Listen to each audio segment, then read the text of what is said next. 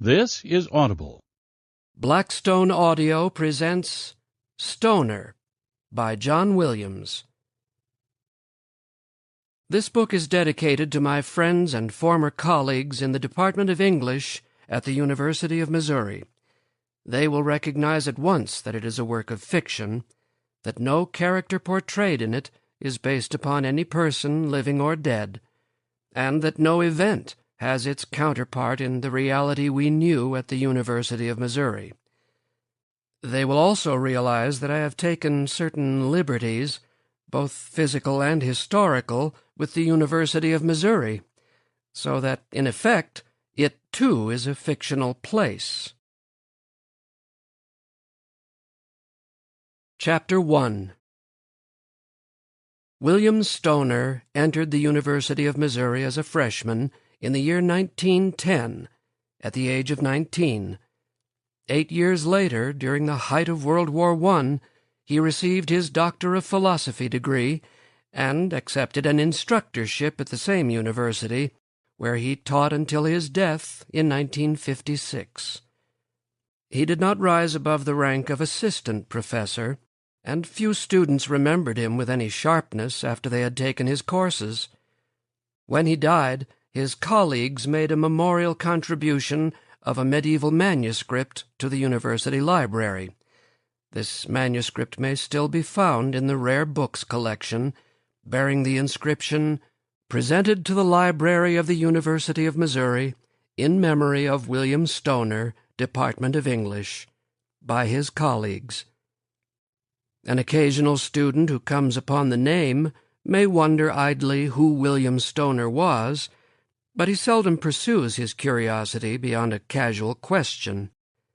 Stoner's colleagues, who held him in no particular esteem when he was alive, speak of him rarely now. To the older ones his name is a reminder of the end that awaits them all, and to the younger ones it is merely a sound which evokes no sense of the past and no identity with which they can associate themselves or their careers. He was born in 1891 on a small farm in central Missouri, near the village of Boonville, some 40 miles from Columbia, the home of the university. Though his parents were young at the time of his birth, his father 25, his mother barely 20, Stoner thought of them, even when he was a boy, as old. At 30, his father looked 50. Stooped by labor, he gazed without hope at the arid patch of land that sustained the family from one year to the next. His mother regarded her life patiently, as if it were a long moment that she had to endure. Her eyes were pale and blurred, and the tiny wrinkles around them were enhanced by thin graying hair worn straight over her head and caught in a bun at the back. From the earliest time he could remember, William Stoner had his duties. At the age of 6 he milked the bony cows, slopped the pigs in the sty a few yards from the house, and gathered small eggs from a flock of spindly chickens. And even when he started attending the rural school 8 miles from the farm, his day, from before dawn until after dark, was filled with work of one sort or another. At 17, his shoulders were already beginning to stoop beneath the weight of his occupation. It was a lonely household, of which he was an only child, and it was bound together by the necessity of its toil. In the evenings, the three of them sat in the small kitchen, lighted by a single kerosene lamp, staring into the yellow flame. Often, during the hour or so between supper and bed, the only sound that could be heard was the weary movement of a body in a straight chair, and the soft creak of a timber giving a little beneath the age of the house. The house was built in a crude square, and the unpainted timbers sagged around the porch and doors. It had with the years taken on the colors of the dry land, gray and brown, streaked with white. On one side of the house was a long parlor, sparsely furnished with straight chairs and a few hewn tables, and a kitchen, where the family spent most of its little time together. On the other side were 2 bedrooms, each furnished with an iron bedstead, enameled white, a single straight chair, and a table with a lamp and a wash-basin on it. The floors were of unpainted plank, unevenly spaced and cracking with age, up through which dust steadily seeped, and was swept back each day by Stoner's mother. At school he did his lessons as if they were chores, only somewhat less exhausting than those around the farm. When he finished high school in the spring of 1910, he expected to take over more of the work in the fields. It seemed to him that his father grew slower and more weary with the passing months. But one evening in late spring, after the 2 men had spent a full day hoeing corn, his father spoke to him in the kitchen after the supper dishes had been cleared away. "County agent come by last week." William looked up from the red and white checked oilcloth, spread smoothly over the round kitchen table. He did not speak. "Says they have a new school at the university in Columbia. They call it a College of Agriculture. Says he thinks you ought to go. It takes 4 years. 4 years, William said. Does it cost money? You could work your room and board, his father said. Your ma is a first cousin, owns a place just outside Columbia. There would be books and things. I could send you $2 or $3 a month. William spread his hands on the tablecloth, which gleamed dully under the lamplight. He had never been farther from home than Boonville, 15 miles away. He swallowed to steady his voice. "Think you could manage the place all by yourself?" he asked. "Your ma and me could manage. I'd plant the upper 20 in wheat. That would cut down the handwork." William looked at his mother. "Ma?" he asked. She said tonelessly, "You do what your pa says." "You really want me to go?" he asked, as if he half hoped for a denial. "You really want me to?" His father shifted his weight on the chair. He looked at his thick, calloused fingers, into the cracks of which soil had penetrated so deeply that it could not be washed away. He laced his fingers together and held them up from the table, almost in an attitude of prayer. "I never had no schooling to speak of," he said, looking at his hands. "I started working a farm when I finished 6th grade. Never held with schooling when I was a young'un. But now I don't know. Seems like the land gets drier and harder to work every year. It ain't rich like it was when I was a boy.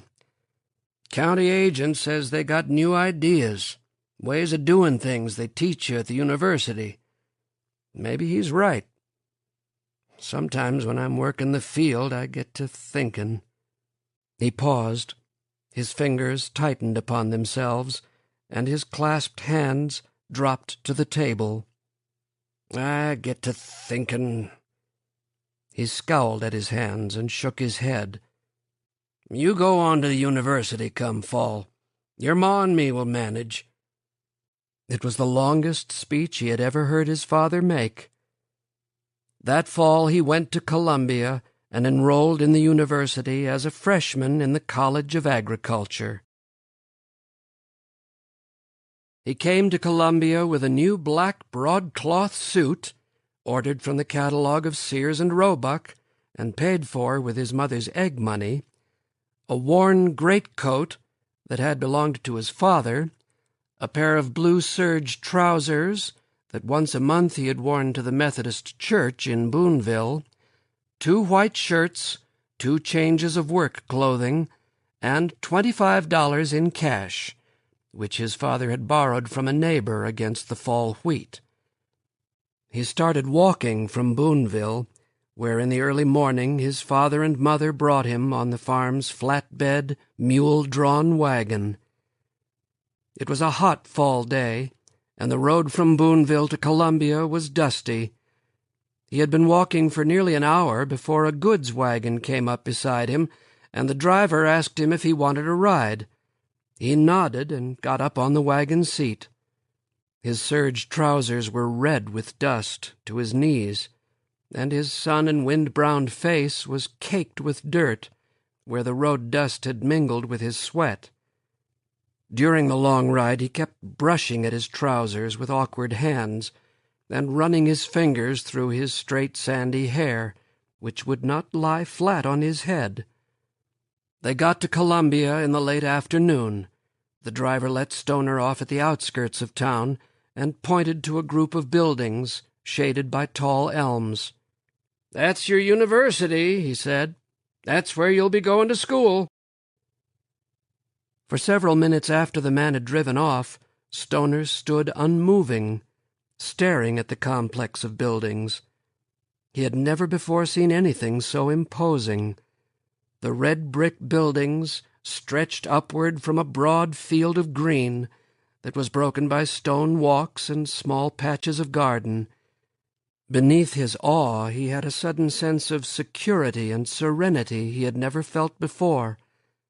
Though it was late, he walked for many minutes about the edges of the campus, only looking, as if he had no right to enter. It was nearly dark when he asked a passer-by directions to Ashland Gravel, the road that would lead him to the farm owned by Jim Foote, the first cousin of his mother, for whom he was to work. And it was after dark when he got to the white two-storied frame house where he was to live. He had not seen the Footes before, and he felt strange going to them so late. They greeted him with a nod, inspecting him closely. After a moment, during which Stoner stood awkwardly in the doorway, Jim Foote motioned him into a small dim parlor, crowded with overstuffed furniture and bric-a-brac on dully gleaming tables. He did not sit. "Et supper?" Foote asked. "No, sir," Stoner answered. Mrs. Foote crooked an index finger at him and padded away. Stoner followed her through several rooms into a kitchen, where she motioned him to sit at a table. She put a pitcher of milk and several squares of cold cornbread before him.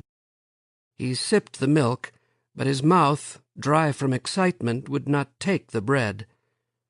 Foote came into the room and stood beside his wife. He was a small man, not more than 5 feet 3 inches, with a lean face and a sharp nose. His wife was 4 inches taller and heavy. Rimless spectacles hid her eyes, and her thin lips were tight. The two of them watched hungrily as he sipped his milk. "Feed and water the livestock, slop the pigs in the morning," Foote said rapidly. Stoner looked at him blankly. "What?" "That's what you do in the morning," Foote said, "before you leave for your school. Then in the evening you feed and slop again, gather the eggs, milk the cows, chop firewood when you find time. Weekends you help me with whatever I'm doing." "Yes, sir," Stoner said. Foote studied him for a moment. "College," he said, and shook his head. So, for 9 months' room and board, he fed and watered the livestock, slopped pigs, gathered eggs, milked cows, and chopped firewood. He also plowed and harrowed fields, dug stumps, in the winter breaking through 3 inches of frozen soil, and churned butter for Mrs. Foote, who watched him with her head bobbing in grim approval as the wooden churner splashed up and down through the milk. He was quartered on an upper floor that had once been a storeroom. His only furniture was a black iron bedstead with sagging frames that supported a thin feather mattress, a broken table that held a kerosene lamp, a straight chair that sat unevenly on the floor, and a large box that he used as a desk. In the winter, the only heat he got seeped up through the floor from the rooms below. He wrapped himself in the tattered quilts and blankets allowed him, and blew on his hands so that they could turn the pages of his books without tearing them. He did his work at the university as he did his work on the farm, thoroughly, conscientiously, with neither pleasure nor distress. At the end of his first year, his grade average was slightly below a B. He was pleased that it was no lower, and not concerned that it was no higher. He was aware that he had learned things that he had not known before, but this meant to him only that he might do as well in his second year as he had done in his first. The summer after his first year of college, he returned to his father's farm and helped with the crops. Once his father asked him how he liked school, and he replied that he liked it fine. His father nodded and did not mention the matter again. It was not until he returned for his second year that William Stoner learned why he had come to college. By his second year he was a familiar figure on the campus. In every season he wore the same black broadcloth suit, white shirt and string tie. His wrists protruded from the sleeves of the jacket, and the trousers rode awkwardly about his legs, as if it were a uniform that had once belonged to someone else. His hours of work increased with his employer's growing indolence, and he spent the long evenings in his room methodically doing his class assignments. He had begun the sequence that would lead him to a Bachelor of Science degree in the College of Agriculture, and during this first semester of his second year he had 2 basic sciences, a course from the School of Agriculture in soil chemistry, and a course that was rather perfunctorily required of all university students, a semester survey of English literature. After the first few weeks he had little difficulty with the science courses. There was so much work to be done, so many things to be remembered. The course in soil chemistry caught his interest in a general way. It had not occurred to him that the brownish clods with which he had worked for most of his life were anything other than what they appeared to be, and he began vaguely to see that his growing knowledge of them might be useful when he returned to his father's farm. But the required survey of English literature troubled and disquieted him in a way nothing had ever done before. The instructor was a man of middle age in his early 50s.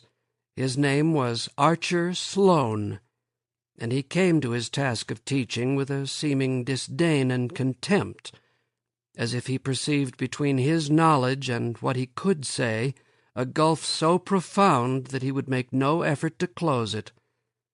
He was feared and disliked by most of his students, and he responded with a detached, ironic amusement. He was a man of middle height, with a long, deeply lined face, cleanly shaven. He had an impatient gesture of running his fingers through the shock of his gray curling hair. His voice was flat and dry, and it came through barely moving lips, without expression or intonation, but his long, thin fingers moved with grace and persuasion, as if giving to the words a shape that his voice could not. Away from the classroom, doing his chores about the farm, or blinking against the dim lamplight as he studied in his windowless attic room, Stoner was often aware that the image of this man had risen up before the eye of his mind. He had difficulty summoning up the face of any other of his instructors, or remembering anything very specific about any other of his classes, but always, on the threshold of his awareness, waited the figure of Archer Sloane, and his dry voice, and his contemptuously offhand words about some passage from Beowulf, or some couplet of Chaucer's. He found that he could not handle the survey as he did his other courses. Though he remembered the authors and their works, and their dates and their influences, he nearly failed his first examination, and he did little better on his second. He read and reread his literature assignments so frequently that his work in other courses began to suffer, and still the words he read were words on pages, and he could not see the use of what he did. And he pondered the words that Archer Sloane spoke in class, as if beneath their flat, dry meaning he might discover a clue that would lead him where he was intended to go. He hunched forward over the desk-top of a chair too small to hold him comfortably, grasping the edges of the desk-top so tightly that his knuckles showed white against his brown hard skin. He frowned intently and gnawed at his underlip. But as Stoner's and his classmates' attention grew more desperate, Archer Sloane's contempt grew more compelling, and once that contempt erupted into anger and was directed at William Stoner alone. The class had read 2 plays by Shakespeare and was ending the week with a study of the sonnets. The students were edgy and puzzled, half frightened at the tension growing between themselves and the slouching figure that regarded them from behind the lectern. Sloane had read aloud to them the 73rd sonnet. His eyes roved about the room, and his lips tightened in a humorless smile. "What does the sonnet mean?" he asked abruptly, and paused, his eyes searching the room with a grim and almost pleased hopelessness. "Mr. Wilbur?" There was no answer. "Mr. Schmidt?" Someone coughed. Sloane turned his dark, bright eyes upon Stoner. "Mr. Stoner, what does the sonnet mean?" Stoner swallowed and tried to open his mouth. "It is a sonnet, Mr. Stoner," Sloane said dryly. "A poetical composition of 14 lines, with a certain pattern I am sure you have memorized. It is written in the English language, which I believe you have been speaking for some years. Its author is William Shakespeare, a poet who is dead, but who nevertheless occupies a position of some importance in the minds of a few." He looked at Stoner for a moment more, and then his eyes went blank as they fixed unseeingly beyond the class. Without looking at his book, he spoke the poem again, and his voice deepened and softened, as if the words and sounds and rhythms had for a moment become himself. "That time of year thou mayst in me behold, when yellow leaves, or none or few, do hang upon those boughs which shake against the cold, bare ruined choirs, where late the sweet birds sang. In me thou seest the twilight of such day as after sunset fadeth in the west, which by and by black night doth take away, death's second self, that seals up all in rest. In me thou seest the glowing of such fire that on the ashes of his youth doth lie, as the death-bed whereon it must expire, consumed with that which it was nourished by. This thou perceivest, which makes thy love more strong, to love that well which thou must leave ere long." In a moment of silence, someone cleared his throat. Sloane repeated the lines, his voice becoming flat, his own again. "This thou perceivest which makes thy love more strong, to love that well which thou must leave ere long." Sloane's eyes came back to William Stoner, and he said dryly, "Mr. Shakespeare speaks to you across 300 years, Mr. Stoner. Do you hear him?" William Stoner realized that for several moments he had been holding his breath. He expelled it gently, minutely aware of his clothing moving upon his body as his breath went out of his lungs. He looked away from Sloane about the room. Light slanted from the windows and settled upon the faces of his fellow students, so that the illumination seemed to come from within them and go out against a dimness. A student blinked, and a thin shadow fell upon a cheek, whose down had caught the sunlight. Stoner became aware that his fingers were unclenching their hard grip on his desktop. He turned his hands about under his gaze, marveling at their brownness, at the intricate way the nails fit into his blunt finger ends. He thought he could feel the blood flowing invisibly through the tiny veins and arteries, throbbing delicately and precariously from his fingertips through his body. Sloane was speaking again. "What does he say to you, Mr. Stoner? What does his sonnet mean?" Stoner's eyes lifted slowly and reluctantly. "It means," he said, and with a small movement raised his hands up toward the air. He felt his eyes glaze over as they sought the figure of Archer Sloane. "It means," he said again, and could not finish what he had begun to say. Sloane looked at him curiously. Then he nodded abruptly and said, "Class is dismissed." Without looking at anyone, he turned and walked out of the room. William Stoner was hardly aware of the students about him, who rose grumbling and muttering from their seats and shuffled out of the room. For several minutes after they left, he sat unmoving, staring out before him at the narrow planked flooring that had been worn bare of varnish by the restless feet of students he would never see or know. He slid his own feet across the floor, hearing the dry rasp of wood on his soles, and feeling the roughness through the leather. Then he too got up and went slowly out of the room. The thin chill of the late fall day cut through his clothing. He looked around him, at the bare gnarled branches of the trees that curled and twisted against the pale sky. Students hurrying across the campus to their classes brushed against him. He heard the mutter of their voices and the click of their heels upon the stone paths, and saw their faces, flushed by the cold, bent downward against a slight breeze. He looked at them curiously, as if he had not seen them before, and felt very distant from them, and very close to them.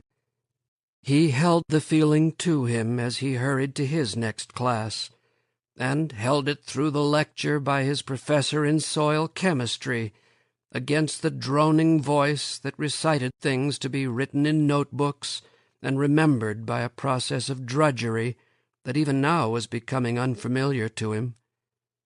In the second semester of that school year, William Stoner dropped his basic science courses and interrupted his ag school sequence. He took introductory courses in philosophy and ancient history, and 2 courses in English literature. In the summer he returned again to his parents' farm and helped his father with the crops, and did not mention his work at the university. When he was much older, he was to look back upon his last 2 undergraduate years as if they were an unreal time that belonged to someone else, a time that passed not in the regular flow to which he was used, but in fits and starts.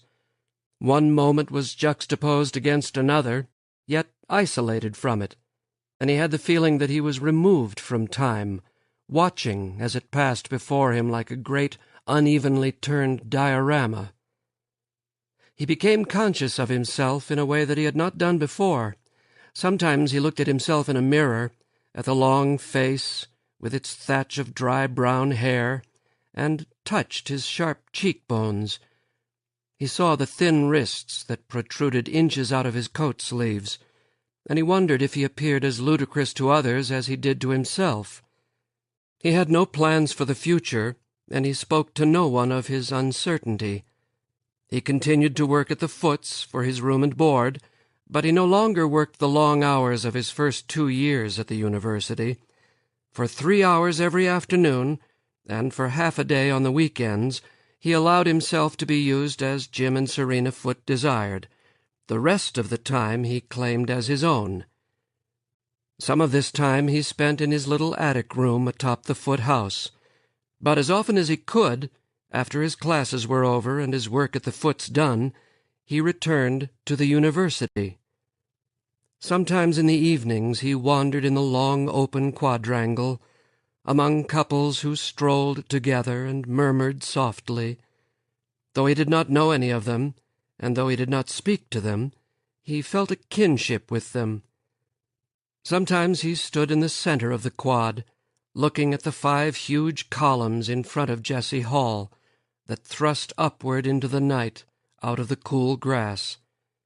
He had learned that these columns were the remains of the original main building of the university, destroyed many years ago by fire. Grayish silver in the moonlight, bare and pure, they seemed to him to represent the way of life he had embraced, as a temple represents a god. In the university library he wandered through the stacks, among the thousands of books, inhaling the musty odor of leather, cloth, and drying page, as if it were an exotic incense. Sometimes he would pause, remove a volume from the shelves, and hold it for a moment in his large hands, which tingled at the still unfamiliar feel of spine and board and unresisting page. Then he would leaf through the book, reading a paragraph here and there, his stiff fingers careful as they turned the pages, as if in their clumsiness they might tear and destroy what they took such pains to uncover. He had no friends, and for the first time in his life he became aware of loneliness. Sometimes in his attic room at night he would look up from a book he was reading and gaze in the dark corners of his room where the lamplight flickered against the shadows.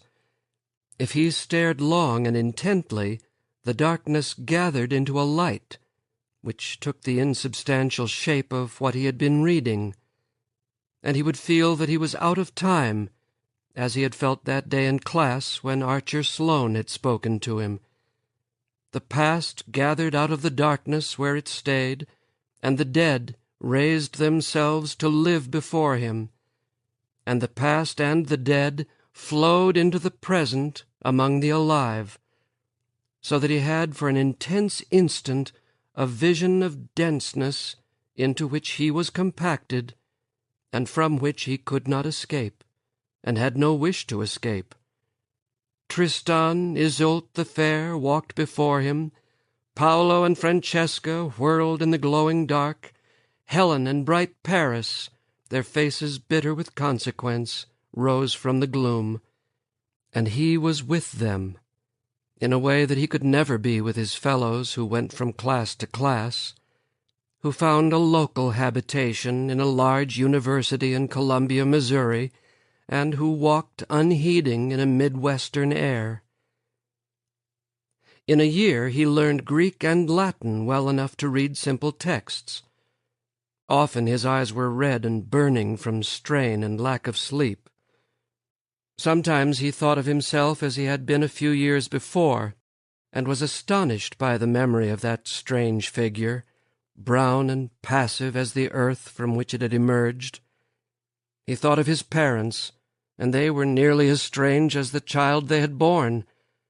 He felt a mixed pity for them and a distant love. Near the middle of his 4th year at the university, Archer Sloane stopped him one day after class and asked him to drop by his office for a chat. It was winter, and a low, damp Midwestern mist floated over the campus. Even at mid-morning, the thin branches of the dogwood trees glistened with hoarfrost, and the black vines that trailed up the great columns before Jesse Hall were rimmed with iridescent crystals that winked against the grayness. Stoner's greatcoat was so shabby and worn that he had decided not to wear it to see Sloane, even though the weather was freezing. He was shivering as he hurried up the walk and up the wide stone steps that led into Jesse Hall. After the cold, the heat inside the building was intense. The grayness outside trickled through the windows and glassed doors on either side of the hall, so that the yellow-tiled floors glowed brighter than the gray light upon them, and the great oaken columns and the rubbed walls gleamed from their dark. Shuffling footsteps hissed upon the floors, and a murmur of voices was muted by the great expanse of the hall. Dim figures moved slowly, mingling and parting, and the oppressive air gathered the smell of the oiled walls and the wet odor of woolen clothing. Stoner went up the smooth marble stairs to Archer Sloane's second-floor office. He knocked on the closed door, heard a voice, and went in. The office was long and narrow, lighted by a single window at the far end. Shelves crowded with books rose to the high ceiling. Near the window a desk was wedged, and before this desk, half-turned and outlined darkly against the light, sat Archer Sloane. "Mr. Stoner," Sloane said dryly, half rising and indicating a leather-covered chair facing him. Stoner sat down. "I've been looking through your records." Sloane paused and lifted a folder from his desk, regarding it with detached irony. "I hope you do not mind my inquisitiveness." Stoner wet his lips and shifted on the chair. He tried to fold his large hands together so that they would be invisible. "No, sir," he said in a husky voice. Sloane nodded. "Good. I note that you began your course of studies here as an agriculture student, and that sometime during your sophomore year you switched your program to literature. Is that correct?" "Yes, sir," Stoner said. Sloane leaned back in his chair and gazed up at the square of light that came in from the high small window. He tapped his fingertips together and turned back to the young man who sat stiffly in front of him. "The official purpose of this conference is to inform you that you will have to make a formal change of study program, declaring your intention to abandon your initial course of study and declare your final one. It's a matter of 5 minutes or so at the registrar's office. You will take care of that, won't you?" "Yes, sir," Stoner said. "But, as you may have guessed, that is not the reason I asked you to drop by. Do you mind if I inquire a little about your future plans?" "No, sir," Stoner said. He looked at his hands, which were twisted tightly together. Sloane touched the folder of papers that he had dropped on his desk. "I gather that you were a bit older than the ordinary student when you first entered the university. Nearly 20, I believe?" "Yes, sir," Stoner said. "And at that time your plans were to undertake the sequence offered by the School of Agriculture?" "Yes, sir." Sloane leaned back in his chair and regarded the high, dim ceiling. He asked abruptly, "And what are your plans now?" Stoner was silent. This was something he had not thought about, had not wanted to think about. He said at last, with a touch of resentment, "I don't know. I haven't given it much thought." Sloane said, "Are you looking forward to the day when you emerge from these cloistered walls into what some call the world?" Stoner grinned through his embarrassment. "No, sir." Sloane tapped the folder of papers on his desk. "I am informed by these records that you come from a farming community. I take it that your parents are farm people?" Stoner nodded. "And do you intend to return to the farm after you receive your degree here?" "No, sir," Stoner said, and the decisiveness of his voice surprised him. He thought with some wonder of the decision he had suddenly made. Sloane nodded. "I should imagine a serious student of literature might find his skills not precisely suited to the persuasion of the soil." "I won't go back," Stoner said, as if Sloane had not spoken. "I don't know what I'll do exactly." He looked at his hands and said to them, "I can't quite realize that I'll be through so soon, that I'll be leaving the university at the end of the year." Sloane said casually, "There is, of course, no absolute need for you to leave. I take it that you have no independent means?" Stoner shook his head. "You have an excellent undergraduate record, except for your—" He lifted his eyebrows and smiled. Except for your sophomore survey of English literature, you have all A's in your English courses. Nothing below a B elsewhere. If you could maintain yourself for a year or so beyond graduation, you could, I'm sure, successfully complete the work for your Master of Arts. After which you would probably be able to teach while you worked toward your doctorate, if that sort of thing would interest you at all. Stoner drew back. "What do you mean?" he asked, and heard something like fear in his voice. Sloane leaned forward until his face was close. Stoner saw the lines on the long, thin face soften, and he heard the dry, mocking voice become gentle and unprotected. "But don't you know, Mr. Stoner?" Sloane asked. "Don't you understand about yourself yet? You're going to be a teacher." Suddenly, Sloane seemed very distant, and the walls of the office receded. Stoner felt himself suspended in the wide air, and he heard his voice ask, "Are you sure?" "I'm sure," Sloane said softly. "How can you tell? How can you be sure?" "It's love, Mr. Stoner," Sloane said cheerfully. "You are in love. It's as simple as that." It was as simple as that. He was aware that he nodded to Sloane and said something inconsequential. Then he was walking out of the office. His lips were tingling and his fingertips were numb. He walked as if he were asleep, yet he was intensely aware of his surroundings. He brushed against the polished wooden walls in the corridor, and he thought he could feel the warmth and age of the wood. He went slowly down the stairs and wondered at the veined, cold marble that seemed to slip a little beneath his feet. In the halls, the voices of the students became distinct and individual out of the hushed murmur, and their faces were close and strange and familiar. He went out of Jesse Hall into the morning, and the grayness no longer seemed to oppress the campus. It led his eyes outward and upward into the sky, where he looked as if toward a possibility for which he had no name. In the first week of June in the year 1914, William Stoner, with 60 other young men and a few young ladies, received his Bachelor of Arts degree from the University of Missouri. To attend the ceremony, his parents, in a borrowed buggy drawn by their old dun mare, had started the day before, driving overnight the 40-odd miles from the farm, so that they arrived at the Foots shortly after dawn, stiff from their sleepless journey. Stoner went down into the yard to meet them. They stood side by side in the crisp morning light and awaited his approach.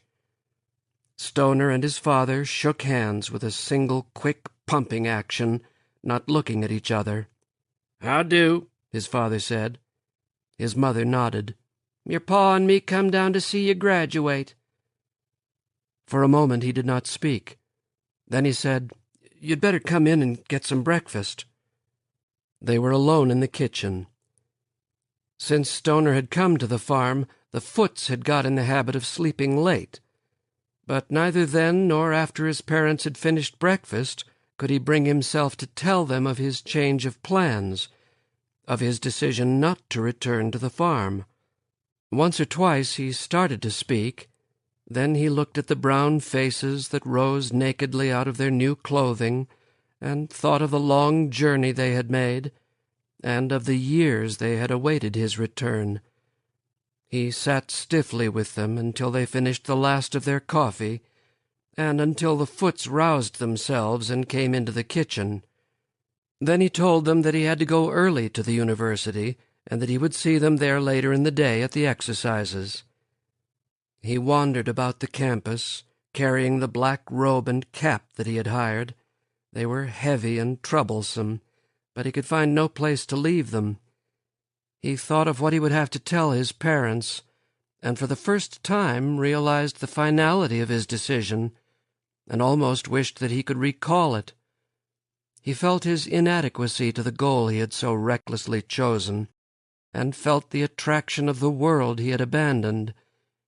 He grieved for his own loss and for that of his parents, and even in his grief felt himself drawing away from them.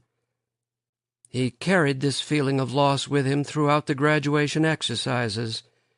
When his name was spoken and he walked across the platform to receive a scroll from a man faceless behind a soft gray beard, he could not believe his own presence, and the roll of parchment in his hand had no meaning. He could only think of his mother and father sitting stiffly and uneasily in the great crowd. When the ceremonies were over, he drove with them back to the Foots, where they were to stay overnight and start the journey home the following dawn. They sat late in the Foots' parlor. Jim and Serena Foote stayed up with them for a while. Every now and then Jim and Stoner's mother would exchange the name of a relative and lapse into silence. His father sat on a straight chair, his legs spread apart, leaning a little forward, his broad hands clasping his kneecaps. Finally the Footes looked at each other and yawned and announced that it was late. They went to their bedroom, and the three were left alone. There was another silence. His parents, who looked straight ahead in the shadows cast by their own bodies, every now and then glanced sideways at their son, as if they did not wish to disturb him in his new estate. After several minutes, William Stoner leaned forward and spoke, his voice louder and more forceful than he had intended. "I ought to have told you sooner. I ought to have told you last summer, or this morning." His parents' faces were dull and expressionless in the lamplight. "What I'm trying to say is, I'm not coming back with you to the farm." No one moved. His father said, "You got some things to finish up here. We can go back in the morning, and you can come on home in a few days." Stoner rubbed his face with his open palm. "That's not what I meant. I'm trying to tell you I won't be coming back to the farm at all." His father's hands tightened on his kneecaps, and he drew back in the chair. He said, "You get yourself in some kind of trouble?" Stoner smiled. "It's nothing like that. I'm going on to school for another year, maybe 2 or 3. His father shook his head. "I seen you get through this evening, and the county agent said the farm school took 4 years. Stoner tried to explain to his father what he intended to do, tried to evoke in him his own sense of significance and purpose. He listened to his words fall as if from the mouth of another, and watched his father's face, which received those words as a stone receives the repeated blows of a fist. When he had finished, he sat with his hands clasped between his knees and his head bowed. He listened to the silence of the room. Finally his father moved in his chair. Stoner looked up. His parents' faces confronted him. He almost cried out to them. "I don't know," his father said. His voice was husky and tired. "I didn't figure it would turn out like this. I thought I was doing the best for you I could, sending you here. Your ma and me has always done the best we could for you." "I know," Stoner said. He could not look at them longer. "Will you be all right? I could come back for a while this summer and help. I could—" "If you think you ought to stay here and study your books, then that's what you ought to do. Your ma and me can manage." His mother was facing him, but she did not see him. Her eyes were squeezed shut. She was breathing heavily, her face twisted as if in pain, and her closed fists were pressed against her cheeks. With wonder, Stoner realized that she was crying, deeply and silently, with the shame and awkwardness of one who seldom weeps. He watched her for a moment more. Then he got heavily to his feet and walked out of the parlor. He found his way up the narrow stairs that led to his attic room. For a long time he lay on his bed and stared with open eyes into the darkness above him. Chapter 2. 2 weeks after Stoner received his Bachelor of Arts degree, Archduke Francis Ferdinand was assassinated at Sarajevo by a Serbian nationalist, and before autumn war was general all over Europe. It was a topic of continuing interest among the older students. They wondered about the part America would eventually play, and they were pleasantly unsure of their own futures. But before William Stoner the future lay bright and certain and unchanging. He saw it not as a flux of event and change and potentiality, but as a territory ahead that awaited his exploration. He saw it as the great university library, to which new wings might be built, to which new books might be added, and from which old ones might be withdrawn, while its true nature remained essentially unchanged. He saw the future in the institution to which he had committed himself, and which he so imperfectly understood. He conceived himself changing in that future, but he saw the future itself as the instrument of change, rather than its object. Near the end of that summer, just before the beginning of the autumn semester, he visited his parents.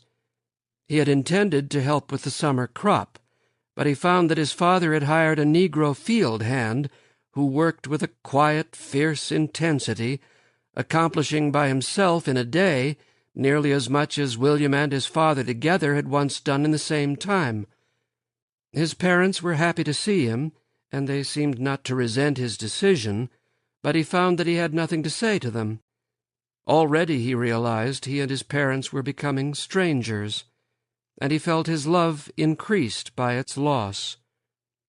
He returned to Columbia a week earlier than he had intended. He began to resent the time he had to spend at work on the Foote farm. Having come to his studies late, he felt the urgency of study. Sometimes, immersed in his books, there would come to him the awareness of all that he did not know, of all that he had not read, and the serenity for which he labored was shattered as he realized the little time he had in life to read so much, to learn what he had to know. He finished his coursework for the Master of Arts degree in the spring of 1915, and spent the summer completing his thesis, a prosodic study of one of Chaucer's Canterbury Tales. Before the summer was out, the Footes told him that they would not need him any longer on the farm. He had expected his dismissal, and in some ways he welcomed it, but for a moment after it happened he had a twinge of panic. It was as if the last tie between himself and the old life had been cut. He spent the last weeks of the summer at his father's farm, putting the finishing touches on his thesis. By that time Archer Sloane had arranged for him to teach 2 classes of beginning English to incoming freshmen, while he started to work toward his Ph.D. For this he received $400 a year.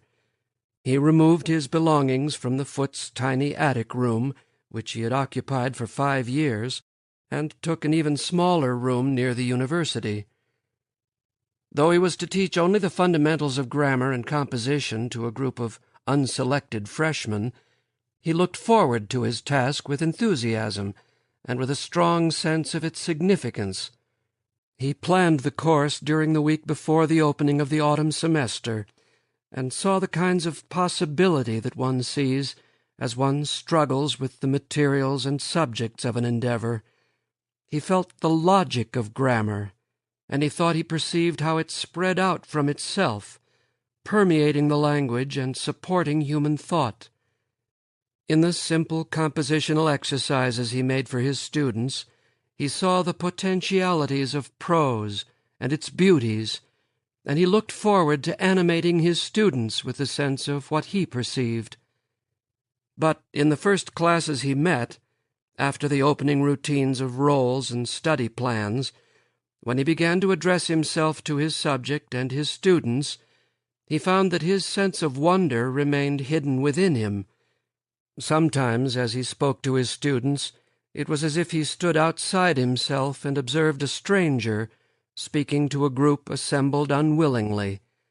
He heard his own flat voice reciting the materials he had prepared, and nothing of his own excitement came through that recitation.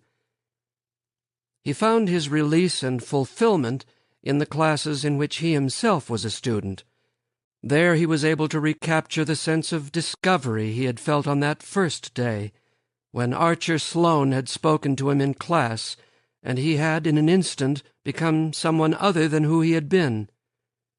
As his mind engaged itself with its subject, as it grappled with the power of the literature he studied and tried to understand its nature, he was aware of a constant change within himself.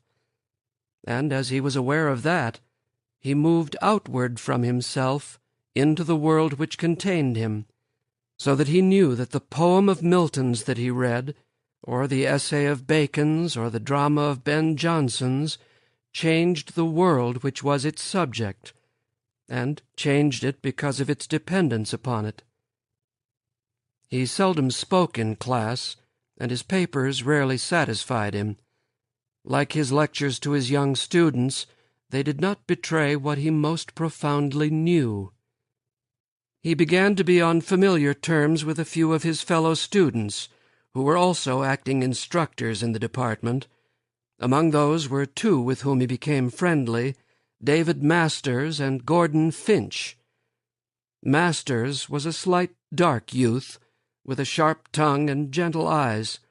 Like Stoner, he was just beginning his doctoral program, though he was a year or so younger than Stoner.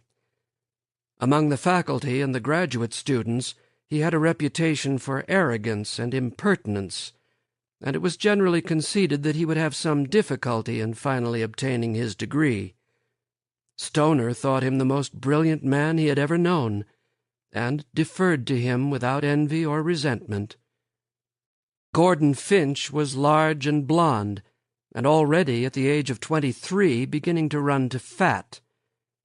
He had taken an undergraduate degree from a commercial college in St. Louis, and at the university had made various stabs at advanced degrees in the departments of economics, history, and engineering. He had begun work on his degree in literature largely because he had been able at the last minute to get a small instructing job in the English department. He quickly showed himself to be the most nearly indifferent student in the department, but he was popular with the freshmen, and he got along well with the older faculty members and with the officers of the administration.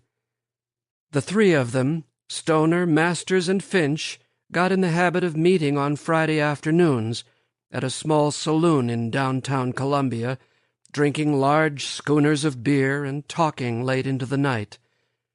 Though he found the only social pleasure he knew in these evenings, Stoner often wondered at their relationship. Though they got along well enough together, they had not become close friends. They had no confidences, and seldom saw each other outside their weekly gatherings. None of them ever raised the question of that relationship. Stoner knew that it had not occurred to Gordon Finch, but he suspected that it had to David Masters. Once, late in the evening, as they sat at a rear table in the dimness of the saloon, Stoner and Masters talked of their teaching and study with the awkward facetiousness of the very serious. Masters, holding aloft a hard-boiled egg from the free lunch, as if it were a crystal ball, said, "Have you gentlemen ever considered the question of the true nature of the university? Mr. Stoner? Mr. Finch?" Smiling, they shook their heads. "I'll bet you haven't. Stoner here, I imagine, sees it as a great repository, like a library or a whorehouse, where men come of their free will and select that which will complete them, where all work together like little bees in a common hive. The true, the good, the beautiful, they're just around the corner, in the next corridor. They're in the next book, the one you haven't read, or in the next stack, the one you haven't got to, but you'll get to it some day, and when you do... He looked at the egg for a moment more, then took a large bite of it and turned to Stoner, his jaws working and his dark eyes bright. Stoner smiled uncomfortably, and Finch laughed aloud and slapped the table. He's got you, Bill. He's got you good. Masters chewed for a moment more, swallowed, and turned his gaze to Finch. "And you, Finch, what's your idea?" He held up his hand. "You'll protest you haven't thought of it, but you have. Beneath that bluff and hearty exterior there works a simple mind. To you, the institution is an instrument of good. To the world at large, of course, and just incidentally to yourself. You see it as a kind of spiritual sulphur and molasses that you administer every fall to get the little bastards through another winter, and you're the kindly old doctor who benignly pats their heads and pockets their fees." Finch laughed again and shook his head. "I swear, Dave, when you get going—" Masters put the rest of the egg in his mouth, chewed contentedly for a moment, and took a long swallow of beer. "But you're both wrong," he said. "It is an asylum, or what do they call them now? A rest home for the infirm, the aged, the discontent, and the otherwise incompetent. Look at the three of us. We are the university. The stranger would not know that we have so much in common, but we know, don't we? We know well." Finch was laughing. "What's that, Dave?"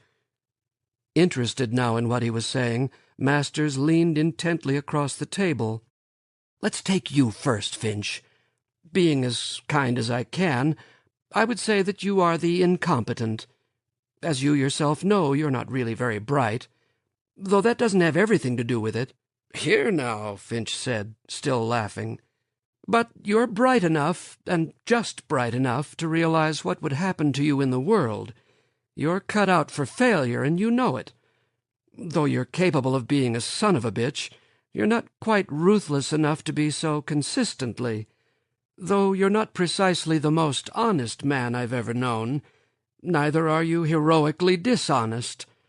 On the one hand, you're capable of work, but you're just lazy enough so that you can't work as hard as the world would want you to.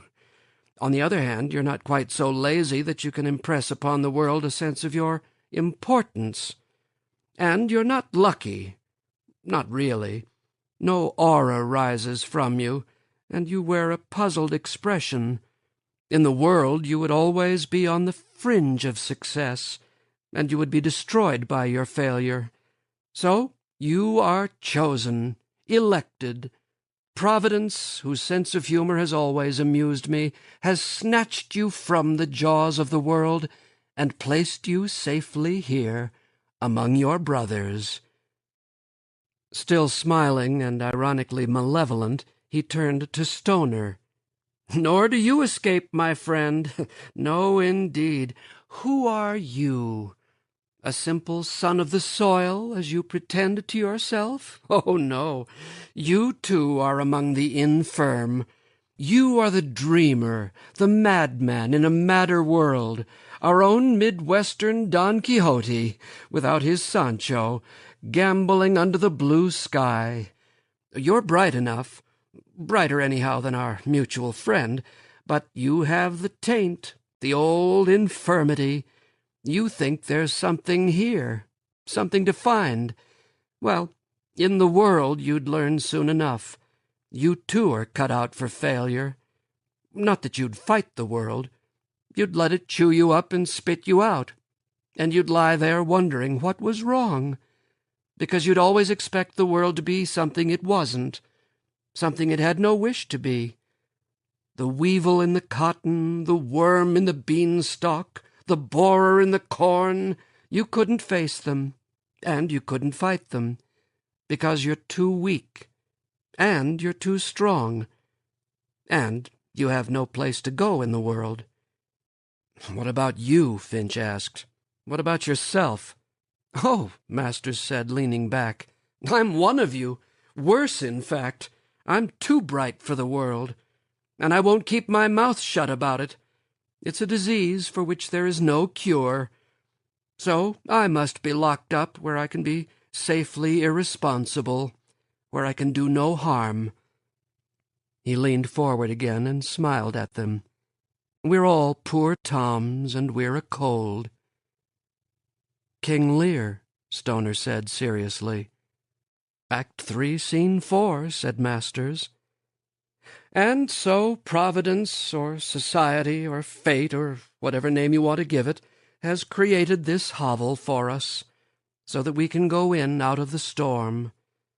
It's for us that the university exists, for the dispossessed of the world, not for the students, not for the selfless pursuit of knowledge, not for any of the reasons that you hear.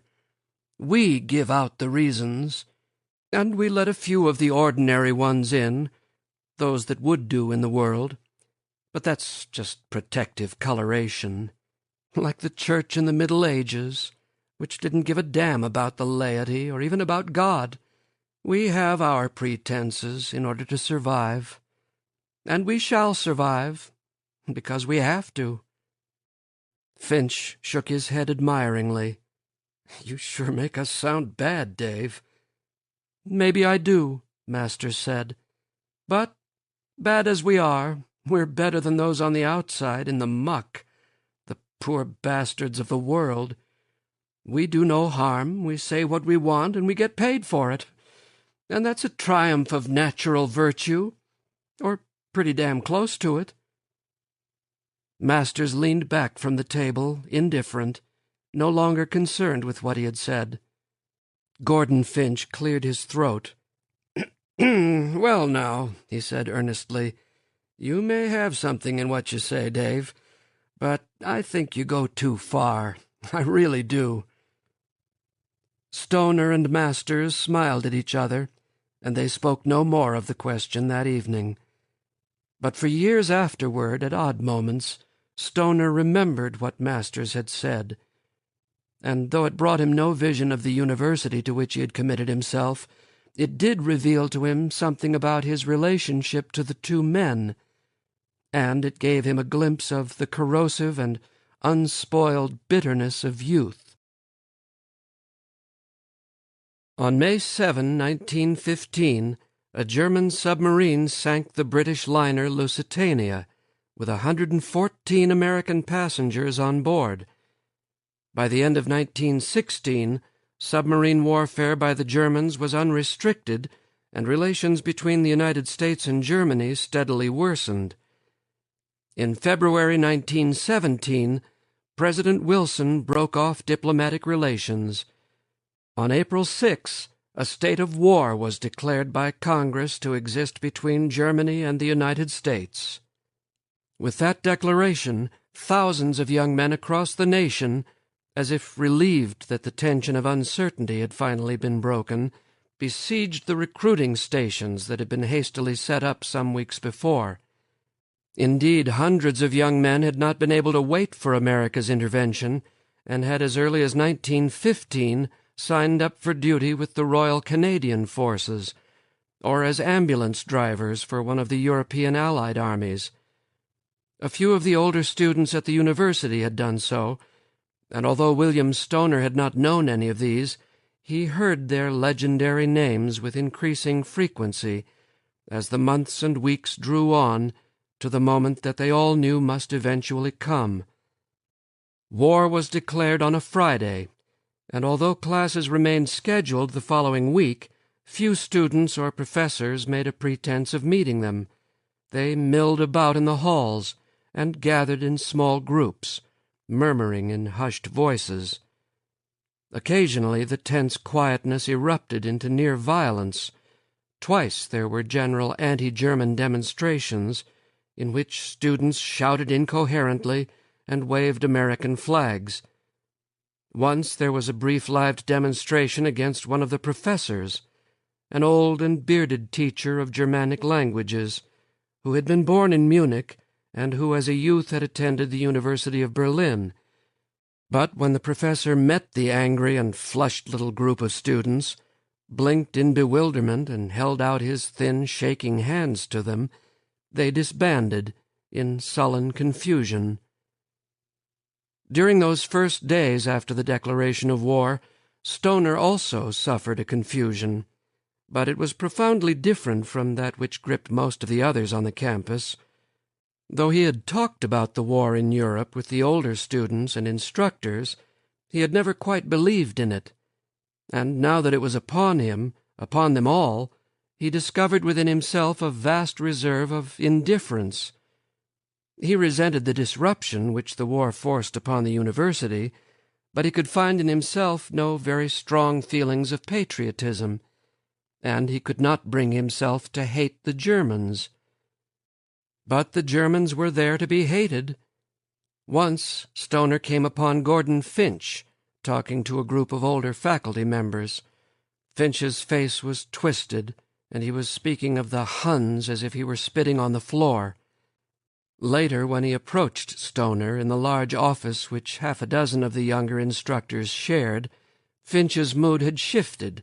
Feverishly jovial, he clapped Stoner on the shoulder. "Can't let them get away with it, Bill," he said rapidly. A film of sweat like oil glistened on his round face, and his thin blond hair lay in lank strands over his skull. "No, sir, I'm going to join up. I've already talked to old Sloan about it, and he said to go ahead. I'm going down to St. Louis tomorrow and sign up." For an instant he managed to compose his features into a semblance of gravity. "We've all got to do our part." Then he grinned and clapped Stoner's shoulder again. "You better come along with me." "Me?" Stoner said, and said again incredulously, "Me?" Finch laughed. "Sure. Everybody's signing up. I just talked to Dave. He's coming with me." Stoner shook his head as if dazed. "Dave Masters?" "Sure. Old Dave talks kind of funny sometimes, but when the chips are down, he's no different from anybody else. He'll do his part, just like you'll do yours, Bill." Finch punched him on the arm. "Just like you'll do yours." Stoner was silent for a moment. "I hadn't thought about it," he said. "It all seems to have happened so quickly. I'll have to talk to Sloan. I'll let you know." "Sure," Finch said. "You'll do your part." His voice thickened with feeling. "We're all in this together now, Bill. We're all in it together." Stoner left Finch then, but he did not go to see Archer Sloan. Instead, he looked about the campus and inquired after David Masters. He found him in one of the library carrels, alone, puffing on a pipe and staring at a shelf of books. Stoner sat across from him at the carrel desk. When he questioned him about his decision to join the army, Masters said, "Sure, why not?" And when Stoner asked him why, Masters said, "You know me pretty well, Bill. I don't give a damn about the Germans. When it comes down to it, I don't really give a damn about the Americans either, I guess." He knocked his pipe ashes out on the floor and swept them around with his foot. "I suppose I'm doing it because it doesn't matter whether I do it or not. And it might be amusing to pass through the world once more, before I return to the cloistered and slow extinction that awaits us all."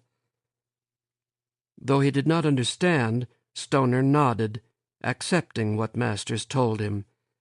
He said, "Gordon wants me to enlist with you." Masters smiled. "Gordon feels the first strength of virtue he's ever been allowed to feel, and he naturally wants to include the rest of the world in it so that he can keep on believing. Sure, why not? Join up with us. It might do you good to see what the world's like." He paused and looked intently at Stoner. "But if you do, for Christ's sake, don't do it for God, country, and the dear old U of M. Do it for yourself." Stoner waited several moments. Then he said, "I'll talk to Sloan and let you know." He did not know what he expected Archer Sloane's response to be. Nevertheless, he was surprised when he confronted him in his narrow, book-lined office and told him of what was not quite yet his decision. Sloane, who had always maintained toward him an attitude of detached and courtly irony, lost his temper. His long, thin face went red, and the lines on either side of his mouth deepened in anger. He half rose from his chair toward Stoner, his fists clenched. Then he settled back and deliberately loosened his fists and spread his hands upon his desk. The fingers were trembling, but his voice was steady and harsh. "I ask you to forgive my sudden display, but in the last few days I have lost nearly a third of the members of the department, and I see no hope of replacing them.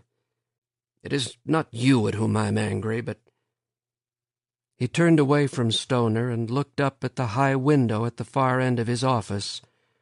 The light struck his face sharply, accentuating the lines and deepening the shadows under his eyes, so that for a moment he seemed old and sick. "I was born in 1860, just before the War of the Rebellion. I don't remember it, of course. I was too young. I don't remember my father either. He was killed in the first year of the war, at the Battle of Shiloh." He looked quickly at Stoner. "But I can see what has ensued. A war doesn't merely kill off a few thousand or a few 100,000 young men. It kills off something in a people that can never be brought back. And if a people goes through enough wars, pretty soon all that's left is the brute, the creature that we, you and I and others like us, have brought up from the slime." He paused for a long moment. Then he smiled slightly. "The scholar should not be asked to destroy what he has aimed his life to build." Stoner cleared his throat and said diffidently, "Everything seems to have happened so quickly. Somehow it had never occurred to me until I talked to Finch and Masters.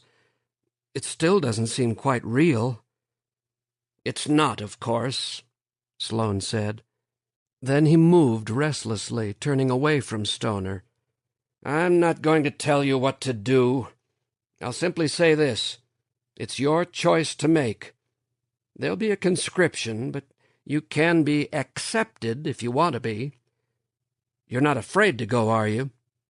"No, sir," Stoner said. "I don't believe so." "Then you do have a choice, and you'll have to make it for yourself. It goes without saying that if you decide to join, you will upon your return be reinstated in your present position. If you decide not to join, you can stay on here, but of course you will have no particular advantage. It is possible that you will have a disadvantage, either now or in the future." "I understand," Stoner said. There was a long silence, and Stoner decided at last that Sloane had finished with him. But just as he got up to leave the office, Sloane spoke again. He said slowly, "You must remember what you are and what you have chosen to become, and the significance of what you are doing. There are wars and defeats and victories of the human race that are not military, and that are not recorded in the annals of history. Remember that while you're trying to decide what to do." For 2 days, Stoner did not meet his classes and did not speak to anyone he knew. He stayed in his small room, struggling with his decision. His books and the quiet of his room surrounded him. Only rarely was he aware of the world outside his room, of the far murmur of shouting students, of the swift clatter of a buggy on the brick streets, and the flat chug of one of the dozen or so automobiles in town. He had never got in the habit of introspection, and he found the task of searching his motives a difficult and slightly distasteful one. He felt that he had little to offer to himself, and that there was little within him which he could find. When at last he came to his decision, it seemed to him that he had known all along what it would be. He met Masters and Finch on Friday, and told them that he would not join them to fight the Germans. Gordon Finch, sustained still by his accession to virtue, stiffened and allowed an expression of reproachful sorrow to settle on his features. "You're letting us down, Bill," he said thickly. "You're letting us all down." "Be quiet," Masters said. He looked keenly at Stoner. "I thought you might decide not to. You've always had that lean, dedicated look about you. It doesn't matter, of course, but what made you finally decide?" Stoner did not speak for a moment. He thought of the last 2 days, of the silent struggle that seemed toward no end and no meaning. He thought of his life at the university for the past 7 years. He thought of the years before, the distant years with his parents on the farm, and of the deadness from which he had been miraculously revived. "I don't know," he said at last. "Everything, I guess. I can't say." "It's going to be hard," Masters said, "staying here." "I know," Stoner said. "But it's worth it, you think?" Stoner nodded. Masters grinned and said with his old irony, "You have the lean and hungry look, sure enough. You're doomed." Finch's sorrowful reproach had turned into a kind of tentative contempt. "You'll live to regret this, Bill," he said hoarsely, and his voice hesitated between threat and pity. Stoner nodded. "It may be," he said. He told them good-bye then and turned away. They were to go to St. Louis the next day to enlist, and Stoner had classes to prepare for the following week. He felt no guilt for his decision, and when conscription became general, he applied for his deferment with no particular feeling of remorse, but he was aware of the looks that he received from his older colleagues, and of the thin edge of disrespect that showed through his students' conventional behavior toward him. He even suspected that Archer Sloane, who had at one time expressed a warm approval of his decision to continue at the university, grew colder and more distant as the months of the war wore on. He finished the requirements for his doctorate in the spring of 1918, and took his degree in June of that year. A month before he received his degree, he got a letter from Gordon Finch, who had gone through officers' training school and had been assigned to a training camp just outside New York City. The letter informed him that Finch had been allowed in his spare time to attend Columbia University, where he too had managed to fulfill the requirements necessary for a doctorate, which he would take in the summer from Teachers' College there. It also told him that Dave Masters had been sent to France, and that almost exactly a year after his enlistment with the first American troops to see action, he had been killed at Chateau Thierry. Chapter 3. A week before commencement, at which Stoner was to receive his doctorate, Archer Sloane offered him a full-time instructorship at the university. Sloane explained that it was not the policy of the university to employ its own graduates, but because of the wartime shortage of trained and experienced college teachers, he had been able to persuade the administration to make an exception. Somewhat reluctantly, Stoner had written a few letters of application to universities and colleges in the general area, abruptly setting forth his qualifications. When nothing came from any of them, he felt curiously relieved. He half understood his relief. He had known at the university at Columbia the kind of security and warmth that he should have been able to feel as a child in his home, and had not been able to, and he was unsure of his ability to find those elsewhere. He accepted Sloane's offer with gratitude, and as he did so, it occurred to him that Sloane had aged greatly during the year of the war. In his late 50s, he looked 10 years older. His hair, which had once curled in an unruly iron-gray shock, now was white and lay flat and lifeless about his bony skull. His black eyes had gone dull, as if filmed over with layers of moisture. His long-lined face, which had once been tough as thin leather, now had the fragility of ancient drying paper, and his flat, ironical voice had begun to develop a tremor. Looking at him, Stoner thought, he is going to die. In a year or 2 years, or 10, he will die. A premature sense of loss gripped him, and he turned away. His thoughts were much upon death that summer of 1918. The death of Masters had shocked him more than he wished to admit. and the first American casualty lists from Europe were beginning to be released. When he had thought of death before, he had thought of it either as a literary event or as the slow, quiet attrition of time against imperfect flesh. He had not thought of it as the explosion of violence upon a battlefield, as the gush of blood from the ruptured throat. He wondered at the difference between the two kinds of dying, and what the difference meant, and he found growing in him some of that bitterness he had glimpsed once in the living heart of his friend David Masters. His dissertation topic had been the influence of the classical tradition upon the medieval lyric. He spent much of the summer rereading the classical and medieval Latin poets, and especially their poems upon death. He wondered again at the easy, graceful manner in which the Roman lyricists accepted the fact of death, as if the nothingness they faced were a tribute to the richness of the years they had enjoyed, and he marveled at the bitterness, the terror, the barely concealed hatred he found in some of the later Christian poets of the Latin tradition, when they looked to that death, which promised, however vaguely, a rich and ecstatic eternity of life, as if that death and promise were a mockery that soured the days of their living. When he thought of Masters, he thought of him as a Catullus, or a more gentle and lyrical Juvenal, an exile in his own country, and thought of his death as another exile, more strange and lasting than he had known before. When the semester opened in the autumn of 1918, it was clear to everyone that the war in Europe could not go on much longer.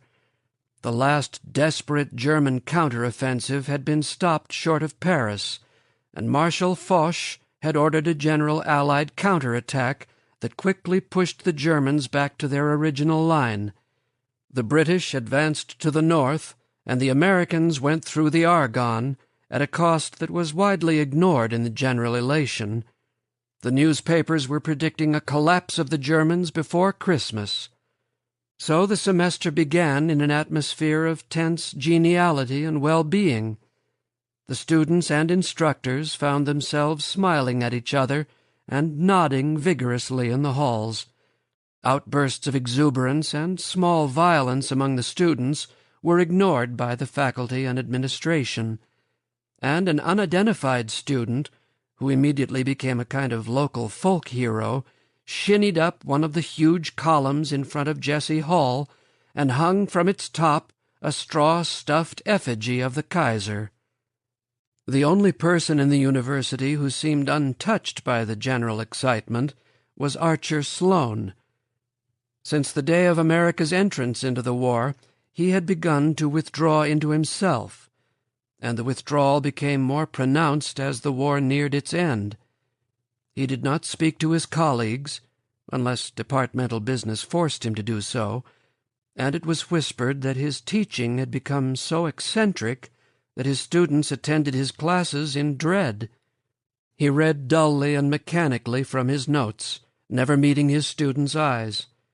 Frequently his voice trailed off as he stared at his notes, and there would be 1, 2, and sometimes as many as 5 minutes of silence, during which he neither moved nor responded to embarrassed questions from the class. William Stoner saw the last vestige of the bright, ironic man he had known as a student when Archer Sloane gave him his teaching assignment for the academic year. Sloane gave Stoner 2 sections of freshman composition and an upper division survey of Middle English literature, and then he said, with a flash of his old irony, "You, as well as many of our colleagues and not a few of our students, will be pleased to know that I am giving up a number of my classes. Among these is one that has been my rather unfashionable favorite, the sophomore survey of English literature. You may recall the course?" Stoner nodded, smiling. "Yes," Sloane continued. "I rather thought you would. I'm asking you to take it over for me. Not that it's a great gift, but I thought it might amuse you to begin your formal career as a teacher where you started as a student." Sloane looked at him for a moment, his eyes bright and intent, as they had been before the war. Then the film of indifference settled over them, and he turned away from Stoner and shuffled some papers on his desk. So Stoner began where he had started, a tall, thin, stooped man, in the same room in which he had sat as a tall, thin, stooped boy, listening to the words that had led him to where he had come. He never went into that room that he did not glance at the seat he had once occupied, and he was always slightly surprised to discover that he was not there. On November 11 of that year, 2 months after the semester began, the armistice was signed. The news came on a class day, and immediately the classes broke up. Students ran aimlessly about the campus and started small parades that gathered, dispersed, and gathered again, winding through halls, classrooms, and offices. Half against his will, Stoner was caught up in one of these, which went into Jesse Hall, through corridors, upstairs, and through corridors again. Swept along in a small mass of students and teachers, he passed the open door of Archer Sloane's office, and he had a glimpse of Sloane sitting in his chair before his desk, his face uncovered and twisted, weeping bitterly, the tears streaming down the deep lines of the flesh. For a moment more, as if in shock, Stoner allowed himself to be carried along by the crowd. Then he broke away and went to his room near the campus. He sat in the dimness of his room and heard outside the shouts of joy and release, and thought of Archer Sloane, who wept at a defeat that only he saw, or thought he saw. And he knew that Sloane was a broken man, and would never again be what he had been. Late in November, many of those who had gone away to war began to return to Columbia, and the campus at the university was dotted with the olive drab of army uniforms. Among those who returned on extended leaves was Gordon Finch. He had put on weight during his year and a half away from the university, and the broad, open face that had been amiably acquiescent now held an expression of friendly but portentous gravity. He wore the bars of a captain, and spoke often with a paternal fondness of "my men." He was distantly friendly to William Stoner, and he took exaggerated care to behave with deference toward the older members of the department. It was too late in the fall semester to assign him any classes, so for the rest of the academic year he was given what was understood to be a temporary sinecure as administrative assistant to the Dean of Arts and Sciences. He was sensitive enough to be aware of the ambiguity of his new position, and shrewd enough to see its possibilities. His relations with his colleagues were tentative and courteously non-committal. The Dean of Arts and Sciences, Josiah Claremont, was a small, bearded man of advanced age, several years beyond the point of compulsory retirement. He had been with the university ever since its transition, in the early 70s of the preceding century, from a normal college to a full university, and his father had been one of its early presidents. He was so firmly entrenched and so much a part of the history of the university that no one quite had the courage to insist upon his retirement, despite the increasing incompetence with which he managed his office. His memory was nearly gone. Sometimes he became lost in the corridors of Jesse Hall, where his office was located, and had to be led like a child to his desk. So vague had he become about university affairs that when an announcement came from his office that a reception in honor of the returning veterans on the faculty and administrative staff would be held at his home, most of those who received invitations felt that an elaborate joke was being played, or that a mistake had been made. But it was not a joke, and it was not a mistake. Gordon Finch confirmed the invitations, and it was widely hinted that it was he who had instigated the reception and who had carried through the plans. Josiah Claremont, widowed many years before, lived alone, with 3 colored servants, nearly as old as himself, in one of the large pre-Civil War homes that had once been common around Columbia, but were fast disappearing before the coming of the small independent farmer and the real estate developer. The architecture of the place was pleasant, but unidentifiable. Though Southern in its general shape and expansiveness, it had none of the neoclassic rigidity of the Virginia home. Its boards were painted white, and green trim framed the windows and the balustrades of the small balconies that projected here and there from the upper story. The grounds extended into a wood that surrounded the place, and tall poplars, leafless in the December afternoon, lined the drive and the walks. It was the grandest house that William Stoner had ever been near, and on that Friday afternoon he walked with some dread up the driveway and joined a group of faculty whom he did not know, who were waiting at the front door to be admitted. Gordon Finch, still wearing his army uniform, opened the door to let them in. The group stepped into a small square foyer, at the end of which a steep staircase with polished oaken banisters led upward to the second story. A small French tapestry, its blues and gold so faded that the pattern was hardly visible in the dim yellow light given by the small bulbs, hung on the staircase wall directly in front of the men who had entered. Stoner stood gazing up at it, while those who had come in with him milled about the small foyer. "Give me your coat, Bill." The voice, close to his ear, startled him. He turned. Finch was smiling and holding his hand out to receive the coat which Stoner had not removed. "You haven't been here before, have you?" Finch asked, almost in a whisper. Stoner shook his head. Finch turned to the other men, and without raising his voice, managed to call out to them, "You gentlemen go on into the main living room." He pointed to a door at the right of the foyer. "Everybody's in there." He returned his attention to Stoner. "It's a fine old house," he said, hanging Stoner's coat in a large closet beneath the staircase. "It's one of the real show places around here." "Yes," Stoner said. "I've heard people talk about it. And Dean Claremont's a fine old man. He asked me to kind of look out for things for him this evening." Stoner nodded. Finch took his arm and guided him toward the door to which he had pointed earlier. "We'll have to get together for a talk later on this evening. You go on in now. I'll be there in a minute. There are some people I want you to meet." Stoner started to speak, but Finch had turned away to greet another group that had come in the front door. Stoner took a deep breath and opened the door to the main living room. When he came into the room from the cold foyer, the warmth pushed against him as if to force him back. The slow murmur of the people inside, released by his opening the door, swelled for a moment before his ears accustomed themselves to it. Perhaps 24 people milled about the room, and for an instant he recognized none of them. He saw the sober black and gray and brown of men's suits, the olive drab of army uniforms, and here and there the delicate pink or blue of a woman's dress.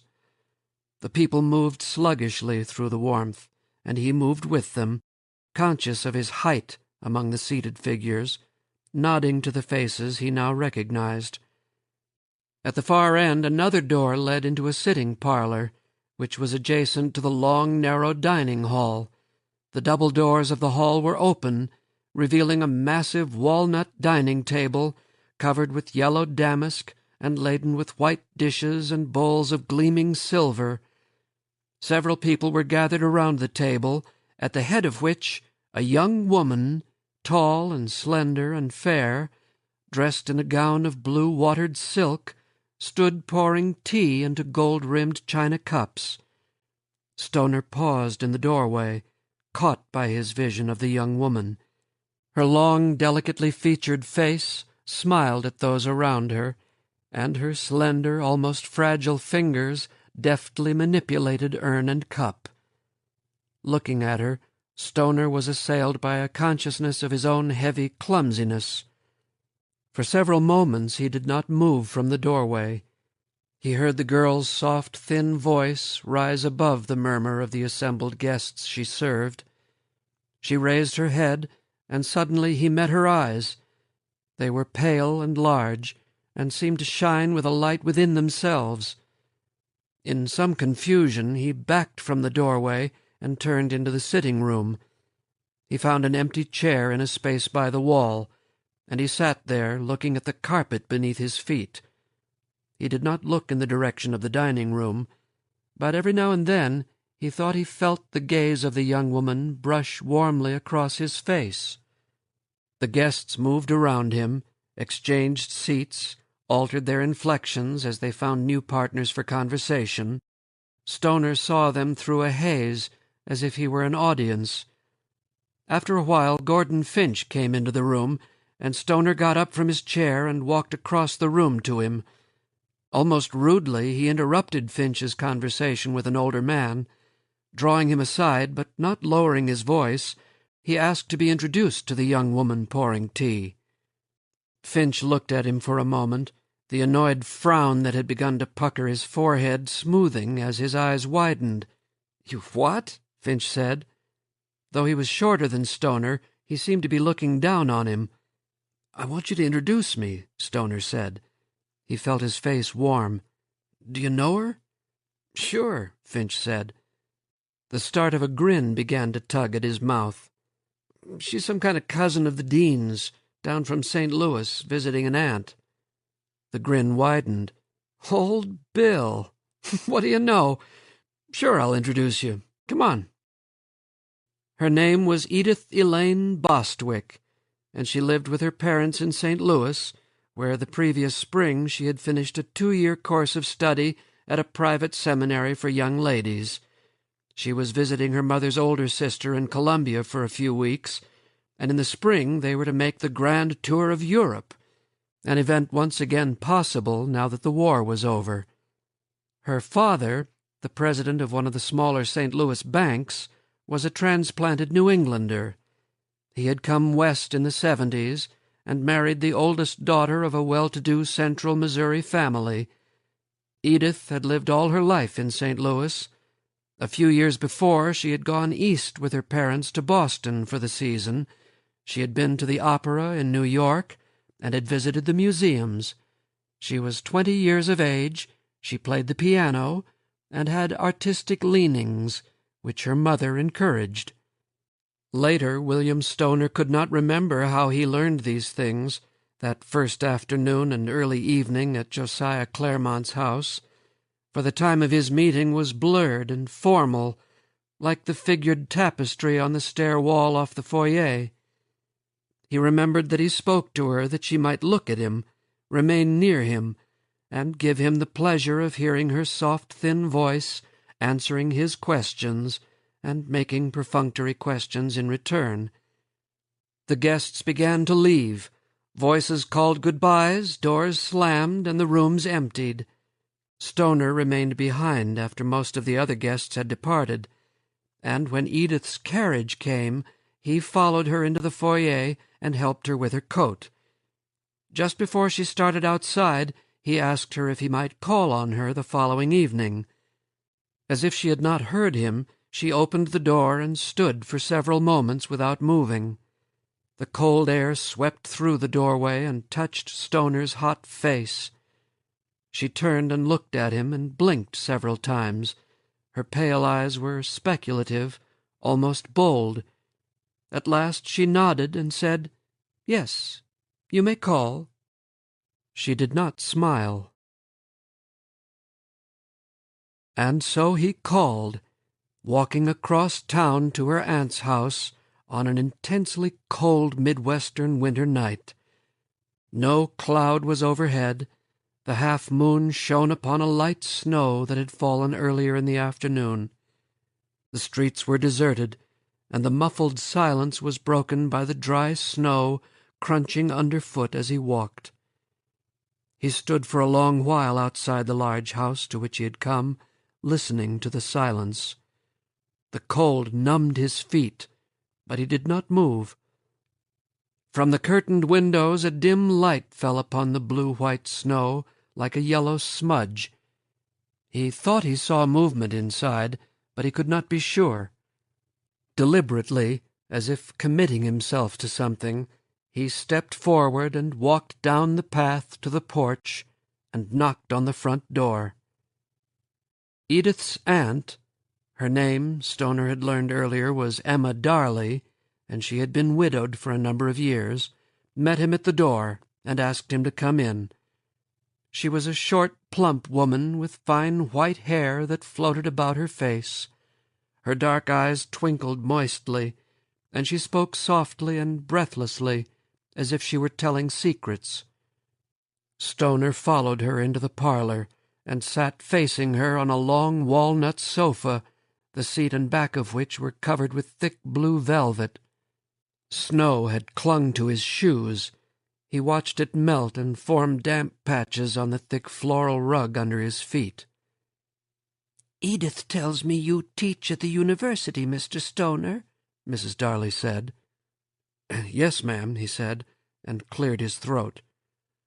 "It's so nice to be able to talk to one of the young professors there again," Mrs. Darley said brightly. "My late husband, Mr. Darley, was on the board of trustees at the university for a number of years. But I guess you know that." "No, ma'am," Stoner said. "Oh," Mrs. Darley said.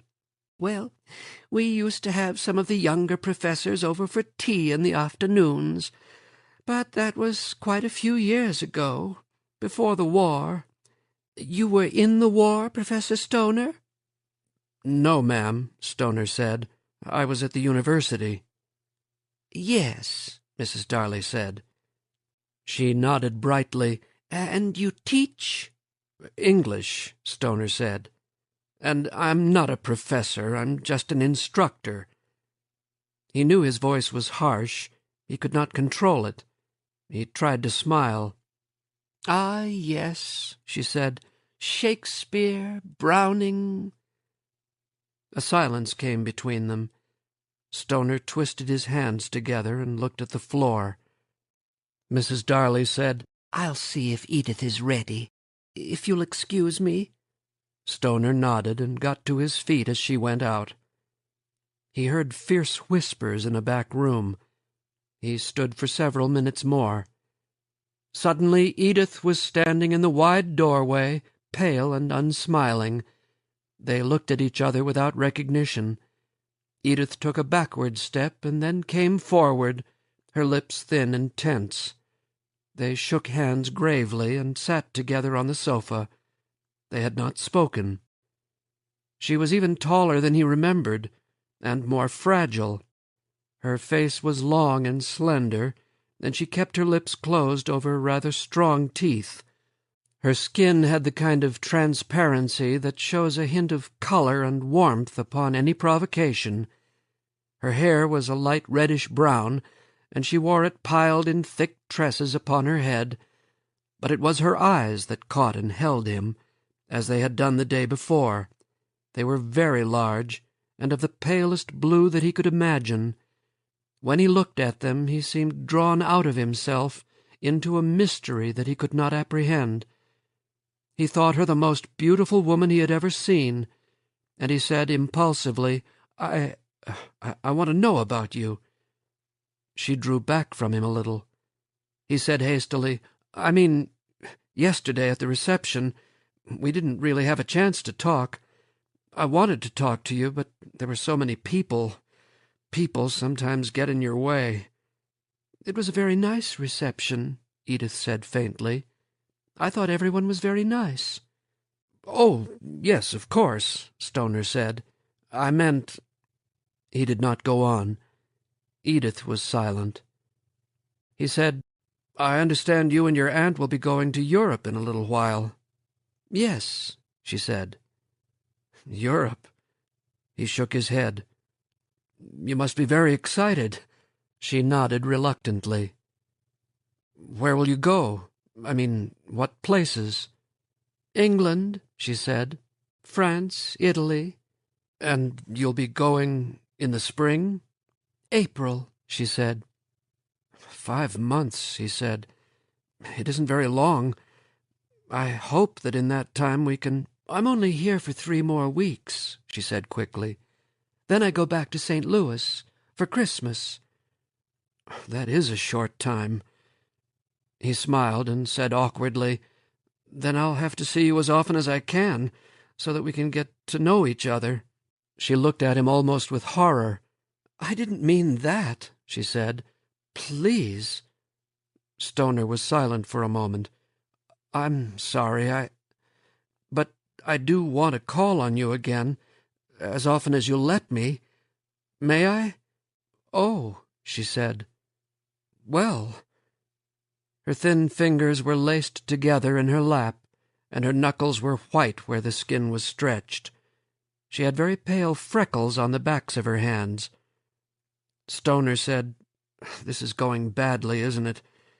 You must forgive me. I haven't known anyone like you before, and I say clumsy things. You must forgive me if I've embarrassed you." "Oh, no," she said. She turned to him and pulled her lips in what he knew must be a smile. "Not at all. I'm having a lovely time. Really." He did not know what to say. He mentioned the weather outside and apologized for having tracked snow upon the rug. She murmured something. He spoke of the classes he had to teach at the university, and she nodded, puzzled. At last they sat in silence. Stoner got to his feet. He moved slowly and heavily as if he were tired. Edith looked up at him expressionlessly. "Well," he said, and cleared his throat. "It's getting late, and Look, I'm sorry. May I call on you again in a few days? Perhaps—" It was as if he had not spoken to her. He nodded, said "Good night," and turned to go. Edith Bostwick said in a high, shrill voice, without inflection, "When I was a little girl about 6 years old, I could play the piano, and I liked to paint, and I was very shy, so my mother sent me to Miss Thorndyke's school for girls in St. Louis. I was the youngest one there, but that was all right, because Daddy was a member of the board, and he arranged it. I didn't like it at first, but finally I just loved it. They were all very nice girls and well-to-do, and I made some lifelong friends there, and—" Stoner had turned back when she began to speak, and he looked at her with an amazement that did not show on his face. Her eyes were fixed straight before her, her face was blank, and her lips moved as if, without understanding, she read from an invisible book. He walked slowly across the room and sat down beside her. She did not seem to notice him. Her eyes remained fixed straight ahead, and she continued to tell him about herself, as he had asked her to do. He wanted to tell her to stop, to comfort her, to touch her. He did not move or speak. She continued to talk, and after a while he began to hear what she was saying. Years later it was to occur to him that in that hour and a half, on that December evening of their first extended time together, she told him more about herself than she ever told him again. And when it was over, he felt that they were strangers in a way that he had not thought they would be, and he knew that he was in love. Edith Elaine Bostwick was probably not aware of what she said to William Stoner that evening, and if she had been, she could not have realized its significance. But Stoner knew what she said, and he never forgot it. What he heard was a kind of confession, and what he thought he understood was a plea for help. As he got to know her better, he learned more of her childhood, and he came to realize that it was typical of that of most girls of her time and circumstance. She was educated upon the premise that she would be protected from the gross events that life might thrust in her way, and upon the premise that she had no other duty than to be a graceful and accomplished accessory to that protection, since she belonged to a social and economic class to which protection was an almost sacred obligation. She attended private schools for girls, where she learned to read, to write, and to do simple arithmetic. In her leisure she was encouraged to do needlepoint, to play the piano, to paint watercolors, and to discuss some of the more gentle works of literature.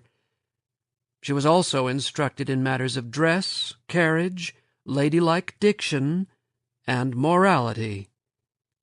Her moral training, both at the schools she attended and at home, was negative in nature, prohibitive in intent, and almost entirely sexual.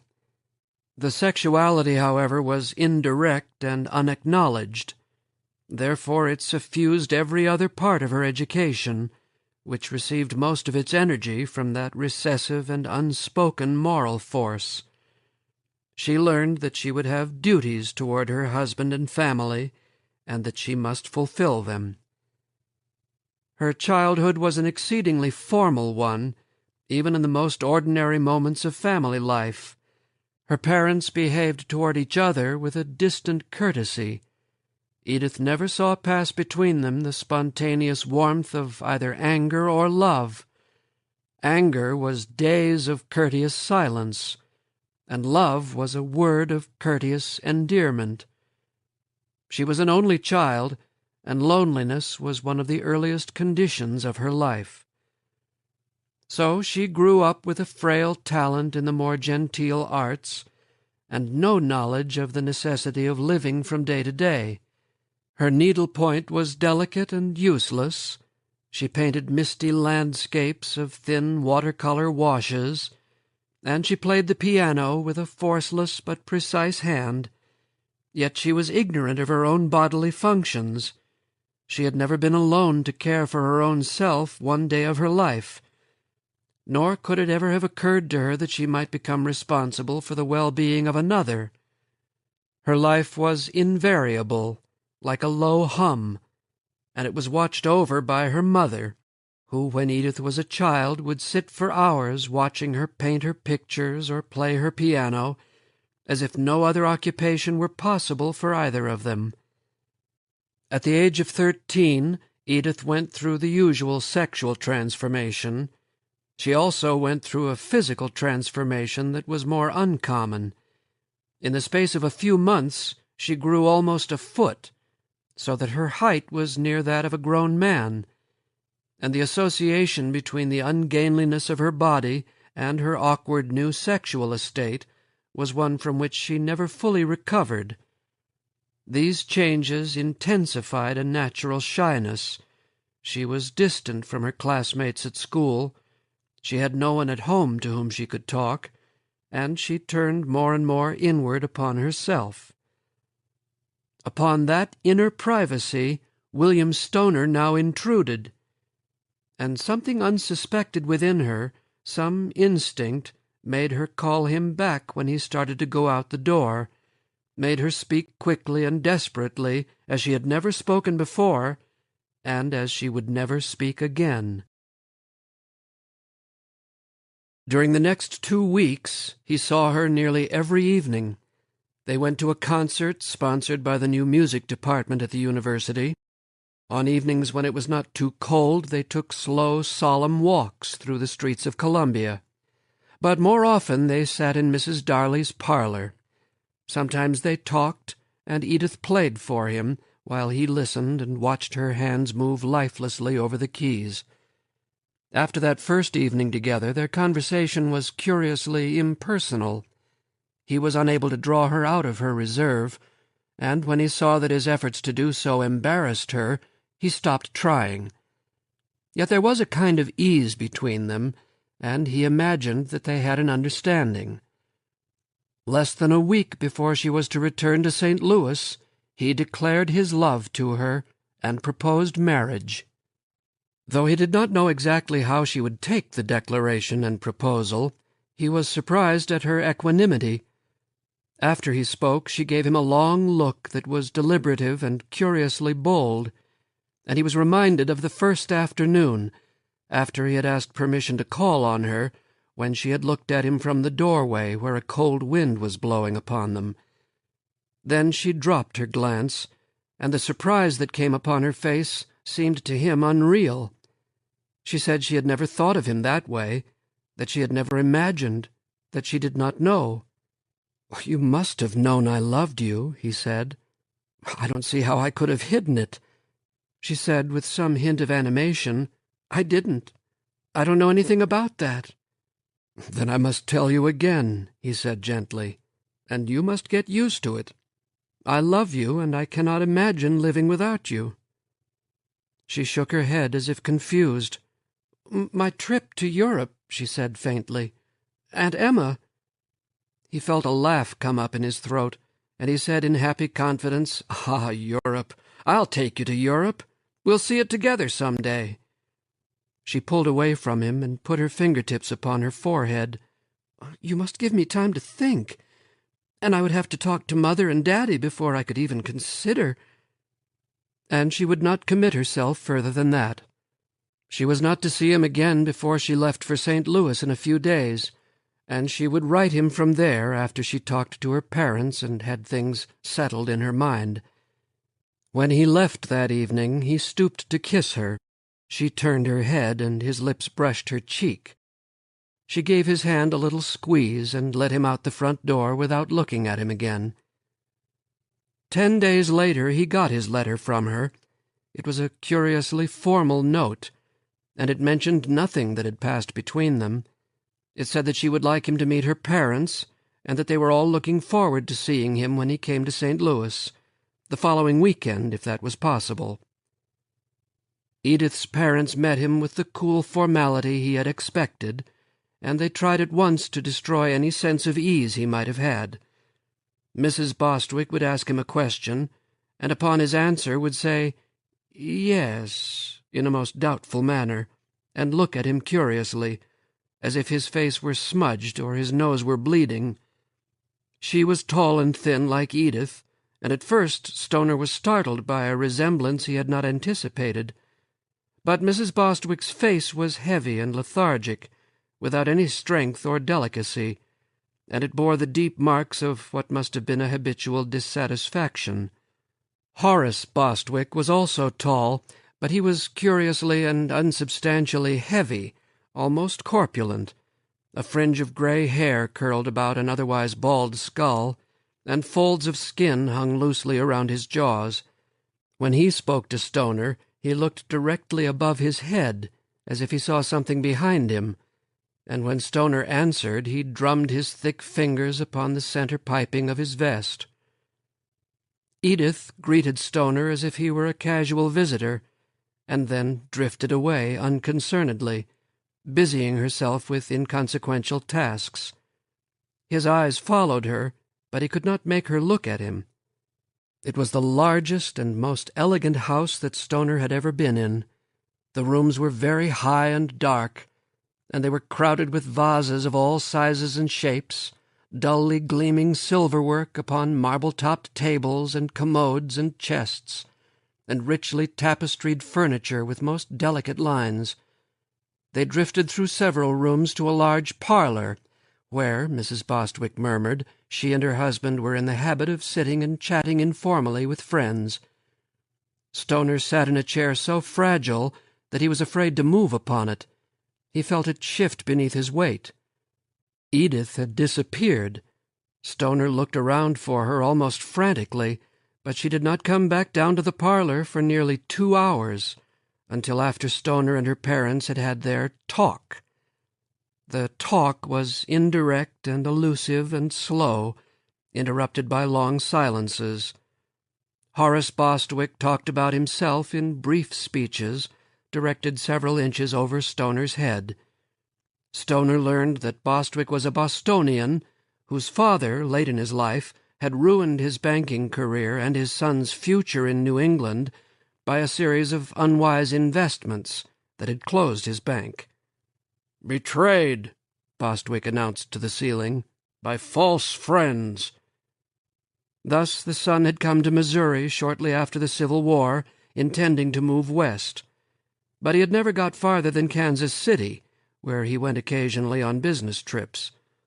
Remembering his father's failure, or betrayal, he stayed with his first job in a small St. Louis bank, and in his late 30s, secure in a minor vice-presidency, he married a local girl of good family. From the marriage had come only one child. He had wanted a son and had got a girl, and that was another disappointment he hardly bothered to conceal. Like many men who consider their success incomplete, he was extraordinarily vain and consumed with a sense of his own importance. Every 10 or 15 minutes he removed a large gold watch from his vest pocket, looked at it, and nodded to himself. Mrs. Bostwick spoke less frequently and less directly of herself, but Stoner quickly had an understanding of her. She was a Southern lady of a certain type.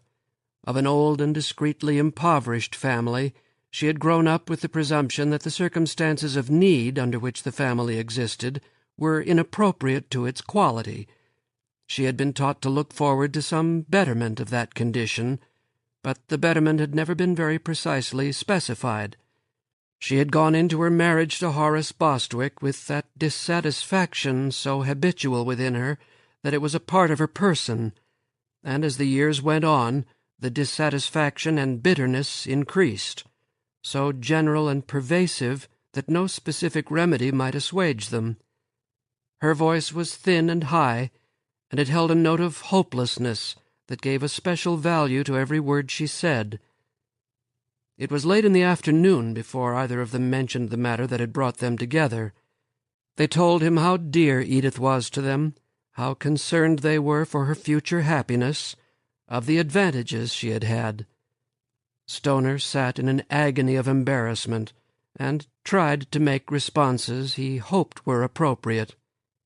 "An extraordinary girl," Mrs. Bostwick said. "So sensitive." The lines in her face deepened, and she said with old bitterness, "No man, no one can fully understand the delicacy of—" "Yes," Horace Bostwick said shortly, and he began to inquire into what he called Stoner's prospects. Stoner answered as best he could. He had never thought of his prospects before, and he was surprised at how meager they sounded. Bostwick said, "And you have no means beyond your profession?" "No, sir," Stoner said. Mr. Bostwick shook his head unhappily. "Edith has had advantages, you know. A fine home, servants, the best schools. I'm wondering. I find myself afraid, with the reduced standard which would be inevitable with your condition, that—" His voice trailed away. Stoner felt a sickness rise within him, and an anger. He waited a few moments before he replied, and he made his voice as flat and expressionless as he could. "I must tell you, sir, that I had not considered these material matters before. Edith's happiness is, of course, my— If you believe that Edith would be unhappy, then I must—" He paused, searching for words. He wanted to tell Edith's father of his love for his daughter, of his certainty of their happiness together, of the kind of life they could have, but he did not go on. He caught on Horace Bostwick's face such an expression of concern, dismay, and something like fear, that he was surprised into silence. "No," Horace Bostwick said hastily, and his expression cleared. "You misunderstand me. I was merely attempting to lay before you certain difficulties that might arise in the future. I'm sure you young people have talked these things over, and I'm sure you know your own minds. I respect your judgment, and it was settled. A few more words were said, and Mrs. Bostwick wondered aloud where Edith could have been keeping herself all this time. She called out the name in her high, thin voice, and in a few moments Edith came into the room where they all waited. She did not look at Stoner. Horace Bostwick told her that he and her young man had had a nice talk, and that they had his blessing. Edith nodded. "Well," her mother said, "we must make plans. A spring wedding. June, perhaps." "No," Edith said. "What, my dear?" her mother asked pleasantly. "If it's to be done," Edith said, "I want it done quickly." "The impatience of youth," Mr. Bostwick said, and cleared his throat. "But perhaps your mother is right, my dear. There are plans to be made. Time is required. "No," Edith said again, and there was a firmness in her voice that made them all look at her. "It must be soon." There was a silence. Then her father said in a surprisingly mild voice, "Very well, my dear, as you say. You young people make your plans." Edith nodded, murmured something about a task she had to do, and slipped out of the room. Stoner did not see her again until dinner that night, which was presided over in regal silence by Horace Bostwick. After dinner Edith played the piano for them, but she played stiffly and badly, with many mistakes. She announced that she was feeling unwell and went to her room. In the guest room that night, William Stoner could not sleep. He stared up into the dark and wondered at the strangeness that had come over his life, and for the first time questioned the wisdom of what he was about to do. He thought of Edith and felt some reassurance. He supposed that all men were as uncertain as he suddenly had become, and had the same doubts. He had to catch an early train back to Columbia the next morning, so that he had little time after breakfast. He wanted to take a trolley to the station, but Mr. Bostwick insisted that one of the servants drive him in the landau. Edith was to write him in a few days about the wedding plans. He thanked the Bostwicks and bade them good-bye. They walked with him and Edith to the front door. He had almost reached the front gate when he heard footsteps running behind him. He turned. It was Edith. She stood very stiff and tall. Her face was pale, and she was looking straight at him. "I'll try to be a good wife to you, William," she said. "I'll try." He realized that it was the first time anyone had spoken his name since he had come there. Chapter 4. For reasons she would not explain, Edith did not want to be married in St. Louis, so the wedding was held in Columbia, in the large drawing-room of Emma Darley, where they had spent their first hours together. It was the first week in February, just after classes were dismissed for the semester break. The Bostwicks took the train from St. Louis, and William's parents, who had not met Edith, drove down from the farm, arriving on Saturday afternoon, the day before the wedding.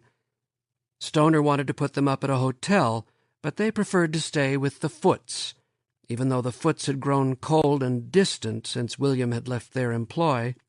"Wouldn't know how to do in a hotel," his father said seriously, "and the Foots can put up with us for one night." That evening William rented a gig and drove his parents into town to Emma Darley's house so that they could meet Edith. They were met at the door by Mrs. Darley, who gave William's parents a brief, embarrassed glance and asked them into the parlor. His mother and father sat carefully, as if afraid to move in their stiff new clothes. "I don't know what can be keeping Edith," Mrs. Darley murmured after a while. "If you'll excuse me." She went out of the room to get her niece.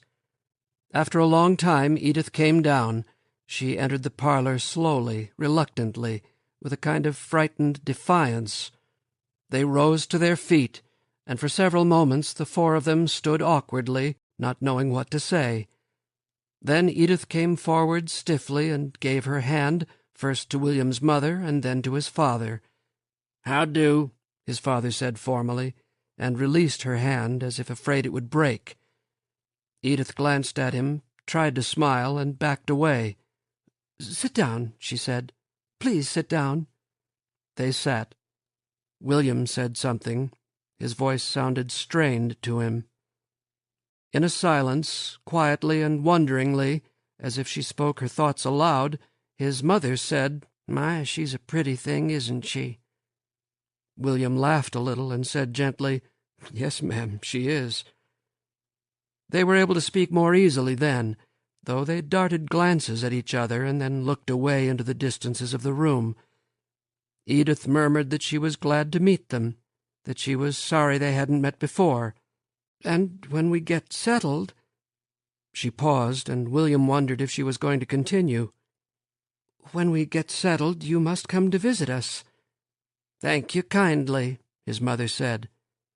The talk went on, but it was interrupted by long silences. Edith's nervousness increased, became more apparent, and once or twice she did not respond to a question someone asked her. William got to his feet, and his mother, with a nervous look around her, stood also, but his father did not move. He looked directly at Edith and kept his eyes on her for a long time. Finally he said, "William was always a good boy. I'm glad he's getting himself a fine woman. A man needs himself a woman to do for him and give him comfort. Now you be good to William. He ought to have someone who can be good to him." Edith's head came back in a kind of reflex of shock. Her eyes were wide, and for a moment William thought she was angry, but she was not. His father and Edith looked at each other for a long time, and their eyes did not waver. "I'll try, Mr. Stoner," Edith said. "I'll try." Then his father got to his feet and bowed clumsily and said, "It's getting late. We'd best be getting along." And he walked with his wife, shapeless and dark and small beside him, to the door, leaving Edith and his son together. Edith did not speak to him, but when he turned to bid her good night, William saw that tears were swimming in her eyes. He bent to kiss her, and he felt the frail strength of her slender fingers on his arms. The cold, clear sunlight of the February afternoon slanted through the front windows of the Darley house and was broken by the figures that moved about in the large parlor. His parents stood curiously alone in a corner of the room. The Bostwicks, who had come in only an hour before on the morning train, stood near them, not looking at them. Gordon Finch walked heavily and anxiously around, as if he were in charge of something. There were a few people, friends of Edith or her parents, whom he did not know. He heard himself speaking to those about him, felt his lips smiling, and heard voices come to him as if muffled by layers of thick cloth. Gordon Finch was beside him. His face was sweaty, and it glowed above his dark suit. He grinned nervously. "You about ready, Bill?" Stoner felt his head nod. Finch said, "Does the doomed man have any last requests?" Stoner smiled and shook his head. Finch clapped him on the shoulder. "You just stick by me. Do what I tell you. Everything's under control. Edith will be down in a few minutes." He wondered if he would remember this after it was over. Everything seemed a blur, as if he saw through a haze. He heard himself ask Finch, "The minister, I haven't seen him. Is he here?" Finch laughed and shook his head and said something.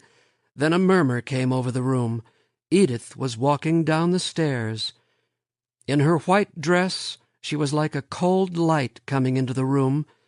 Stoner started involuntarily toward her and felt Finch's hand on his arm, restraining him. Edith was pale, but she gave him a small smile. Then she was beside him, and they were walking together. A stranger with a round collar stood before them. He was short and fat, and he had a vague face. He was mumbling words and looking at a white book in his hands. William heard himself responding to silences. He felt Edith trembling beside him. Then there was a long silence, and another murmur, and the sound of laughter. Someone said, "Kiss the bride!" He felt himself turned. Finch was grinning at him. He smiled down at Edith, whose face swam before him, and kissed her. Her lips were as dry as his own. He felt his hand being pumped. People were clapping him on the back and laughing. The room was milling. New people came in the door. A large cut-glass bowl of punch seemed to have appeared on a long table at one end of the parlor. There was a cake. Someone held his and Edith's hands together. There was a knife. He understood that he was supposed to guide her hand as she cut the cake. Then he was separated from Edith and couldn't see her in the throng of people. He was talking and laughing, nodding and looking around the room to see if he could find Edith. He saw his mother and father standing in the same corner of the room from which they had not moved. His mother was smiling, and his father had his hand awkwardly on her shoulder. He started to go to them, but he could not break away from whoever was talking to him. Then he saw Edith. She was with her father and mother and her aunt. Her father, with a slight frown on his face, was surveying the room as if impatient with it, and her mother was weeping, her eyes red and puffed above her heavy cheekbones, and her mouth pursed downward like a child's. Mrs. Darley and Edith had their arms about her. Mrs. Darley was talking to her rapidly, as if trying to explain something. But even across the room William could see that Edith was silent. Her face was like a mask, expressionless and white. After a moment they led Mrs. Bostwick from the room, and William did not see Edith again until the reception was over, until Gordon Finch whispered something in his ear, led him to a side door that opened onto a little garden, and pushed him outside. Edith was waiting there, bundled against the cold, her collar turned up about her face so that he could not see it. Gordon Finch, laughing and saying words that William could not understand, hustled them down a path to the street, where a covered buggy was waiting to carry them to the station. It was not until they were on the train, which would take them to St. Louis for their week's honeymoon, that William Stoner realized that it was all over and that he had a wife. They went into marriage innocent, but innocent in profoundly different ways. They were both virginal, and they were conscious of their inexperience, but whereas William, having been raised on a farm, took as unremarkable the natural processes of life, they were to Edith profoundly mysterious and unexpected. She knew nothing of them, and there was something within her which did not wish to know of them. And so, like many others, their honeymoon was a failure. Yet they would not admit this to themselves, and they did not realize the significance of the failure until long afterward. They arrived in St. Louis late Sunday night. On the train, surrounded by strangers who looked curiously and approvingly at them, Edith had been animated and almost gay. They laughed and held hands and spoke of the days to come. Once in the city, and by the time William had found a carriage to take them to their hotel, Edith's gaiety had become faintly hysterical. He half carried her, laughing, through the entrance of the Ambassador Hotel, a massive structure of brown-cut stone. The lobby was nearly deserted, dark and heavy like a cavern. When they got inside, Edith abruptly quieted and swayed uncertainly beside him as they walked across the immense floor to the desk. By the time they got to their room, she was nearly physically ill. She trembled as if in a fever, and her lips were blue against her chalk-like skin. William wanted to find her a doctor, but she insisted that she was only tired, that she needed rest. They spoke gravely of the strain of the day, and Edith hinted at some delicacy that troubled her from time to time. She murmured, but without looking at him and without intonation in her voice, that she wanted their first hours together to be perfect. And William said, "They are. They will be. You must rest. Our marriage will begin tomorrow." And like other new husbands of whom he had heard, and at whose expense he had at one time or another made jokes, he spent his wedding night apart from his wife. His long body curled stiffly and sleeplessly on a small sofa, his eyes open to the passing night. He awoke early. Their suite, arranged and paid for by Edith's parents as a wedding gift, was on the 10th floor, and it commanded a view of the city. He called softly to Edith, and in a few minutes she came out of the bedroom, tying the sash of her dressing gown, yawning sleepily, smiling a little. William felt his love for her grip his throat. He took her by the hand, and they stood before the window in their sitting-room, looking down. Automobiles, pedestrians, and carriages crept on the narrow streets below them. They seemed to themselves far removed from the run of humanity and its pursuits. In the distance, visible beyond the square buildings of red brick and stone, the Mississippi River wound its bluish-brown length in the morning sun. The The riverboats and tugs that crawled up and down its stiff bends were like toys, though their stacks gave off great quantities of gray smoke to the winter air. A sense of calm came over him.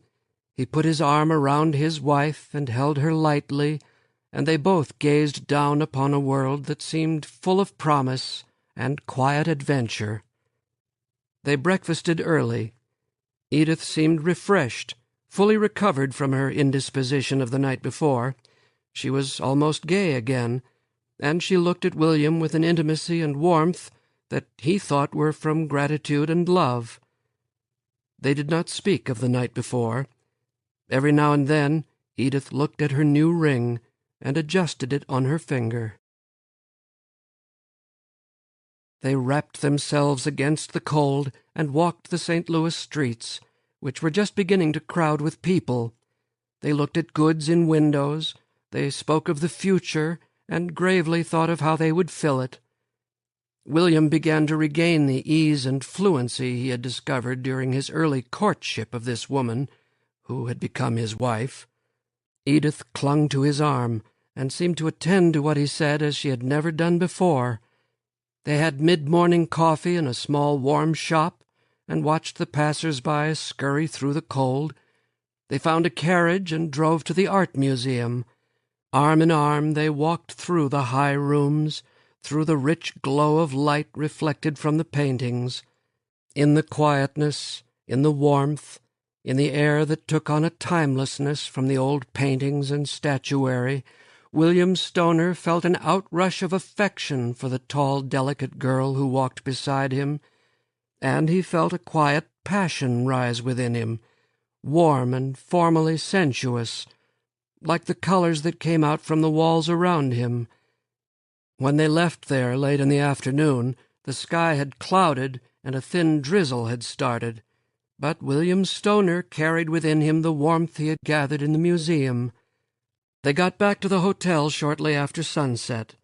Edith went into the bedroom to rest, and William called downstairs to have a light dinner sent to their rooms, and on a sudden inspiration he went downstairs himself into the saloon and asked for a bottle of champagne to be iced and sent up within the hour. The bartender nodded glumly and told him that it would not be a good champagne. By the 1st of July, prohibition would be national. Already it was illegal to brew or distill liquors, and there were no more than 50 bottles of champagne of any sort in the cellars of the hotel, and he would have to charge more than the champagne was worth. Stoner smiled and told him that would be all right. Although on special occasions of celebration in her parents' home Edith had taken a little wine, she had never before tasted champagne. As they ate their dinner, set up on a small square table in their sitting-room, she glanced nervously at the strange bottle in its bucket of ice. 2 white candles in dull brass holders glowed unevenly against the darkness. William had turned out the other lights. The candles flickered between them as they talked, and the light caught the curves of the smooth dark bottle and glittered upon the ice that surrounded it. They were nervous and cautiously gay. Inexpertly he withdrew the cork from the champagne. Edith jumped at the loud report. White froth spurted from the bottle-neck and drenched his hand. They laughed at his clumsiness. They drank a glass of the wine, and Edith pretended tipsiness. They drank another glass. William thought he saw a languor come over her, a quietness fall upon her face, a pensiveness darken her eyes. He rose and went behind her, where she sat at the little table. He put his hands upon her shoulders, marveling at the thickness and heaviness of his fingers upon the delicacy of her flesh and bone. She stiffened beneath his touch, and he made his hands go gently to the sides of her thin neck, and let them brush into the fine reddish hair. Her neck was rigid, the cords vibrant in their tensity. He put his hands on her arms and lifted gently, so that she rose from the chair. He turned her to face him. Her eyes, wide and pale and nearly transparent in the candlelight, looked upon him blankly. He felt a distant closeness to her, and a pity for her helplessness. Desire thickened in his throat so that he could not speak.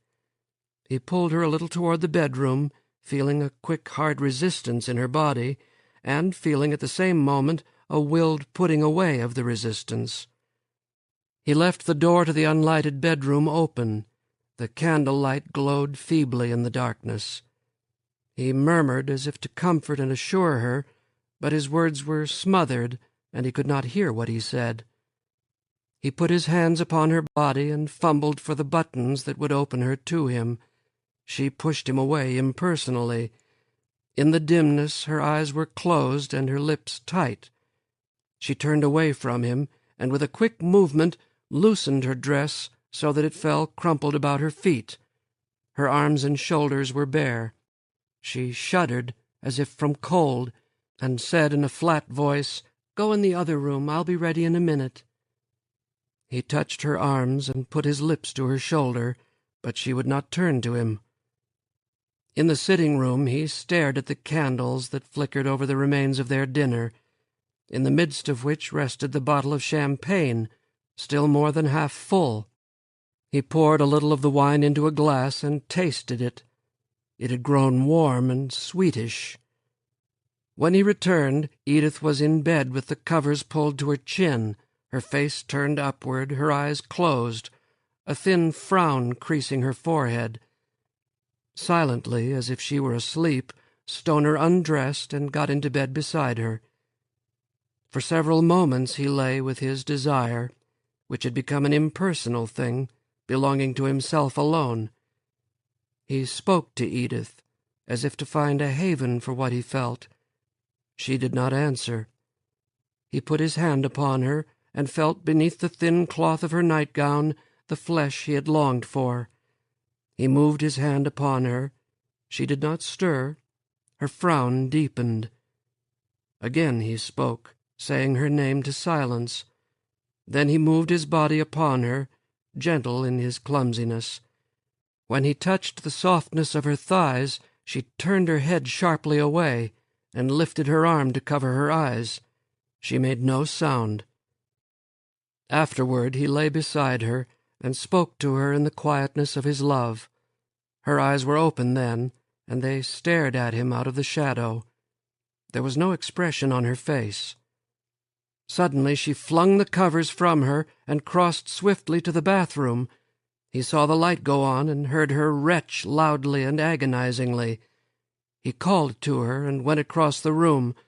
The door to the bathroom was locked. He called to her again. She did not answer. He went back to the bed and waited for her. After several minutes of silence, the light in the bathroom went off and the door opened. Edith came out and walked stiffly to the bed. "It was the champagne," she said. "I shouldn't have had the second glass." She pulled the covers over her and turned away from him. In a few moments her breathing was regular and heavy in sleep. Chapter 5. They returned to Columbia 2 days earlier than they had planned. Restless and strained by their isolation, it was as if they walked together in a prison. Edith said that they really ought to get back to Columbia so that William could prepare for his classes, and so that she could begin to get them settled in their new apartment. Stoner agreed at once, and told himself that things would be better once they were in a place of their own, among people they knew, and in surroundings that were familiar. They packed their belongings that afternoon and were on the train to Columbia the same evening.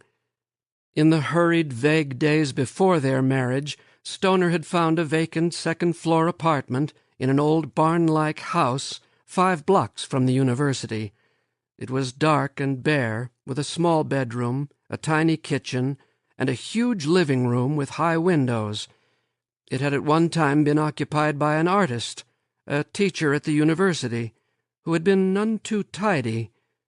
The dark, wide-planked floors were splotched with brilliant yellows and blues and reds, and the walls were smudged with paint and dirt. Stoner thought the place romantic and commodious, and he judged it to be a good place to start a new life. Edith moved into the apartment as if it were an enemy to be conquered. Though unused to physical labor, she scraped away most of the paint from the floors and walls, and scrubbed at the dirt she imagined secreted everywhere. Her hands blistered, and her face became strained, with dark hollows beneath the eyes. When Stoner tried to help her, she became stubborn, her lips tightened, and she shook her head. He needed the time for his studies, she said. This was her job. When he forced his help upon her, she became almost sullen, thinking herself to be humiliated. Puzzled and helpless, he withdrew his aid and watched, as grimly Edith continued awkwardly to scrub the gleaming floors and walls, to sew curtains and hang them unevenly from the high windows, to repair and paint and repaint the used furniture they had begun to accumulate. Though inept, she worked with a silent and intense ferocity, so that by the time William got home from the university in the afternoon she was exhausted. She would drag herself to prepare the evening meal, eat a few bites, and then with a murmur vanish into the bedroom, to sleep like one drugged, until after William had left for his classes the next morning. Within a month he knew that his marriage was a failure. Within a year he stopped hoping that it would improve. He learned silence and did not insist upon his love. If he spoke to her or touched her in tenderness, she turned away from him within herself and became wordless, enduring, and for days afterward drove herself to new limits of exhaustion. Out of an unspoken stubbornness they both had, they shared the same bed. Sometimes at night in her sleep she unknowingly moved against him, and sometimes then his resolve and knowledge crumbled before his love, and he moved upon her. If she was sufficiently roused from her sleep, she tensed and stiffened, turning her head sideways in a familiar gesture and burying it in her pillow, enduring violation. At such times Stoner performed his love as quickly as he could, hating himself for his haste and regretting his passion. Less frequently she remained half-numbed by sleep. Then she was passive, and she murmured drowsily, whether in protest or surprise he did not know. He came to look forward to these rare and unpredictable moments, for in that sleep-drugged acquiescence he could pretend to himself that he found a kind of response. And he could not speak to her of what he took to be her unhappiness. When he attempted to do so, she accepted what he said as a reflection upon her adequacy and herself, and she became as morosely withdrawn from him as she did when he made love to her. He blamed his clumsiness for her withdrawal, and took upon himself the responsibility for what she felt. With a quiet ruthlessness that came from his desperation, he experimented with small ways of pleasing her. He brought her gifts, which she accepted indifferently, sometimes commenting mildly upon their expense. He took her on walks and picnics in the wooded countryside around Columbia, but she tired easily and sometimes became ill. He talked to her of his work, as he had done in their courtship, but her interest had become perfunctory and indulgent. At last, though he knew her to be shy, he insisted as gently as he could that they begin to entertain. They had an informal tea, to which a few of the younger instructors and assistant professors in the department were invited, and they gave several small dinner parties. In no way did Edith show whether she was pleased or displeased, but her preparations for the events were so frenzied and obsessive that by the time the guests arrived she was half hysterical from strain and weariness, though no one except William was really aware of this. She was a good hostess. She talked to her guests with an animation and ease that made her seem a stranger to William, and she spoke to him in their presence with an intimacy and fondness that always surprised him. She called him Willie, which touched him oddly, and sometimes she laid a soft hand upon his shoulder. But when the guests left, the facade fell upon itself and revealed her collapse. She spoke bitterly of the departed guests, imagining obscure insults and slights. She quietly and desperately recounted what she thought to be unforgivable failures of her own. She sat still and brooding in the litter the guests had left, and would not be roused by William, and would answer him briefly and distraughtly in a flat, monotonous voice. Only once had the facade cracked when guests were present. Several months after Stoner's and Edith's marriage, Gordon Finch had become engaged to a girl whom he had met casually while he was stationed in New York, and whose parents lived in Columbia. Finch had been given a permanent post as assistant dean, and it was tacitly understood that when Josiah Claremont died, Finch would be among the first to be considered for the deanship of the college. Somewhat belatedly, in celebration of both Finch's new position and the announcement of his engagement, Stoner asked him and his fiancée to dinner. They came just before dusk, on a warm evening in late May, in a shining black new touring car, which gave off a series of explosions as Finch expertly brought it to a halt on the brick road in front of Stoner's house. He honked the horn and waved gaily until William and Edith came downstairs. A small dark girl with a round smiling face sat beside him. He introduced her as Caroline Wingate, and the four of them talked for a moment while Finch helped her descend from the car. "Well, how do you like it?" Finch asked, thumping the front fender of the car with his closed fist. "A beauty, isn't it? Belongs to Caroline's father. I'm thinking of getting one just like it, so—" His voice trailed away, and his eyes narrowed. He regarded the automobile speculatively and coolly, as if it were the future. Then he became lively and jocular again. With mock secrecy he put his forefinger to his lips, looked furtively around, and took a large brown paper bag from the front seat of the car. "Hooch," he whispered. "Just off the boat. Cover me, pal. Maybe we can make it to the house." The dinner went well. Finch was more affable than Stoner had seen him in years. Stoner thought of himself and Finch and Dave Masters sitting together on those distant Friday afternoons after class, drinking beer and talking. The fiancée, Caroline, said little. She smiled happily as Finch joked and winked. It came to Stoner as an almost envious shock to realize that Finch was genuinely fond of this dark, pretty girl, and that her silence came from a rapt affection for him. Even Edith lost some of her strain and tenseness. She smiled easily, and her laughter was spontaneous. Finch was playful and familiar with Edith, in a way Stoner realized that he, her own husband, could never be, and Edith seemed happier than she had been in months.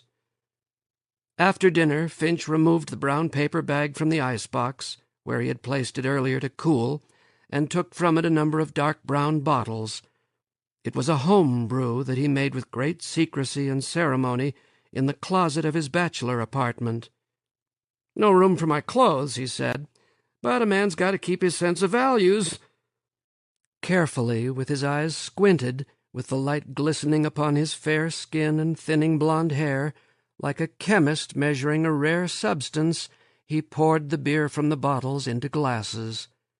"Got to be careful with this stuff," he said. "You get a lot of sediment at the bottom, and if you pour it off too quick, you get it in the glass." They each drank a glass of the beer, complimenting Finch upon its taste. It was indeed surprisingly good, dry and light and of a good color. Even Edith finished her glass and took another. They became a little drunk. They laughed vaguely and sentimentally. They saw each other anew. Holding his glass up to the light, Stoner said, "I wonder how Dave would have liked this beer." "Dave?" Finch asked. "Dave Masters. Remember how he used to love beer?" "Dave Masters," Finch said. "Good old Dave. It's a damned shame." "Masters," Edith said. She was smiling fuzzily. "Wasn't he that friend of yours that was killed in the war?" "Yes," Stoner said. "That's the one." The old sadness came over him, but he smiled at Edith. "Good old Dave," Finch said. "Edie, your husband and I and Dave used to really lap it up. Long before he knew of you, of course. Good old Dave." They smiled at the memory of David Masters.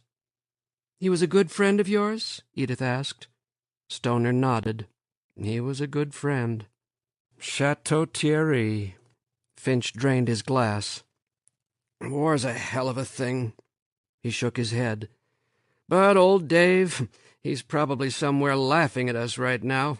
He wouldn't be feeling sorry for himself. I wonder if he ever really got to see any of France. I don't know, Stoner said. He was killed so soon after he got over. It'd be a shame if he didn't. I always thought that was one of the main reasons he joined up, to see some of Europe. Europe, Edith said distinctly. Yeah, Finch said. Old Dave didn't want too many things, but he did want to see Europe before he died. I was going to Europe once, Edith said.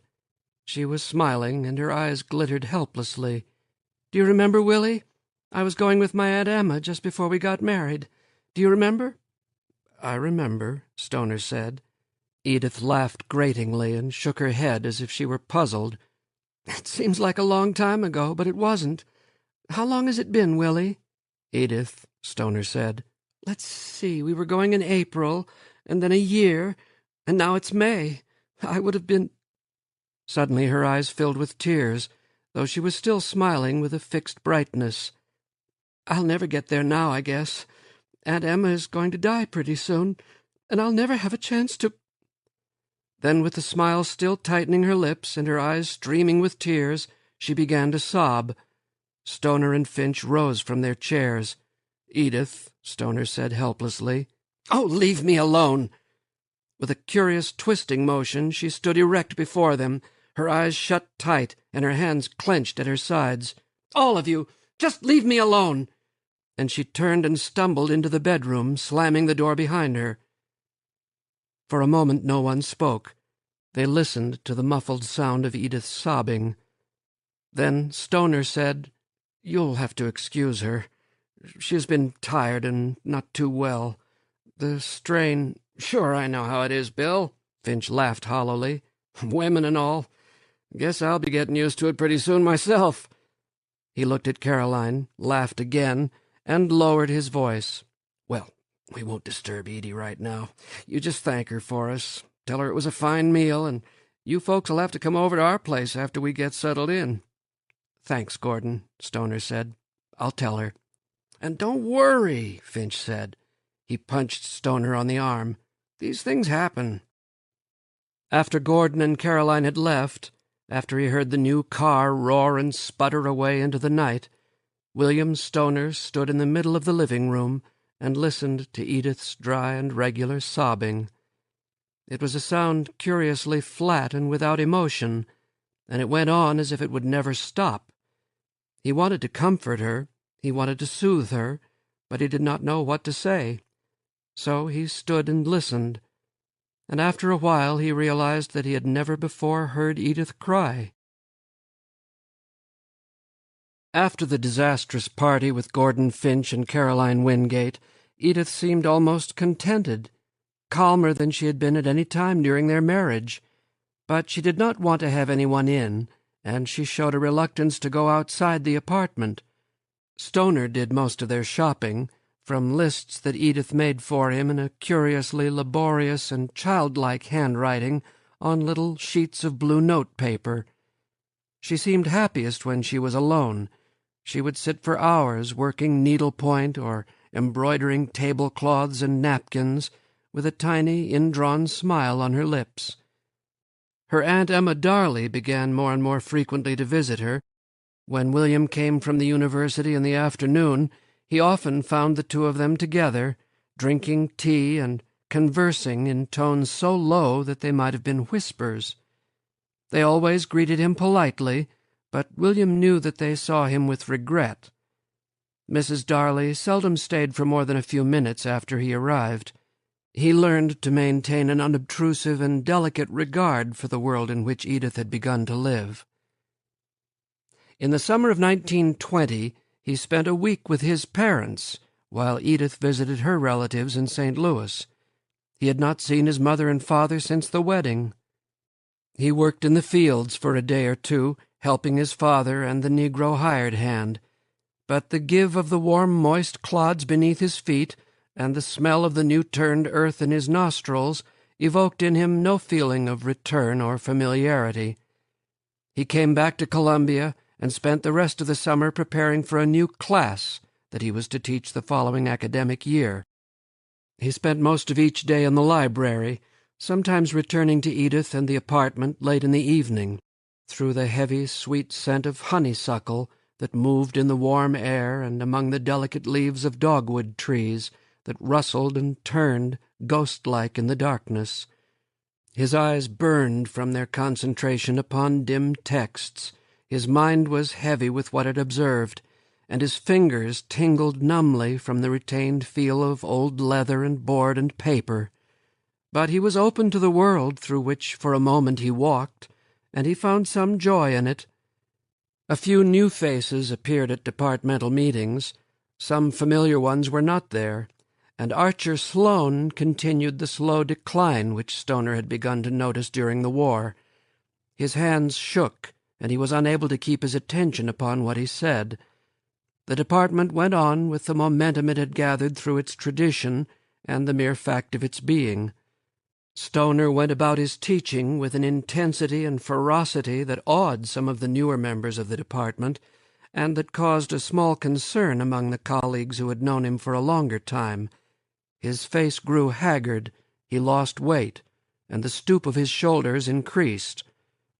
In the second semester of that year he had a chance to take a teaching overload for extra pay, and he took it. Also for extra pay, he taught in the new summer school that year. He had a vague notion of saving enough money to go abroad, so that he could show Edith the Europe she had given up for his sake. In the summer of 1921, searching for a reference to a Latin poem that he had forgotten, he glanced at his dissertation for the first time since he had submitted it for approval 3 years earlier. He read it through and judged it to be sound. A little frightened at his presumption, he considered reworking it into a book. Though he was again teaching the full summer session, he reread most of the texts he had used and began to extend his research. Late in January he decided that a book was possible. By early spring he was far enough along to be able to write the first tentative pages. It was in the spring of the same year that calmly and almost indifferently Edith told him that she had decided she wanted a child.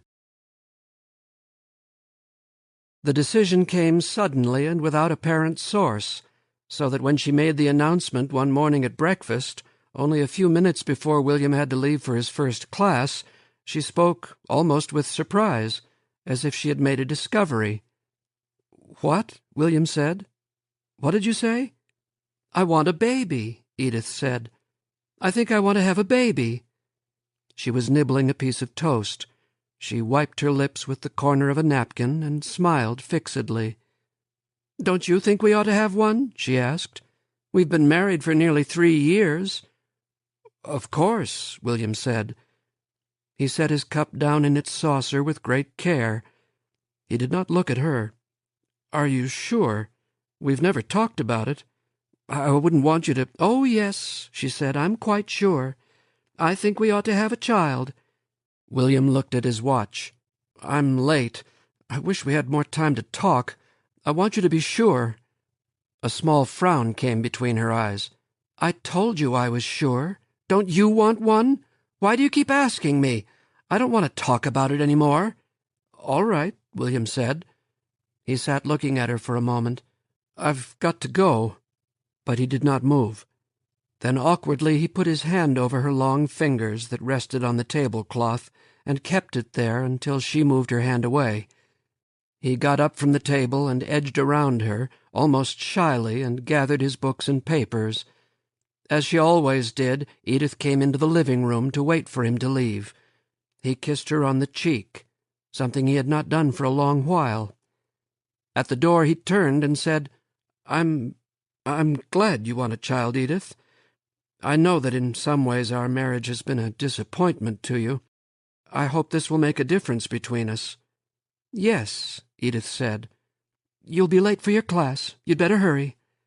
After he had gone, Edith remained for some minutes in the center of the room, staring at the closed door, as if trying to remember something. Then she moved restlessly across the floor, walking from one place to another, moving within her clothing as if she could not endure its rustling and shifting upon her flesh.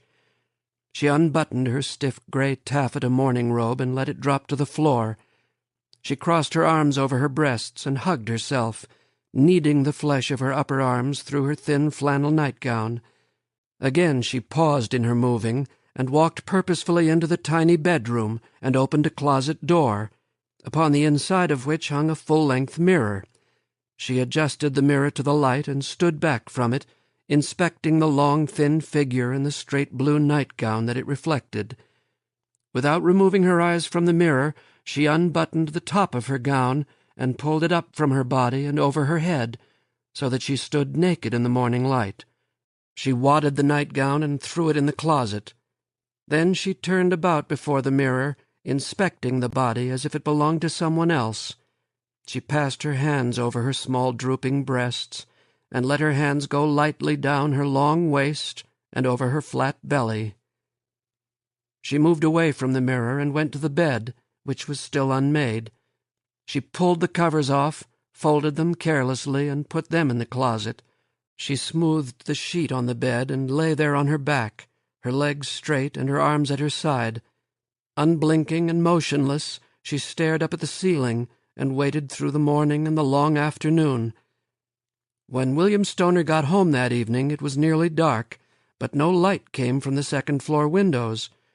Vaguely apprehensive, he went up the stairs and flipped the living-room light on. The room was empty. He called, "Edith?" There was no reply. He called again. He looked in the kitchen. The dishes from breakfast were still on the tiny table. He went swiftly across the living room and opened the door to the bedroom. Edith lay naked on the bare bed. When the door opened and the light from the living room fell upon her, she turned her head to him, but she did not get up.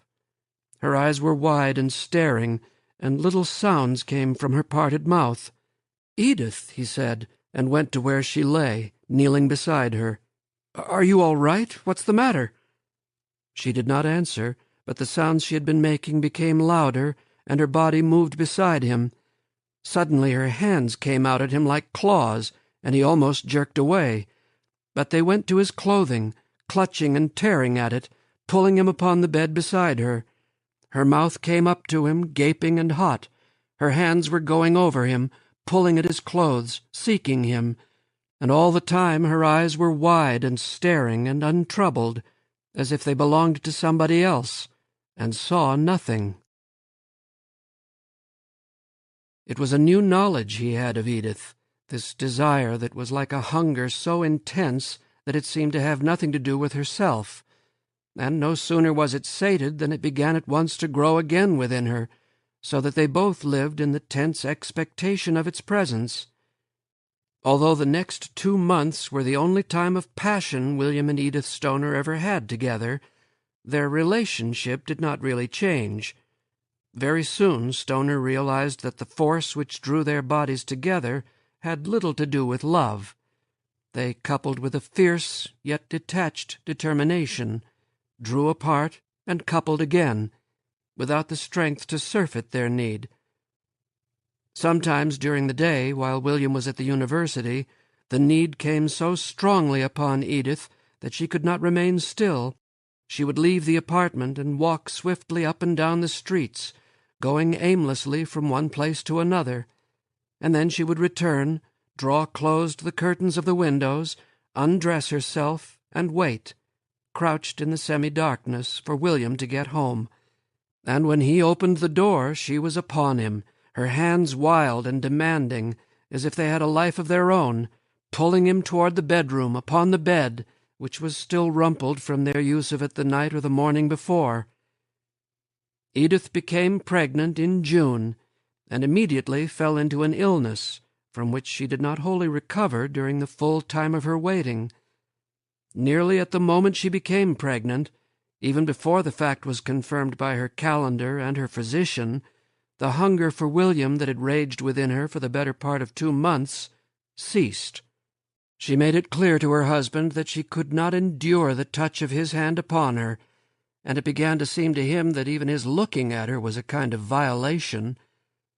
The hunger of their passion became a memory, and at last Stoner looked upon it as if it were a dream that had nothing to do with either of them. So the bed that had been the arena of their passion became the support of her illness.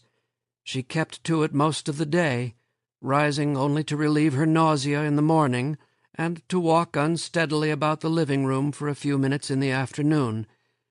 In the afternoon and evening, after he had hurried from his work at the university, William cleaned the rooms, washed the dishes, and made the evening meal. He carried Edith's dinner to her on a tray. Though she did not want him to eat with her, she did seem to enjoy sharing a cup of weak tea with him after dinner. For a few moments in the evening, then, they talked quietly and casually, as if they were old friends or exhausted enemies.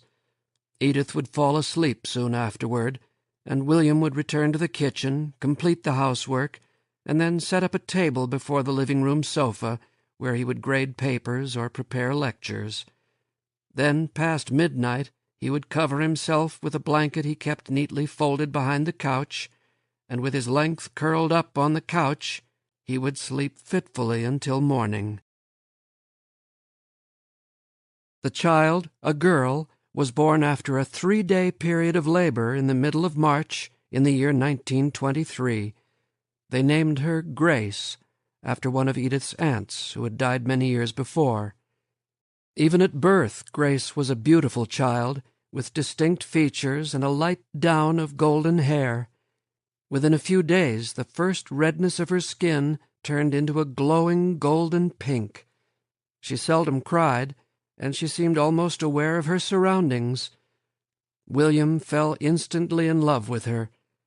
The affection he could not show to Edith he could show to his daughter, and he found a pleasure in caring for her that he had not anticipated.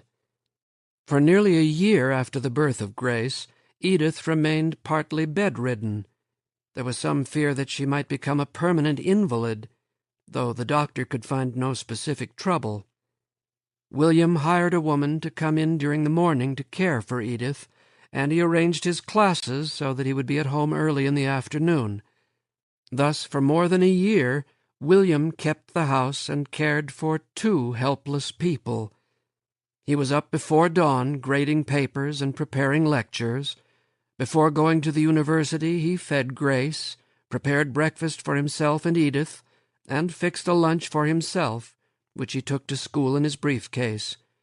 After his classes, he came back to the apartment, which he swept, dusted, and cleaned. And he was more nearly a mother than a father to his daughter. He changed her diapers and washed them. He chose her clothing and mended it when it was torn. He fed her and bathed her, and rocked her in his arms when she was distressed. Every now and then, Edith would call querulously for her baby. William would bring Grace to her, and Edith, propped up in bed, would hold her for a few moments, silently and uncomfortably, as if the child belonged to someone else who was a stranger. Then she would tire, and with a sigh hand the baby back to William.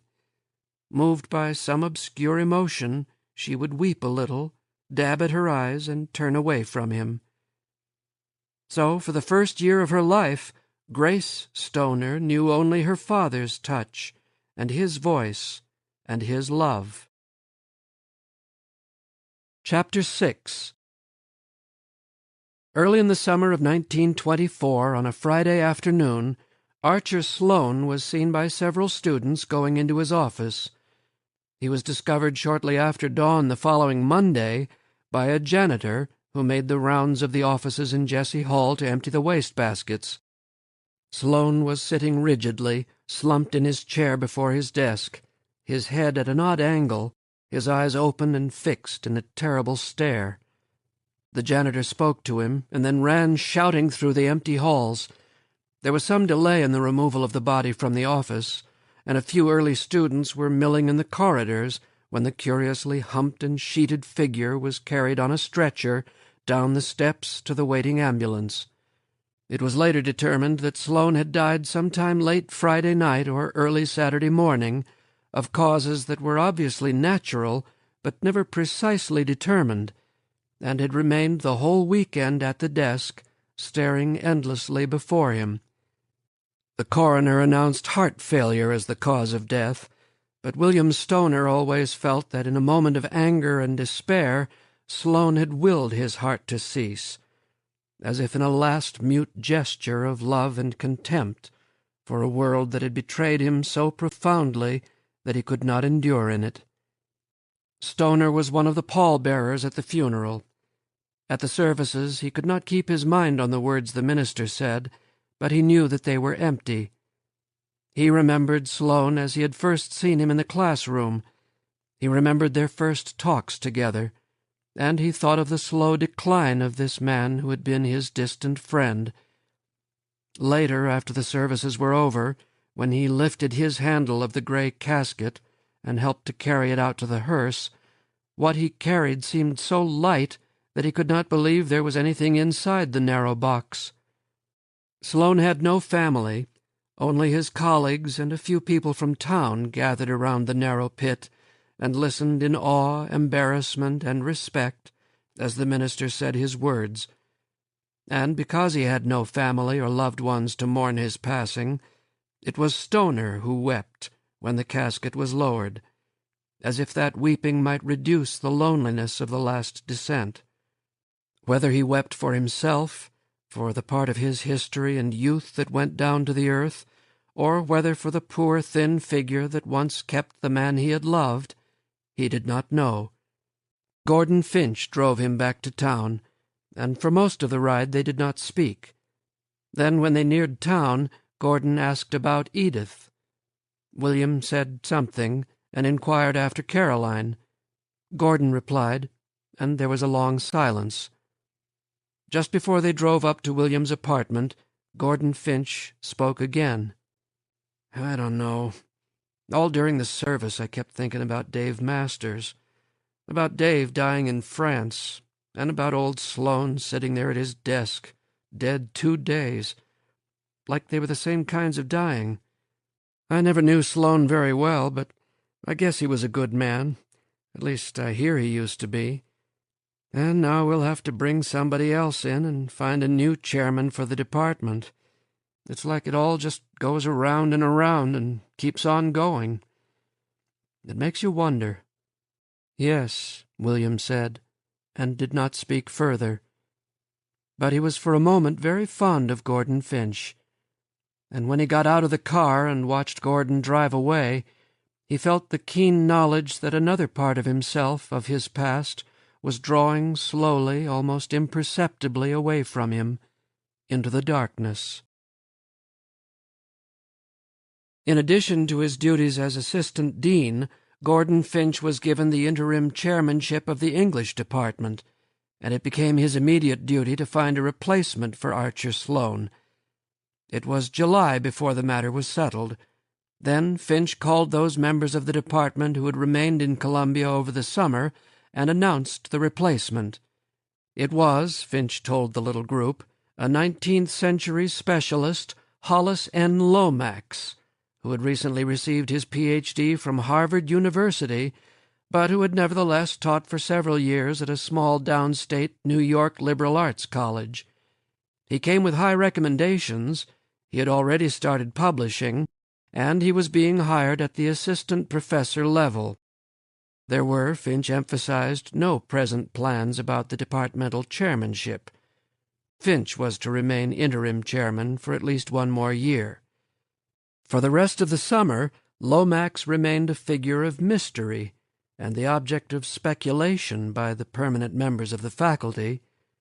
The essays that he had published in the journals were dug out, read, and passed around with judicious nods. Lomax did not make his appearance during New Student Week, nor was he present at the general faculty meeting on the Friday before Monday student registration. And at registration, the members of the department, sitting in a line behind the long desks, wearily helping students choose their classes and assisting them in the deadly routine of filling out forms, looked surreptitiously around for a new face. Still Lomax did not make an appearance. He was not seen until the departmental meeting late Tuesday afternoon, after registration had been completed. By that time, numbed by the monotony of the last 2 days, and yet tense with the excitement that begins a new school year, the English faculty had nearly forgotten about Lomax. They sprawled in desk-top chairs in a large lecture room in the east wing of Jesse Hall, and looked up with contemptuous yet eager expectancy at the podium, where Gordon Finch stood surveying them with massive benevolence. A low hum of voices filled the room. Chairs scraped on the floor. Now and then someone laughed, deliberately, raucously. Gordon Finch raised his right hand and held it palm outward to his audience. The hum quieted a little. It quieted enough for everyone in the room to hear the door at the rear of the hall creak open, and to hear a distinctive, slow shuffle of feet on the bare wood floor. They turned, and the hum of their conversation died. Someone whispered, "It's Lomax," and the sound was sharp and audible through the room. He had come through the door, closed it, and had advanced a few steps beyond the threshold where he now stood. He was a man barely over 5 feet in height, and his body was grotesquely misshapen. A small hump raised his left shoulder to his neck, and his left arm hung laxly at his side. His upper body was heavy and curved, so that he appeared to be always struggling for balance. His legs were thin, and he walked with a hitch in his stiff right leg. For several moments he stood with his blond head bent downward, as if he were inspecting his highly polished black shoes and the sharp crease of his black trousers. Then he lifted his head and shot his right arm out, exposing a stiff white length of cuff with gold links. There was a cigarette in his long pale fingers. He took a deep drag, inhaled, and expelled the smoke in a thin stream, and then they could see his face. It was the face of a matinee idol. Long and thin and mobile, it was nevertheless strongly featured. His forehead was high and narrow, with heavy veins, and his thick waving hair, the color of ripe wheat, swept back from it in a somewhat theatrical pompadour. He dropped his cigarette on the floor, ground it beneath his sole, and spoke. "I am Lomax." He paused. His voice, rich and deep, articulated his words precisely with a dramatic resonance. "I hope I have not disrupted your meeting." The meeting went on, but no one paid much attention to what Gordon Finch said. Lomax sat alone in the back of the room, smoking and looking at the high ceiling, apparently oblivious of the heads that turned now and then to look at him. After the meeting was over, he remained in his chair and let his colleagues come up to him, introduce themselves, and say what they had to say. He greeted each of them briefly with a courtesy that was oddly mocking. During the next few weeks, it became evident that Lomax did not intend to fit himself into the social, cultural, and academic routine of Columbia, Missouri. Though he was ironically pleasant to his colleagues, he neither accepted nor extended any social invitations. He did not even attend the annual open house at Dean Claremont's, though the event was so traditional that attendance was almost obligatory. He was seen at none of the university concerts or lectures. It was said that his classes were lively and that his classroom behavior was eccentric. He was a popular teacher. Students clustered around his desk during his off hours, and they followed him in the halls.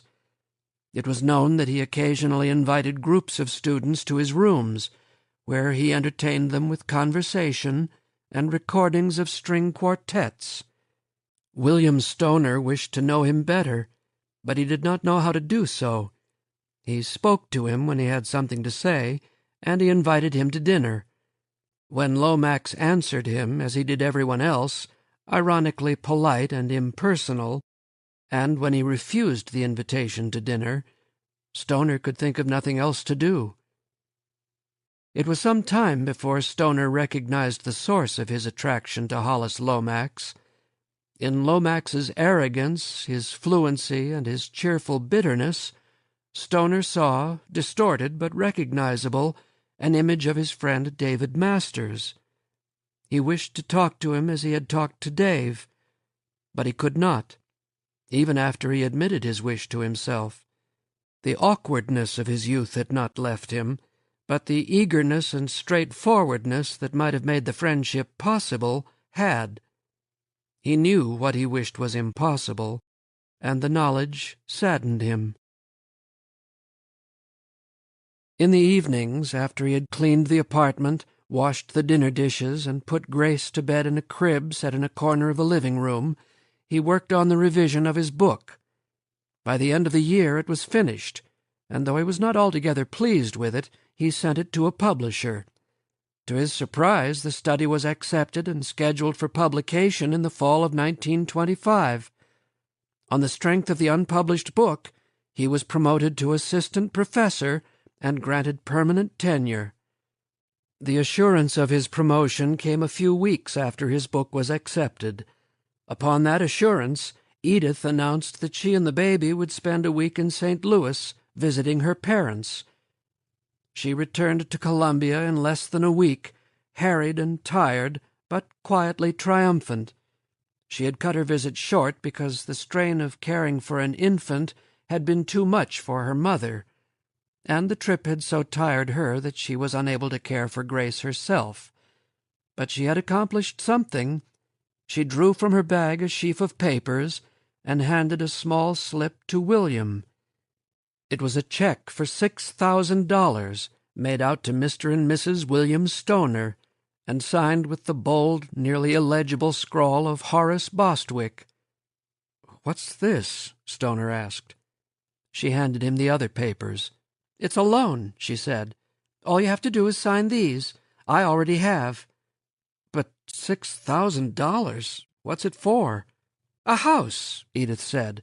"A real house of our own." William Stoner looked again at the papers, shuffled through them quickly, and said, "Edith, we can't. I'm sorry, but look, I'll only be making $1,600 next year. The payments on this will be more than $60 a month. That's almost half my salary. And there will be taxes and insurance, and I just don't see how we can do it. I wish you had talked to me." Her face became sorrowful. She turned away from him. "I wanted to surprise you. I'm able to do so little, and I could do this." He protested that he was grateful, but Edith would not be consoled. "I was thinking of you and the baby," she said. "You could have a study, and Grace could have a yard to play in." "I know," William said. "Maybe in a few years." "In a few years," Edith repeated. There was a silence. Then she said dully, "I can't live like this. Not any longer. In an apartment. No matter where I go, I can hear you and hear the baby and the smell. I can't stand the smell. Day after day, the smell of diapers, and I can't stand it, and I can't get away from it. Don't you know? Don't you know?" In the end, they accepted the money. Stoner decided that he could give up to teaching the summers he had promised himself for study and writing, at least for a few years. Edith took it upon herself to look for the house. Throughout the late spring and early summer she was tireless in her search, which seemed to work an immediate cure of her illness. As soon as William came home from his classes, she went out and often did not return until dusk. Sometimes she walked, and sometimes she drove around with Caroline Finch, with whom she had become casually friendly. Late in June she discovered the house she wanted. She signed an option to buy, and agreed to take possession by the middle of August. It was an old two-storied house, only a few blocks from the campus. Its previous owners had allowed it to run down. The dark green paint was peeling from the boards, and the lawn was brown and infested with weeds. But the yard was large, and the house was roomy. It had a bedraggled grandeur that Edith could imagine renewed. She borrowed another $500 from her father for furniture, and in the time between the summer session and the beginning of the fall semester, William repainted the house. Edith wanted it white, and he had to put 3 coats on so that the dark green would not show through. Suddenly, in the first week of September, Edith decided that she wanted a party, a housewarming, she called it. She made the announcement with some resolution, as if it were a new beginning. They invited all those members of the department who had returned from their summer vacations, as well as a few town acquaintances of Edith. Hollis Lomax surprised everyone by accepting the invitation, the first he had accepted since his arrival in Columbia a year earlier. Stoner found a bootlegger and bought several bottles of gin. Gordon Finch promised to bring some beer, and Edith's Aunt Emma contributed 2 bottles of old sherry for those who would not drink hard liquor. Edith was reluctant to serve liquor at all. It was technically illegal to do so, but Caroline Finch intimated that no one at the university would think it really improper, and so she was persuaded. Fall came early that year. A light snow fell on the 10th of September, the day before registration. During the night a hard freeze gripped the land. By the end of the week, the time of the party, the cold weather had lifted, so that there was only a chill in the air. But the trees were leafless, the grass was beginning to brown, and there was a general bareness that presaged a hard winter. By the chill weather outside, by the stripped poplars and elms that stood starkly in their yard, and by the warmth and the ranked implements of the impending party inside, William Stoner was reminded of another day. For some time he could not decide what he was trying to remember. Then he realized that it was on such a day, almost 7 years before, that he had gone to Josiah Claremont's house and had seen Edith for the first time. It seemed far away to him and long ago. He could not reckon the changes that these few years had wrought. For nearly the whole week before the party, Edith lost herself in a frenzy of preparation. She hired a Negro girl for a week to help with the preparations and to serve, and the 2 of them scrubbed the floors and the walls, waxed the wood, dusted and cleaned the furniture, arranged it and rearranged it, so that on the night of the party Edith was in a state of near exhaustion. There were dark hollows under her eyes, and her voice was on the quiet edge of hysteria. At 6 o'clock, the guests were supposed to arrive at 7, she counted the glasses once again and discovered that she did not have enough for the guests expected. She broke into tears, rushed upstairs, sobbing that she didn't care what happened, she wasn't coming back down. Stoner tried to reassure her, but she would not answer him. He told her not to worry, that he would get the glasses. He told the maid that he would return soon and hurried out of the house. For nearly an hour he searched for a store still open where he could purchase glasses. By the time he found one, selected the glasses, and returned to the house, it was well after 7, and the first guests had arrived. Edith was among them in the living room, smiling and chatting as if she had no care or apprehension. She greeted William casually and told him to take the package into the kitchen. The party was like many another. Conversation began desultorily, gathered a swift but feeble energy, and trailed irrelevantly into other conversations. Laughter was quick and nervous, and it burst like tiny explosives in a continuous but unrelated barrage all over the room, and the members of the party flowed casually from one place to another, as if quietly occupying shifting positions of strategy. A few of them, like spies, wandered through the house, led by either Edith or William, and commented upon the superiority of such older houses as this over the new, flimsier structures going up here and there on the outskirts of town. By 10 o'clock, most of the guests had taken plates, piled with sliced cold ham and turkey, pickled apricots, and the varied garniture of tiny tomatoes, celery stalks, olives, pickles, crisp radishes, and little raw cauliflower ears. A few were drunk and would not eat. By 11, most of the guests had gone. Among those who remained were Gordon and Caroline Finch, a few members of the department, whom Stoner had known for several years, and Hollis Lomax. Lomax was quite drunk, though not ostentatiously so. He walked carefully, as if he carried a burden over uneven terrain, and his thin, pale face shone through a film of sweat. The liquor loosened his tongue, and though he spoke precisely, his voice lost its edge of irony, and he appeared without defenses. He spoke of the loneliness of his childhood in Ohio, where his father had been a fairly successful small businessman. He told, as if of another person, of the isolation that his deformity had forced upon him, of the early shame which had no source that he could understand, and no defense that he could muster. And when he told of the long days and evenings he had spent alone in his room, reading, to escape the limitations that his twisted body imposed upon him, and finding gradually a sense of freedom that grew more intense as he came to understand the nature of that freedom, when he told of this, William Stoner felt a kinship that he had not suspected.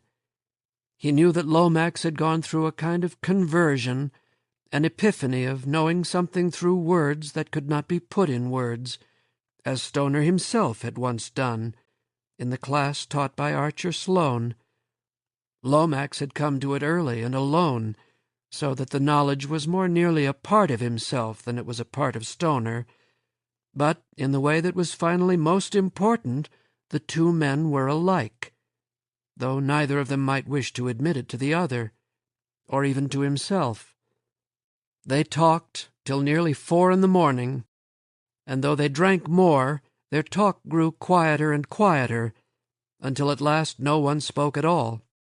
They sat close together amid the debris of the party, as if on an island, huddling together for warmth and assurance. After a while, Gordon and Caroline Finch got up and offered to drive Lomax to his rooms. Lomax shook Stoner's hand, asked him about his book, and wished him success with it. He walked over to Edith, who was sitting erect on a straight chair, and took her hand.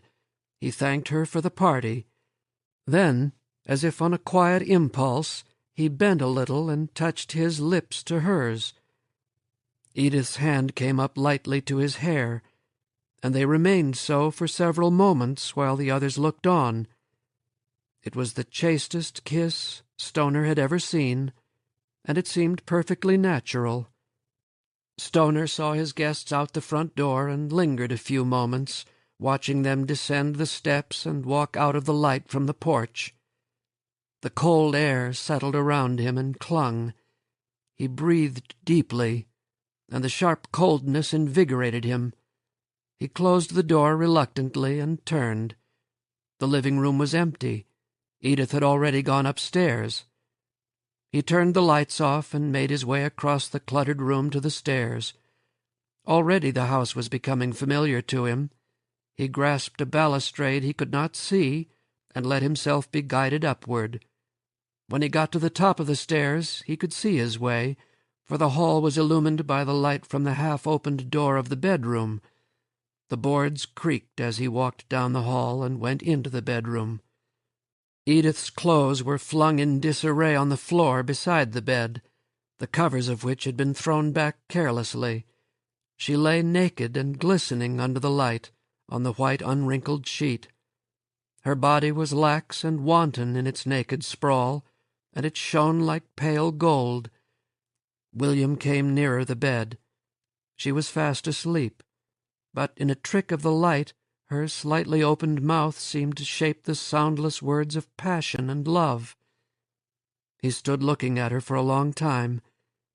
He felt a distant pity and reluctant friendship and familiar respect.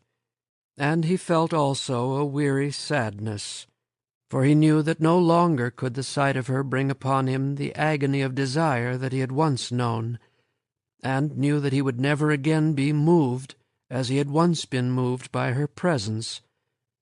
The sadness lessened, and he covered her gently, turned out the light, and got in bed beside her. The next morning Edith was ill and tired, and she spent the day in her room. William cleaned the house and attended to his daughter.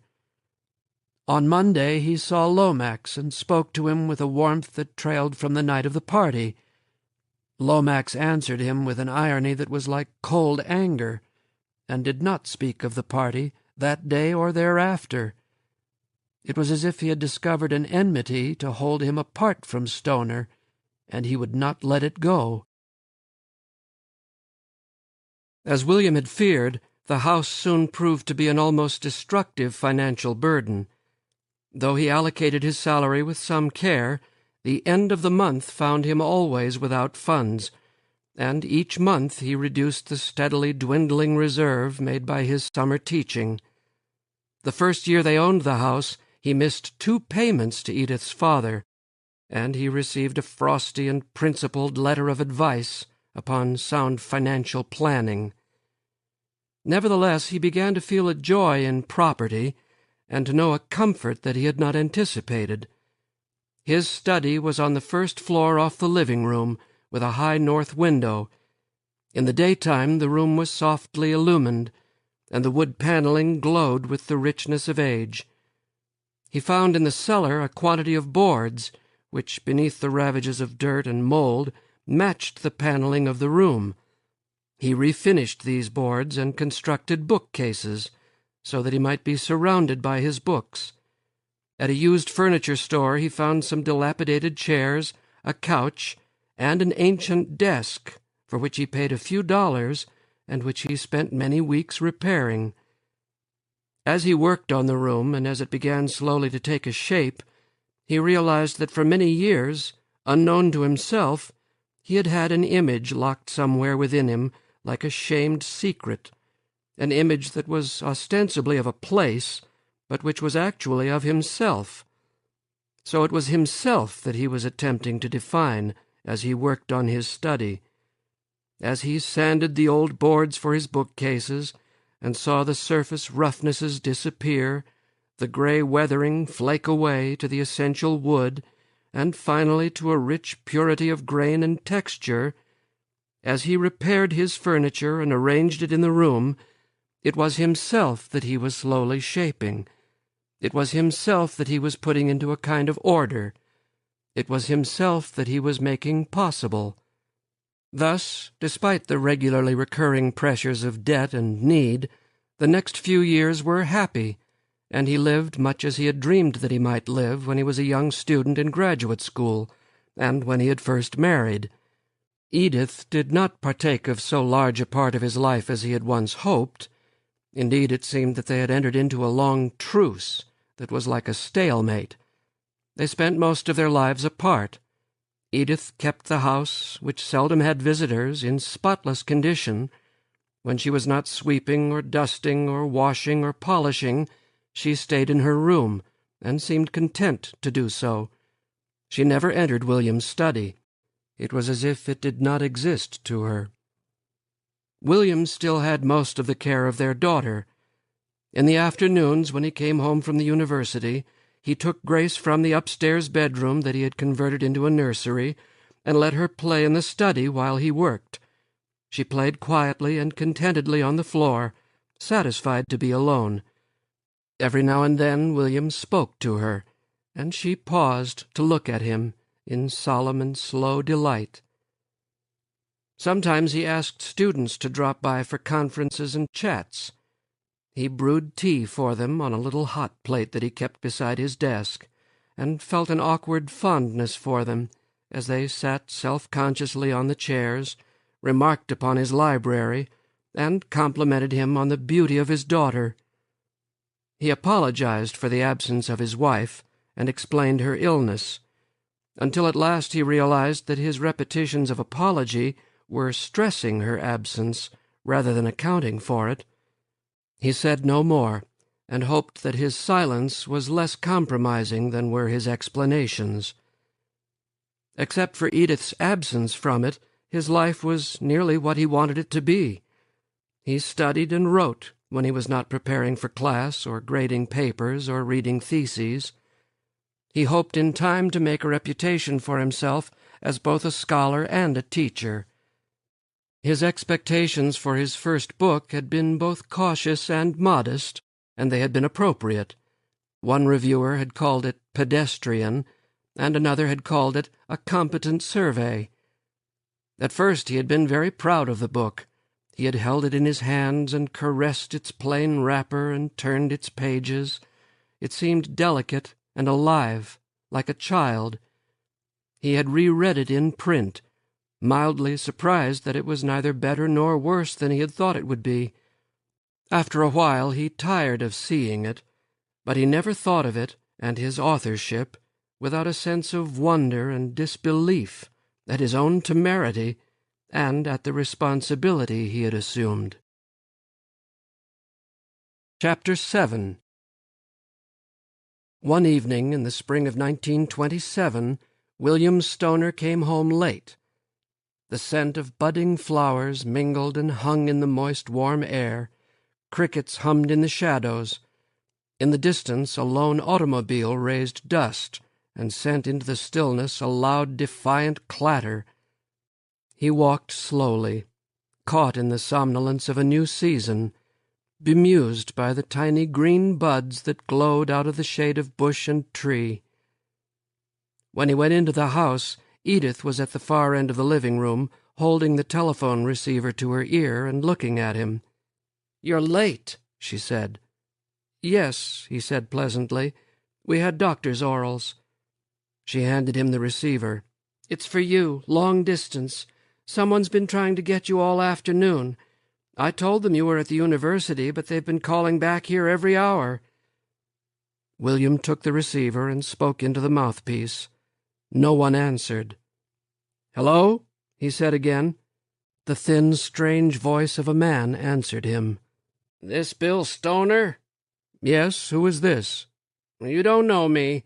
I was passing by, and your ma asked me to call. I've been trying all afternoon." "Yes," Stoner said. His hand holding the mouthpiece was shaking. "What's wrong?"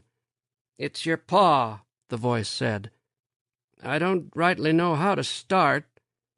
The dry, laconic, frightened voice went on, and William Stoner listened to it dully, as if it had no existence beyond the receiver that he held to his ear. What he heard concerned his father.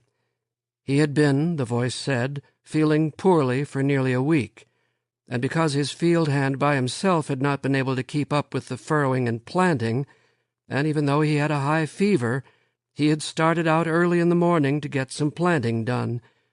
His field hand had found him at mid-morning, lying face down on the broken field, unconscious. He had carried him to the house, put him in bed, and gone to fetch a doctor, but by noon he was dead. "Thank you for calling," Stoner said mechanically. "Tell my mother that I'll be there tomorrow."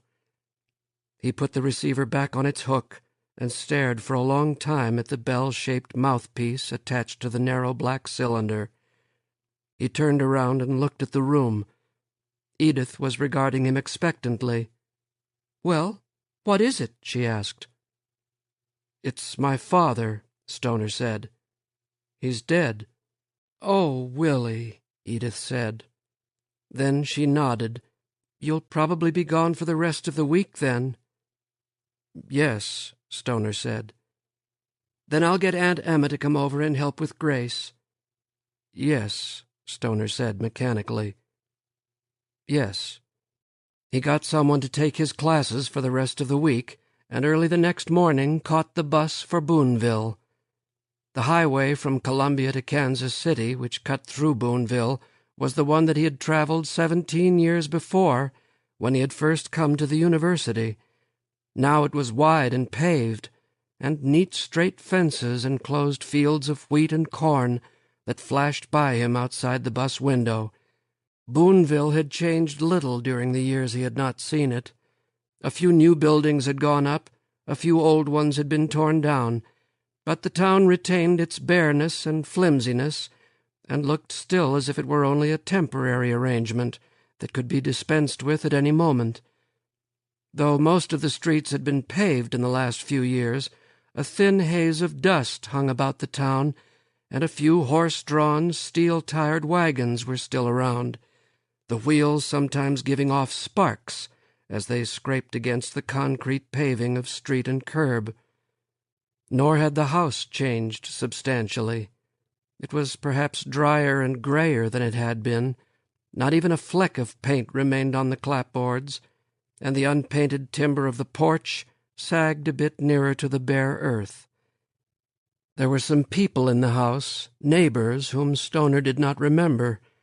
A tall, gaunt man in a black suit, white shirt, and string tie was bending over his mother, who sat in a straight chair beside the narrow wooden box that held the body of his father. Stoner started across the room. The tall man saw him and walked to meet him. The man's eyes were gray and flat, like pieces of glazed crockery. A deep and unctuous baritone voice, hushed and thick, uttered some words. The man called Stoner brother, and spoke of bereavement, and God who hath taken away, and wanted to know if Stoner wished to pray with him. Stoner brushed past the man and stood in front of his mother. Her face swam before him. Through a blur he saw her nod to him and get up from the chair. She took his arm and said, "You'll want to see your pa." With a touch that was so frail that he could hardly feel it, she led him beside the open coffin. He looked down. He looked until his eyes cleared, and then he started back in shock. The body that he saw seemed that of a stranger. It was shrunken and tiny, and its face was like a thin brown paper mask, with black deep depressions where the eyes should have been. The dark blue suit which enfolded the body was grotesquely large, and the hands that folded out of the sleeves over the chest were like the dried claws of an animal. Stoner turned to his mother, and he knew that the horror he felt was in his eyes. "Your pa lost a lot of weight the last week or two," she said. "I asked him not to go out in the field, but he got up before I was awake and was gone. He was out of his head. He was just so sick he was out of his head and didn't know what he was doing. The doctor said he must have been, or he couldn't have managed it." As she spoke, Stoner saw her clearly. It was as if she too were dead as she spoke, a part of her gone irretrievably into that box with her husband, not to emerge again. He saw her now. Her face was thin and shrunken. Even in repose it was so drawn that the tips of her teeth were disclosed beneath her thin lips. She walked as if she had no weight or strength. He muttered a word and left the parlor. He went to the room in which he had grown up and stood in its bareness. His eyes were hot and dry, and he could not weep. He made the arrangements that had to be made for the funeral, and signed the papers that needed to be signed. Like all country folk, his parents had burial policies, toward which for most of their lives they had set aside a few pennies each week, even during the times of most desperate need. There was something pitiful about the policies that his mother got from an old trunk in her bedroom. The gilt from the elaborate printing was beginning to fleck away, and the cheap paper was brittle with age. He talked to his mother about the future. He wanted her to return with him to Columbia. There was plenty of room, he said, and, he twinged at the lie, Edith would welcome her company. But his mother would not return with him. "I wouldn't feel right," she said. "Your pa and I've lived here nearly all my life. I just don't think I could settle anywhere else and feel right about it.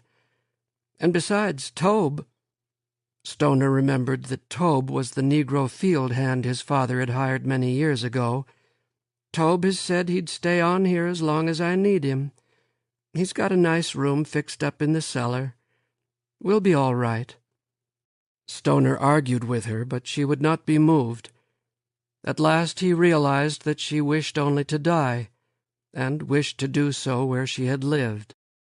And he knew that she deserved the little dignity she could find in doing as she wanted to do. They buried his father in a small plot on the outskirts of Boonville, and William returned to the farm with his mother. That night he could not sleep. He dressed and walked into the field that his father had worked year after year to the end that he now had found. He tried to remember his father, but the face that he had known in his youth would not come to him. He knelt in the field and took a dry clod of earth in his hand. He broke it and watched the grains, dark in the moonlight, crumble and flow through his fingers. He brushed his hand on his trouser leg and got up and went back to the house. He did not sleep. He lay on the bed and looked out the single window until the dawn came, until there were no shadows upon the land, until it stretched gray and barren and infinite before him. After the death of his father, Stoner made week-end trips to the farm as often as he could, and each time he saw his mother, he saw her grown thinner and paler and stiller, until at last it seemed that only her sunken bright eyes were alive. During her last days she did not speak to him at all. Her eyes flickered faintly as she stared up from her bed, and occasionally a small sigh came from her lips. He buried her beside her husband. After the services were over and the few mourners had gone, he stood alone in a cold November wind and looked at the two graves, one open to its burden, and the other mounded and covered by a thin fuzz of grass. He turned on the bare, treeless little plot that held others like his mother and father, and looked across the flat land in the direction of the farm where he had been born, where his mother and father had spent their years. He thought of the cost exacted year after year by the soil, and it remained as it had been, a little more barren perhaps, a little more frugal of increase. Nothing had changed. Their lives had been expended in cheerless labor, their wills broken, their intelligences numbed. Now they were in the earth to which they had given their lives, and slowly, year by year, the earth would take them. Slowly the damp and rot would infest the pine boxes which held their bodies, and slowly it would touch their flesh, and finally it would consume the last vestiges of their substances, and they would become a meaningless part of that stubborn earth to which they had long ago given themselves. He let Tobe stay on at the farm through the winter. In the spring of 1928 he put the farm up for sale. The understanding was that Tobe was to remain on the farm until it was sold, and whatever he raised would belong to him. Tobe fixed the place up as best he could, repairing the house and repainting the small barn. Even so, it was not until early in the spring of 1929 that Stoner found a suitable buyer. He accepted the first offer he received, of a little over $2,000. He gave Tobe a few $100, and in late August sent the rest of it to his father-in-law, to reduce the amount owed on the house in Columbia.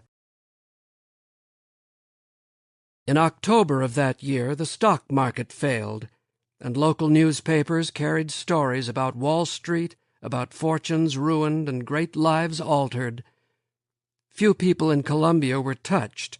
It was a conservative community, and almost none of the townspeople had money in stocks or bonds. But news began to come in of bank failures across the country, and the beginnings of uncertainty touched some of the townspeople. A few farmers withdrew their savings, and a few more, urged by the local bankers, increased their deposits. But no one was really apprehensive until word came of the failure of a small private bank, the Merchants' Trust in St. Louis.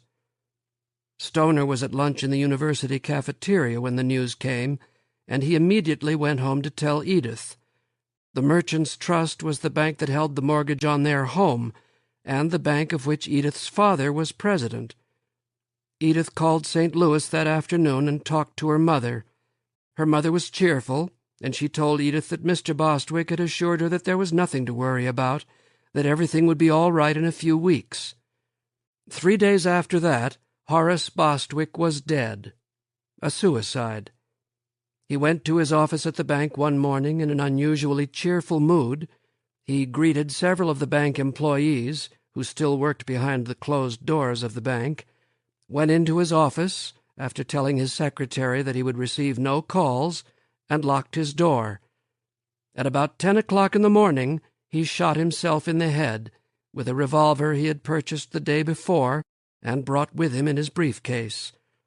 He left no note behind him, but the papers neatly arranged on his desk told all that he had to tell, and what he had to tell was simply financial ruin. Like his Bostonian father, he had invested unwisely, not only his own money but also the bank's, and his ruin was so complete that he could imagine no relief. As it turned out, the ruin was not so nearly total as he thought at the moment of his suicide. After the estate was settled, the family house remained intact, and some minor real estate on the outskirts of St. Louis was sufficient to furnish his wife with a small income for the rest of her life. But this was not known immediately. William Stoner received the telephone call that informed him of Horace Bostwick's ruin and suicide, and he broke the news to Edith, as gently as his estrangement from her would allow him. Edith took the news calmly, almost as if she had been expecting it. She looked at Stoner for several moments without speaking. Then she shook her head and said absently, "Poor mother. What will she do? There's always been someone to take care of her.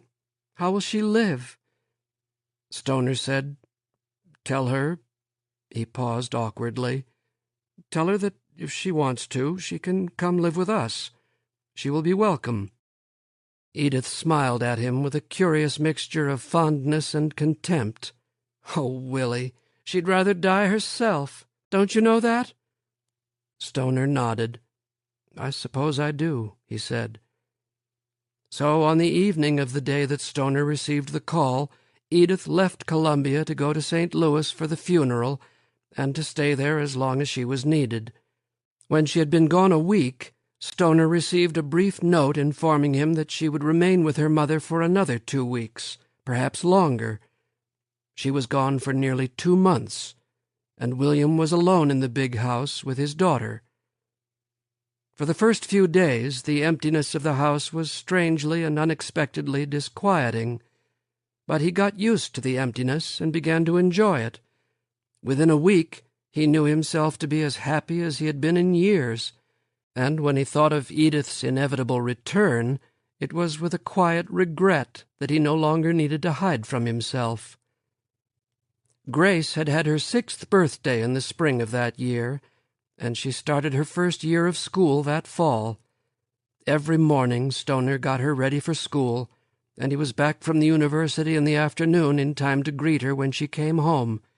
At the age of 6, Grace was a tall, slender child, with hair that was more blonde than red. Her skin was perfectly fair, and her eyes were dark blue, almost violet. She was quiet and cheerful, and she had a delight in things that gave her father a feeling that was like nostalgic reverence. Sometimes Grace played with neighbor children, but more often she sat with her father in his large study and watched him as he graded papers or read or wrote. She spoke to him, and they conversed, so quietly and seriously that William Stoner was moved by a tenderness that he never foresaw. Grace drew awkward and charming pictures on sheets of yellow paper and presented them solemnly to her father, or she read aloud to him from her first-grade reader. At night, when Stoner put her to bed and returned to his study, he was aware of her absence from his room, and was comforted by the knowledge that she slept securely above him. In ways of which he was barely conscious, he started her education, and he watched with amazement and love as she grew before him, and as her face began to show the intelligence that worked within her. Edith did not return to Columbia until after the first of the year, so William Stoner and his daughter spent Christmas by themselves. On Christmas morning they exchanged gifts. For her father, who did not smoke, Grace had modeled at the cautiously progressive school attached to the university a crude ashtray. William gave her a new dress that he had selected himself at a downtown store, several books, and a coloring set. They sat most of the day before the small tree, talked and watched the lights twinkle on the ornaments and the tinsel wink from the dark green fur like buried fire. During the Christmas holiday, that curious suspended pause in the rushing semester, William Stoner began to realize two things. He began to know how centrally important grace had become to his existence, and he began to understand that it might be possible for him to become a good teacher. He was ready to admit to himself that he had not been a good teacher. Always, from the time he had fumbled through his first classes of freshman English, he had been aware of the gulf that lay between what he felt for his subject and what he delivered in the classroom. He had hoped that time and experience would repair the gulf, but they had not done so. Those things that he held most deeply were most profoundly betrayed when he spoke of them to his classes. What was most alive withered in his words, and what moved him most became cold in its utterance. And the consciousness of his inadequacy distressed him so greatly that the sense of it grew habitual, as much a part of him as the stoop of his shoulders.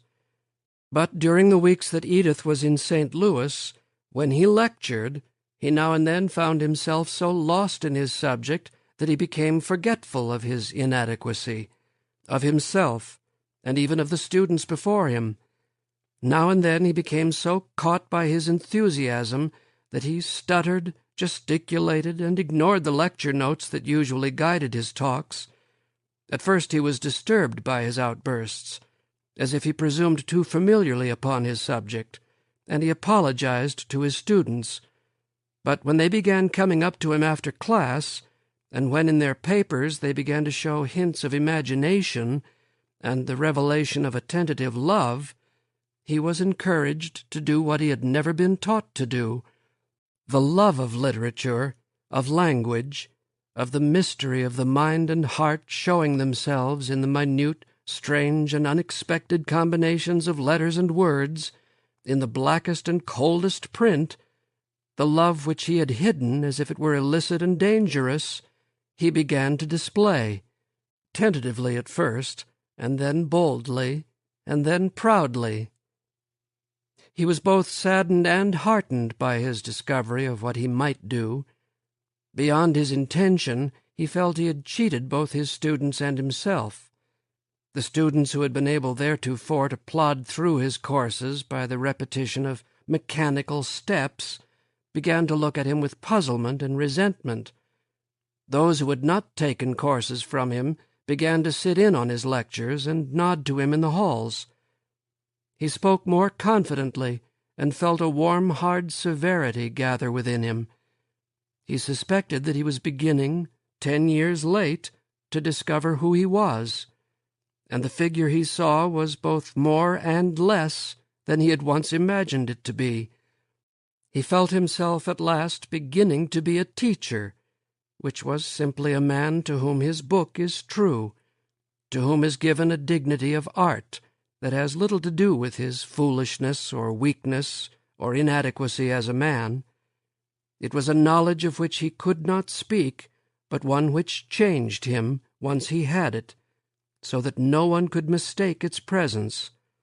Thus, when Edith came back from St. Louis, she found him changed in a way that she could not understand, but of which she was instantly aware. She returned without warning on an afternoon train, and walked through the living-room into the study where her husband and her daughter quietly sat. She had meant to shock them both by her sudden presence and by her changed appearance. But when William looked up at her, and she saw the surprise in his eyes, she knew at once that the real change had come over him, and that it was so deep that the effect of her appearance was lost. And she thought to herself, a little distantly, and yet with some surprise, "I know him better than I ever realized." William was surprised at her presence and her altered appearance, but neither could move him now as they might once have done. He looked at her for several moments, and then got up from his desk, went across the room, and greeted her gravely. Edith had bobbed her hair and wore over it one of those hats that hugged her head so tightly that the cropped hair lay close to her face like an irregular frame. Her lips were painted a bright orange red, and 2 small spots of rouge sharpened her cheekbones. She wore one of those short dresses that had become fashionable among the younger women during the past few years. It hung straight down from her shoulders and ended just above her knees. She smiled self-consciously at her husband and walked across the room to her daughter, who sat on the floor and looked up at her quietly and studiously. She knelt awkwardly, her new dress tight around her legs. "Gracie, honey," she said in a voice that seemed to William to be strained and brittle, "did you miss your mommy? Did you think she was never coming back?" Grace kissed her mother on the cheek and looked at her solemnly. "You look different," she said. Edith laughed and got up from the floor. She whirled around, holding her hands above her head. "I have a new dress and new shoes and a new hairdo. Do you like them?" Grace nodded dubiously. "You look different," she said again. Edith's smile widened. There was a pale smear of lipstick on one of her teeth. She turned to William and asked, "Do I look different?" "Yes," William said. "Very charming, very pretty." She laughed at him and shook her head. "Poor Willie," she said. Then she turned again to her daughter. "I am different, I believe," she said to her. "I really believe I am." But William Stoner knew that she was speaking to him, and at that moment, somehow, he also knew that beyond her intention or understanding, unknown to herself, Edith was trying to announce to him a new declaration of war. Chapter 8. The declaration was a part of the change that Edith had started bringing about during the week she had spent at home in St. Louis after her father's death, and it was intensified and finally given point and savagery by that other change that came and slowly grew upon William Stoner after he discovered that he might become a good teacher. Edith had been curiously unmoved at her father's funeral.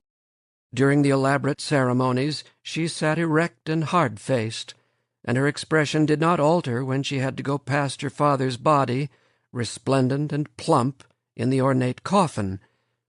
But at the cemetery, when the coffin was lowered into the narrow hole masked by mats of artificial grass, she lowered her expressionless face into her hands and did not raise it until someone touched her shoulder.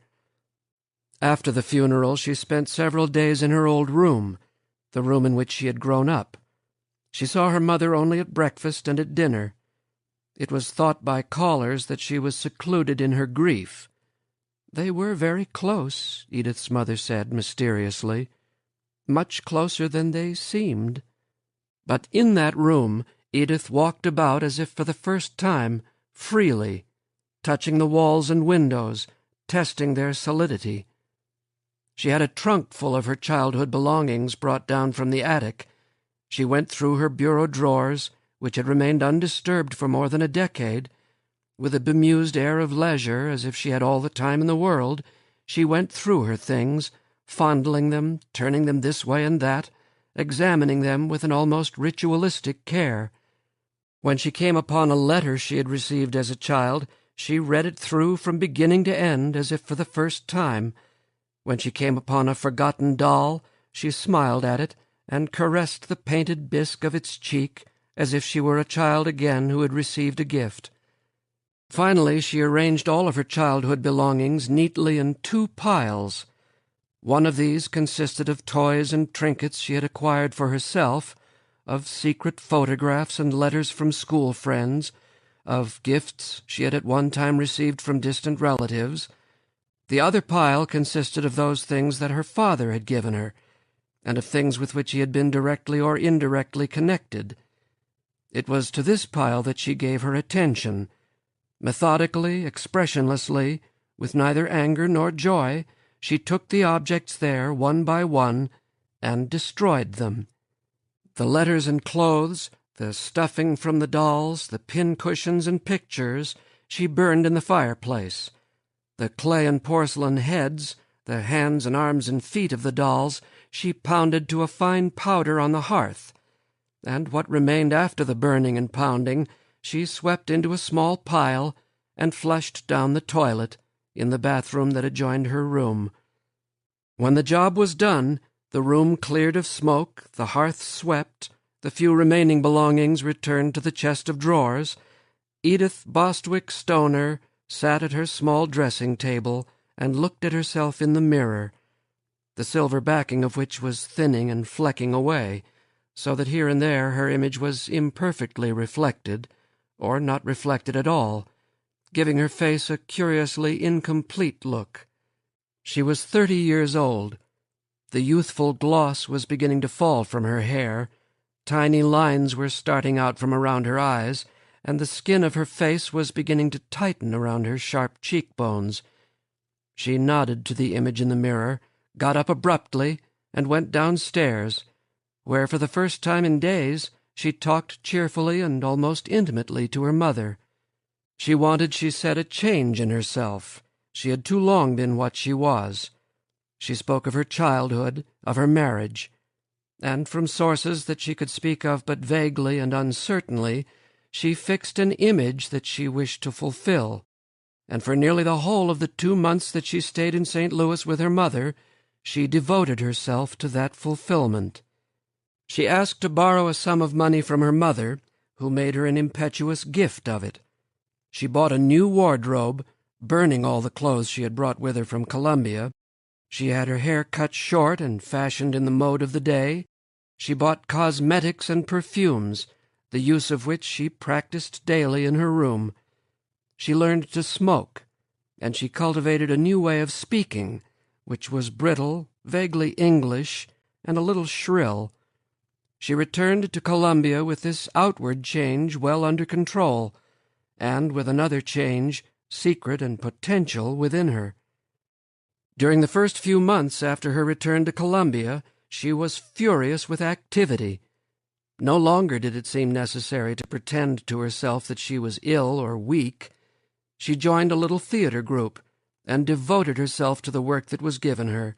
She designed and painted sets, raised money for the group, and even had a few small parts in the productions. When Stoner came home in the afternoons, he found the living room filled with her friends, strangers who looked at him as if he were an intruder, to whom he nodded politely and retreated to his study, where he could hear their voices, muted and declamatory beyond his walls. Edith purchased a used upright piano and had it put in the living room against the wall which separated that room from William's study. She had given up the practice of music shortly before her marriage, and she now started almost anew, practicing scales, laboring through exercises that were too difficult for her, playing sometimes 2 or 3 hours a day, often in the evening, after Grace had been put to bed. The groups of students whom Stoner invited to his study for conversation grew larger and the meetings more frequent, and no longer was Edith content to remain upstairs, away from the gatherings. She insisted upon serving them tea or coffee, and when she did, she seated herself in the room. She talked loudly and gaily, managing to turn the conversation toward her work in the little theater, or her music, or her painting and sculpture, which she announced she was planning to take up again as soon as she found time.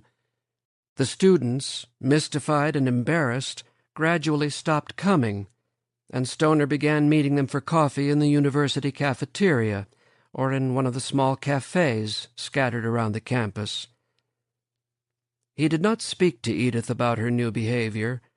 Her activities caused him only minor annoyance, and she seemed happy, though perhaps a bit desperately so. It was finally himself that he held responsible for the new direction her life had taken. He had been unable to discover for her any meaning in their life together, in their marriage. Thus it was right for her to take what meaning she could find in areas that had nothing to do with him, and go ways he could not follow. Emboldened by his new success as a teacher, and by his growing popularity among the better graduate students, he started a new book in the summer of 1930. He now spent nearly all of his free time in his study. He and Edith kept up between themselves the pretense of sharing the same bedroom, but he seldom entered that room, and never at night. He slept on his studio couch, and even kept his clothes in a small closet he constructed in one corner of the room. He was able to be with Grace. As had become her habit during her mother's first long absence, she spent much of her time with her father in his study. Stoner even found a small desk and chair for her, so that she had a place to read and do her homework. They had their meals more often than not alone. Edith was away from the house a great deal, and when she was not away, she frequently entertained her theater friends at little parties which did not admit the presence of a child. Then, abruptly, Edith began staying home. The three of them started taking their meals together again, and Edith even made a few movements toward caring for the house. The house was quiet, even the piano was unused, so that dust gathered on the keyboard. They had come to that point in their life together when they seldom spoke of themselves or each other, lest the delicate balance that made their living together possible be broken. So it was only after long hesitation and deliberation about consequences that Stoner finally asked her if anything was wrong. They were at the dinner table. Grace had been excused and had taken a book into Stoner's study. "What do you mean?" Edith asked. "Your friends," William said. "They haven't been around for some time, and you don't seem to be so involved with your theater work anymore. I was just wondering if there was anything wrong." With an almost masculine gesture, Edith shook a cigarette from the package beside her plate, stuck it between her lips, and lighted it with the stub of another that she had half finished. She inhaled deeply without taking the cigarette from her lips, and tilted her head back so that when she looked at William, her eyes were narrowed and quizzical and calculating. "Nothing's wrong," she said. "I just got bored with them and the work. Does there always have to be something wrong?" "No," William said. "I just thought maybe you weren't feeling well or something." He thought no more about the conversation, and shortly thereafter he left the table and went into the study, where Grace was sitting at her desk, immersed in her book. The desk light gleamed in her hair, and threw her small, serious face into sharp outline. She has grown during the past year, William thought, and a small, not unpleasant sadness caught briefly at his throat. He smiled and went quietly to his desk. Within a few moments he was immersed in his work. The evening before he had caught up with the routine of his classwork. Papers had been graded and lectures prepared for the whole week that was to follow. He saw the evening before him and several evenings more in which he would be free to work on his book. What he wanted to do in this new book was not yet precisely clear to him. In general, he wished to extend himself beyond his first study, in both time and scope. He wanted to work in the period of the English Renaissance, and to extend his study of classical and medieval Latin influences into that area. He was in the stage of planning his study, and it was that stage which gave him the most pleasure, the selection among alternative approaches, the rejection of certain strategies, the mysteries and uncertainties that lay in unexplored possibilities, the consequences of choice. The possibilities he could see so exhilarated him that he could not keep still. He got up from his desk, paced a little, and in a kind of frustrated joy spoke to his daughter, who looked up from her book and answered him. She caught his mood, and something he said caused her to laugh. Then the two of them were laughing together, senselessly, as if they both were children. Suddenly the door to the study came open, and the hard light from the living room streamed into the shadowed recesses of the study. Edith stood outlined in that light. "Grace," she said distinctly and slowly, "your father is trying to work. You mustn't disturb him."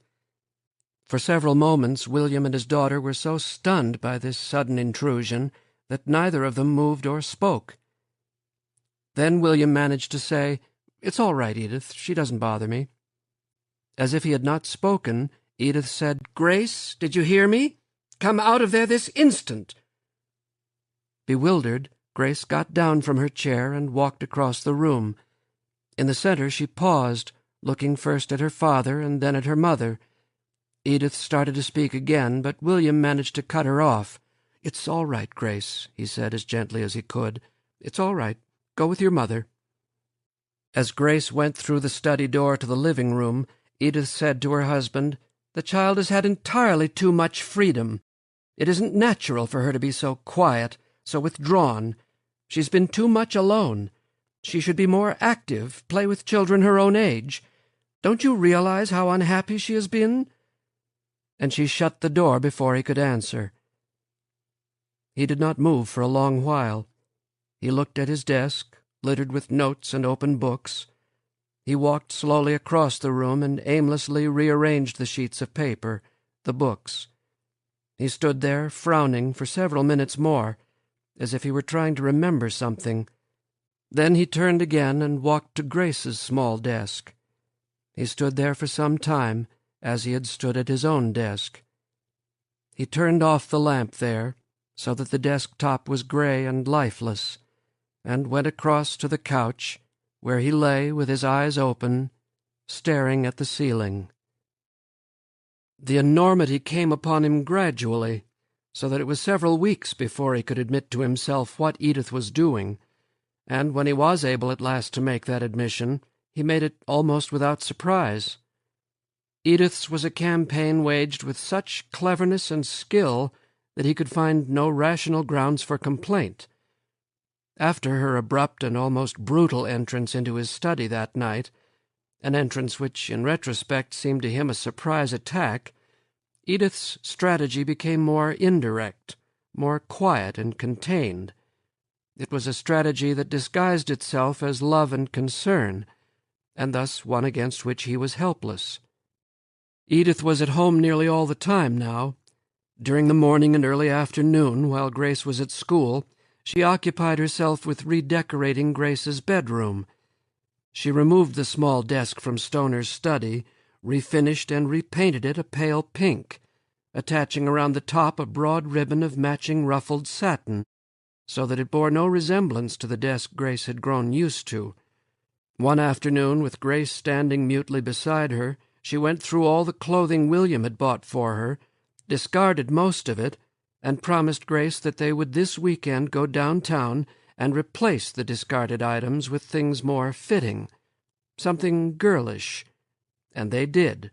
Late in the afternoon, weary but triumphant, Edith returned with a load of packages and an exhausted daughter, desperately uncomfortable in a new dress, stiff with starch and a myriad of ruffles, from beneath the ballooning hem of which her thin legs stuck out like pathetic sticks.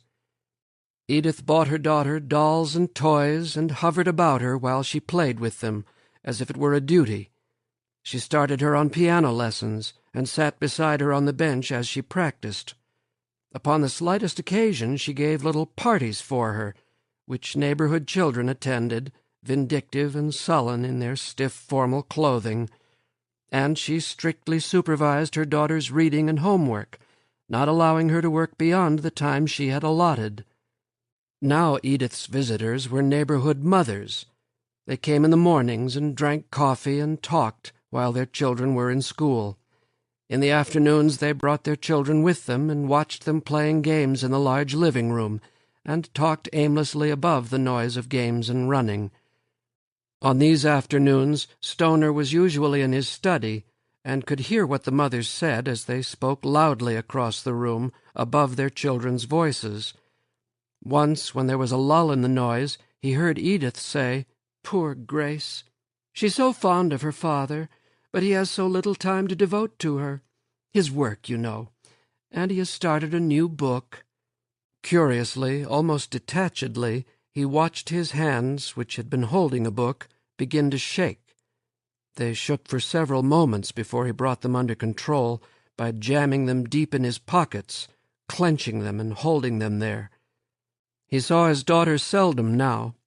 The three of them took their meals together, but on these occasions he hardly dared to speak to her, for when he did, and when Grace answered him, Edith soon found something wanting in Grace's table manners, or in the way she sat in her chair, and she spoke so sharply that her daughter remained silent and downcast through the rest of the meal. Grace's already slender body was becoming thinner.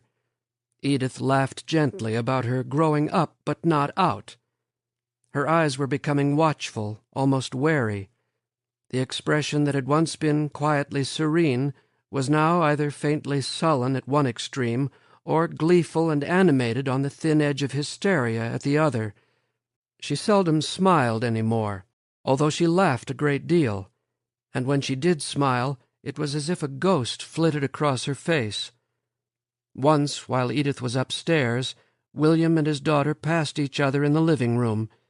Grace smiled shyly at him, and involuntarily he knelt on the floor and embraced her. He felt her body stiffen, and he saw her face go bewildered and afraid. He raised himself gently away from her, said something inconsequential, and retreated to his study. The morning after this, he stayed at the breakfast table until Grace left for school, even though he knew he would be late for his 9 o'clock class.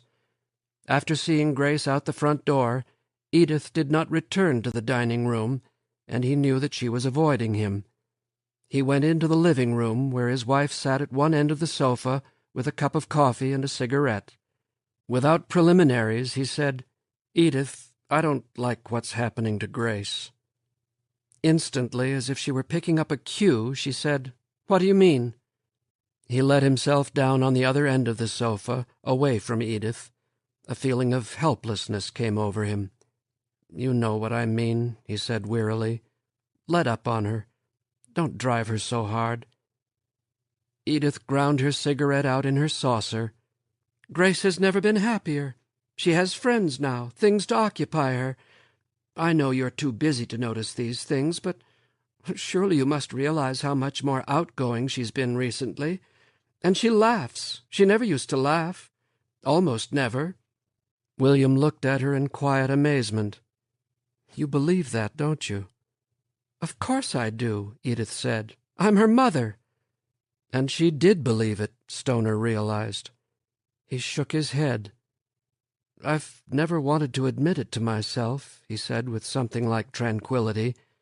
"But you really do hate me, don't you, Edith?" "What?" The amazement in her voice was genuine. "Oh, Willie!" She laughed clearly and unrestrainedly. "Don't be foolish. Of course not. You're my husband." "Don't use the child." He could not keep his voice from trembling. "You don't have to any longer, you know that. Anything else. But if you keep on using Grace, I'll—" He did not finish. After a moment, Edith said, "You'll what?" She spoke quietly and without challenge. "All you could do is leave me, and you'd never do that. We both know it." He nodded. "I suppose you're right." He got up blindly and went into his study. He got his coat from the closet and picked up his briefcase from beside his desk. As he crossed the living-room, Edith spoke to him again. "Willie, I wouldn't hurt Grace. You ought to know that. I love her.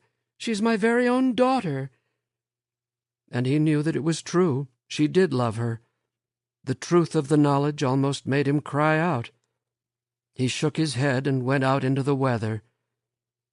When he got home that evening, he found that during the day Edith had, with the help of a local handyman, moved all of his belongings out of his study. Jammed together in one corner of the living-room were his desk and couch, and surrounding them in a careless jumble were his clothes, his papers, and all of his books. Since she would be home more now, she had, she told him, decided to take up her painting and her sculpting again, and his study, with its north light, would give her the only really decent illumination the house had. She knew he wouldn't mind a move. He could use the glassed-in sun porch at the back of the house. It was farther away from the living-room than his study had been, and he would have more quiet in which to do his work. But the sun porch was so small that he could not keep his books in any order, and there was no room for either the desk or the couch that he had in the study, so he stored both of them in the cellar. It was difficult to warm the sun porch in the winter, and in the summer, he knew, the sun would beat through the glass panes that enclosed the porch so that it would be nearly uninhabitable. Yet he worked there for several months. He got a small table and used it as a desk, and he purchased a portable radiant heater to mitigate a little the cold that in the evenings seeped through the thin clapboard sidings. At night he slept wrapped in a blanket on the sofa in the living room. After a few months of relative though uncomfortable peace, he began finding, when he returned in the afternoon from the university, odds and ends of discarded household goods, broken lamps, scatter rugs, small chests, and boxes of bric-a-brac, left carelessly in the room that now served as his study. "It's so damp in the cellar," Edith said. "They'd be ruined. You don't mind if I keep them in here for a while, do you?" One spring afternoon he returned home during a driving rainstorm and discovered that somehow one of the panes had got broken and that the rain had damaged several of his books and had rendered many of his notes illegible. A few weeks later he came in to find that Grace and a few of her friends had been allowed to play in the room, and that more of his notes and the first pages of the manuscript of his new book had been torn and mutilated. "I only let them go in there a few minutes," Edith said. "They have to have some place to play. But I had no idea. You ought to speak to Grace. I've told her how important your work is to you." He gave up then. He moved as many of his books as he could to his office at the university, which he shared with 3 younger instructors. Thereafter he spent much of the time that he had formerly spent at home at the university, coming home early only when his loneliness for a brief glimpse of his daughter or a word with her made it impossible for him to stay away. But he had room in his office for only a few of his books, and his work on his manuscript was often interrupted because he did not have the necessary texts. Moreover, one of his office mates, an earnest young man, had the habit of scheduling student conferences in the evenings, and the sibilant, labored conversations carried on across the room distracted him, so that he found it difficult to concentrate. He lost interest in his book. His work slowed and came to a halt. Finally he realized that it had become a refuge, a haven, an excuse to come to the office at night. He read and studied, and at last came to find some comfort, some pleasure, and even a ghost of the old joy in that which he did, a learning toward no particular end. And Edith had relaxed her pursuit and obsessive concern for Grace, so that the child was beginning occasionally to smile, and even to speak to him with some ease.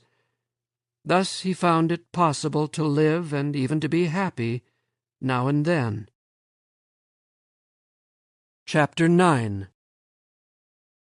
The interim chairmanship of the English department, which Gordon Finch had assumed after the death of Archer Sloane, was renewed year after year, until all the members of the department grew used to a casual anarchy in which somehow classes got scheduled and taught, in which new appointments to the staff were made, in which the trivial departmental details somehow got taken care of, and in which year somehow succeeded year. It was generally understood that a permanent chairman would be appointed as soon as it became possible to make Finch the Dean of Arts and Sciences, a position that he held in fact, if not in office. Josiah Claremont threatened never to die, though he was seldom seen any longer wandering through the halls. The members of the department went their ways, taught the classes they had taught the year before, and visited one another's offices in the hours between classes. They met together formally only at the beginning of each semester, when Gordon Finch called a perfunctory departmental meeting, and on those occasions when the dean of the graduate college sent them memos requesting that they give oral and thesis examinations to graduate students who were nearing completion of their work. Such examinations took up an increasing amount of Stoner's time, To his surprise, he began to enjoy a modest popularity as a teacher. He had to turn away students who wanted to get into his graduate seminar on the Latin tradition and Renaissance literature, and his undergraduate survey classes were always filled. Several graduate students asked him to direct their theses, and several more asked him to be on their thesis committees. In the fall of 1931, the seminar was nearly filled even before registration. Many students had made arrangements with Stoner at the end of the preceding year, or during the summer. A week after the semester started, and after the seminar had held one meeting, a student came to Stoner's office and asked to be let in the class. Stoner was at his desk with a list of the seminar students before him. He was attempting to decide upon seminar tasks for them, and it was particularly difficult since many were new to him. It was a September afternoon, and he had the window next to his desk open. The front of the great building lay in shadow, so that the green lawn before it showed the precise shape of the building, with its semicircular dome and irregular roof line darkening the green, and creeping imperceptibly outward over the campus and beyond. A cool breeze flowed through the window, bringing the crisp redolence of fall. A knock came. He turned to his opened doorway and said, "Come in." A figure shuffled out of the darkness of the hall into the light of the room. Stoner blinked sleepily against the dimness, recognizing a student whom he had noticed in the halls but did not know. The young man's left arm hung stiffly at his side, and his left foot dragged as he walked. His face was pale and round, his horn-rimmed eyeglasses were round, and his black thin hair was parted precisely on the side and lay close to the round skull. "Dr. Stoner?" he asked. His voice was reedy and clipped, and he spoke distinctly. "Yes," Stoner said. "Won't you have a chair?"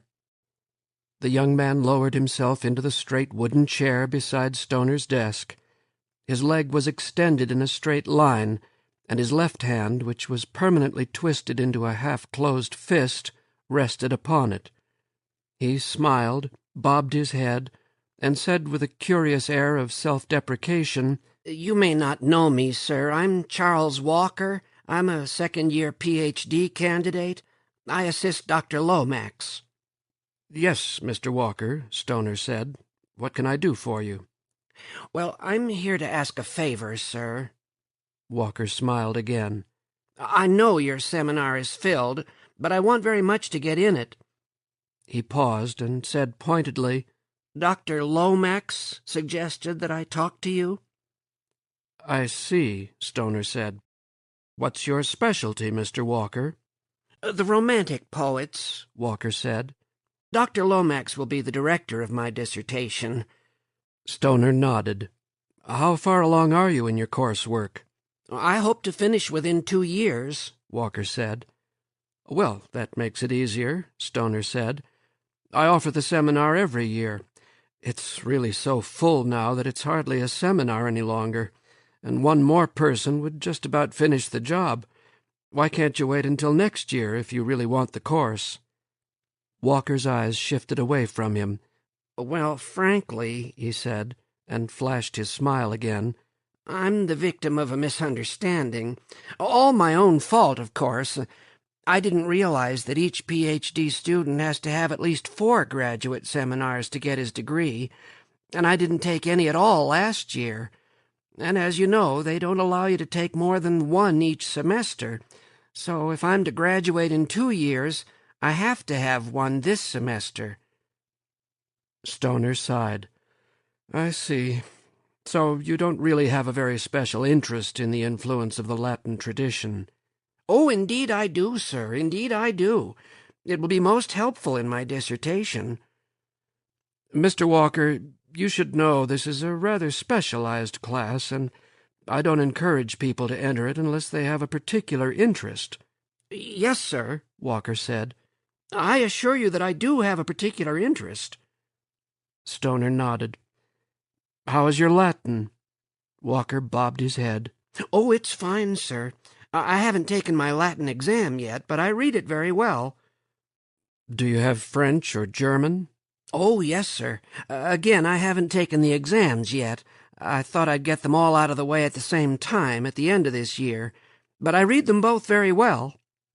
Walker paused, then added, Dr. Lomax said he thought I would surely be able to do the work in the seminar. Stoner sighed. Very well, he said. Much of the reading will be in Latin, a little in French and German, though you might be able to get by without those. I'll give you a reading list, and we'll talk about your seminar topic next Wednesday afternoon. Walker thanked him effusively and arose from his chair with some difficulty. I'll get right on to the reading, he said. I'm sure you won't regret letting me in your class, sir. Stoner looked at him with faint surprise.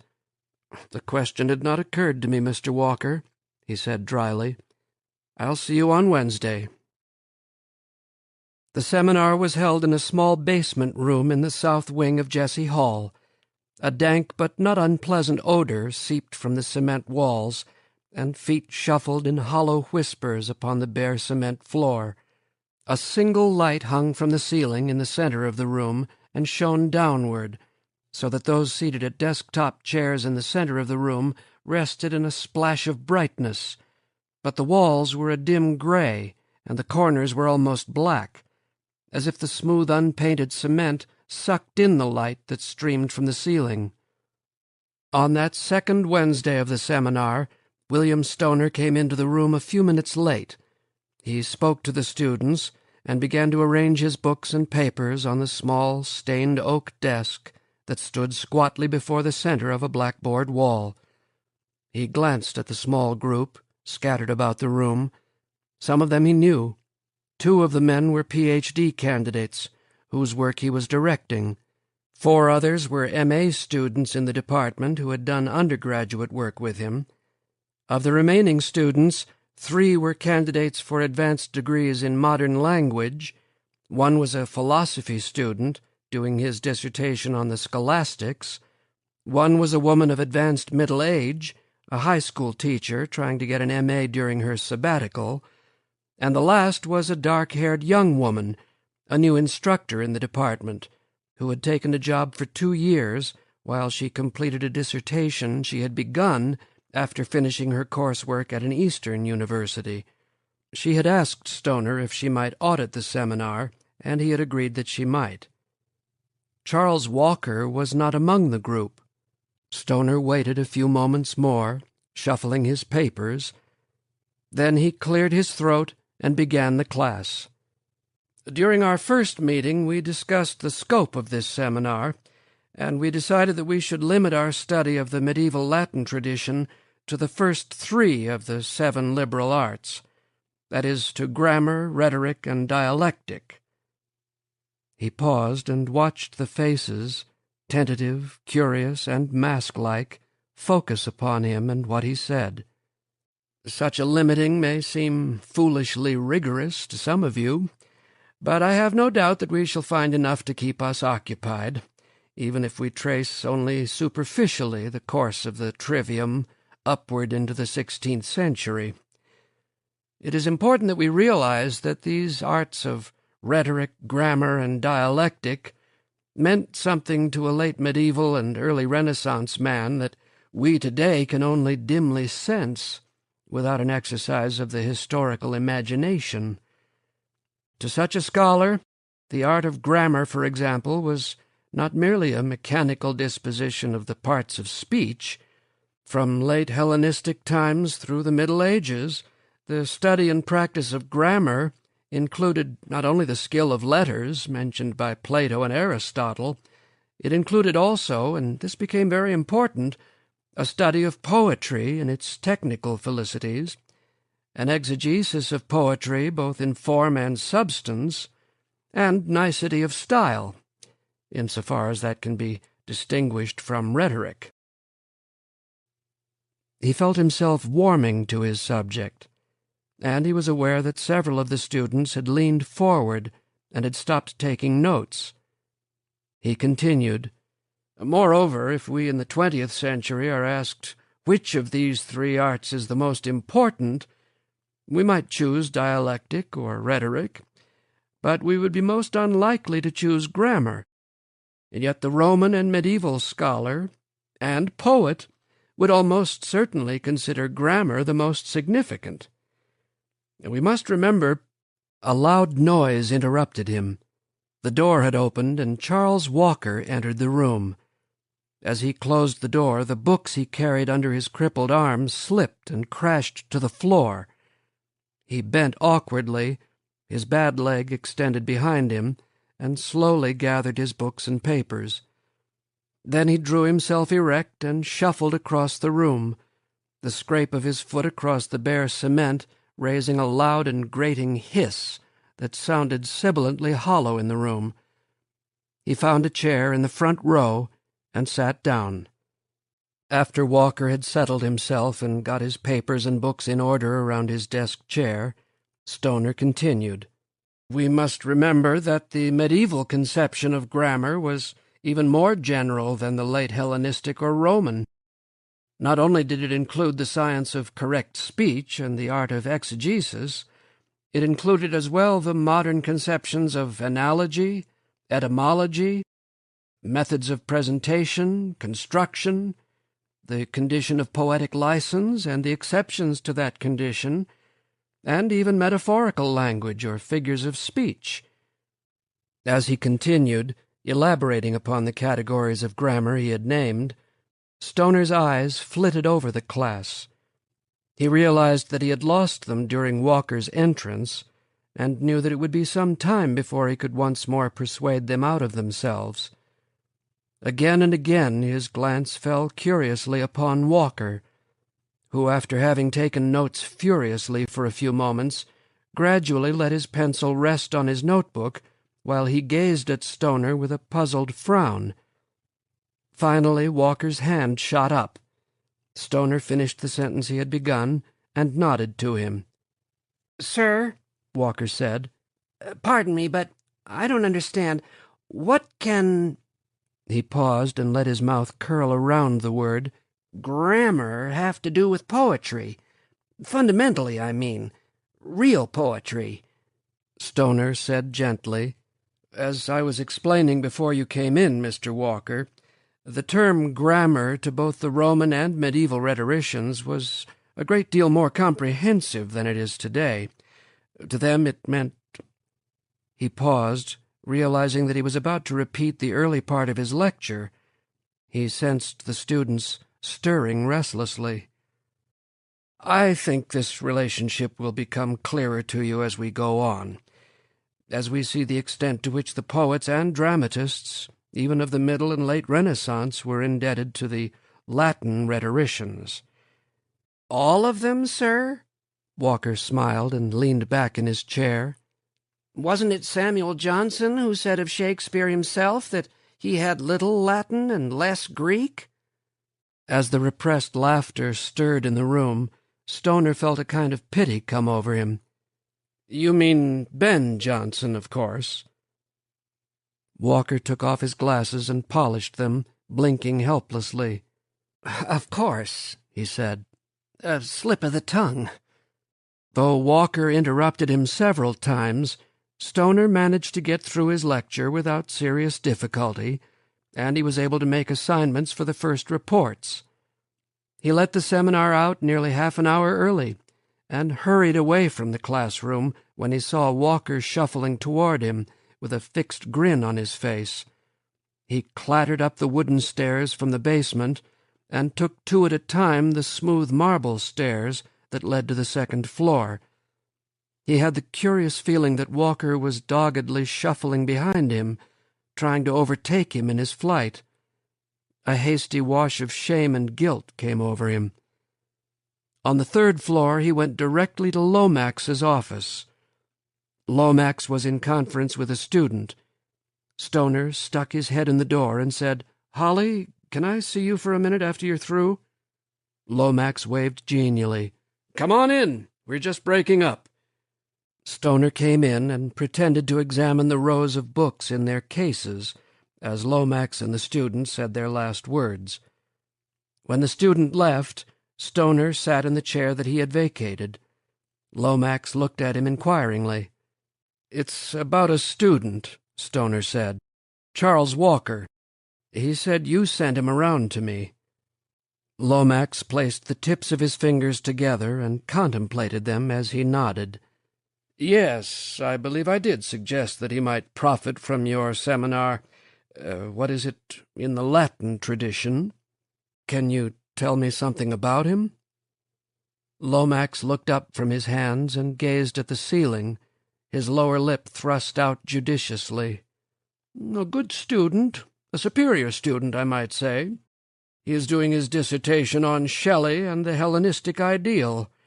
It promises to be brilliant, really brilliant. It will not be what some would call—" he hesitated delicately over the word, "sound, but it is most imaginative. Did you have a particular reason for asking?" "Yes," Stoner said. "He behaved rather foolishly in the seminar today. I was just wondering if I should attach any special significance to it." Lomax's early geniality had disappeared, and the more familiar mask of irony had slipped over him. "Ah, yes," he said with a frosty smile, "the gaucherie and foolishness of the young. Walker is, for reasons you may understand, rather awkwardly shy, and therefore at times defensive and rather too assertive. As do we all, he has his problems, but his scholarly and critical abilities are not, I hope, to be judged in the light of his rather understandable psychic disturbances." He looked directly at Stoner and said with cheerful malevolence, "As you may have noticed, he is a cripple." "It may be that," Stoner said thoughtfully. He sighed and got up from the chair. "I suppose it's really too soon for me to be concerned. I just wanted to check with you."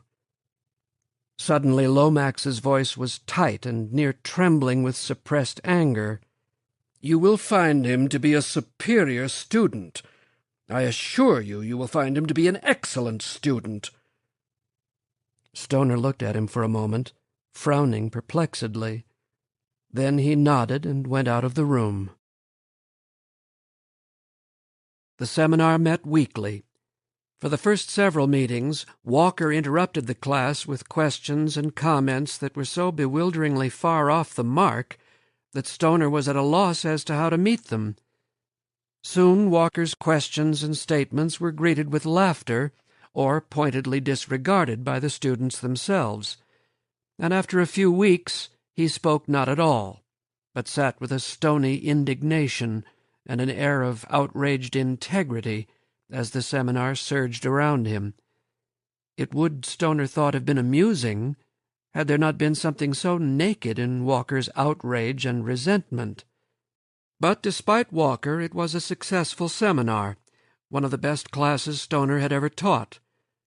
Almost from the first, the implications of the subject caught the students, and they all had that sense of discovery that comes when one feels that the subject at hand lies at the center of a much larger subject, and when one feels intensely that a pursuit of the subject is likely to lead where one does not know. The seminar organized itself, and the students so involved themselves that Stoner himself became simply one of them, searching as diligently as they. Even the auditor, the young instructor who was stopping over at Columbia while finishing her dissertation, asked if she might report on a seminar topic. She thought that she had come upon something that might be of value to the others. Her name was Catherine Driscoll, and she was in her late 20s. Stoner had never really noticed her until she talked to him after class about the report and asked him if he would be willing to read her dissertation when she got it finished. He told her that he welcomed the report and that he would be glad to read her dissertation. The seminar reports were scheduled for the second half of the semester, after the Christmas vacation. Walker's report on Hellenism and the medieval Latin tradition was due early in the term, but he kept delaying it, explaining to Stoner his difficulty in obtaining books he needed, which were not available in the university library. It had been understood that Miss Driscoll, being an auditor, would give her report after the credit students had given theirs. But on the last day Stoner had allowed for the seminar reports, 2 weeks before the end of the semester, Walker again begged that he be allowed 1 more week. He had been ill, his eyes had been troubling him, and a crucial book had not arrived from interlibrary loan. So Miss Driscoll gave her paper on the day vacated by Walker's defection. Her paper was entitled Donatus and Renaissance Tragedy. Her concentration was upon Shakespeare's use of the Donatan tradition, a tradition that had persisted in the grammars and handbooks of the Middle Ages. A few moments after she began, Stoner knew that the paper would be good, and he listened with an excitement that he had not felt for a long time. After she had finished the paper, and the class had discussed it, he detained her for a few moments while the other students went out of the room. "Miss Driscoll, I just want to say—" He paused, and for an instant a wave of awkwardness and self-consciousness came over him. She was looking at him inquiringly with large dark eyes. Her face was very white against the severe black frame of her hair, drawn tight and caught in a small bun at the back. He continued, "I just want to say that your paper was the best discussion I know of the subject, and I'm grateful that you volunteered to give it." She did not reply. Her expression did not change, but Stoner thought for a moment that she was angry. Something fierce glinted behind her eyes.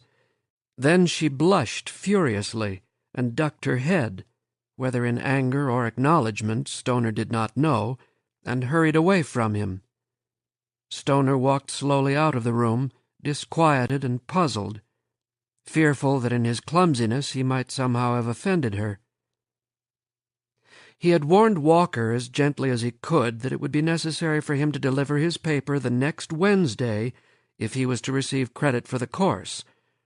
As he half expected, Walker became coldly and respectfully angry at the warning, repeated the various conditions and difficulties that had delayed him, and assured Stoner that there was no need to worry, that his paper was nearly completed. On that last Wednesday, Stoner was delayed several minutes in his office by a desperate undergraduate who wished to be assured that he would receive a C in the sophomore survey course, so that he would not be kicked out of his fraternity. Stoner hurried downstairs and entered the basement seminar room, a little out of breath.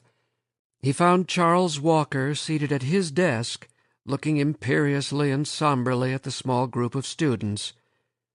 It was apparent that he was engaged in some private fantasy. He turned to Stoner and gazed at him haughtily, as if he were a professor putting down a rowdy freshman. Then Walker's expression broke, and he said, "We were just about to start without you." He paused at the last minute, let a smile through his lips, bobbed his head, and added, so that Stoner would know a joke was being made, "Sir." Stoner looked at him for a moment, and then turned to the class. "I'm sorry I'm late. As you know, Mr. Walker is to deliver his seminar paper today upon the topic of Hellenism and the medieval Latin tradition." And he found a seat in the first row next to Catherine Driscoll.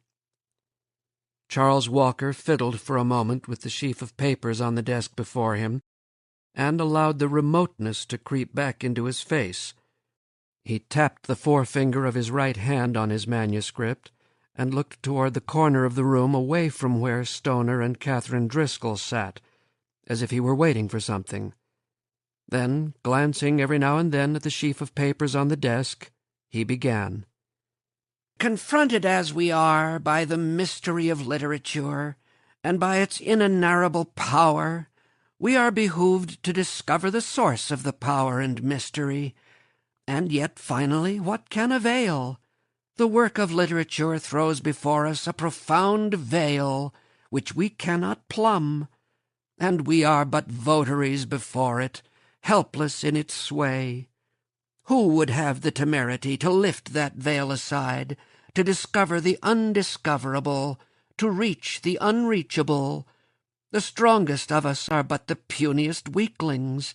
are but tinkling cymbals and sounding brass before the eternal mystery." His voice rose and fell, his right hand went out with its fingers curled supplicatingly upward, and his body swayed to the rhythm of his words. His eyes rolled slightly upward, as if he were making an invocation. There was something grotesquely familiar in what he said and did, and suddenly Stoner knew what it was. This was Hollis Lomax, or rather a broad caricature of him, which came unsuspected from the caricaturer, a gesture not of contempt or dislike, but of respect and love. Walker's voice dropped to a conversational level, and he addressed the back wall of the room in a tone that was calm and equable with reason. "Recently we have heard a paper that to the mind of academe must be accounted most excellent. These remarks that follow are remarks that are not personal. I wish to exemplify a point. We have heard in this paper an account that purports to be an explanation of the mystery and soaring lyricism of Shakespeare's art. Well, I say to you," and he thrust a forefinger at his audience as if he would impale them, "I say to you, it is not true." He leaned back in his chair and consulted the papers on the desk. "We are asked to believe that one Donatus, an obscure Roman grammarian of the 4th century A.D., we are asked to believe that such a man, a pedant, had sufficient power to determine the work of one of the greatest geniuses in all of the history of art. May we not suspect on the face of it such a theory? Must we not suspect it?" Anger, simple and dull, rose within Stoner, overwhelming the complexity of feeling he had had at the beginning of the paper. His immediate impulse was to rise, to cut short the farce that was developing. He knew that if he did not stop Walker at once, he would have to let him go on for as long as he wanted to talk. His head turned slightly so that he could see Catherine Driscoll's face. It was serene and without any expression, save one of polite and detached interest. The dark eyes regarded Walker with an unconcern that was like boredom. Covertly, Stoner looked at her for several moments. He found himself wondering what she was feeling and what she wished him to do. When he finally shifted his gaze away from her, he had to realize that his decision was made. He had waited too long to interrupt, and Walker was rushing impetuously through what he had to say. "The monumental edifice that is Renaissance literature, that edifice which is the cornerstone of the great poetry of the 19th century. The question of proof, endemic to the dull course of scholarship, as distinguished from criticism, is also sadly at lack. What proof is offered that Shakespeare even read this obscure Roman grammarian? We must remember it was Ben Jonson." He hesitated for a brief moment. "It was Ben Jonson himself, Shakespeare's friend and contemporary, who said he had little Latin and less Greek.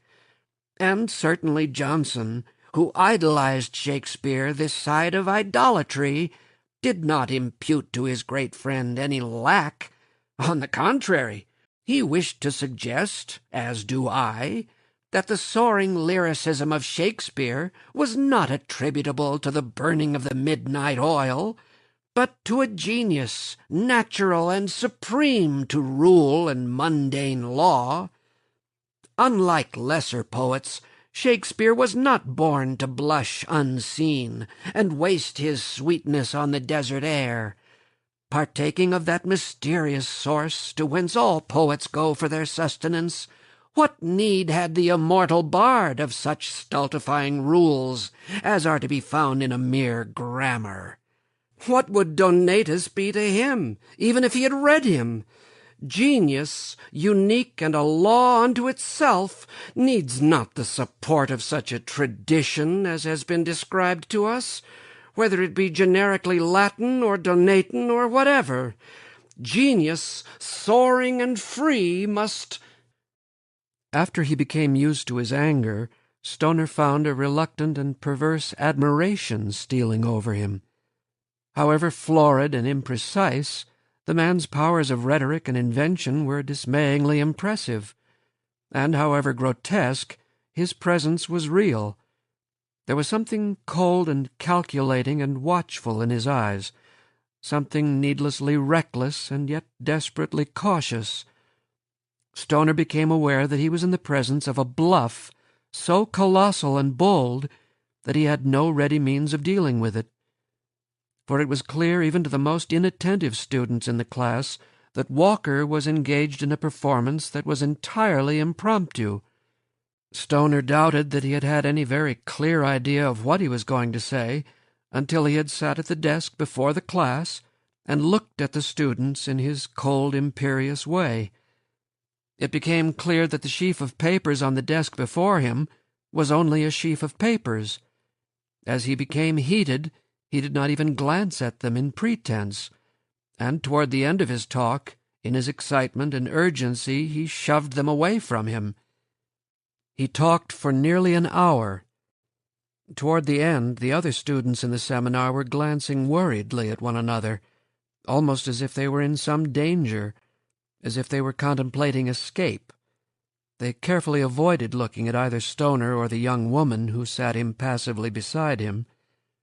Abruptly, as if sensing the unrest, Walker brought his talk to a close, leaned back in the chair behind the desk, and smiled triumphantly. The moment Walker stopped talking, Stoner got to his feet and dismissed the class.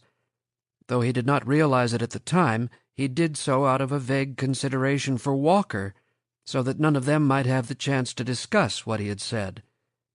Then Stoner went to the desk where Walker remained, and asked him if he would stay for a few moments. As if his mind were somewhere else, Walker nodded distantly. Stoner then turned and followed a few straggling students out of the room into the hall. He saw Catherine Driscoll starting away, walking alone down the hall. He called her name, and when she stopped, he walked up and stood in front of her.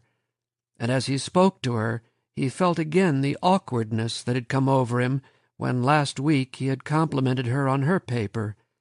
"Miss Driscoll, I'm sorry. It was really most unfair. I feel that somehow I am responsible. Perhaps I should have stopped it." Still she did not reply, nor did any expression come on her face. She looked up at him as she had looked across the room at Walker.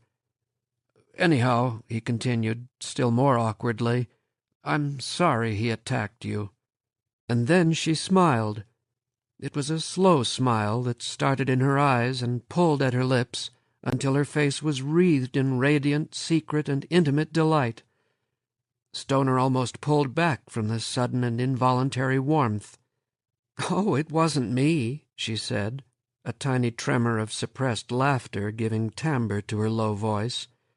"It wasn't me at all. It was you he was attacking.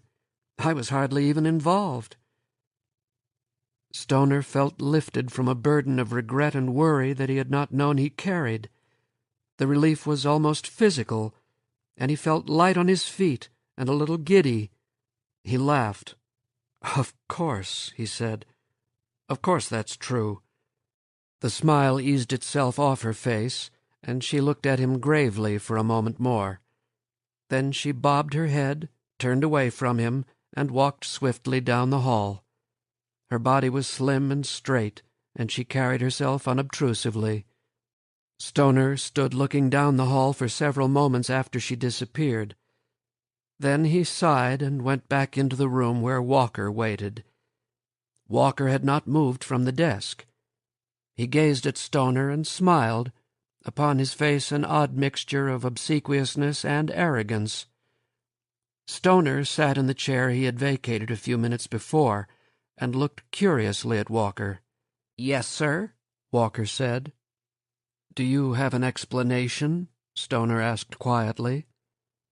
A look of hurt surprise came upon Walker's round face. "What do you mean, sir?" "Mr. Walker, please," Stoner said wearily. "It has been a long day and we're both tired. Do you have an explanation for your performance this afternoon?" I'm sure, sir, I intended no offense. He removed his glasses and polished them rapidly. Again Stoner was struck by the naked vulnerability of his face. I said my remarks were not intended personally. If feelings have been hurt, I shall be most happy to explain to the young lady. Mr. Walker, Stoner said, you know that isn't the point. Has the young lady been complaining to you? Walker asked. His fingers were trembling as he put his glasses back on. With them on, his face managed a frown of anger. Really, sir, the complaints of a student whose feelings have been hurt should not— Mr. Walker! Stoner heard his voice go a little out of control. He took a deep breath. This has nothing to do with the young lady or with myself or with anything except your performance, and I still await any explanation you have to offer. Then I'm afraid I don't understand at all, sir, unless— Unless what, Mr. Walker? Unless it is simply a matter of disagreement, Walker said. I realize that my ideas do not coincide with yours, but I've always thought that disagreement was healthy. I assumed that you were big enough to— I will not allow you to evade the issue, Stoner said. His voice was cold and level. Now, what was the seminar topic assigned to you? You're angry, Walker said. Yes, I am angry. What was the seminar topic assigned to you? Walker became stiffly formal and polite. My topic was Hellenism and the medieval Latin tradition, sir. And when did you complete that paper, Mr. Walker? 2 days ago. As I told you, it was nearly complete a couple of weeks ago, but a book I had to get through interlibrary loan didn't come in until— Mr. Walker, if your paper was nearly finished 2 weeks ago, how could you have based it in its entirety upon Miss Driscoll's report, which was given only last week? I made a number of changes, sir, at the last minute. His voice became heavy with irony. I assumed that that was permissible, and I did depart from the text now and then. I noticed that other students did the same, and I thought the privilege would be allowed me also. Stoner fought down a near-hysterical impulse to laugh. Mr. Walker, will you explain to me what your attack on Miss Driscoll's paper has to do with the survival of Hellenism in the medieval Latin tradition? I approached my subject indirectly, sir, Walker said. I thought we were allowed a certain latitude in developing our concepts. Stoner was silent for a moment. Then he said wearily, Mr. Walker, I dislike having to flunk a graduate student. Especially I dislike having to flunk one who simply has got in over his head. Sir, Walker said indignantly, but you're making it very difficult for me not to. Now it seems to me that there are only a few alternatives. I can give you an incomplete in the course, with the understanding that you will do a satisfactory paper on the assigned topic within the next 3 weeks. But, sir, Walker said, I have already done my paper. If I agree to do another one, I will admit— All right, Stoner said, then if you'll give me the manuscript from which you deviated this afternoon, I shall see if something can be salvaged. Sir, Walker cried, I would hesitate to let it out of my possession just now. The draft is very rough. With a grim and restless shame, Stoner continued, That's all right. I shall be able to find out what I want to know. Walker looked at him craftily.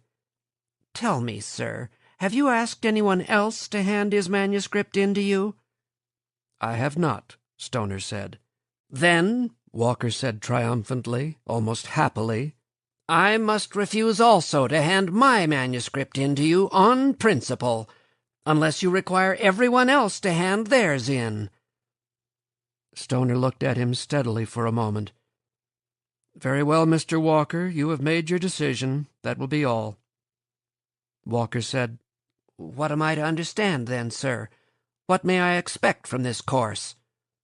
Stoner laughed shortly. Mr. Walker, you amaze me.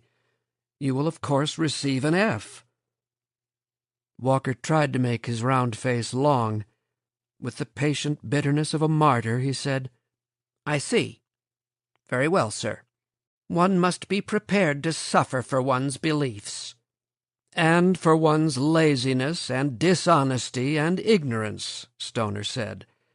"Mr. Walker, it seems almost superfluous to say this, but I would most strongly advise you to re-examine your position here.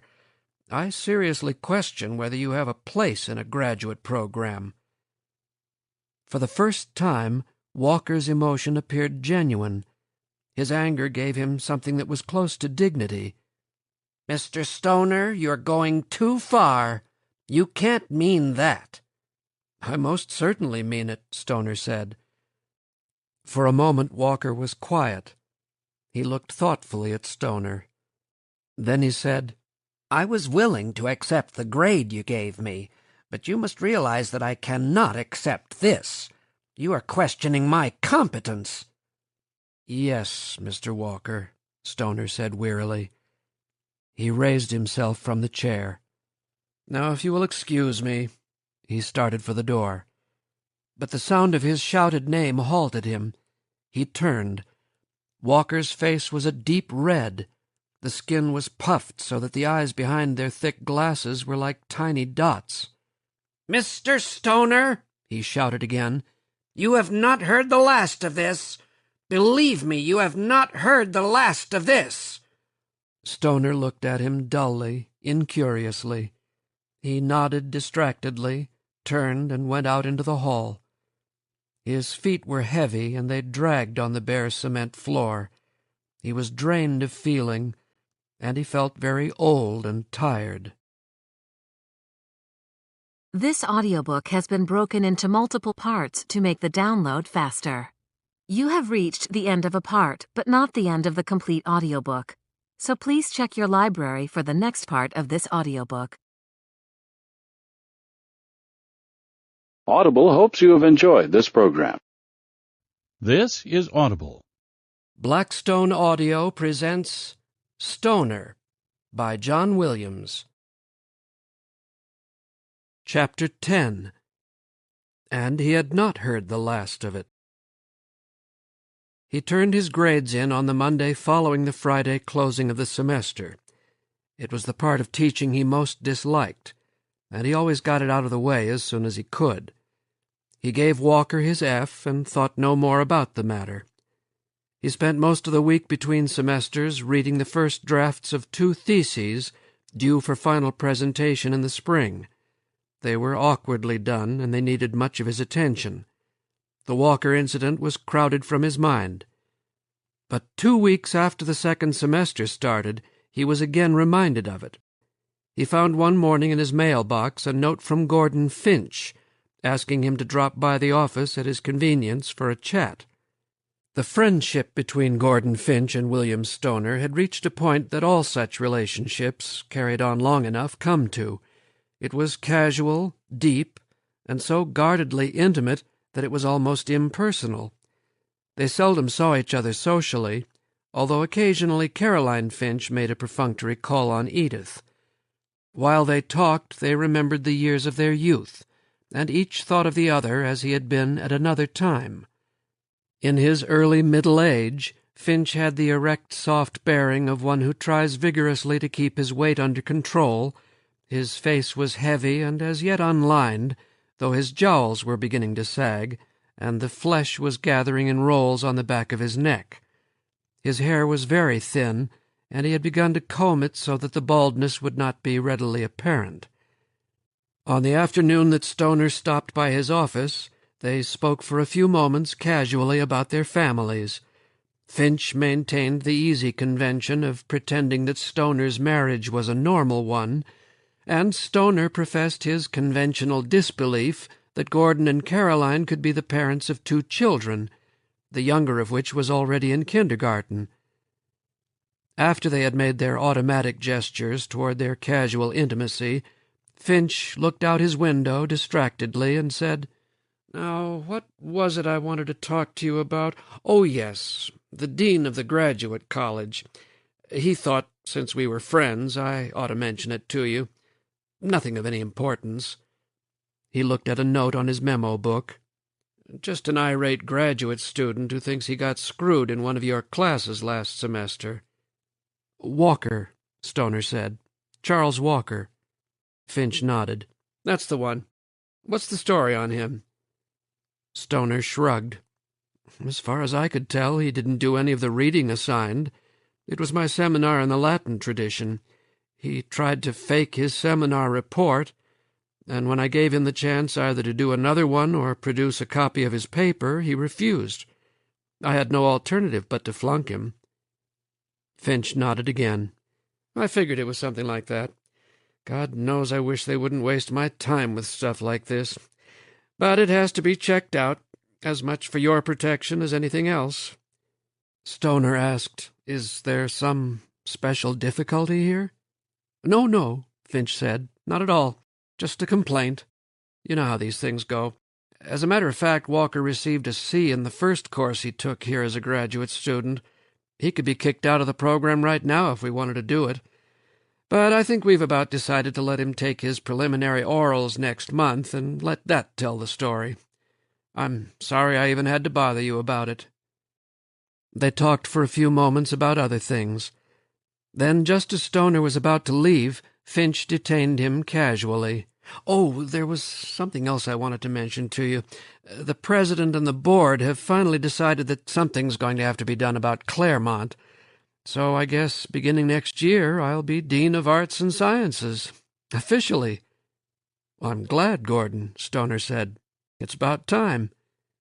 So that means we're going to have to get a new chairman of the department. Do you have any thoughts on it?" "No," Stoner said. "I really haven't thought of it at all." "We can either go outside the department and bring in somebody new, or we can make one of the present men chairman. What I'm trying to find out is, if we did choose someone from the department, well, do you have your eyes on the job?" Stoner thought for a moment. "I hadn't thought about it, but no, I don't think I'd want it."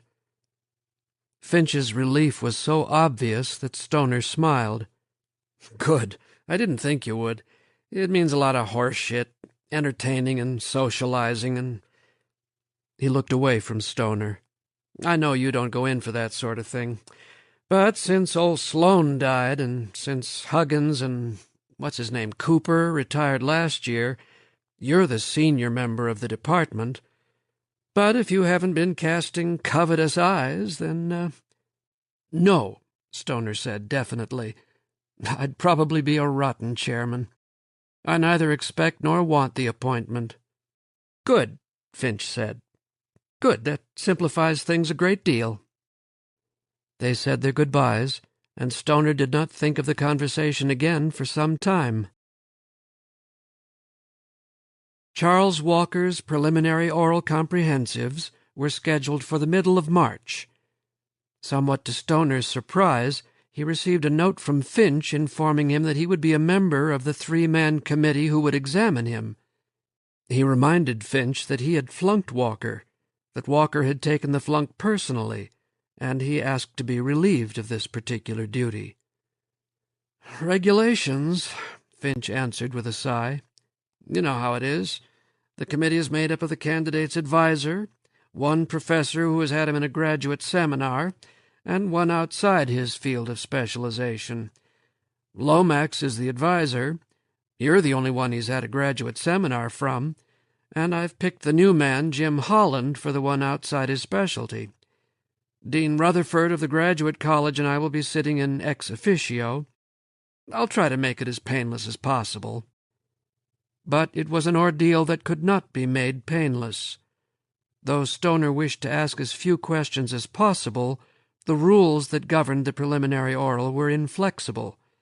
Each professor was allowed 45 minutes to ask the candidate any questions that he wished, though other professors habitually joined in. On the afternoon set for the examination, Stoner came deliberately late to the seminar room on the third floor of Jesse Hall. Walker was seated at the end of a long, highly polished table.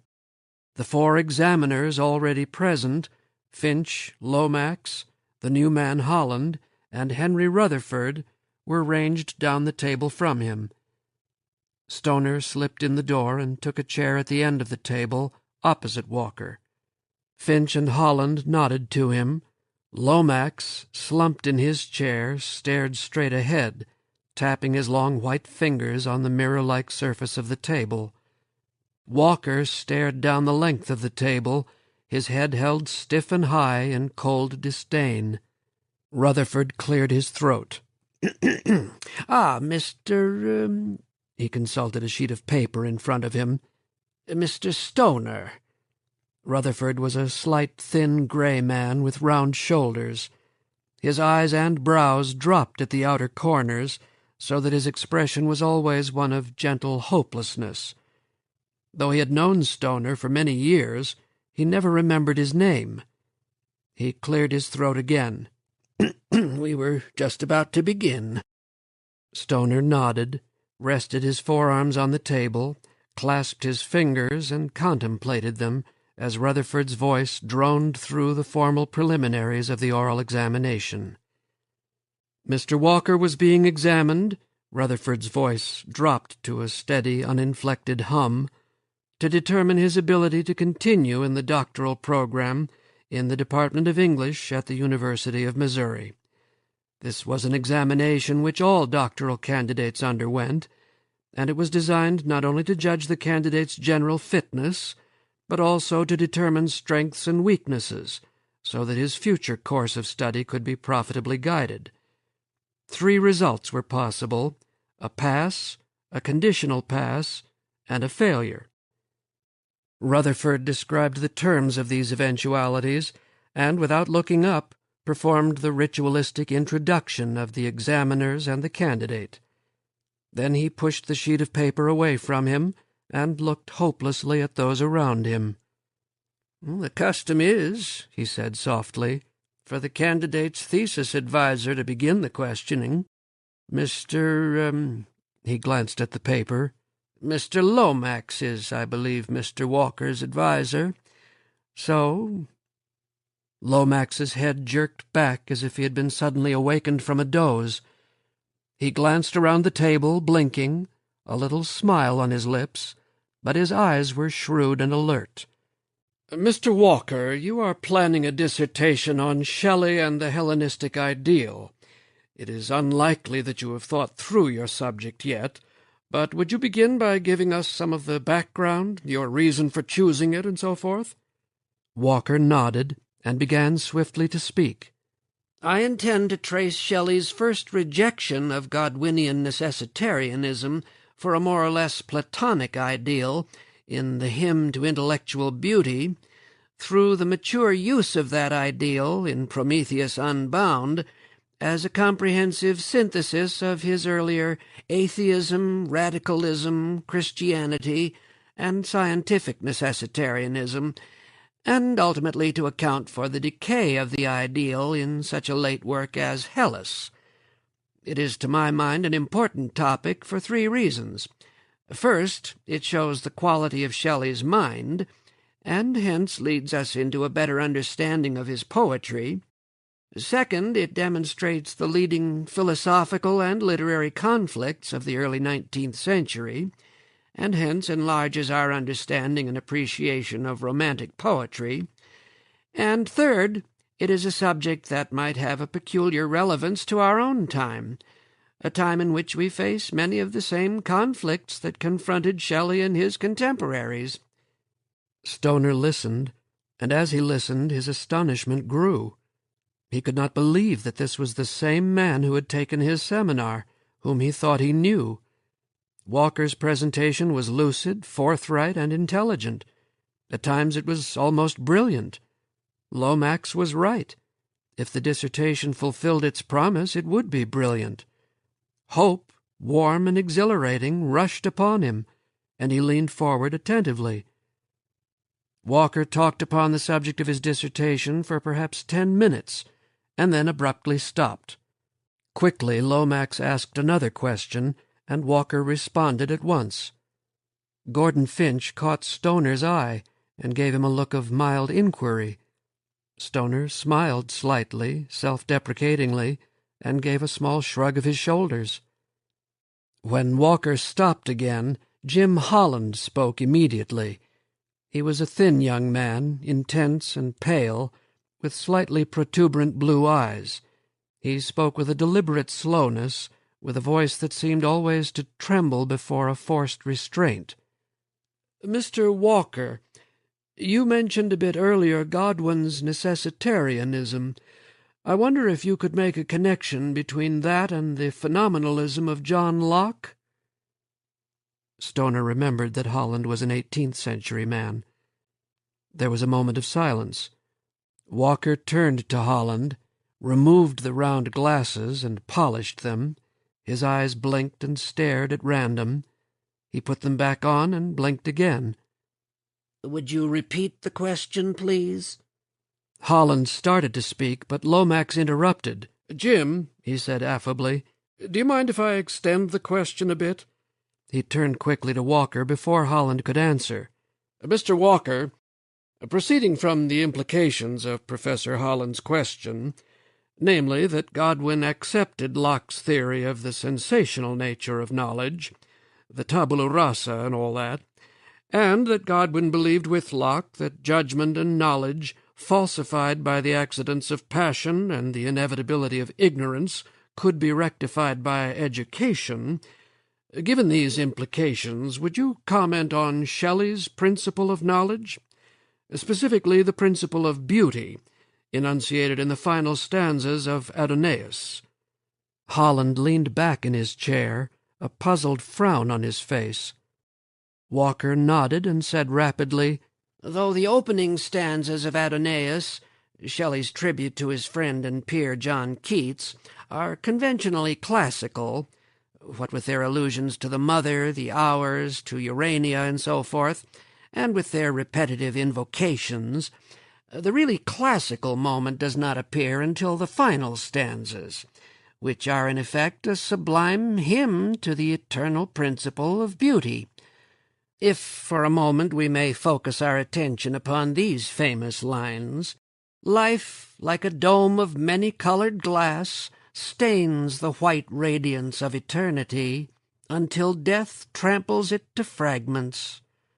The symbolism implicit in these lines is not clear until we take the lines in their context. 'The one remains,' Shelley writes a few lines earlier. 'The many change and pass.'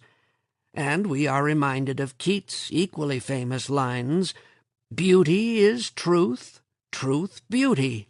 That is all ye know on earth, and all ye need to know.' The principle, then, is beauty, but beauty is also knowledge, and it is a conception that has its roots." Walker's voice continued, fluent and sure of itself, the words emerging from his rapidly moving mouth, almost as if— Stoner started, and the hope that had begun in him died as abruptly as it had been born. For a moment he felt almost physically ill. He looked down at the table and saw between his arms the image of his face reflected in the high polish of the walnut top. The image was dark, and he could not make out its features. It was as if he saw a ghost glimmering unsubstantially out of a hardness, coming to meet him. Lomax finished his questioning, and Holland began. It was, Stoner admitted, a masterful performance. Unobtrusively, with great charm and good humor, Lomax managed it all. Sometimes, when Holland asked a question, Lomax pretended a good-natured puzzlement and asked for a clarification. At other times, apologizing for his own enthusiasm, he followed up one of Holland's questions with a speculation of his own, drawing Walker into the discussion, so that it seemed that he was an actual participant. He rephrased questions, always apologetically, changing them so that the original intent was lost in the elucidation. He engaged Walker in what seemed to be elaborately theoretical arguments, although he did most of the talking, and finally, still apologizing, he cut into Holland's questions with questions of his own that led Walker where he wanted him to go. During this time, Stoner did not speak. He listened to the talk that swirled around him. He gazed at Finch's face, which had become a heavy mask. He looked at Rutherford, who sat with his eyes closed, his head nodding, and he looked at Holland's bewilderment, at Walker's courteous disdain, and at Lomax's feverish animation. He was waiting to do what he knew he had to do, and he was waiting with a dread and an anger and a sorrow that grew more intense with every minute that passed. He was glad that none of their eyes met his own as he gazed at them. Finally, Holland's period of questioning was over. As if he somehow participated in the dread that Stoner felt, Finch glanced at his watch and nodded. He did not speak. Stoner took a deep breath. Still looking at the ghost of his face in the mirror-like finish of the tabletop, he said expressionlessly, "Mr. Walker, I'm going to ask you a few questions about English literature. They will be simple questions, and they will not require elaborate answers. I shall start early, and I shall proceed chronologically, so far as time will allow me. Will you begin by describing to me the principles of Anglo-Saxon versification?" "Yes, sir," Walker said. His face was frozen. "To begin with, the Anglo-Saxon poets, existing as they did in the Dark Ages, did not have the advantages of sensibility as did later poets in the English tradition. Indeed, I should say that their poetry was characterized by primitivism. Nevertheless, within this primitivism there is potential, though perhaps hidden to some eyes, there is potential, that subtlety of feeling that is to characterize—" "Mr. Walker," Stoner said, "I asked for the principles of versification. Can you give them to me?" "Well, sir," Walker said, "it is very rough and irregular. The versification, I mean." "Is that all you can tell me about it?" "Mr. Walker," Lomax said quickly, a little wildly, Stoner thought, "this roughness you speak of, could you account for this? Give the—" "No," Stoner said firmly, looking at no one. "I want my question answered. Is that all you can tell me about Anglo-Saxon versification?" "Well, sir," Walker said. He smiled, and the smile became a nervous giggle. "Frankly, I haven't had my required course in Anglo-Saxon yet, and I hesitate to discuss such matters without that authority." "Very well," Stoner said. "Let's skip Anglo-Saxon literature. Can you name for me a medieval drama that had any influence in the development of Renaissance drama?" Walker nodded. "Of course, all medieval dramas, in their own way, led into the high accomplishment of the Renaissance. It is difficult to realize that out of the barren soil of the Middle Ages, the drama of Shakespeare was only a few years later to flower, and—" "Mr. Walker, I am asking simple questions. I must insist upon simple answers. I shall make the question even simpler. Name 3 medieval dramas." "Early or late, sir?" He had taken his glasses off and was polishing them furiously. "Any 3, Mr. Walker." "There are so many," Walker said.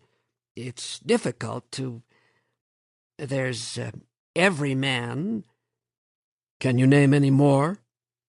"No, sir," Walker said. "I must confess to a weakness in the areas that you—" "Can you name any other titles, just the titles of any of the literary works of the Middle Ages?" Walker's hands were trembling. "As I have said, sir, I must confess to a weakness in—" "Then we shall go on to the Renaissance. What genre do you feel most confident of in this period, Mr. Walker?" Walker hesitated, and despite himself looked supplicatingly at Lomax. "The poem, sir, or the drama. The drama, perhaps." "The drama, then. What is the first blank-verse tragedy in English, Mr. Walker?" "The first?" Walker licked his lips. "Scholarship is divided on the question, sir. I should hesitate to—" "Can you name any drama of significance before Shakespeare?" "Certainly, sir," Walker said.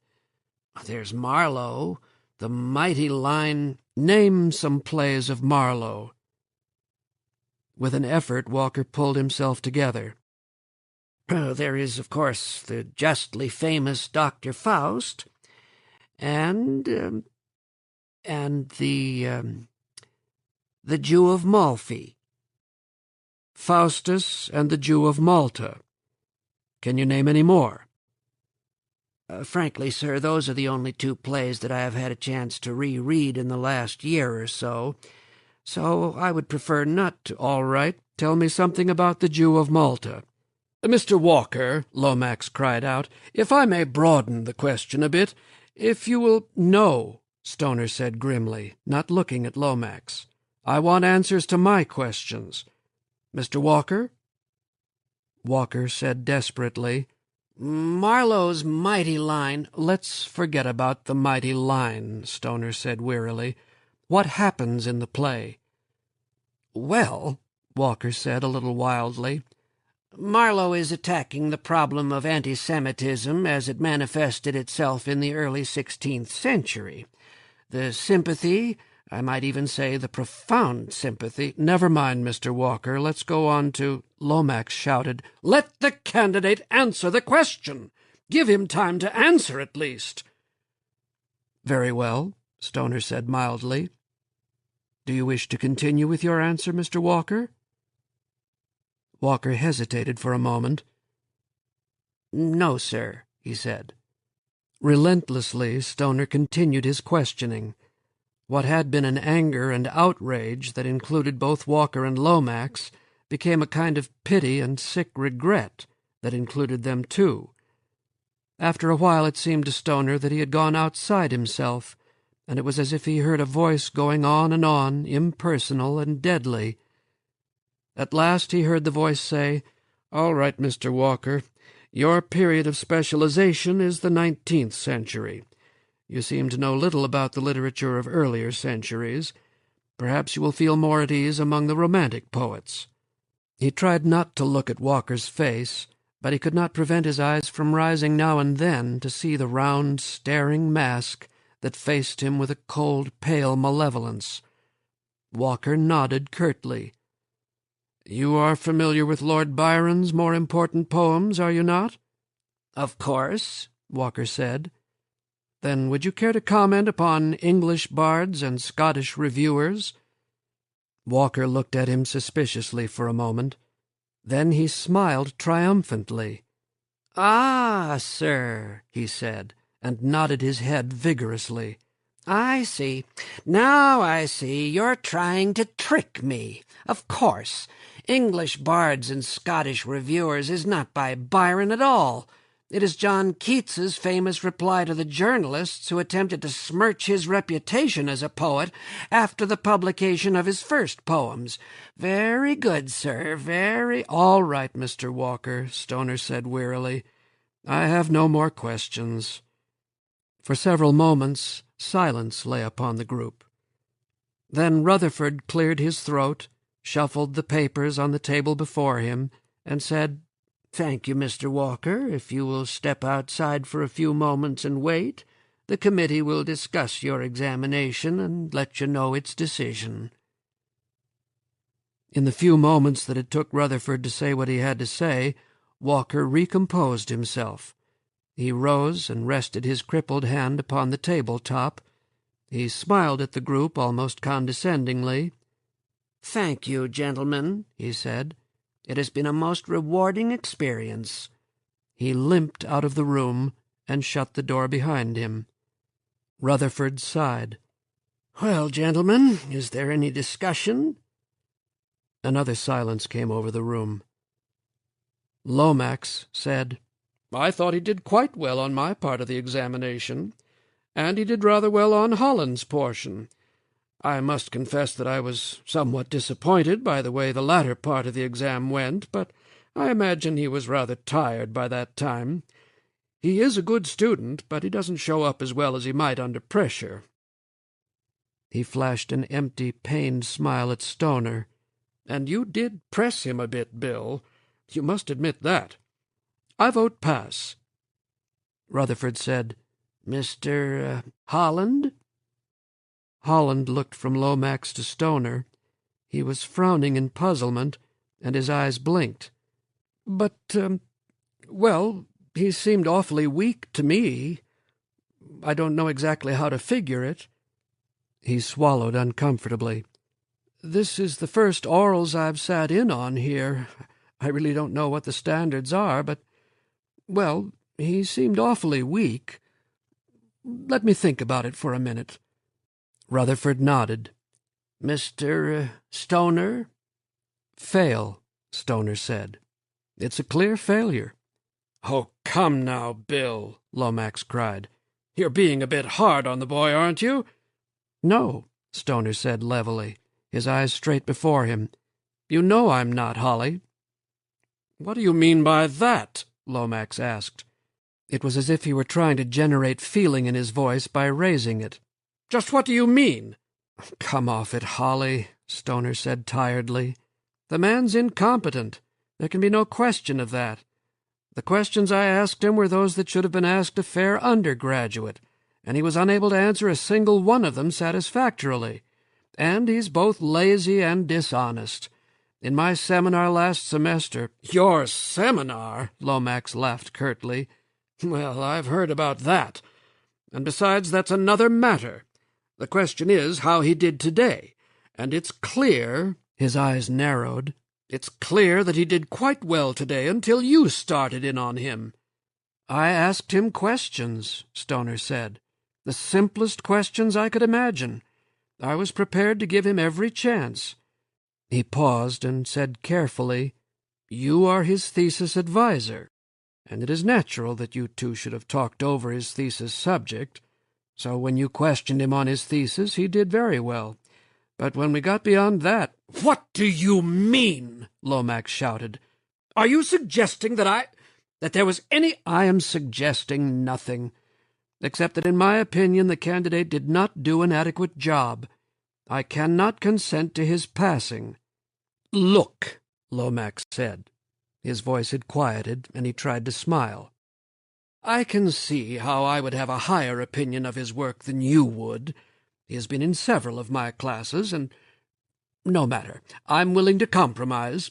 Though I think it's too severe, I'm willing to offer him a conditional pass. That would mean he could review for a couple of semesters, and then he—" "Well," Holland said with some relief, "that would seem to be better than giving him a clear pass. I don't know the man, but it's obvious that he isn't ready to—" "Good," Lomax said, smiling vigorously at Holland. "Then that's settled. We'll—" "No," Stoner said. "I must vote for failure." "God damn it!" Lomax shouted. "Do you realize what you're doing, Stoner? Do you realize what you're doing to the boy?" "Yes," Stoner said quietly, "and I'm sorry for him. I'm preventing him from getting his degree, and I'm preventing him from teaching in a college or university, which is precisely what I want to do. For him to be a teacher would be a disaster." Lomax was very still. "That is your final word?" he asked icily. "Yes," Stoner said. Lomax nodded. "Well, let me warn you, Professor Stoner, I do not intend to let the matter drop here. You have implied certain accusations here today. You have shown a prejudice that— "Gentlemen, please," Rutherford said. He looked as if he were going to weep. "Let us keep our perspective. As you know, for the candidate to pass, there must be unanimous consent. Is there no way that we can resolve this difference?" No one spoke. Rutherford sighed. "Very well, then, I have no alternative but to declare that—" "Just a minute." It was Gordon Finch. During the entire examination he had been so still that the others had nearly forgotten his presence. Now he raised himself a little in his chair and addressed the top of the table in a tired but determined voice. "As acting chairman of the department, I'm going to make a recommendation. I trust it will be followed. I recommend that we defer the decision until the day after tomorrow. That will give us time to cool off and talk it over." "There's nothing to talk over," Lomax said hotly. "If Stoner wants to—" "I have made my recommendation," Finch said softly, "and it will be followed. Dean Rutherford, I suggest that we inform the candidate of our resolution of this matter." They found Walker sitting in perfect ease in the corridor outside the conference room. He held a cigarette negligently in his right hand, and he was looking boredly at the ceiling. "Mr. Walker," Lomax called, and limped toward him. Walker stood up.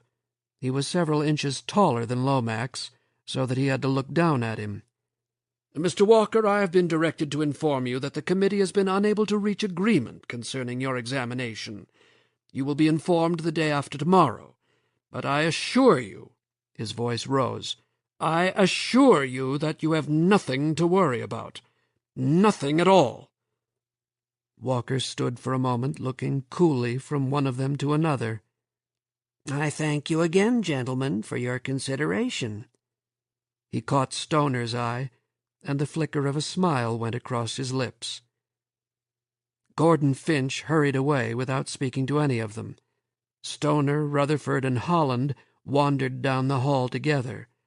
Lomax remained behind, talking earnestly to Walker. "Well," Rutherford said, walking between Stoner and Holland, "it's an unpleasant business. No matter how you look at it, it's an unpleasant business." "Yes, it is," Stoner said, and turned away from them. He walked down the marble steps, his steps becoming more rapid as he neared the first floor, and went outside. He breathed deeply the smoky fragrance of the afternoon air, and breathed again, as if he were a swimmer emerging from water. Then he walked slowly toward his house. Early the next afternoon, before he had a chance to get lunch, he received a call from Gordon Finch's secretary, asking him to come down to the office at once. Finch was waiting impatiently when Stoner came into the room. He rose and motioned for Stoner to sit in the chair he had drawn beside his desk. "Is this about the Walker business?" Stoner asked. "In a way," Finch replied. "Lomax has asked me for a meeting to try to settle this thing. It's likely to be unpleasant. I wanted to talk to you for a few minutes alone before Lomax gets here." He sat again and for several minutes rocked back and forth in the swivel chair, looking contemplatively at Stoner. He said abruptly, "Lomax is a good man." "I know he is," Stoner said. "In some ways he's probably the best man in the department." As if Stoner had not spoken, Finch went on. "He has his problems, but they don't crop up very often, and when they do, he's usually able to handle them. It's unfortunate that this business should have come up just now. The timing is awkward as hell. A split in the department right now?" Finch shook his head. "Gordon," Stoner said uncomfortably, "I hope you're not—" Finch held up his hand. "Wait," he said. "I wish I had told you this before, but then it wasn't supposed to be let out, and it wasn't really official. It's still supposed to be confidential, but do you remember a few weeks back our talking about the chairmanship?" Stoner nodded. "Well, it's Lomax. He's the new head. It's finished, settled. The suggestion came from upstairs, but I ought to tell you that I went along with it." He laughed shortly. "Not that I was in a position to do anything else, but even if I had been, I would have gone along with it. Then. Now I'm not so sure." "I see," Stoner said thoughtfully. After a few moments he continued, "I'm glad you didn't tell me. I don't think it would have made any difference, but at least it wasn't there to cloud the issue." "God damn it, Bill," Finch said. "You've got to understand. I don't give a damn about Walker or Lomax but you're an old friend. Look, I think you're right in this. Damn it, I know you're right. But let's be practical. Lomax is taking this very seriously, and he's not going to let it drop. And if it comes to a fight, it's going to be awkward as hell. Lomax can be vindictive. You know that as well as I do. He can't fire you, but He can do damn near everything else. And to a certain extent I'll have to go along with him." He laughed again bitterly. "Hell, to a large extent I'll have to go along with him. If a dean starts reversing the decisions of a department head, he has to fire him from his chairmanship. Now, if Lomax got out of line, I could remove him from the chairmanship, or at least I could try.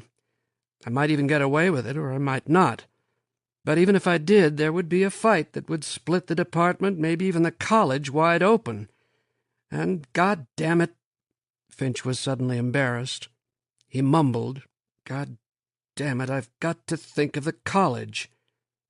He looked directly at Stoner. "Do you see what I'm trying to say?" A warmth of feeling, of love and fond respect for his old friend came over Stoner. He said, "Of course I do, Gordon. Did you think I wouldn't understand?" "All right," Finch said. "And there's one more thing.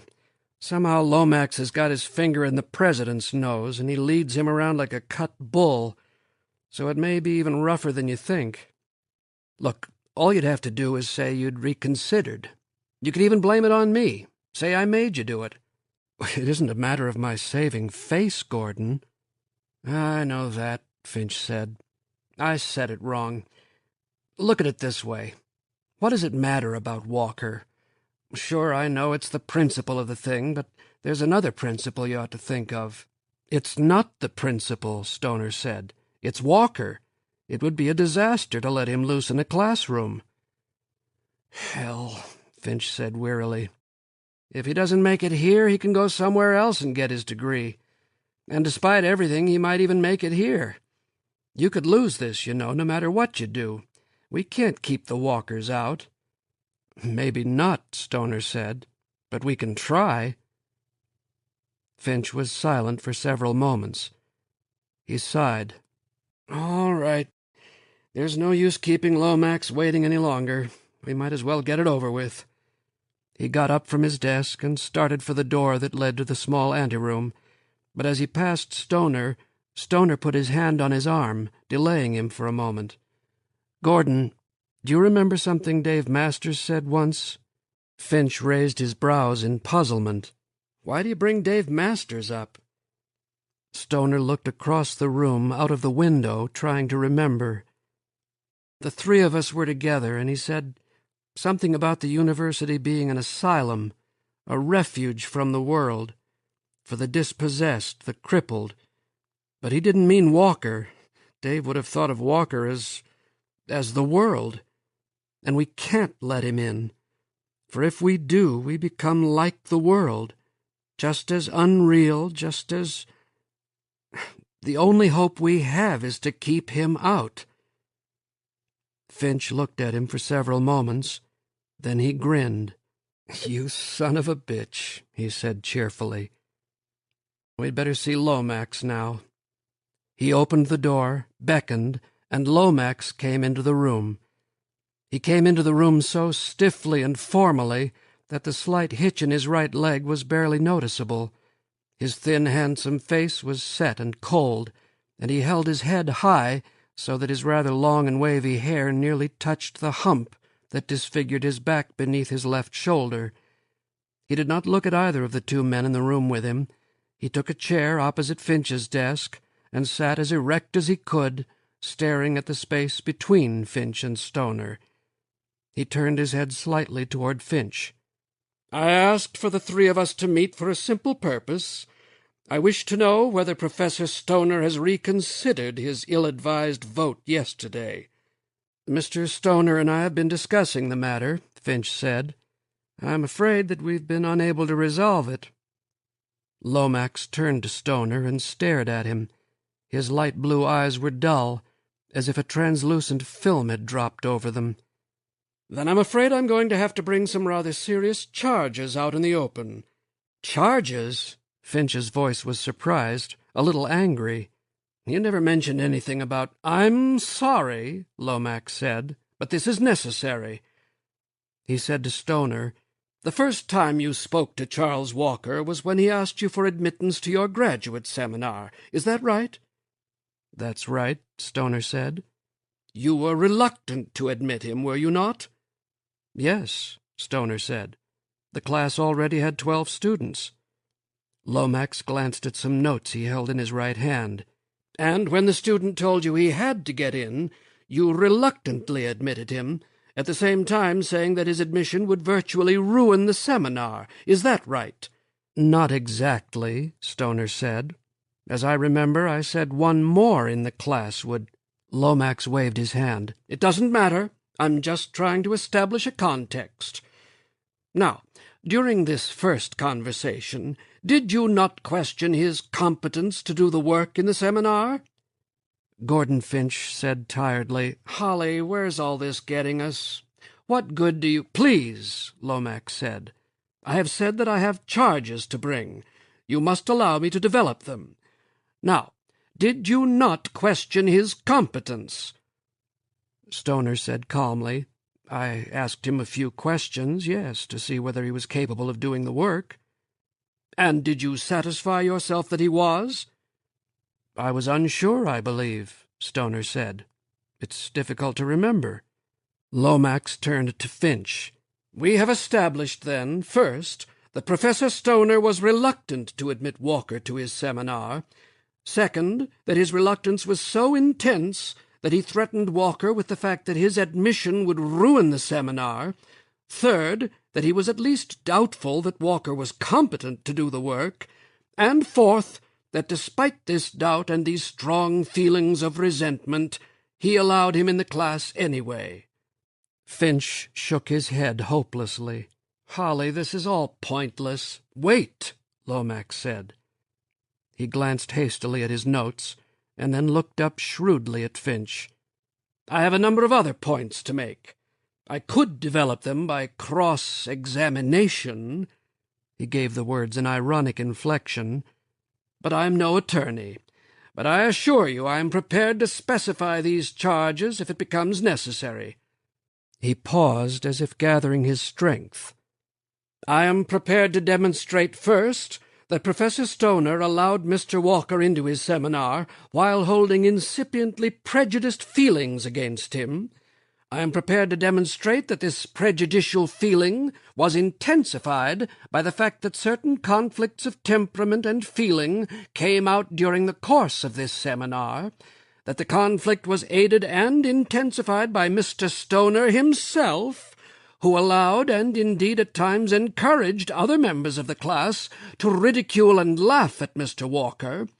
I am prepared to demonstrate that on more than one occasion this prejudice was manifested by statements by Professor Stoner to students and others, that he accused Mr. Walker of attacking a member of the class when Mr. Walker was merely expressing a contrary opinion, that he admitted anger about this so-called attack, and that he moreover indulged in loose talk about Mr. Walker's behaving foolishly. I am prepared to demonstrate, too, that without provocation, Professor Stoner, out of this prejudice, accused Mr. Walker of laziness, of ignorance, and of dishonesty. And finally, that of all the 13 members of the class, Mr. Walker was the only one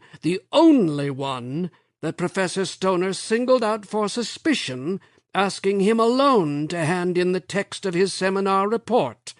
Now, I call upon Professor Stoner to deny these charges, either singly or categorically." Stoner shook his head, almost in admiration. "My God," he said, "how you make it sound. Sure, everything you say is a fact, but none of it is true. Not the way you say it." Lomax nodded, as if he had expected the answer. "I am prepared to demonstrate the truth of everything I have said. It would be a simple matter, if necessary, to call the members of that seminar individually and question them." "No," Stoner said sharply. "That is in some ways the most outrageous thing you've said all afternoon. I will not have the students dragged into this mess." "You may have no choice, Stoner," Lomax said softly. "You may have no choice at all." Gordon Finch looked at Lomax and said quietly, "What are you getting at?"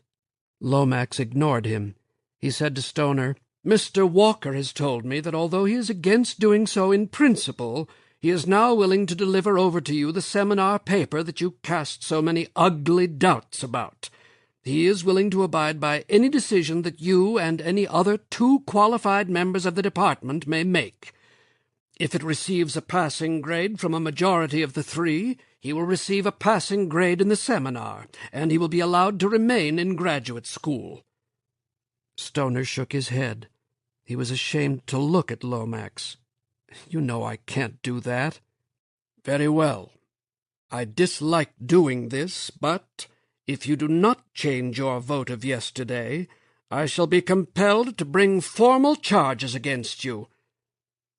Gordon Finch's voice rose. "You'll be compelled to do what?"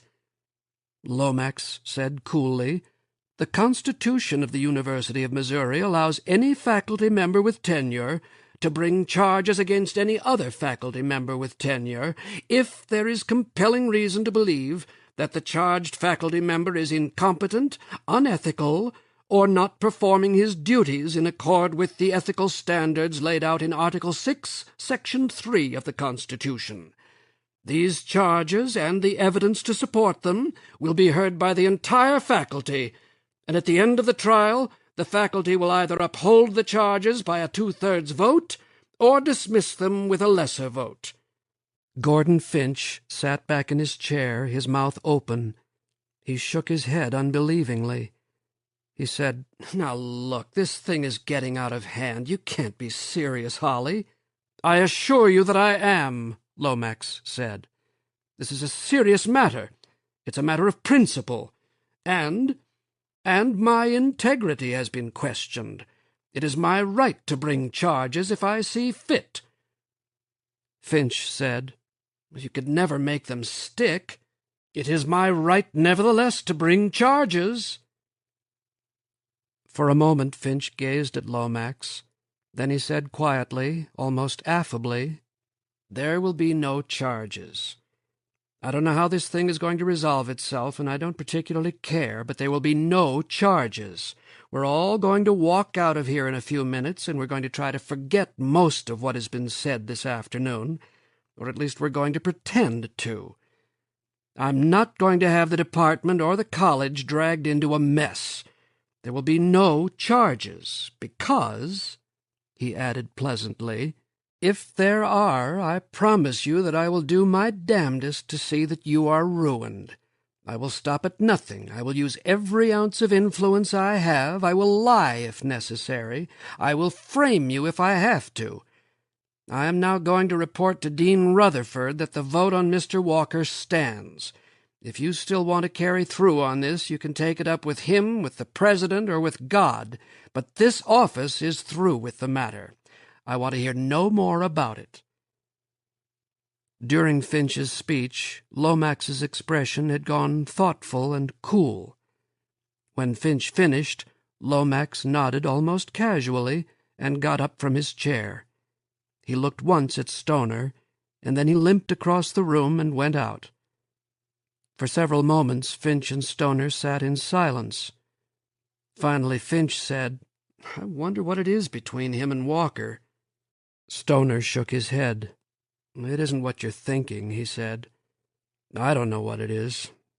I don't believe I want to know." 10 days later, Hollis Lomax's appointment as chairman of the Department of English was announced, and 2 weeks after that, the schedule of classes for the following year was distributed among the members of the department. Without surprise, Stoner discovered that for each of the 2 semesters that made up the academic year, he had been assigned 3 classes of freshman composition and 1 sophomore survey course. His upper-class readings in medieval literature and his graduate seminar had been dropped from the program. It was, Stoner realized, the kind of schedule that a beginning instructor might expect. It was worse in some ways, for the schedule was so arranged that he taught at odd, widely separated hours 6 days a week.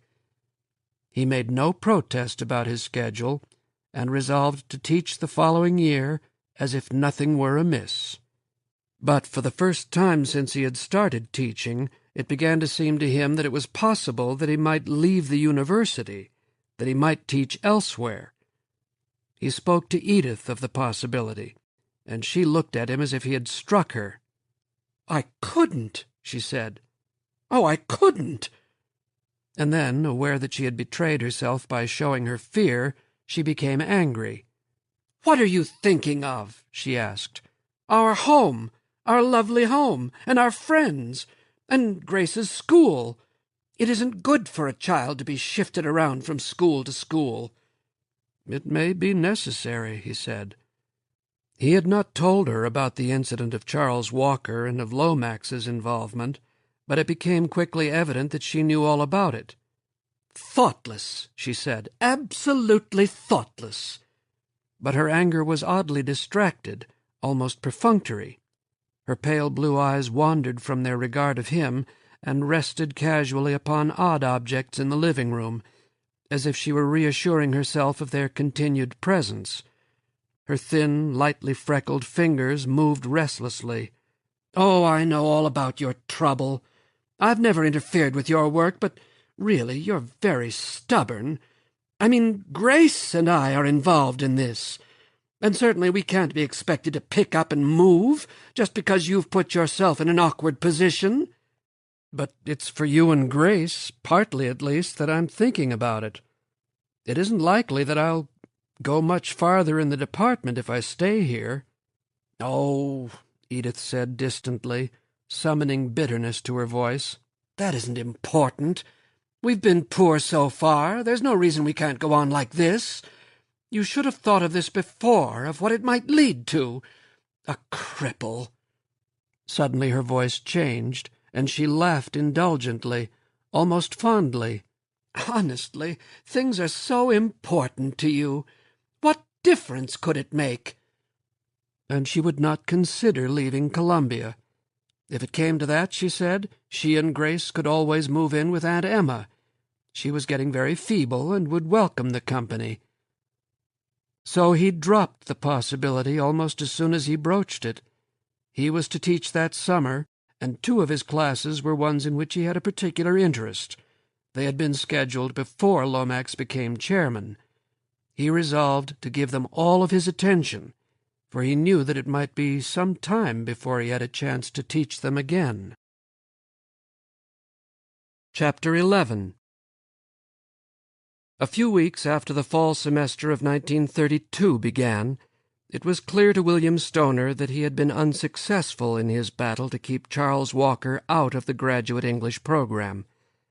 After the summer holidays, Walker returned to the campus as if triumphantly entering an arena, and when he saw Stoner in the corridors of Jesse Hall, he inclined his head in an ironic bow and grinned at him maliciously. Stoner learned from Jim Holland that Dean Rutherford had delayed making the vote of last year official, and that finally it had been decided that Walker would be allowed to take his oral preliminaries again, his examiners to be selected by the chairman of the department. The battle was over then, and Stoner was willing to concede his defeat, but the fighting did not end. When Stoner met Lomax in the corridors or at a department meeting or at a college function, he spoke to him as he had spoken before, as if nothing had happened between them. But Lomax would not respond to his greeting. He stared coldly and turned his eyes away, as if to say that he would not be appeased. One day in late fall, Stoner walked casually into Lomax's office and stood beside his desk for several minutes, until reluctantly Lomax looked up at him, his lips tight and his eyes hard. When he realized that Lomax was not going to speak, Stoner said awkwardly, "Look, Holly, it's over and done with. Can't we just drop it?"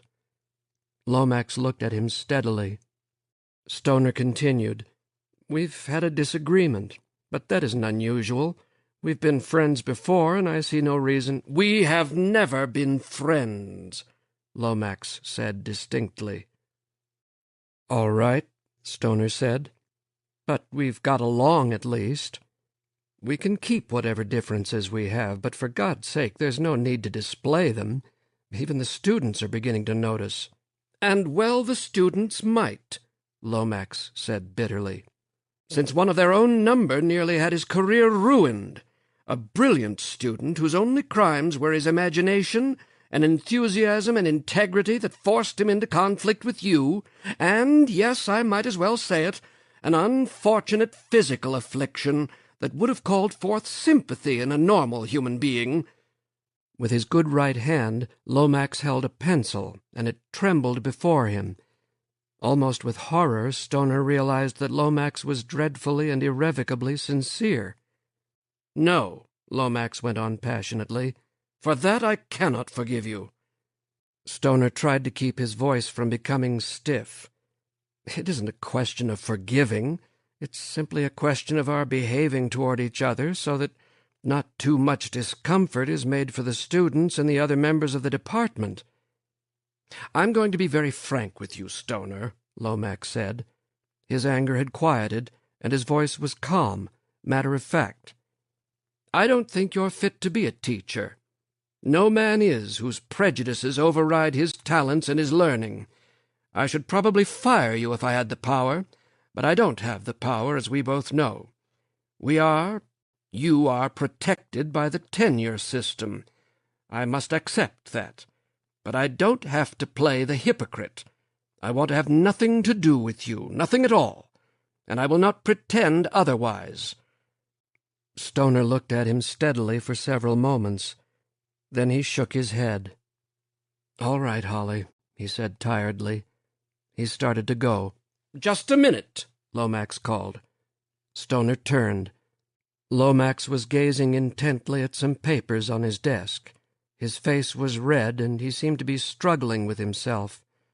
Stoner realized that what he saw was not anger, but shame.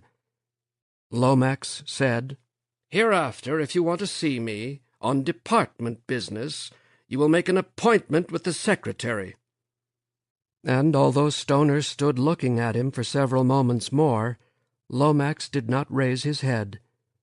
A brief writhing went across his face, then it was still. Stoner went out of the room. And for more than 20 years, neither man was to speak again directly to the other. It was, Stoner realized later, inevitable that the students be affected. Even if he had been successful in persuading Lomax to put on an appearance, he could not in the long run have protected them from a consciousness of the battle. Former students of his, even students he had known rather well, began nodding and speaking to him self-consciously, even furtively. A few were ostentatiously friendly, going out of their way to speak to him or to be seen walking with him in the halls. But he no longer had the rapport with them that he once had had. He was a special figure, and one was seen with him or not seen with him for special reasons. He came to feel that his presence was an embarrassment both to his friends and his enemies, and so he kept more and more to himself. A kind of lethargy descended upon him. He taught his classes as well as he could, though the steady routine of required freshman and sophomore classes drained him of enthusiasm and left him at the end of the day exhausted and numb. As well as he could, he filled the hours between his widely separated classes with student conferences, painstakingly going over the students' work, keeping them until they became restless and impatient. Time dragged slowly around him. He tried to spend more of that time at home with his wife and child, but because of his odd schedule, the hours he could spend there were unusual and not accounted for by Edith's tight disposition of each day. He discovered, not to his surprise, that his regular presence was so upsetting to his wife that she became nervous and silent and sometimes physically ill, and he was able to see Grace infrequently in all the time he spent at home. Edith had scheduled her daughter's days carefully.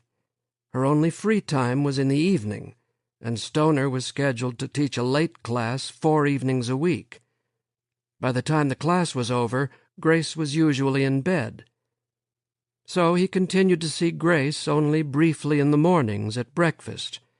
and he was alone with her for only the few minutes it took Edith to clear the breakfast dishes from the table and put them to soak in the kitchen sink. He watched her body lengthen, an awkward grace come into her limbs, and an intelligence grow in her quiet eyes and watchful face, and at times he felt that some closeness remained between them, a closeness which neither of them could afford to admit. At last he went back to his old habit of spending most of his time at his office in Jesse Hall. He told himself that he should be grateful for the chance of reading on his own, free from the pressures of preparing for particular classes, free from the predetermined directions of his learning. He tried to read at random, for his own pleasure and indulgence, many of the things that he had been waiting for years to read, but his mind would not be led where he wished it to go. His attention wandered from the pages he held before him, and more often he found himself staring dully in front of him at nothing.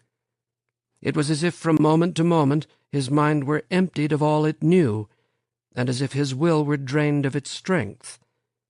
He felt at times that he was a kind of vegetable, and he longed for something, even pain, to pierce him, to bring him alive. He had come to that moment in his age where there occurred to him with increasing intensity a question of such overwhelming simplicity that he had no means to face it. He found himself wondering if his life were worth the living, if it had ever been. It was a question, he suspected, that came to all men at one time or another. He wondered if it came to them with such impersonal force as it came to him. The question brought with it a sadness, but it was a general sadness, which he thought had little to do with himself or with his particular fate. He was not even sure that the question sprang from the most immediate and obvious causes, from what his own life had become. It came, he believed, from the accretion of his years, from the density of accident and circumstance, and from what he had come to understand of them. He took a grim and ironic pleasure from the possibility that what little learning he had managed to acquire had led him to this knowledge, that in the long run all things, even the learning that let him know this, were futile and empty, and at last diminished into a nothingness they did not alter. Once, late, after his evening class, he returned to his office and sat at his desk, trying to read. It was winter, and a snow had fallen during the day, so that the out-of-doors was covered with a white softness. The office was overheated. He opened a window beside the desk so that the cool air might come into the close room. He breathed deeply and let his eyes wander over the white floor of the campus. On an impulse, he switched out the light on his desk and sat in the hot darkness of his office. The cold air filled his lungs, and he leaned toward the open window. He heard the silence of the winter night, and it seemed to him that he somehow felt the sounds that were absorbed by the delicate and intricately cellular being of the snow. Nothing moved upon the whiteness. It was a dead scene, which seemed to pull at him, to suck at his consciousness, just as it pulled the sound from the air and buried it within a cold white softness. He felt himself pulled outward toward the whiteness, which spread as far as he could see, and which was a part of the darkness from which it glowed, of the clear and cloudless sky without height or depth.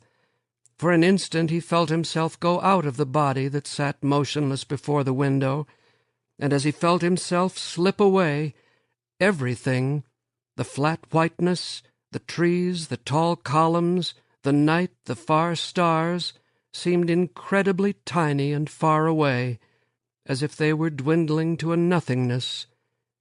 Then behind him a radiator clanked. He moved, and the scene became itself. With a curiously reluctant relief, he again snapped on his desk lamp. He gathered a book and a few papers, went out of the office, walked through the darkened corridors, and let himself out of the wide double doors at the back of Jesse Hall. He walked slowly home, aware of each footstep crunching with muffled loudness in the dry snow. Chapter 12. During that year, and especially in the winter months, he found himself returning more and more frequently to such a state of unreality. At will he seemed able to remove his consciousness from the body that contained it, and he observed himself as if he were an oddly familiar stranger doing the oddly familiar things that he had to do. It was a dissociation that he had never felt before.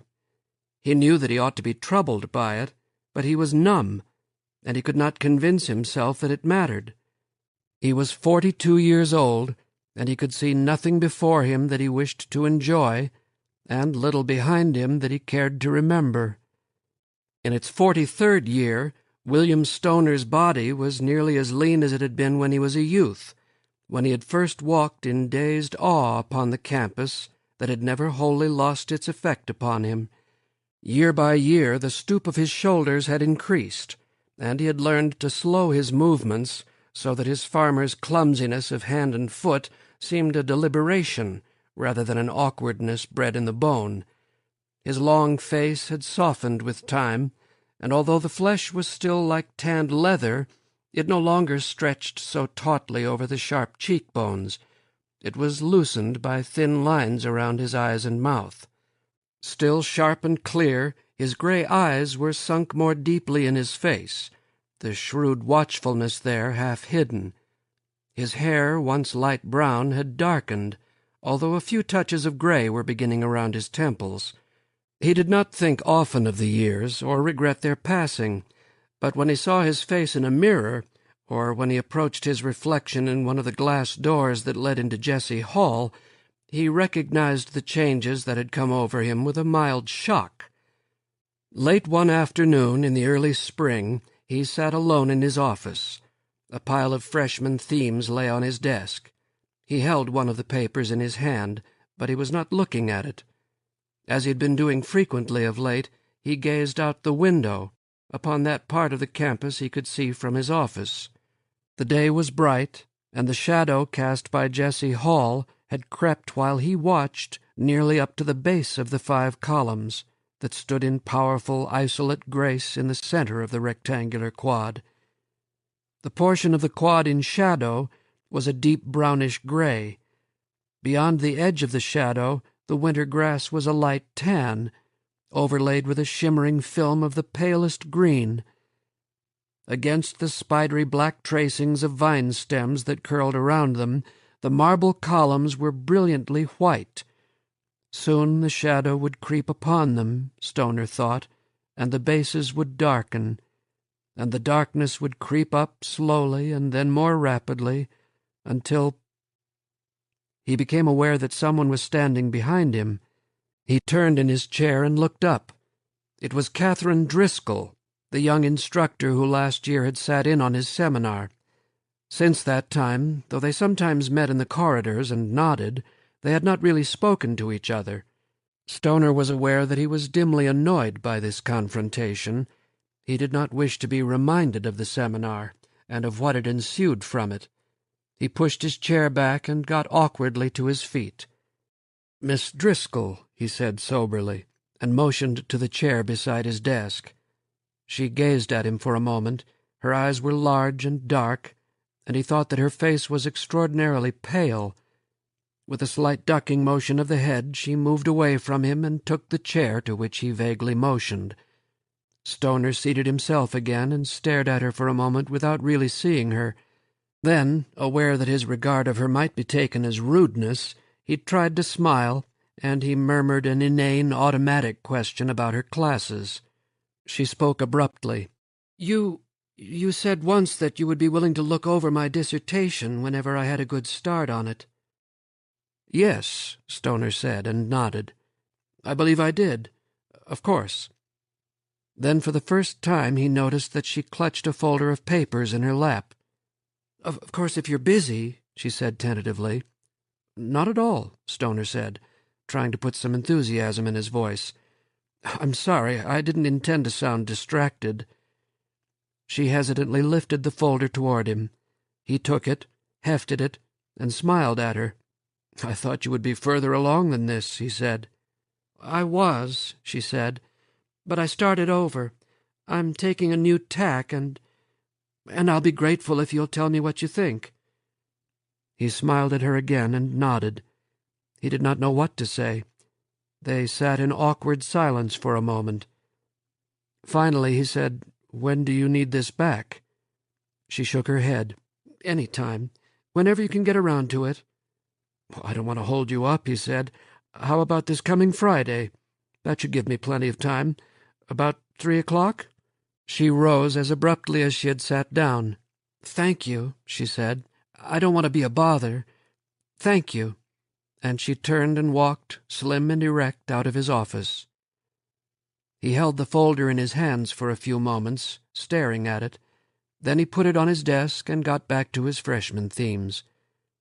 That was on a Tuesday, and for the next 2 days the manuscript lay untouched on his desk.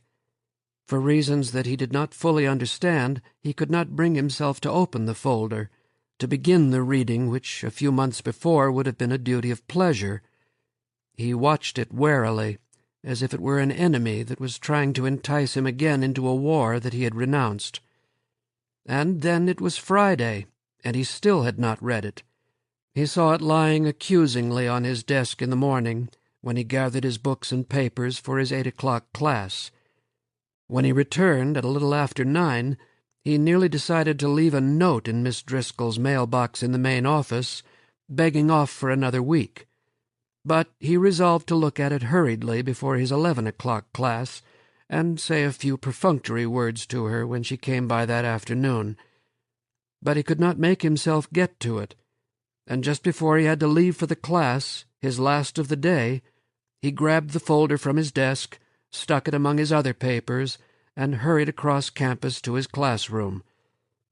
After the class was over at noon, he was delayed by several students who needed to talk to him, so that it was after 1 o'clock when he was able to break away. He headed with a kind of grim determination toward the library. He intended to find an empty carrel and give the manuscript a hasty hour's reading before his 3 o'clock appointment with Miss Driscoll. But even in the dim, familiar quiet of the library, in an empty carrel that he found hidden in the lower depths of the stacks, he had a hard time making himself look at the pages he carried with him. He opened other books and read paragraphs at random. He sat still, inhaling the musty odor that came from the old books. Finally he sighed, unable to put it off longer. He opened the folder and glanced hastily at the first pages. At first only a nervous edge of his mind touched what he read, but gradually the words forced themselves upon him. He frowned and read more carefully, and then he was caught. He turned back to where he had begun, and his attention flowed upon the page. Yes, he said to himself, of course. Much of the material that she had given in her seminar report was contained here, but rearranged, reorganized, pointing in directions that he himself had only dimly glimpsed. "My God," he said to himself in a kind of wonder, and his fingers trembled with excitement as he turned the pages. When he came to the last sheet of typescript, he leaned back in happy exhaustion and stared at the gray cement wall before him. Although it seemed only a few minutes had elapsed since he started reading, he glanced at his watch. It was nearly 4:30.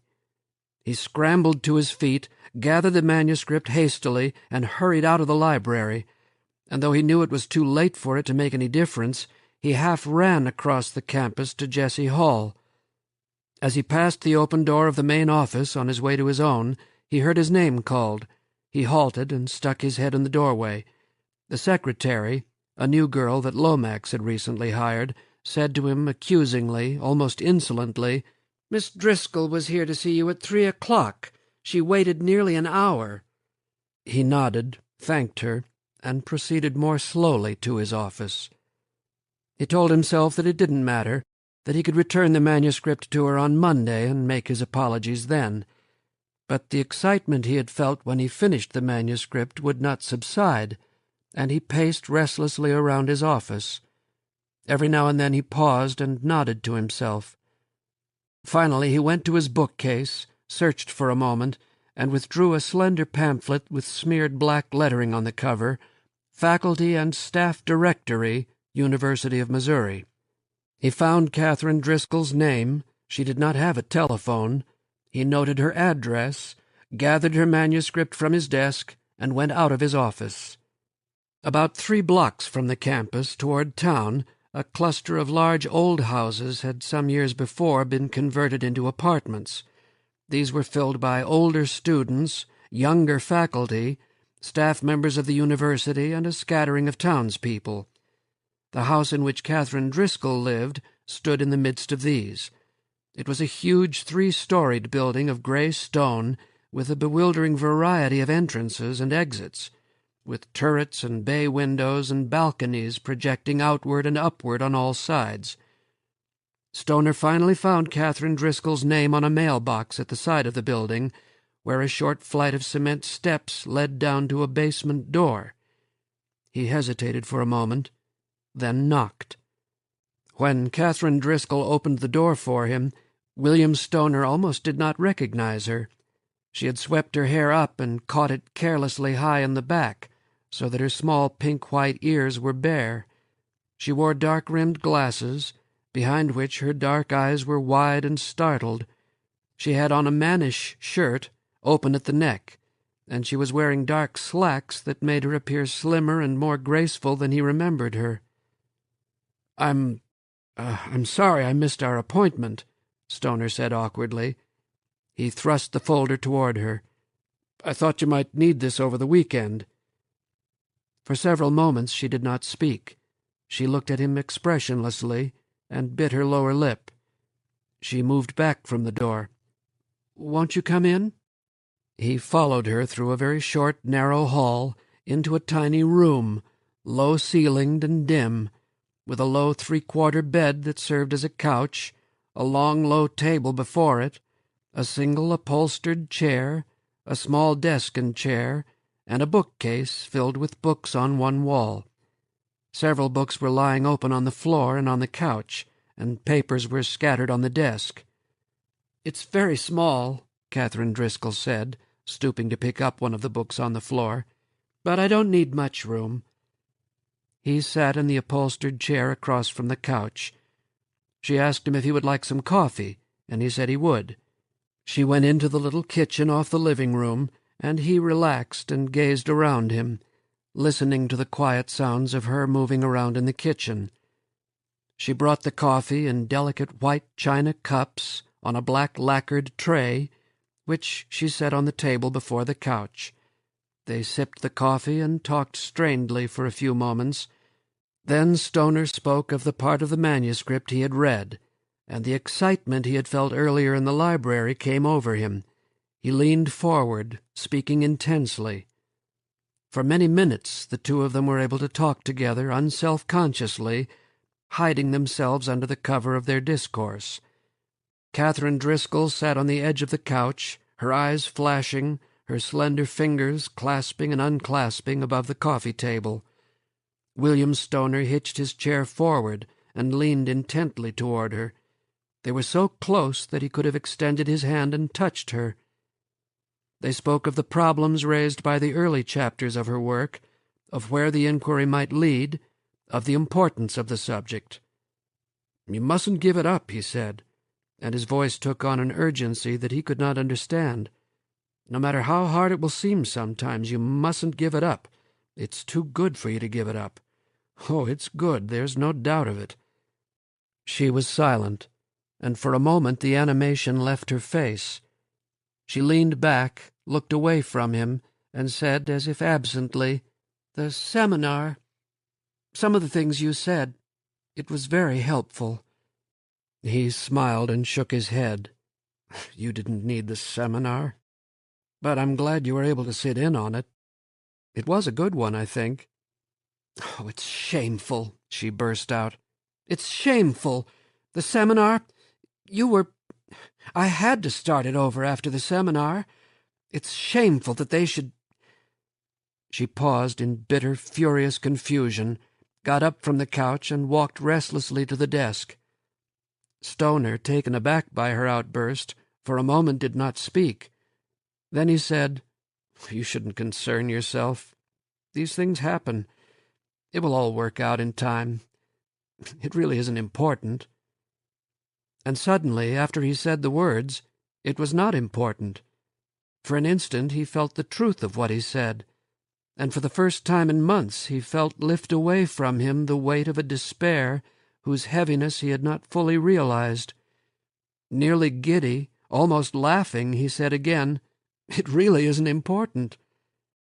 But an awkwardness had come between them, and they could not speak as freely as they had a few moments before. Soon Stoner got up, thanked her for the coffee, and took his leave. She walked with him to the door and seemed almost curt when she told him good night. It was dark outside, and a spring chill was in the evening air. He breathed deeply and felt his body tingle in the coolness. Beyond the jagged outline of the apartment houses, the town lights glowed upon a thin mist that hung in the air. At the corner, a street light pushed feebly against the darkness that closed around it.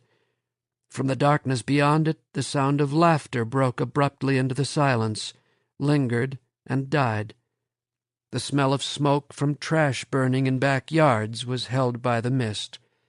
And as he walked slowly through the evening, breathing the fragrance and tasting upon his tongue the sharp night-time air, it seemed to him that the moment he walked in was enough, and that he might not need a great deal more.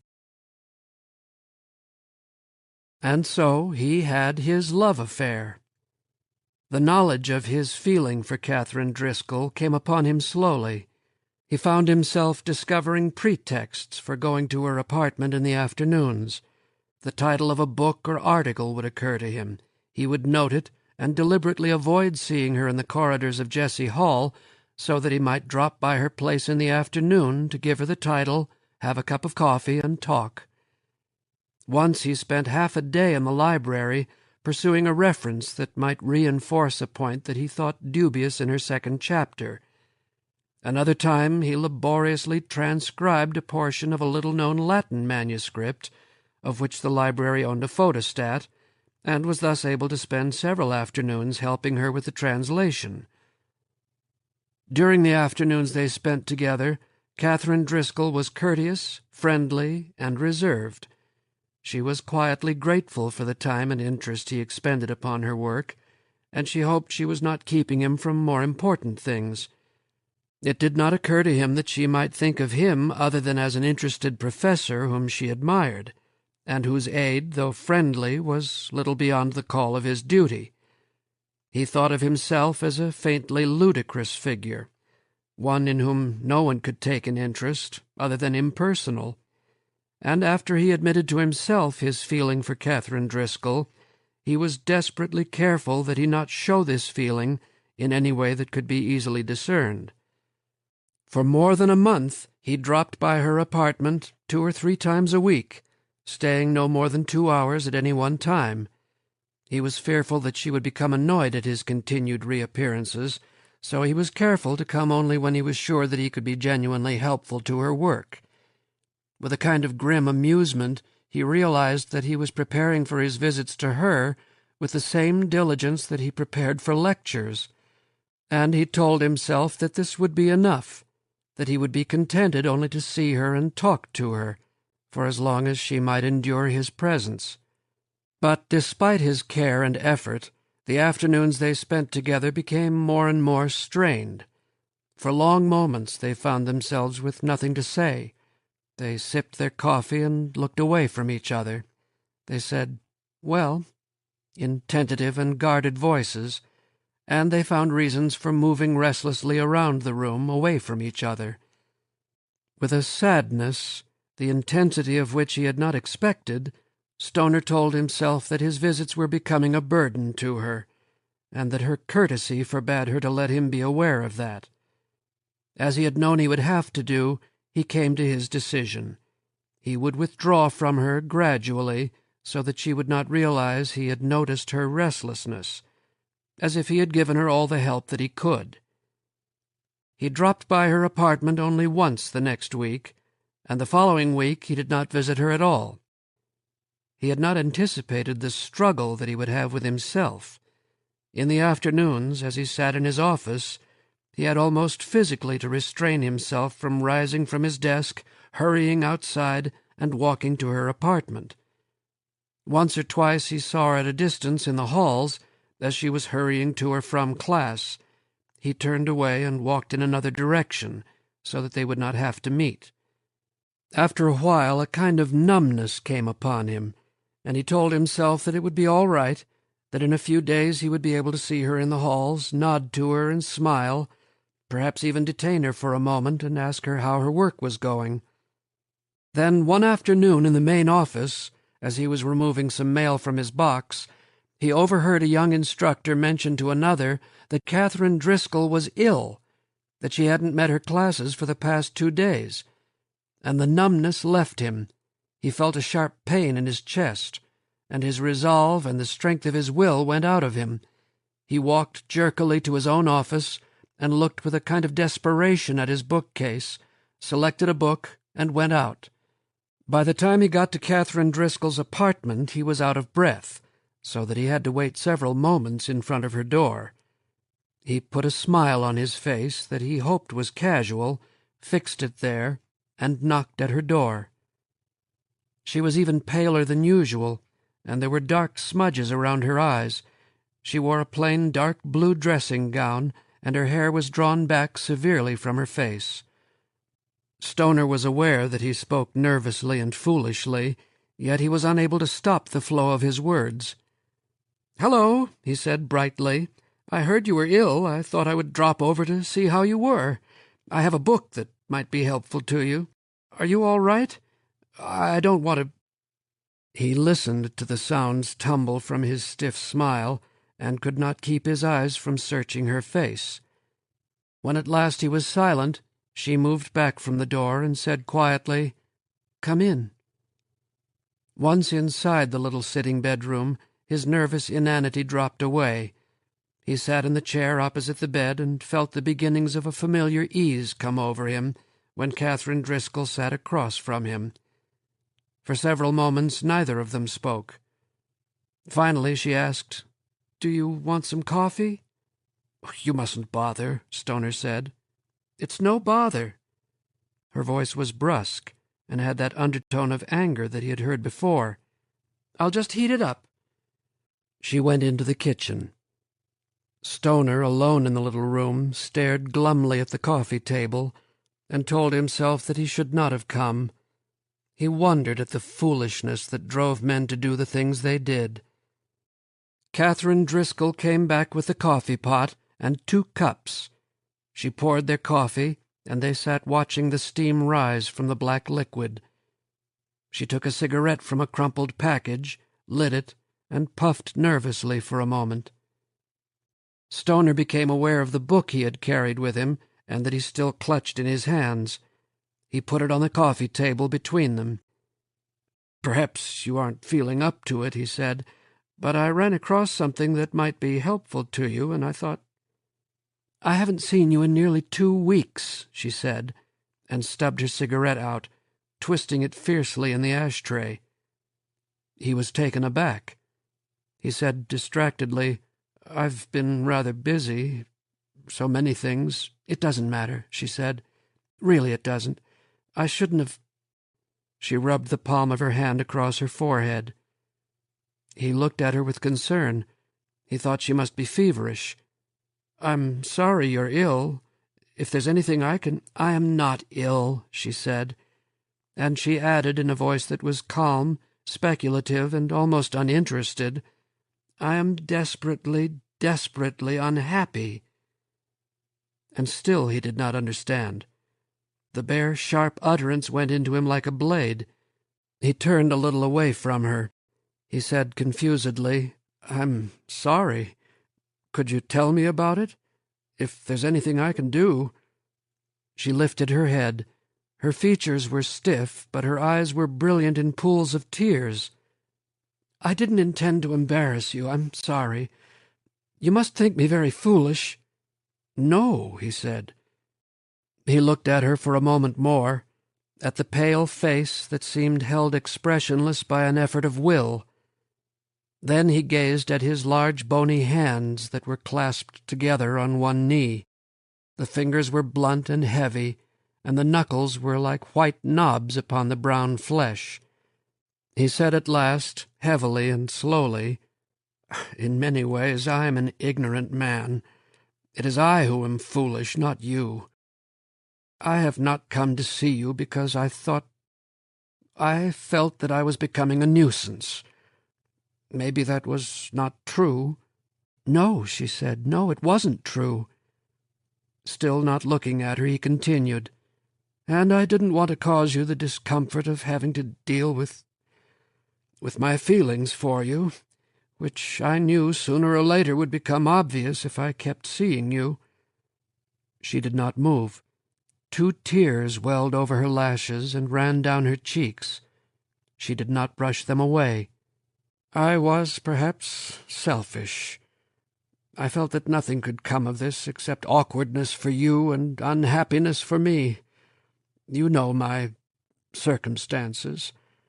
It seemed to me impossible that you could feel for me anything but—" "Shut up," she said softly, fiercely. "Oh, my dear, shut up and come over here." He found himself trembling. As awkwardly as a boy, he went around the coffee table and sat beside her. Tentatively, clumsily, their hands went out to each other. They clasped each other in an awkward, strained embrace, and for a long time they sat together without moving, as if any movement might let escape from them the strange and terrible thing that they held between them in a single grasp. Her eyes, that he had thought to be a dark brown or black, were a deep violet. Sometimes they caught the dim light of a lamp in the room and glittered moistly. He could turn his head one way and another, and the eyes beneath his gaze would change color as he moved, so that it seemed, even in repose, they were never still. Her flesh, that had at a distance seemed so cool and pale, had beneath it a warm, ruddy undertone, like light flowing beneath a milky translucence. And like the translucent flesh, the calm and poise and reserve which he had thought were herself masked a warmth and playfulness and humor whose intensity was made possible by the appearance that disguised them. In his 43rd year, William Stoner learned what others much younger had learned before him, that the person one loves at first is not the person one loves at last, and that love is not an end but a process through which one person attempts to know another. They were both very shy, and they knew each other slowly, tentatively. They came close and drew apart. They touched and withdrew, neither wishing to impose upon the other more than might be welcomed.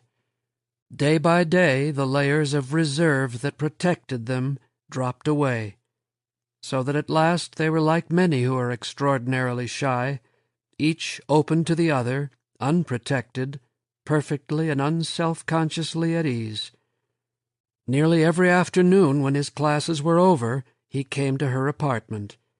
They made love and talked, and made love again, like children who did not think of tiring at their play. The spring days lengthened, and they looked forward to the summer. Chapter 13. In his extreme youth, Stoner had thought of love as an absolute state of being to which, if one were lucky, one might find access. In his maturity, he had decided it was the heaven of a false religion, toward which one ought to gaze with an amused disbelief, a gently familiar contempt, and an embarrassed nostalgia. Now, in his middle age, he began to know that it was neither a state of grace nor an illusion. He saw it as a human act of becoming, a condition that was invented and modified, moment by moment and day by day, by the will and the intelligence and the heart. The hours that he once had spent in his office, gazing out of the window upon a landscape that shimmered and emptied before his blank regard, he now spent with Catherine. Every morning, early, he went to his office, and sat restlessly for 10 or 15 minutes. Then, unable to achieve repose, he wandered out of Jesse Hall and across campus to the library, where he browsed in the stacks for 10 or 15 minutes more. And at last, as if it were a game he played with himself, he delivered himself from his self-imposed suspense, slipped out a side door of the library, and made his way to the house where Catherine lived. She often worked late into the night, and some mornings when he came to her apartment he found her just awakened, warm and sensual with sleep, naked beneath the dark blue robe she had thrown on to come to the door. On such mornings they often made love almost before they spoke, going to the narrow bed that was still rumpled and hot from Catherine's sleeping. Her body was long and delicate and softly fierce, and when he touched it, his awkward hand seemed to come alive above that flesh. Sometimes he looked at her body as if it were a sturdy treasure put in his keeping. He let his blunt fingers play upon the moist, faintly pink skin of thigh and belly, and marveled at the intricately simple delicacy of her small, firm breasts. It occurred to him that he had never before known the body of another, and it occurred to him further that that was the reason he had always somehow separated the self of another from the body that carried that self around. And it occurred to him at last, with the finality of knowledge, that he had never known another human being with any intimacy or trust, or with the human warmth of commitment. Like all lovers, they spoke much of themselves, as if they might thereby understand the world which made them possible. "My God, how I used to lust after you," Catherine said once. "I used to see you standing there in front of the class, so big and lovely and awkward, and I used to lust after you something fierce. You never knew, did you?" "No," William said. "I thought you were a very proper young lady." She laughed delightedly. "Proper indeed." She sobered a little and smiled reminiscently. "I suppose I thought I was, too. Oh, how proper we seem to ourselves when we have no reason to be improper. It takes being in love to know something about yourself. Sometimes with you I feel like the slut of the world, the eager, faithful slut of the world. Does that seem proper to you?" "No," William said, smiling, and reached out for her. "Come here." She had had one lover, William learned. It had been during her senior year in college, and it had ended badly, with tears and recriminations and betrayals. "Most affairs end badly," she said. And for a moment both were somber. William was shocked to discover his surprise when he learned that she had had a lover before him. He realized that he had started to think of themselves as never really having existed before they came together. "He was such a shy boy," she said. "Like you, I suppose, in some ways. Only he was bitter and afraid, and I could never learn what about. He used to wait for me at the end of the dorm walk under a big tree because he was too shy to come up where there were so many people. We used to walk miles out in the country, where there wasn't a chance of our seeing anybody. But we were never really together, even when we made love." Stoner could almost see this shadowy figure who had no face and no name. His shock turned to sadness, and he felt a generous pity for an unknown boy who out of an obscure lost bitterness had thrust away from him what Stoner now possessed. Sometimes in the sleepy laziness that followed their love-making, he lay in what seemed to him a slow and gentle flux of sensation and unhurried thought. And in that flux he hardly knew whether he spoke aloud or whether he merely recognized the words that sensation and thought finally came to.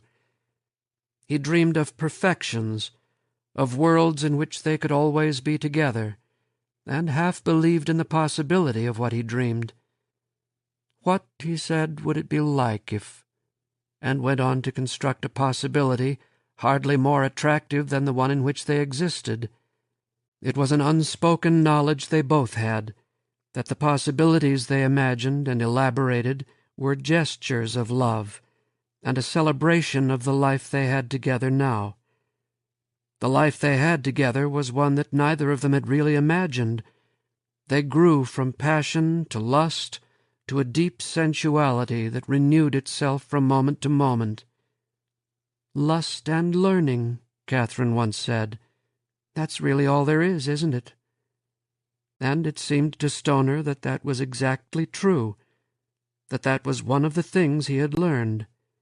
For their life together that summer was not all love-making and talk. They learned to be together without speaking, and they got the habit of repose. Stoner brought books to Catherine's apartment and left them, until finally they had to install an extra bookcase for them. In the days they spent together, Stoner found himself returning to the studies he had all but abandoned, and Catherine continued to work on the book that was to be her dissertation.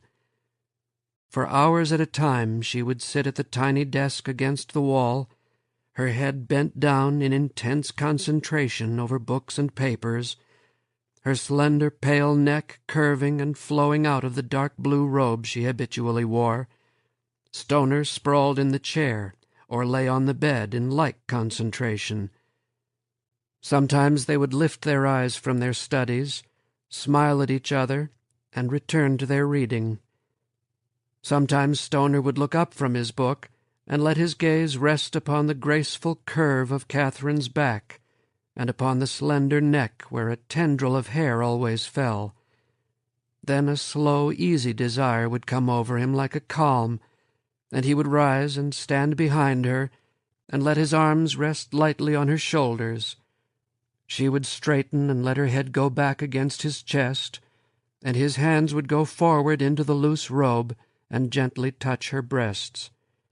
Then they would make love, and lie quietly for a while, and return to their studies, as if their love and learning were one process.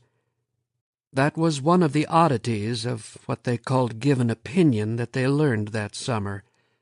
They had been brought up in a tradition that told them in one way or another that the life of the mind and the life of the senses were separate, and indeed inimical. They had believed, without ever having really thought about it, that one had to be chosen at some expense of the other. That the one could intensify the other had never occurred to them. And since the embodiment came before the recognition of the truth, it seemed a discovery that belonged to them alone. They began to collect these oddities of given opinion, and they hoarded them as if they were treasures. It helped to isolate them from the world that would give them these opinions, and it helped draw them together in a small but moving way. But there was another oddity of which Stoner became aware and of which he did not speak to Catherine. That was one that had to do with his relationship with his wife and daughter. It was a relationship that, according to given opinion, ought to have worsened steadily, as what given opinion would describe as his affair went on. But it did no such thing.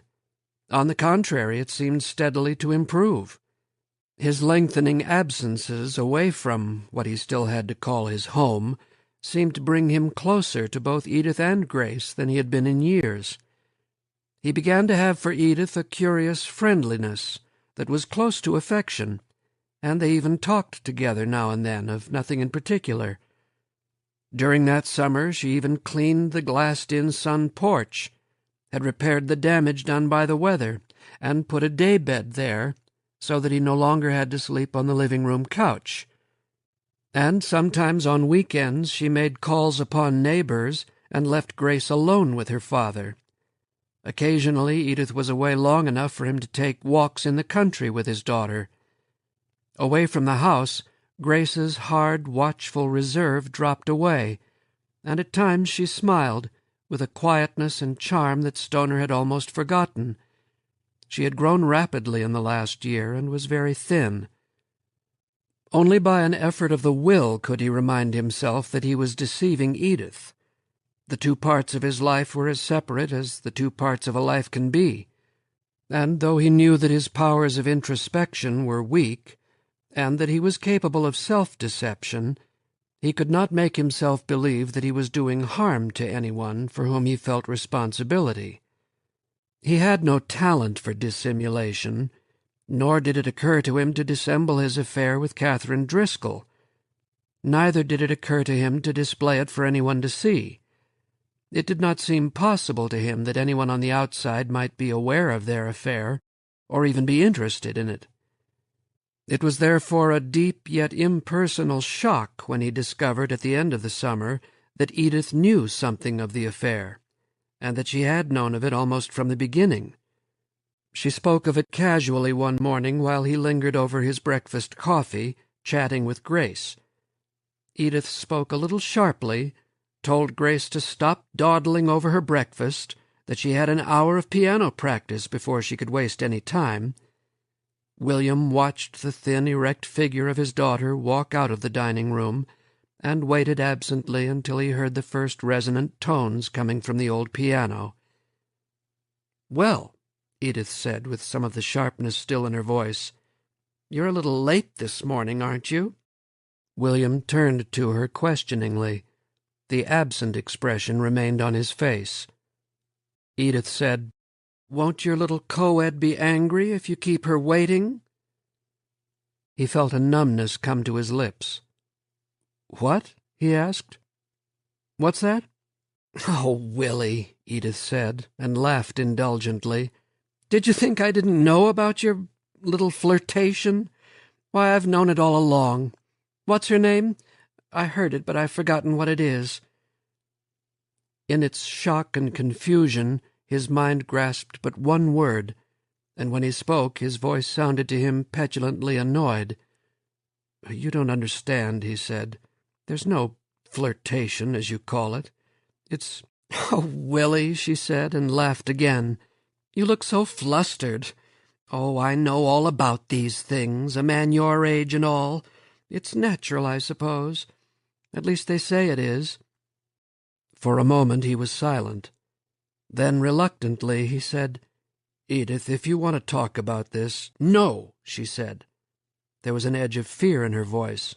"There's nothing to talk about. Nothing at all." And they did not then or thereafter talk about it. Most of the time Edith maintained the convention that it was his work that kept him away from home, but occasionally and almost absently she spoke the knowledge that was always somewhere within her. Sometimes she spoke playfully, with something like a teasing affection. Sometimes she spoke with no feeling at all, as if it were the most casual topic of conversation she could imagine. Sometimes she spoke petulantly, as if some triviality had annoyed her. She said, "Oh, I know, once a man gets in his 40s, but really, Willie, you're old enough to be her father, aren't you?" It had not occurred to him how he must appear to an outsider, to the world. For a moment he saw himself as he must thus appear, and what Edith said was part of what he saw. He had a glimpse of a figure that flitted through smoking-room anecdotes and through the pages of cheap fiction, a pitiable fellow going into his middle age, misunderstood by his wife, seeking to renew his youth, taking up with a girl years younger than himself, awkwardly and apishly reaching for the youth he could not have, a fatuous, garishly got-up clown at whom the world laughed out of discomfort, pity, and contempt. He looked at this figure as closely as he could, but the longer he looked, the less familiar it became. It was not himself that he saw, and he knew suddenly that it was no one. But he knew that the world was creeping up on him, up on Catherine, and up on the little niche of it that they had thought was their own, and he watched the approach with a sadness of which he could not speak, even to Catherine. The fall semester began that September in an intensely colorful Indian summer that came after an early frost. Stoner returned to his classes with an eagerness that he had not felt for a long time. Even the prospect of facing 100 freshman faces did not dim the renewal of his energy. His life with Catherine continued much as it had been before, except that with the return of the students and many of the faculty, he began to find it necessary to practice circumspection. During the summer, the old house where Catherine lived had been almost deserted. They had been able thus to be together in almost complete isolation, with no fear that they might be noticed. Now William had to exercise caution when he came to her place in the afternoon. He found himself looking up and down the street before he approached the house, and going furtively down the stairs to the little well that opened into her apartment. They thought of gestures and talked of rebellion. They told each other that they were tempted to do something outrageous, to make a display, but they did not, and they had no real desire to do so. They wanted only to be left alone, to be themselves. And wanting this, they knew they would not be left alone, and they suspected that they could not be themselves. They imagined themselves to be discreet, and it hardly occurred to them that their affair would be suspected. They made a point of not encountering each other at the university, and when they could not avoid meeting publicly, they greeted each other with a formality whose irony they did not believe to be evident. But the affair was known, and known very quickly after the fall semester began. It was likely that the discovery came out of the peculiar clairvoyance that people have about such matters, for neither of them had given an outward sign of their private lives. Or perhaps someone had made an idle speculation that had a ring of truth to someone else, which caused a closer regard of them both, which in turn— Their speculations were, they knew, to no end, but they continued to make them. There were signs by which both knew that they were discovered. Once, walking behind two male graduate students, Stoner heard one say, half in admiration and half in contempt, "Old Stoner! By God, who would have believed it?" and saw them shake their heads in mockery and puzzlement over the human condition. Acquaintances of Catherine made oblique references to Stoner, and offered her confidences about their own love lives that she had not invited. What surprised them both was that it did not seem to matter. No one refused to speak to them. No one gave them black looks. They were not made to suffer by the world they had feared. They began to believe that they could live in the place they had thought to be inimical to their love, and live there with some dignity and ease. Over the Christmas holiday, Edith decided to take Grace for a visit with her mother in St. Louis, and for the only time during their life together, William and Catherine were able to be with each other for an extended period. Separately and casually, both let it be known that they would be away from the university during the Christmas holiday. Catherine was to visit relatives in the East, and William was to work at the Bibliographical Center and Museum in Kansas City. At different hours they took separate buses and met at Lake Ozark, a resort village in the outlying mountains of the Great Ozark Range. They were the only guests of the only lodge in the village that remained open the year around, and they had 10 days together. There had been a heavy snow 3 days before their arrival, and during their stay it snowed again, so that the gently rolling hills remained white all the time they were there. They had a cabin with a bedroom, a sitting room, and a small kitchen. It was somewhat removed from the other cabins, and it overlooked a lake that remained frozen during the winter months. In the morning they awoke to find themselves twined together, their bodies warm and luxuriant beneath the heavy blankets. They poked their heads out of the blankets and watched their breath condense in great clouds in the cold air. They laughed like children and pulled the covers back over their heads and pressed themselves more closely together. Sometimes they made love and stayed in bed all morning and talked, until the sun came through an east window. Sometimes Stoner sprang out of bed as soon as they were awake, and pulled the covers from Catherine's naked body, and laughed at her screams as he kindled a fire in the great fireplace. Then they huddled together before the fireplace, with only a blanket around them, and waited to be warmed by the growing fire and the natural warmth of their own bodies. Despite the cold, they walked nearly every day in the woods. The great pines, greenish-black against the snow, reared up massively toward the pale blue, cloudless sky. The occasional slither and plop of a mass of snow from one of the branches intensified the silence around them, as the occasional chatter of a lone bird intensified the isolation in which they walked. Once they saw a deer that had come down from the higher mountains in search of food. It was a doe, brilliantly yellow-tan against the starkness of dark pine and white snow.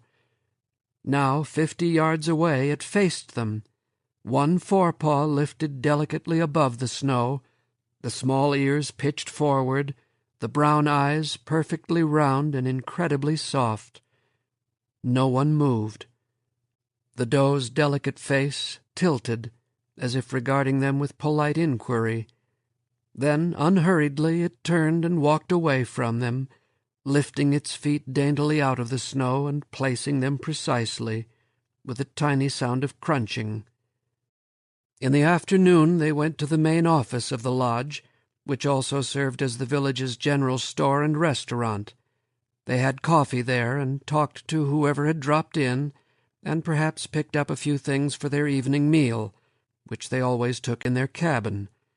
In the evening they sometimes lighted the oil lamp and read, but more often they sat on folded blankets in front of the fireplace, and talked, and were silent, and watched the flames play intricately upon the logs, and watched the play of firelight upon each other's faces. One evening, near the end of the time they had together, Catherine said quietly, almost absently, "Bill, if we never have anything else, we will have had this week." Does that sound like a girlish thing to say? It doesn't matter what it sounds like, Stoner said. He nodded. It's true. Then I'll say it, Catherine said. We will have had this week. On their last morning, Catherine straightened the furniture and cleaned the place with slow care. She took off the wedding band she had worn and wedged it in a crevice between the wall and the fireplace. She smiled self-consciously. I wanted, she said, to leave something of our own here, something I knew would stay here as long as this place stays. Maybe it's silly. Stoner could not answer her. He took her arm, and they walked out of the cabin and trudged through the snow to the lodge office, where the bus would pick them up and take them back to Columbia. On an afternoon late in February, a few days after the second semester had begun, Stoner received a call from Gordon Finch's secretary. She told him that the dean would like to talk with him, and asked if he would drop by that afternoon or the next morning. Stoner told her that he would, and sat for several minutes with one hand on the phone after having hung up. Then he sighed and nodded to himself, and went downstairs to Finch's office. Gordon Finch was in his shirt-sleeves, his tie was loosened, and he was leaning back in his swivel chair with his hands clasped behind his head. When Stoner came into the room, he nodded genially and waved toward the leather-covered easy-chair set at an angle beside his desk. "Take a load off, Bill. How have you been?" Stoner nodded. "All right." "Classes keeping you busy?" Stoner said dryly, "Reasonably so. I have a full schedule." "I know," Finch said, and shook his head. "I can't interfere there, you know. But it's a damned shame." "It's all right," Stoner said, a bit impatiently.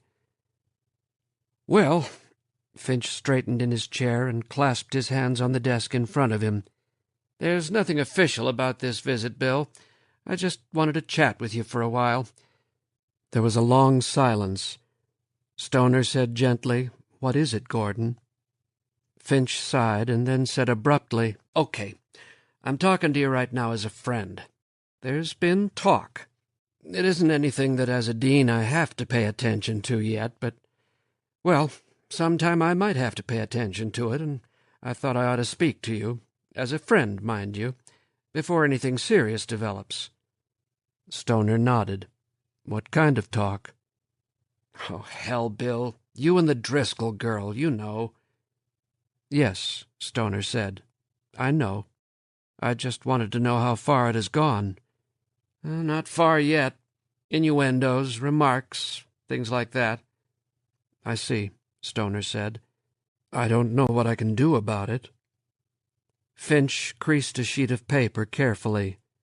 "Is it serious, Bill?" Stoner nodded and looked out the window. "It's serious, I'm afraid." "What are you going to do?" "I don't know." With sudden violence, Finch crumpled the paper that he had so carefully folded and threw it at a wastebasket. He said, "In theory, your life is your own to lead. In theory, you ought to be able to screw anybody you want to, do anything you want to, and it shouldn't matter so long as it doesn't interfere with your teaching. But, damn it, your life isn't your own to lead. It's— oh, hell, you know what I mean." Stoner smiled. "I'm afraid I do." "It's a bad business. What about Edith?" "Apparently," Stoner said, "she takes the whole thing a good deal less seriously than anyone else. And it's a funny thing, Gordon. I don't believe we've ever got along any better than we have the last year." Finch laughed shortly. "You never can tell, can you? But what I meant was, will there be a divorce, anything like that?" "I don't know. Possibly. But Edith would fight it. It would be a mess." "What about Grace?" A sudden pain caught at Stoner's throat, and he knew that his expression showed what he felt. "That's something else. I don't know, Gordon." Finch said impersonally, as if they were discussing someone else, "You might survive a divorce, if it weren't too messy. It would be rough, but you'd probably survive it. And if this thing with the Driscoll girl weren't serious, if you were just screwing around, well, that could be handled too. But you're sticking your neck out, Bill. You're asking for it." "I suppose I am," Stoner said. There was a pause. "This is a hell of a job I have," Finch said heavily. "Sometimes I think I'm not the man for it at all." Stoner smiled. "Dave Masters once said you weren't a big enough son of a bitch to be really successful." "Maybe he was right," Finch said. "But I feel like one often enough." "Don't worry about it, Gordon," Stoner said. "I understand your position, and if I could make it easier for you, I—" He paused and shook his head sharply. "But I can't do anything right now. It will have to wait. Somehow—" Finch nodded and did not look at Stoner. He stared at his desktop, as if it were a doom that approached him with slow inevitability. Stoner waited for a few moments, and when Finch did not speak, he got up quietly and went out of the office. Because of his conversation with Gordon Finch, Stoner was late that afternoon getting to Catherine's apartment. Without bothering to look up or down the street, he went down the walk and let himself in. Catherine was waiting for him. She had not changed clothes, and she waited almost formally, sitting erect and alert upon the couch. "You're late," she said flatly. "Sorry," he said. "I got held up." Catherine lit a cigarette. Her hand was trembling slightly. She surveyed the match for a moment and blew it out with a puff of smoke. She said, "One of my fellow instructors made rather a point of telling me that Dean Finch called you in this afternoon." "Yes," Stoner said. "That's what held me up." "Was it about us?" Stoner nodded. He had heard a few things. "I imagined that was it," Catherine said. "My instructor friend seemed to know something that she didn't want to tell." "Oh, Christ, Bill!" "It's not like that at all," Stoner said. "Gordon is an old friend. I actually believe he wants to protect us. I believe he will if he can." Catherine did not speak for several moments. She kicked off her shoes and lay back on the couch, staring at the ceiling. She said calmly, "Now it begins. I suppose it was too much hoping that they would leave us alone. I suppose we never really seriously thought they would." "If it gets too bad," Stoner said, "we can go away. We can do something." "Oh, Bill," Catherine was laughing a little, throatily and softly. She sat up on the couch. "You are the dearest love, the dearest, dearest anyone could imagine, and I will not let them bother us. I will not." And for the next several weeks they lived much as they had before. With a strategy that they would not have been able to manage a year earlier, with a strength they would not have known they had, they practiced evasions and withdrawals, deploying their powers like skillful generals who must survive with meager forces. They became genuinely circumspect and cautious, and got a grim pleasure from their maneuverings. Stoner came to her apartment only after dark, when no one could see him enter. In the daytime, between classes, Catherine allowed herself to be seen at coffee shops with younger male instructors, and the hours they spent together were intensified by their common determination. They told themselves and each other that they were closer than they ever had been, and to their surprise they realized that it was true, that the words they spoke to comfort themselves were more than consolatory. They made a closeness possible and a commitment inevitable. It was a world of half-light in which they lived, and to which they brought the better parts of themselves, so that after a while the outer world, where people walked and spoke, where there was change and continual movement, seemed to them false and unreal. Their lives were sharply divided between the two worlds, and it seemed to them natural that they should live so divided. During the late winter and early spring months they found together a quietness they had not had before. As the outer world closed upon them, they became less aware of its presence, and their happiness was such that they had no need to speak of it to each other, or even to think of it. In Catherine's small, dim apartment, hidden like a cave beneath the massive old house, they seemed to themselves to move outside of time, in a timeless universe of their own discovery. Then, one day in late April, Gordon Finch again called Stoner into his office, and Stoner went down with a numbness that came from a knowledge he would not admit. What had happened was classically simple, something that Stoner should have foreseen, yet had not. "It's Lomax," Finch said. "Somehow the son of a bitch has got hold of it, and he's not about to let go." Stoner nodded. "I should have thought of that. I should have expected it. Do you think it would do any good if I talked to him?" Finch shook his head, walked across his office, and stood before the window. Early afternoon sunlight streamed upon his face, which gleamed with sweat. He said tiredly, "You don't understand, Bill. Lomax isn't playing it that way. Your name hasn't even come up. He's working through the Driscoll girl." "He's what?" Stoner asked blankly. "You almost have to admire him," Finch said. "Somehow he knew damn well I knew all about it. So he came in yesterday, offhand, and told me he was going to have to fire the Driscoll girl, and warned me there might be a stink." "No," Stoner said. His hands ached where they gripped the leather arms of the easy-chair. Finch continued, "According to Lomax, there have been complaints, from students mostly, and a few townspeople. It seems that men have been seen going in and out of her apartment at all hours. Flagrant misbehavior, that sort of thing. Oh, he did it beautifully. He has no personal objection. He rather admires the girl, as a matter of fact. But he has the reputation of the department and the university to think of. We commiserated upon the necessities of bowing to the dictates of middle-class morality, agreed that the community of scholars ought to be a haven for the rebel against the Protestant ethic, and concluded that, practically speaking, we were helpless. He said he hoped he could let it ride until the end of the semester, but doubted if he could. And all the time this son of a bitch knew we understood each other perfectly." A tightness in his throat made it impossible for Stoner to speak.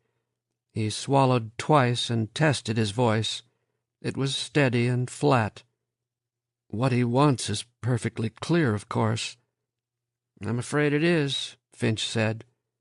"I knew he hated me," Stoner said distantly, "but I never realized I never dreamed he would—" "Neither did I," Finch said. He walked back to his desk and sat down heavily. "And I can't do a thing, Bill. I'm helpless. If Lomax wants complainers, they'll appear. If he wants witnesses, they will appear. He has quite a following, you know. And if word ever gets to the president—" He shook his head. "What do you imagine will happen if I refuse to resign? If we just refuse to be scared?" "He'll crucify the girl," Finch said flatly. "And as if by accident you'll be dragged into it. It's very neat." "Then," Stoner said, "it appears there is nothing to be done." "Bill," Finch said, and then was silent. He rested his head on his closed fists. He said dully, "There is a chance. There is just one. I think I can hold him off if the Driscoll girl will just—" "No," Stoner said. "I don't think I can do it. Literally, I don't think I can do it." "God damn it!" Finch's voice was anguished. "He's counting on that. Think for a minute. What would you do? It's April, almost May. What kind of job could you get this time of year, if you could get one at all?" "I don't know," Stoner said. "Something." "And what about Edith? Do you think she's going to give you a divorce without a fight? And Grace, what would it do to her in this town if you just took off? And Catherine, what kind of life would you have? What would it do to both of you?" Stoner did not speak. An emptiness was beginning somewhere within him. He felt a withering, a falling away. He said at last, "Can you give me a week? I've got to think. A week?" Finch nodded. "I can hold him off that long at least, but not much longer. I'm sorry, Bill. You know that." "Yes." He got up from the chair and stood for a moment, testing the heavy numbness of his legs. "I'll let you know. I'll let you know when I can." He went out of the office into the darkness of the long corridor and walked heavily into the sunlight, into the open world that was like a prison wherever he turned. Years afterward, at odd moments, he would look back upon those days that followed his conversation with Gordon Finch, and would be unable to recall them with any clarity at all. It was as if he were a dead man, animated by nothing more than a habit of stubborn will. Yet he was oddly aware of himself and of the places, persons, and events which moved past him in these few days, and he knew that he presented to the public regard an appearance which belied his condition. He taught his classes, he greeted his colleagues, he attended the meetings he had to attend, and no one of the people he met from day to day knew that anything was wrong. But from the moment he walked out of Gordon Finch's office, he knew, somewhere within the numbness that grew from a small center of his being, that a part of his life was over, that a part of him was so near death that he could watch the approach almost with calm. He was vaguely conscious that he walked across the campus in the bright, crisp heat of an early spring afternoon. The dogwood trees along the sidewalks and in the front yards were in full bloom, and they trembled like soft clouds, translucent and tenuous, before his gaze. The sweet scent of dying lilac blossoms drenched the air. And when he got to Catherine's apartment, he was feverishly and callously gay. He brushed aside her questions about his latest encounter with the dean. He forced her to laugh, and he watched with an immeasurable sadness their last effort of gaiety, which was like a dance that life makes upon the body of death. But finally they had to talk, he knew, though the words they said were like a performance of something they had rehearsed again and again in the privacies of their knowledge.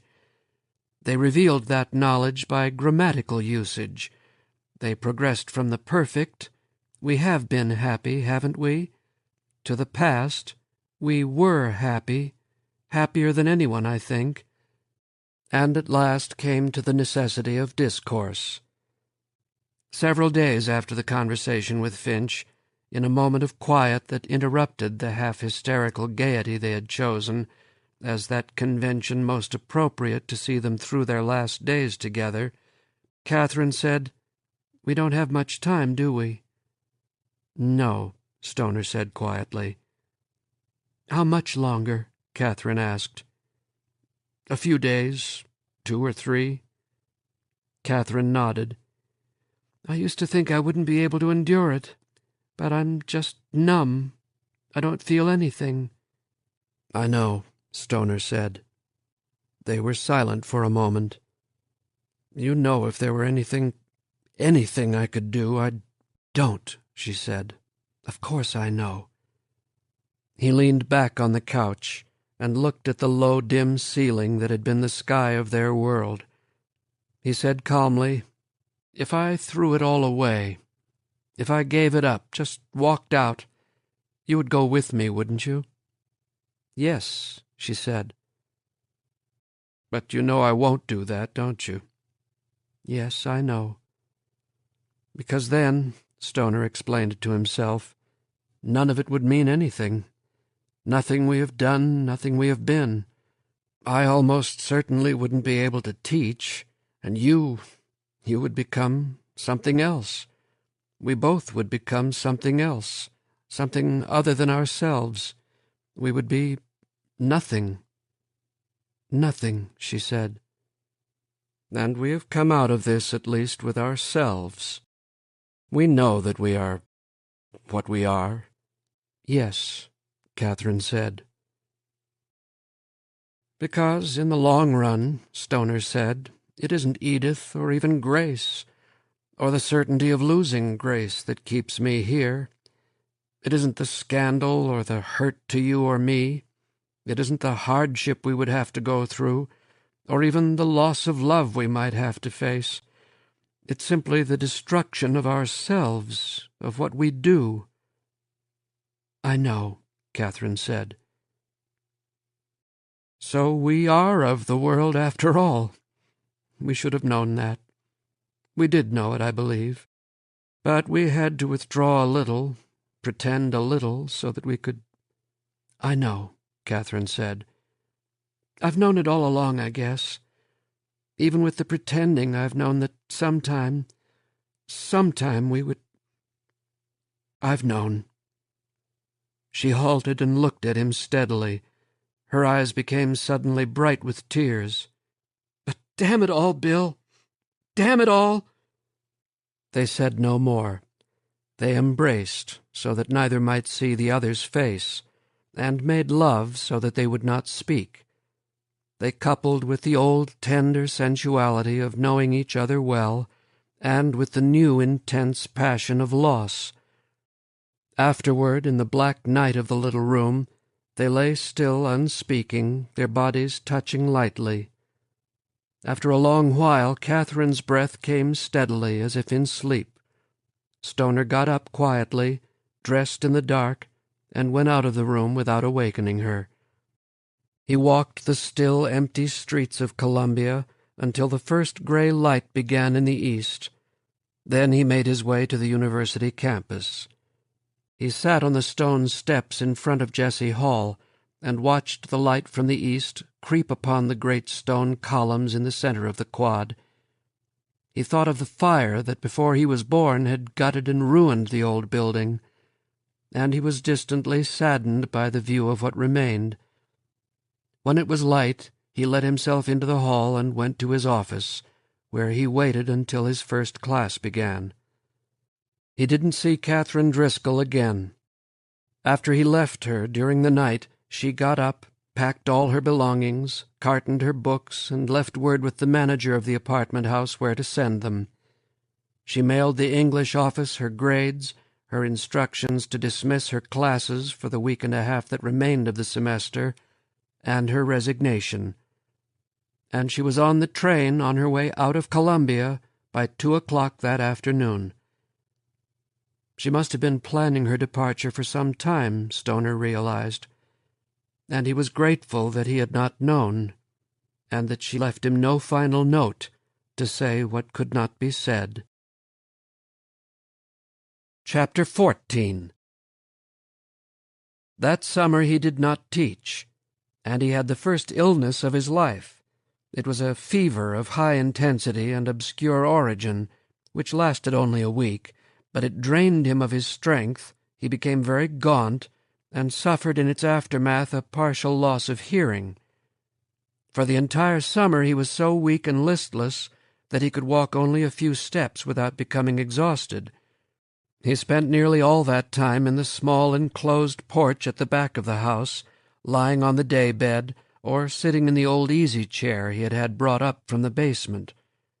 He stared out the windows or at the slatted ceiling, and stirred himself now and then to go into the kitchen to get a bite of food. He had hardly the energy to converse with Edith or even with Grace, though sometimes Edith came into the back room, spoke to him distractedly for a few minutes, and then left him alone as abruptly as she had intruded upon him. Once in the middle of summer she spoke of Catherine. "I just heard a day or so ago," she said. "So your little co-ed has gone, has she?" With an effort he brought his attention away from the window and turned to Edith. "Yes," he said mildly. "What was her name?" Edith asked. "I never can remember her name." "Catherine," he said. "Catherine Driscoll." "Oh, yes," Edith said. "Catherine Driscoll. Well, you see, I told you, didn't I? I told you these things weren't important." He nodded absently. Outside in the old elm that crowded the backyard fence, a large black-and-white bird, a magpie, had started to chatter. He listened to the sound of its calling and watched with remote fascination the open beak as it strained out its lonely cry. He aged rapidly that summer, so that when he went back to his classes in the fall there were few who did not recognize him with a start of surprise. His face, gone gaunt and bony, was deeply lined. Heavy patches of gray ran through his hair, and he was heavily stooped, as if he carried an invisible burden. His voice had grown a little grating and abrupt, and he had a tendency to stare at one with his head lowered, so that his clear gray eyes were sharp and querulous beneath his tangled eyebrows. He seldom spoke to anyone except his students, and he responded to questions and greetings always impatiently and sometimes harshly. He did his work with a doggedness and resolve that amused his older colleagues and enraged the younger instructors, who, like himself, taught only freshman composition. He spent hours marking and correcting freshman themes. He had student conferences every day, and he attended faithfully all departmental meetings. He did not speak often at these meetings, but when he did, he spoke without tact or diplomacy, so that among his colleagues he developed a reputation for crustiness and ill temper. But with his young students he was gentle and patient, though he demanded of them more work than they were willing to give, with an impersonal firmness that was hard for many of them to understand. It was a commonplace among his colleagues, especially the younger ones, that he was a dedicated teacher, a term they used half in envy and half in contempt, one whose dedication blinded him to anything that went on outside the classroom, or at the most outside the halls of the university. There were mild jokes. After a departmental meeting at which Stoner had spoken bluntly about some recent experiments in the teaching of grammar, a young instructor remarked that, to Stoner, copulation is restricted to verbs, and was surprised at the quality of laughter and meaningful looks exchanged by some of the older men. Someone else once said, "Old Stoner thinks that WPA stands for wrong pronoun antecedent," and was gratified to learn that his witticism gained some currency. But William Stoner knew of the world in a way that few of his younger colleagues could understand. Deep in him, beneath his memory, was the knowledge of hardship and hunger and endurance and pain. Though he seldom thought of his early years on the Boonville farm, there was always near his consciousness the blood knowledge of his inheritance, given him by forefathers whose lives were obscure and hard and stoical, and whose common ethic was to present to an oppressive world faces that were expressionless and hard and bleak. And though he looked upon them with apparent impassivity, he was aware of the times in which he lived. During that decade when many men's faces found a permanent hardness and bleakness, as if they looked upon an abyss, William Stoner, to whom that expression was as familiar as the air he walked in, saw the signs of a general despair he had known since he was a boy. He saw good men go down into a slow decline of hopelessness, broken as their vision of a decent life was broken. He saw them walking aimlessly upon the streets, their eyes empty like shards of broken glass. He saw them walk up to back doors with the bitter pride of men who go to their executions, and beg for the bread that would allow them to beg again. And he saw men who had once walked erect in their own identities look at him with envy and hatred for the poor security he enjoyed as a tenured employee of an institution that somehow could not fail. He did not give voice to this awareness, but the knowledge of common misery touched him and changed him in ways that were hidden deep from the public view, and a quiet sadness for the common plight was never far beneath any moment of his living.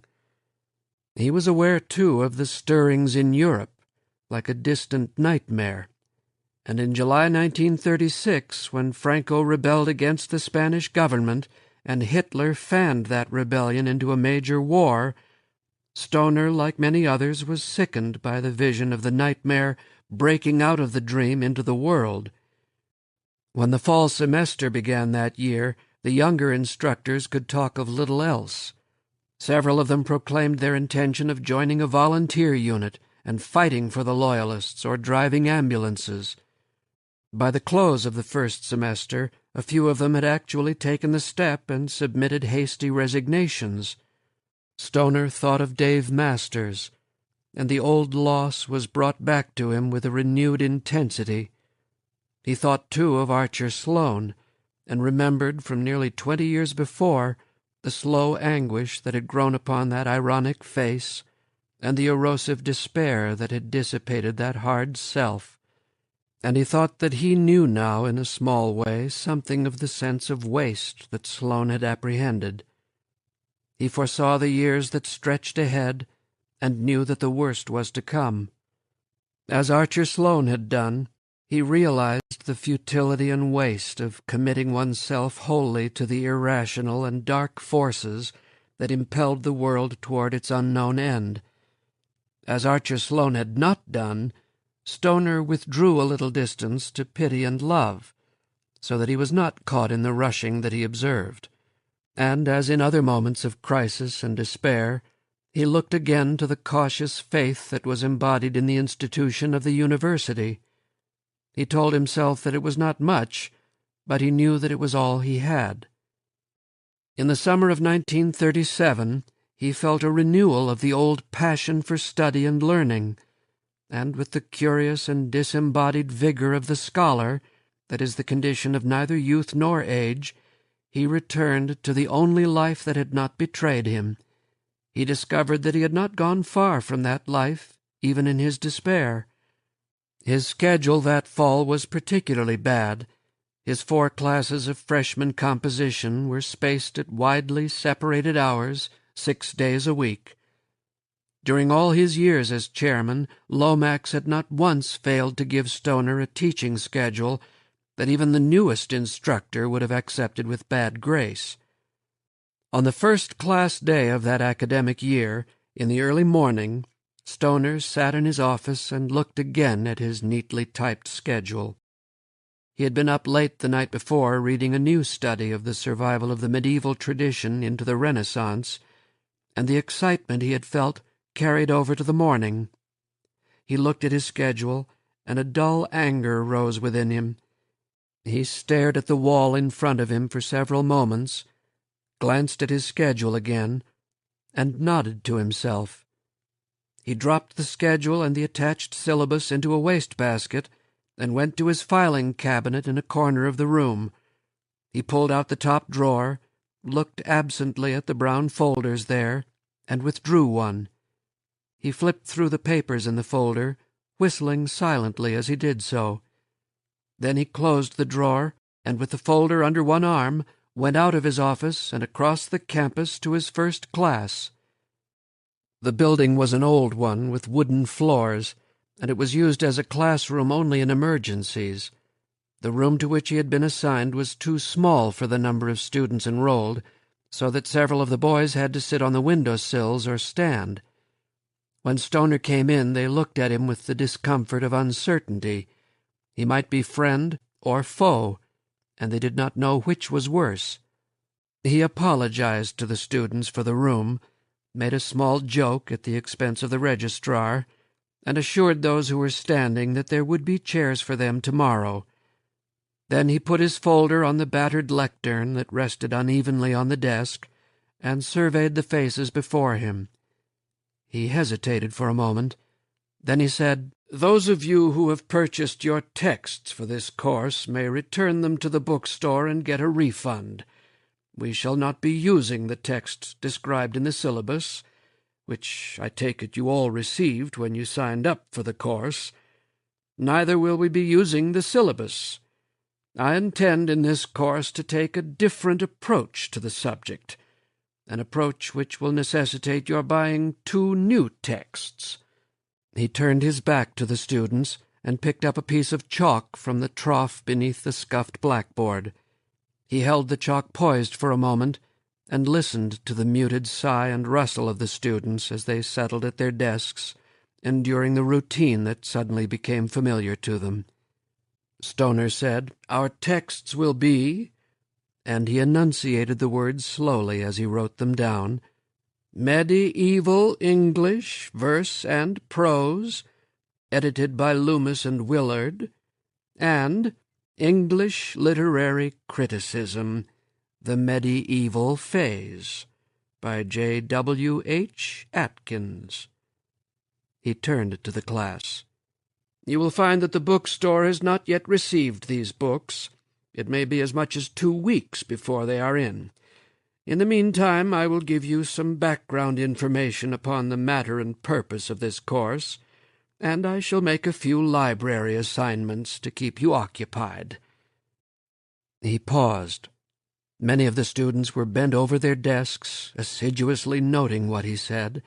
A few were looking at him steadily with small smiles that wanted to be intelligent and understanding, and a few were staring at him in open amazement. "The primary matter of this course," Stoner said, "will be found in the Loomis and Willard anthology. We shall study examples of medieval verse and prose for 3 purposes. First, as literary works, significant in themselves. Second, as a demonstration of the beginnings of literary style and method in the English tradition. And third, as rhetorical and grammatical solutions to problems of discourse that even today may be of some practical value and application." By this time nearly all the students had stopped taking notes and had raised their heads. Even the intelligent smiles had become a trifle strained, and a few hands were waving in the air.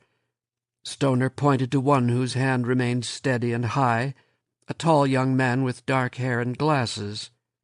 "Sir, is this General English 1, Section 4? Stoner smiled at the young man. "What is your name, please?" The boy swallowed. "Jessup, sir. Frank Jessup." Stoner nodded. "Mr. Jessup. Yes, Mr. Jessup, this is General English 1, Section 4, and my name is Stoner, facts which no doubt I should have mentioned at the beginning of the period. Did you have another question?" The boy swallowed again. "No, sir." Stoner nodded and looked benevolently around the room. "Does anyone else have a question?" The faces stared back at him. There were no smiles, and a few mouths hung open. "Very well," Stoner said. "I shall continue. As I said at the beginning of this hour, one purpose of this course is to study certain works of the period roughly between 12 and 1500. Certain accidents of history will stand in our way. There will be linguistic difficulties as well as philosophical, social as well as religious, theoretical as well as practical. Indeed, all of our past education will in some ways hinder us, for our habits of thinking about the nature of experience have determined our own expectations as radically as the habits of medieval man determined his. As a preliminary, let us examine some of those habits of mind under which medieval man lived and thought and wrote. That first meeting he did not keep the students for the entire hour. After less than half the period, he brought his preliminary discussion to a close and gave them a weekend assignment. I should like for each of you to write a brief essay, no more than 3 pages, upon Aristotle's conception of the topoi, or in its rather crude English translation, topic. You will find an extended discussion of the topic in Book 2 of the Rhetoric of Aristotle, and in Lane Cooper's edition there is an introductory essay that you will find most helpful. The essay will be due on Monday, and that, I think, will be all for today." For a moment after he dismissed the class, he gazed at the students, who did not move, with some concern. Then he nodded briefly to them and walked out of the classroom, the brown folder under his arm. On Monday, fewer than half the students had finished their papers. He dismissed those who handed their essays in, and spent the rest of the hour with the remaining students, rehearsing the subject he had assigned, going over it again and again, until he was sure they had it and could complete the assigned essay by Wednesday. On Tuesday he noticed in the corridors of Jesse Hall, outside Lomax's office, a group of students. He recognized them as members of his first class. As he passed, the students turned away from him and looked at the floor or the ceiling, or at the door of Lomax's office. He smiled to himself and went to his office, and waited for the telephone call that he knew would come. It came at 2:00 that afternoon. He picked up the phone, answered, and heard the voice of Lomax's secretary, icy and polite. "Professor Stoner, Professor Lomax would like you to see Professor Erhart this afternoon as soon as possible. Professor Erhart will be expecting you." "Will Lomax be there?" Stoner asked. There was a shocked pause. The voice said uncertainly, "I believe not. A previous appointment. But Professor Erhart is empowered to—" "You tell Lomax he ought to be there. You tell him I'll be in Erhart's office in 10 minutes. Joel Erhart was a balding young man in his early 30s. He had been brought into the department 3 years before by Lomax, and when it was discovered that he was a pleasant and serious young man with no special talent and no gift for teaching, he had been put in charge of the freshman English program. His office was in a small enclosure at the far end of the large common room, where 20-odd young instructors had their desks, and Stoner had to walk the length of the room to get there. As he made his way among the desks, some of the instructors looked up at him, grinned openly, and watched his progress across the room. Stoner opened the door without knocking, went into the office, and sat down in the chair opposite Erhart's desk. Lomax was not there. "You wanted to see me?" Stoner asked. Erhart, who had a very fair skin, blushed slightly. He fixed a smile on his face, said enthusiastically, "It's good of you to drop by, Bill," and fumbled for a moment with a match, trying to light his pipe. It wouldn't draw properly. "This damned humidity," he said morosely. "It keeps the tobacco too wet." "Lomax won't be here, I take it," Stoner said. "No," Erhart said, putting the pipe on his desk. "Actually, though, it was Professor Lomax who asked me to talk to you, so in a way," he laughed nervously, "I'm really sort of a messenger boy." "What message were you asked to deliver?" Stoner asked dryly. "Well, as I understand it, there have been a few complaints. Students, you know." He shook his head commiseratingly. "Some of them seem to think, well, they don't really seem to understand what's going on in your 8 o'clock class. Professor Lomax thought, Well, actually, I suppose he's questioning the wisdom of approaching the problems of freshman composition through the study of medieval language and literature, Stoner said. Yes, Earhart said. Actually, I think I understand what you're trying to do. Shock them a bit. Shake them up. Try a new approach. Get them to thinking, right? Stoner nodded gravely. There's been a great deal of talk in our freshman comp meetings lately about new methods, experimentation. Exactly, Earhart said. No one has more sympathy than I for experimentation, but perhaps sometimes, out of the very best motives, we go too far. He laughed and shook his head. I certainly know I do. I'd be the first to confess it. But or Professor Lomax, well, perhaps some sort of compromise, some partial return to the syllabus, a use of the assigned texts. You understand. Stoner pursed his lips and looked at the ceiling. Resting his elbows on the arms of the chair, he placed the tips of his fingers together and let his chin rest on his thumb-tips. Finally, but decisively, he said, No, I don't believe the experiment has had a fair chance. Tell Lomax I intend to carry it through to the end of the semester. Would you do that for me? Earhart's face was red. He said tightly, I will. But I'm sure Professor Lomax will be most disappointed. Most disappointed indeed. Stoner said, Oh, at first he may be, but he'll get over it. I'm sure Professor Lomax wouldn't want to interfere with the way a senior professor sees fit to teach one of his classes. He may disagree with the judgment of that professor, but it would be most unethical for him to attempt to impose his own judgment, and, incidentally, a little dangerous. Don't you agree? Earhart picked up his pipe, gripped its bowl tightly, and contemplated it fiercely. I'll tell Professor Lomax of your decision. I'd be grateful if you would, Stoner said. He rose from his chair, walked to the door, paused as if reminded of something, and turned to Earhart. He said casually, Oh, another thing. I've been doing a little thinking about next semester. If my experiment works out, next semester I might try something else. I've been considering the possibility of getting at some of the problems of composition by examining the survival of the classical and medieval Latin tradition in some of Shakespeare's plays. It may sound a little specialized, but I think I can bring it down to a workable level. You might pass my little idea along to Lomax. Ask him to turn it over in his mind. Maybe in a few weeks you and I can—" Earhart slumped in his chair. He dropped his pipe on the table and said wearily, "All right, Bill, I'll tell him. Thanks for dropping by." Stoner nodded.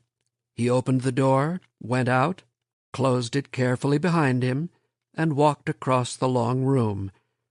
When one of the young instructors looked up at him inquiringly, he winked broadly, nodded, and, finally, let the smile come over his face. He went to his office, sat at his desk, and waited, looking out the open doorway. After a few minutes he heard a door slam down the hall, heard the uneven sound of footsteps, and saw Lomax go past his office as swiftly as his limp would carry him. Stoner did not move from his watch. Within half an hour he heard Lomax's slow, shuffling ascent of the stairway, and saw him go once more past his office. He waited until he heard the door down the hall close. Then he nodded to himself, got up, and went home. It was some weeks later that Stoner learned from Finch himself what happened that afternoon when Lomax stormed into his office. Lomax complained bitterly about Stoner's behavior, described how he was teaching what amounted to his senior course in Middle English to his freshman class, and demanded that Finch take disciplinary measures. There was a moment of silence. Finch started to say something, and then he burst out laughing. He laughed for a long time, every now and then trying to say something that was pushed back by laughter. Finally he quieted, apologized to Lomax for his outburst, and said, "He's got you, Holly. Don't you see that? He's not about to let go, and there's not a damn thing you can do. You want me to do the job for you? How do you think that would look? A dean meddling in how a senior member of the department teaches his classes, and meddling at the instigation of the department chairman himself. No, sir. You take care of it yourself the best way you can. But you really don't have much choice, do you?" 2 weeks after that conversation, Stoner received a memo from Lomax's office, which informed him that his schedule for the next semester was changed, that he would teach his old graduate seminar on the Latin tradition and Renaissance literature, a senior and graduate course in Middle English language and literature, a sophomore literature survey, and one section of freshman composition. It was a triumph in a way, but one of which he always remained amusedly contemptuous, as if it were a victory won by boredom and indifference. Chapter 15. And that was one of the legends that began to attach to his name, legends that grew more detailed and elaborate year by year, progressing like myth from personal fact to ritual truth. In his late 40s he looked years older. His hair, thick and unruly as it had been in his youth, was almost entirely white. His face was deeply lined, and his eyes were sunken in their sockets, and the deafness that had come upon him the summer after the end of his affair with Catherine Driscoll had worsened slightly year by year, so that when he listened to someone, his head cocked to one side and his eyes intent, he appeared to be remotely contemplating a puzzling species that he could not quite identify. That deafness was of a curious nature. Though he sometimes had difficulty understanding one who spoke directly to him, he was often able to hear with perfect clarity a murmured conversation held across a noisy room. It was by this trick of deafness that he gradually began to know that he was considered, in the phrase current in his own youth, a campus character. Thus he overheard again and again the embellished tale of his teaching Middle English to a group of new freshmen, and of the capitulation of Hollis Lomax. And when the freshman class of 37 took their junior English exams, you know what class had the highest score? A reluctant young instructor of freshman English asked. Sure, old Stoner's Middle English bunch. And we keep on using exercises and handbooks. Stoner had to admit that he had become, in the regard of the young instructors and the older students, who seemed to come and go before he could firmly attach names to their faces, an almost mythic figure, however shifting and various the function of that figure was. Sometimes he was villain. In one version that attempted to explain the long feud between himself and Lomax, he had seduced and then cast aside a young graduate student for whom Lomax had had a pure and honorable passion. Sometimes he was the fool. In another version of the same feud, he refused to speak to Lomax because once Lomax had been unwilling to write a letter of recommendation for one of Stoner's graduate students. And sometimes he was hero. In a final and not often accepted version, he was hated by Lomax and frozen in his rank because he had once caught Lomax giving to a favored student a copy of a final examination in one of Stoner's courses.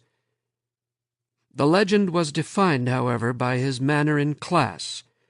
Over the years it had grown more and more absent, and yet more and more intense. He began his lectures and discussions fumblingly and awkwardly, yet very quickly became so immersed in his subject that he seemed unaware of anything or anyone around him. Once a meeting of several members of the Board of Trustees and the president of the university was scheduled in the conference room where Stoner held his seminar in the Latin tradition. He had been informed of the meeting, but had forgotten about it, and held his seminar at the usual time and place. Halfway through the period, a timid knock sounded at the door. Stoner, engrossed in translating extemporaneously a pertinent Latin passage, did not notice. After a few moments the door opened, and a small, plump, middle-aged man with rimless glasses tiptoed in and lightly tapped Stoner on the shoulder. Without looking up, Stoner waved him away. The man retreated. There was a whispered conference with several others outside the open door. Stoner continued the translation. Then 4 men, led by the president of the university, a tall, heavy man with an imposing chest and florid face, strode in and halted like a squad beside Stoner's desk. The president frowned and cleared his throat loudly. Without a break or a pause in his extemporaneous translation, Stoner looked up and spoke the next line of the poem mildly to the president and his entourage. "Begone, begone, you bloody whoreson Gauls!" And still without a break returned his eyes to his book and continued to speak, while the group gasped and stumbled backward, turned and fled from the room. Fed by such events, the legend grew until there were anecdotes to give substance to nearly all of Stoner's more typical activities, and grew until it reached his life outside the university. It finally included even Edith, who was seen with him so rarely at university functions that she was a faintly mysterious figure, who flitted across the collective imagination like a ghost. She drank secretly out of some obscure and distant sorrow. She was dying slowly of a rare and always fatal disease. She was a brilliantly talented artist who had given up her career to devote herself to Stoner. At public functions, her smile flashed out of her narrow face so quickly and nervously, her eyes glinted so brightly, and she spoke so shrilly and disconnectedly that everyone was sure that her appearance masked a reality, that a self hid behind the facade that no one could believe. After his illness, and out of an indifference that became a way of living, William Stoner began to spend more and more of his time in the house that he and Edith had bought many years ago. At first Edith was so disconcerted by his presence that she was silent, as if puzzled about something. Then, when she was convinced that his presence, afternoon after afternoon, night after night, weekend after weekend, was to be a permanent condition, she waged an old battle with new intensity. Upon the most trivial provocation, she wept forlornly and wandered through the rooms. Stoner looked at her impassively and murmured a few absent words of sympathy. She locked herself in her room and did not emerge for hours at a time. Stoner prepared the meals that she would otherwise have prepared, and didn't seem to have noticed her absence when she finally emerged from her room, pale and hollow of cheek and eye. She derided him upon the slightest occasion, and he hardly seemed to hear her. She screamed imprecations upon him, and he listened with polite interest. When he was immersed in a book, she chose that moment to go into the living-room and pound with frenzy upon the piano that she seldom otherwise played. And when he spoke quietly to his daughter, Edith would burst into anger at either or both of them. And Stoner looked upon it all, the rage, the woe, the screams, and the hateful silences, as if it were happening to 2 other people, in whom, by an effort of the will, he could summon only the most perfunctory interest. And at last, wearily, almost gratefully, Edith accepted her defeat. The rages decreased in intensity until they became as perfunctory as Stoner's interest in them, and the long silences became withdrawals into a privacy at which Stoner no longer wondered, rather than offenses upon an indifferent position. In her 40th year, Edith Stoner was as thin as she had been as a girl, but with a hardness, a brittleness that came from an unbending carriage, that made every movement seem reluctant and grudging. The bones of her face had sharpened, and the thin pale skin was stretched upon them as upon a framework, so that the lines upon the skin were taut and sharp.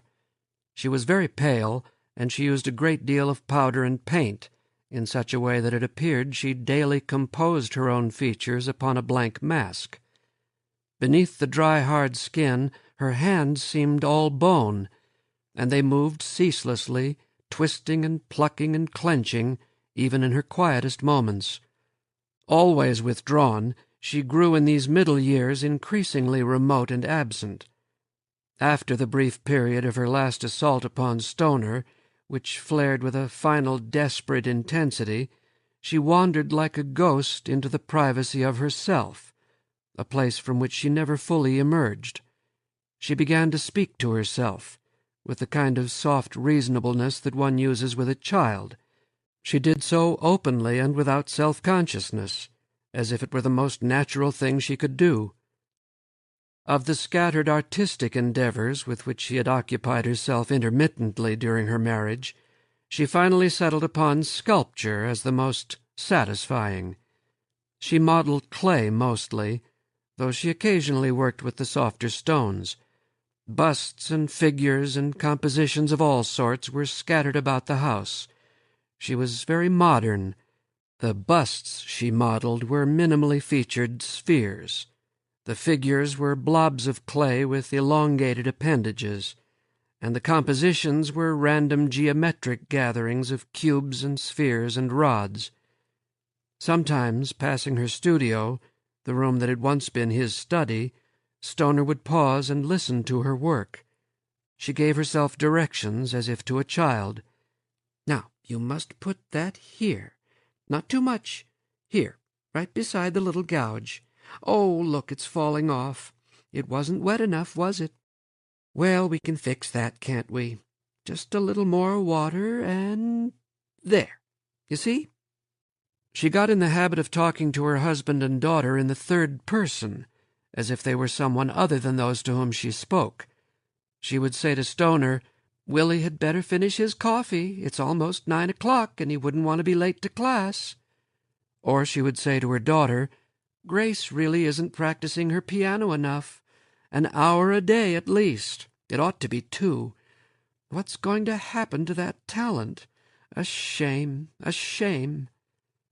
What this withdrawal meant to Grace, Stoner did not know, for in her own way she had become as remote and withdrawn as her mother.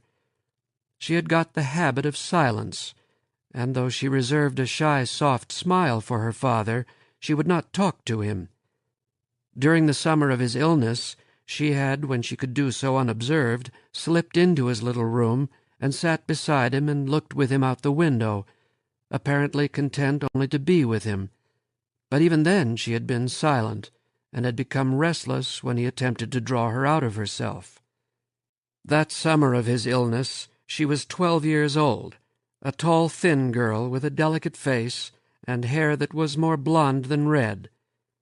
In the fall, during Edith's last violent assault upon her husband, her marriage, herself, and what she thought she had become, Grace had become almost motionless, as if she felt that any movement might throw her into an abyss from which she would not be able to clamber. In an aftermath of the violence, Edith decided, with the kind of sure recklessness of which she was capable, that Grace was quiet because she was unhappy, and that she was unhappy because she was not popular with her schoolmates. She transferred the fading violence of her assault upon Stoner to an assault upon what she called Grace's social life. Once again she took an interest. She dressed her daughter brightly and fashionably, in clothes whose frilliness intensified her thinness. She had parties and played the piano, and insisted brightly that everyone dance. She nagged at Grace to smile at everyone, to talk, to make jokes, to laugh. This assault lasted for less than a month. Then Edith dropped her campaign, and began the long, slow journey to where she obscurely was going. But the effects of the assault upon Grace were out of proportion to its duration. After the assault, she spent nearly all her free time alone in her room, listening to the small radio her father had given her on her 12th birthday. She lay motionless on her unmade bed, or sat motionless at her desk, and listened to the sounds that blared thinly from the scroll-work of the squat, ugly instrument on her bedside table, as if the voices, music, and laughter she heard were all that remained of her identity, and as if even that were fading distantly into silence, beyond her recall. And she grew fat. Between that winter and her 13th birthday, she gained nearly 50 pounds. Her face grew puffy and dry like rising dough, and her limbs became soft and slow and clumsy. She ate little more than she had eaten before, though she became very fond of sweets, and kept a box of candy always in her room. It was as if something inside her had gone loose and soft and hopeless, as if at last a shapelessness within her had struggled and burst loose, and now persuaded her flesh to specify that dark and secret existence. Stoner looked upon the transformation with a sadness that belied the indifferent face he presented to the world. He did not allow himself the easy luxury of guilt. Given his own nature and the circumstance of his life with Edith, there was nothing that he could have done, and that knowledge intensified his sadness as no guilt could have, and made his love for his daughter more searching and more deep. She was, he knew, and had known very early, he supposed, one of those rare and always lovely humans whose moral nature was so delicate that it must be nourished and cared for that it might be fulfilled. Alien to the world, it had to live where it could not be at home.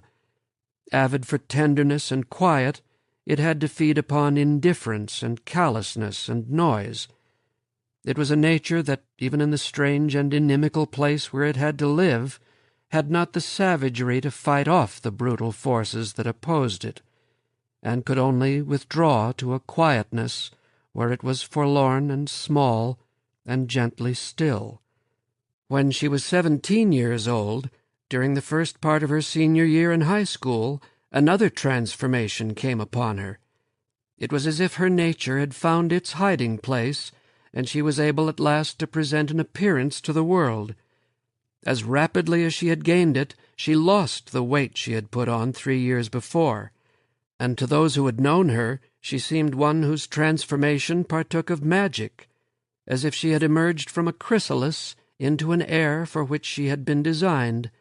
She was almost beautiful. Her body, which had been very thin and then suddenly very fat, was delicately limbed and soft, and it walked with a light grace. It was a passive beauty that she had, almost a placid one. Her face was nearly without expression, like a mask. Her light blue eyes looked directly at one, without curiosity, and without any apprehension that one might see beyond them. Her voice was very soft, a little flat, and she spoke rarely. Quite suddenly she became, in Edith's word, popular. The telephone rang frequently for her, and she sat in the living room, nodding now and then, responding softly and briefly to the voice. Cars drove up in the dusky afternoons and carried her away, anonymous in the shouting and laughter. Sometimes Stoner stood at the front window and watched the automobiles screech away in clouds of dust, and he felt a small concern and a little awe. He had never owned a car, and had never learned to drive one. And Edith was pleased. "You see," she said in absent triumph, as if more than 3 years had not passed since her frenzied attack upon the problem of Grace's popularity. "You see, I was right.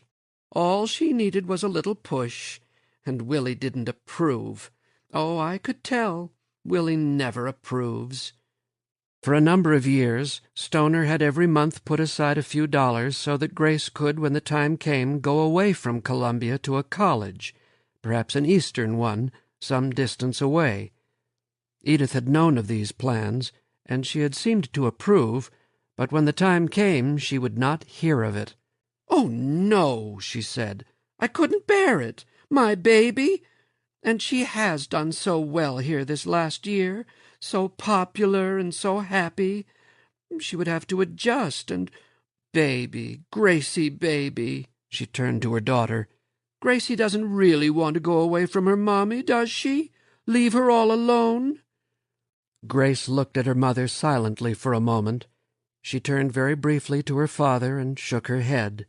She said to her mother, "If you want me to stay, of course I will." "Grace," Stoner said, "listen to me. If you want to go, please, if you really want to go—" She would not look at him again. "It doesn't matter," she said. Before Stoner could say anything else, Edith began talking about how they could spend the money her father had saved on a new wardrobe, a really nice one, perhaps even a little car, so that she and her friends could— And Grace smiled her slow, small smile, and nodded, and every now and then said a word, as if it were expected of her. It was settled, and Stoner never knew what Grace felt, whether she stayed because she wanted to, or because her mother wanted her to, or out of a vast indifference to her own fate. She would enter the University of Missouri as a freshman that fall, go there for at least 2 years, after which, if she wanted, she would be allowed to go away, out of the state, to finish her college work. Stoner told himself that it was better this way, better for Grace to endure the prison she hardly knew she was in for 2 more years than to be torn again upon the rack of Edith's helpless will. So nothing changed. Grace got her wardrobe, refused her mother's offer of a little car, and entered the University of Missouri as a freshman student. The telephone continued to ring, the same faces, or ones much like them, continued to appear, laughing and shouting at the front door, and the same automobiles roared away in the dusk. Grace was away from home even more frequently than she had been in high school, and Edith was pleased at what she thought to be her daughter's growing popularity. "She's like her mother," she said. "Before she was married, she was very popular. All the boys. Papa used to get so mad at them, but he was secretly very proud, I could tell." "Yes, Edith," Stoner said gently, and he felt his heart contract. It was a difficult semester for Stoner. It had come his turn to administer the university-wide junior English examination, and he was at the same time engaged in directing 2 particularly difficult doctoral dissertations, both of which required a great deal of extra reading on his part. So he was away from home more frequently than had been his habit for the last few years. One evening, near the end of November, he came home even later than usual. The lights were off in the living room, and the house was quiet. He supposed that Grace and Edith were in bed. He took some papers he had brought with him to his little back room, intending to read a few of them after he got into bed. He went into the kitchen to get a sandwich and a glass of milk. He had sliced the bread and opened the refrigerator door, when suddenly he heard, sharp and clean as a knife, a prolonged scream from somewhere downstairs. He ran into the living room. The scream came again, now short and somehow angry in its intensity, from Edith's studio. Swiftly he went across the room and opened the door. Edith was sitting sprawled on the floor as if she had fallen there. Her eyes were wild and her mouth was open, ready to emit another scream. Grace sat across the room from her on an upholstered chair, her knees crossed, and looked almost calmly at her mother. A single desk lamp on Edith's work table was burning, so that the room was filled with harsh brightness and deep shadows. "What is it?" Stoner asked. "What's happened?" Edith's head swung around to face him as if it were on a loose pivot. Her eyes were vacant. She said with a curious petulance, "Oh, Willie! Oh, Willie!" She continued to look at him, her head shaking weakly. He turned to Grace, whose look of calm did not change. She said conversationally, "I'm pregnant, Father." And the scream came again, piercing and inexpressibly angry. They both turned to Edith, who looked back and forth from one to the other, the eyes absent and cool above the screaming mouth. Stoner went across the room, stooped behind her, and lifted her upright. She was loose in his arms, and he had to support her weight. "Edith," he said sharply, "be quiet." She stiffened and pulled away from him. On trembling legs she stalked across the room and stood above Grace, who had not moved. "You!" she spat. "Oh, my God! Oh, Gracie! How could you? Oh, my God, like your father's blood. Oh, yes, filth, filth. Edith, Stoner spoke more sharply and strode over to her. He placed his hands firmly on her upper arms and turned her away from Grace. Go to the bathroom and throw some cold water on your face. Then go up to your room and lie down. Oh, Willie, Edith said pleadingly. My own little baby, my very own. How could this happen? How could she— Go on, Stoner said. I'll call you after a while. She tottered out of the room. Stoner looked after her without moving until he heard the tap water start in the bathroom. Then he turned to Grace, who remained looking up at him from the easy-chair. He smiled at her briefly, walked across to Edith's work table, got a straight chair, brought it back, and placed it in front of Grace's chair, so that he could talk to her without looking down upon her upturned face. Now, he said, why don't you tell me about it? She gave him her small, soft smile. There isn't much to tell, she said. I'm pregnant. Are you sure? She nodded. I've been to a doctor. I just got the report this afternoon. Well, he said, and awkwardly touched her hand, you aren't to worry. Everything will be all right. Yes, she said. He asked gently, do you want to tell me who the father is? A student, she said, at the university. Had you rather not tell me? Oh, no, she said. It doesn't make any difference. His name is Fry, Ed Fry. He's a sophomore. I believe he was in your freshman comp class last year. I don't remember him, Stoner said. I don't remember him at all. I'm sorry, Father, Grace said. It was stupid. He was a little drunk, and we didn't take precautions. Stoner looked away from her at the floor. I'm sorry, Father, I've shocked you, haven't I? No, Stoner said. Surprised me, perhaps.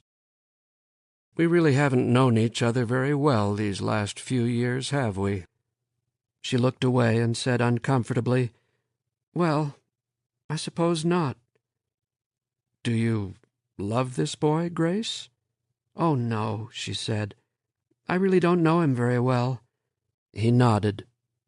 What do you want to do? I don't know, she said. It really doesn't matter. I don't want to be a bother. They sat without speaking for a long time. Finally, Stoner said, Well, you aren't to worry. It'll be all right. Whatever you decide, whatever you want to do, it will be all right. Yes, Grace said. She rose from the chair. Then she looked down at her father and said, You and I, we can talk now. Yes, Stoner said. We can talk.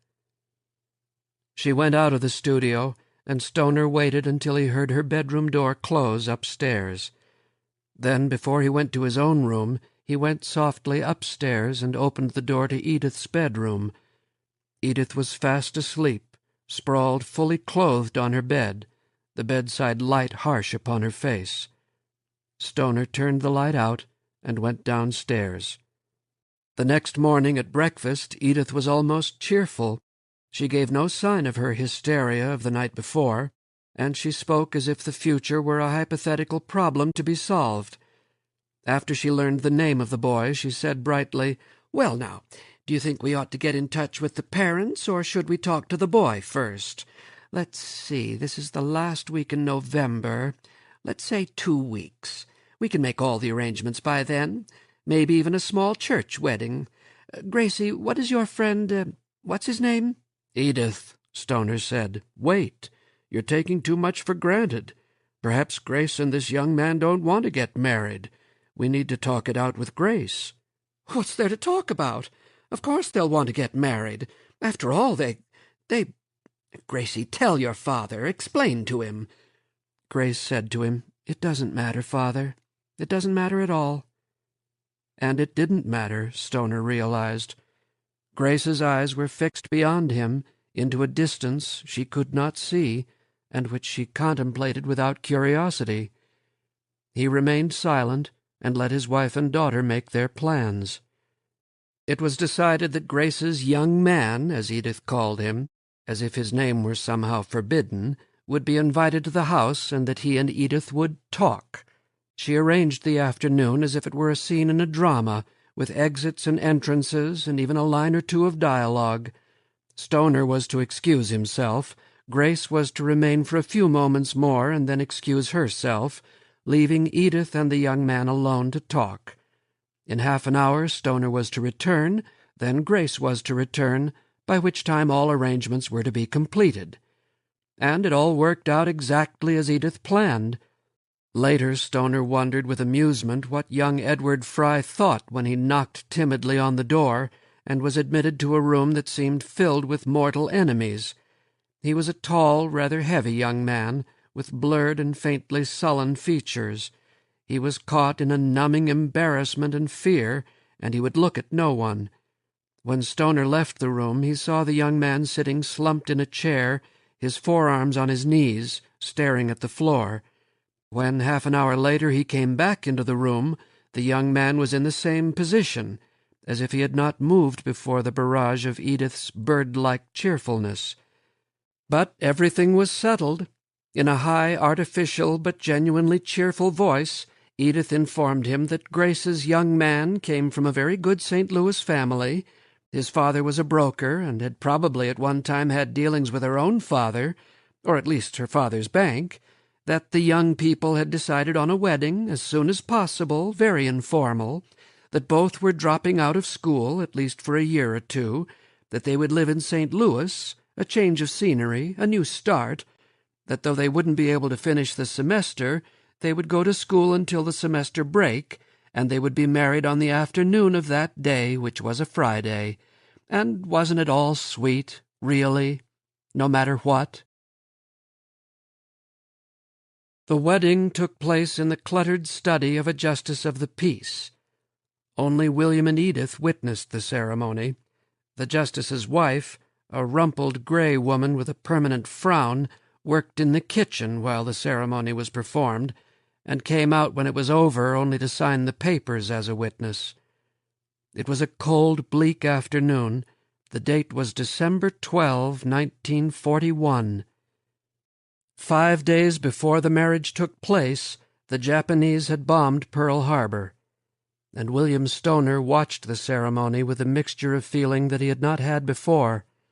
Like many others who went through that time, he was gripped by what he could think of only as a numbness, though he knew it was a feeling compounded of emotions so deep and intense that they could not be acknowledged, because they could not be lived with. It was the force of a public tragedy, he felt, a horror and a woe so all-pervasive that private tragedies and personal misfortunes were removed to another state of being, yet were intensified by the very vastness in which they took place, as the poignancy of a lone grave might be intensified by a great desert surrounding it.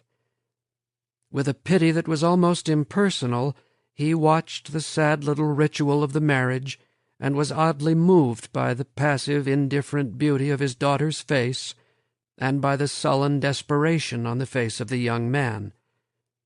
After the ceremony, the two young people climbed joylessly into Fry's little roadster and left for St. Louis, where they still had to face another set of parents, and where they were to live. Stoner watched them drive away from the house, and he could think of his daughter only as a very small girl who had once sat beside him in a distant room and looked at him with solemn delight, as a lovely child who long ago had died. 2 months after the marriage, Edward Fry enlisted in the army. It was Grace's decision to remain in St. Louis until the birth of her child. Within 6 months, Fry was dead, upon the beach of a small Pacific island, one of a number of raw recruits that had been sent out in a desperate effort to halt the Japanese advance. In June of 1942, Grace's child was born. It was a boy, and she named it after the father it had never seen and would not love. Though Edith, when she went to St. Louis that June to help out, tried to persuade her daughter to return to Columbia, Grace would not do so. She had a small apartment, a small income from Fry's insurance, and her new parents-in-law, and she seemed happy.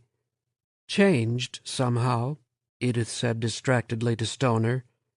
Not our little Gracie at all. She's been through a lot, and I guess she doesn't want to be reminded. She sent you her love. Chapter 16. The years of the war blurred together, and Stoner went through them as he might have gone through a driving and nearly unendurable storm, his head down, his jaw locked, his mind fixed upon the next step and the next and the next. Yet for all his stoical endurance and his stolid movement through the days and weeks, he was an intensely divided man. One part of him recoiled in instinctive horror at the daily waste, the inundation of destruction and death that inexorably assaulted the mind and heart. Once again he saw the faculty depleted, he saw the classrooms emptied of their young men, he saw the haunted looks upon those who remained behind, and saw in those looks the slow death of the heart, the bitter attrition of feeling and care. Yet another part of him was drawn intensely toward that very holocaust from which he recoiled. He found within himself a capacity for violence he did not know he had. He yearned for involvement. He wished for the taste of death, the bitter joy of destruction, the feel of blood. He felt both shame and pride, and over it all a bitter disappointment in himself and in the time and circumstance that made him possible. Week by week, month by month, the names of the dead rolled out before him. Sometimes they were only names that he remembered as if from a distant past. Sometimes he could evoke a face to go with a name. Sometimes he could recall a voice, a word. Through it all he continued to teach and study, though he sometimes felt that he hunched his back futilely against the driving storm, and cupped his hands uselessly around the dim flicker of his last poor match. Occasionally Grace returned to Columbia for a visit with her parents. The first time she brought her son, barely a year old, but his presence seemed obscurely to bother Edith, so thereafter she left him in St. Louis with his paternal grandparents when she visited. Stoner would have liked to see more of his grandson, but he did not mention that wish. He had come to realize that Grace's removal from Columbia, perhaps even her pregnancy, was in reality a flight from a prison, to which she now returned out of an ineradicable kindness and a gentle good-will. Though Edith did not suspect it or would not admit it, Grace had, Stoner knew, begun to drink, with a quiet seriousness. He first knew it during the summer of the year after the war had ended. Grace had come to visit them for a few days. She seemed particularly worn. Her eyes were shadowed, and her face was tense and pale. One evening after dinner, Edith went to bed early, and Grace and Stoner sat together in the kitchen, drinking coffee. Stoner tried to talk to her, but she was restless and distraught. They sat in silence for many minutes. Finally Grace looked at him intently, shrugged her shoulders, and sighed abruptly. "Look," she said, "do you have any liquor in the house?" "No," he said. "I'm afraid not. There may be a bottle of sherry in the cupboard, but I've got most desperately to have a drink. Do you mind if I call the drug-store and have them send a bottle over?" "Of course not," Stoner said. "It's just that your mother and I don't usually—" But she had got up and gone into the living room. She riffled through the pages of the phone book and dialed savagely. When she came back to the kitchen, she passed the table, went to the cupboard, and pulled out the half-full bottle of sherry. She got a glass from the drain-board and filled it nearly to the brim with the light brown wine. Still standing, she drained the glass and wiped her lips, shuddering a little. "It's gone sour," she said, "and I hate sherry." She brought the bottle and the glass back to the table, sat down, and placed them precisely in front of her. She half-filled the glass and looked at her father with an odd little smile. "I drink a little more than I ought to," she said. "Poor father, you didn't know that, did you?" "No," he said. Every week I tell myself next week I won't drink quite so much, but I always drink a little more. I don't know why." "Are you unhappy?" Stoner asked. "No," she said. "I believe I'm happy, or almost happy anyway. It isn't that, it's—" She did not finish. By the time she had drunk the last of the sherry, the delivery boy from the drugstore had come with her whiskey. She brought the bottle into the kitchen, opened it with a practiced gesture, and poured a stiff portion of it into the sherry glass. They sat up very late, until the first gray crept upon the windows. Grace drank steadily in small sips, and as the night wore on, the lines in her face eased. She grew calm and younger, and the two of them talked as they had not been able to talk for years. "I suppose," she said, "I suppose I got pregnant deliberately, though I didn't know it at the time. I suppose I didn't even know how badly I had to get away from here. I knew enough not to get pregnant unless I wanted to, Lord knows. All those boys in high school, and—" She smiled crookedly at her father. "You and Mama, you didn't know, did you?" "I suppose not," he said. "Mama wanted me to be popular, and, well, I was popular all right. It didn't mean anything, not anything at all." "I knew you were unhappy," Stoner said with difficulty, "but I never realized, I never knew." "I suppose I didn't either," she said. "I couldn't have. Poor Ed. He's the one that got the rotten deal. I used him, you know. Oh, he was the father all right, but I used him. He was a nice boy and always so ashamed. He couldn't stand it. He joined up 6 months before he had to, just to get away from it. I killed him, I suppose. He was such a nice boy, and we couldn't even like each other very much." They talked late into the night as if they were old friends, and Stoner came to realize that she was, as she had said, almost happy with her despair. She would live her days out quietly, drinking a little more year by year, numbing herself against the nothingness her life had become. He was glad she had that at least. He was grateful that she could drink. The years immediately following the end of the Second World War were the best years of his teaching, and they were in some ways the happiest years of his life. Veterans of that war descended upon the campus and transformed it, bringing to it a quality of life it had not had before, an intensity and turbulence that amounted to a transformation. He worked harder than he had ever worked. The students, strange in their maturity, were intensely serious and contemptuous of triviality. Innocent of fashion or custom, they came to their studies as Stoner had dreamed that a student might, as if those studies were life itself, and not specific means to specific ends. He knew that never after these few years would teaching be quite the same, and he committed himself to a happy state of exhaustion which he hoped might never end. He seldom thought of the past or the future, or of the disappointments and joys of either. He concentrated all the energies of which he was capable upon the moment of his work, and hoped that he was at last defined by what he did. Rarely during these years was he removed from this dedication to the moment of his work. Sometimes when his daughter came back to Columbia for a visit, as if wandering aimlessly from one room to another, he had a sense of loss that he could scarcely bear.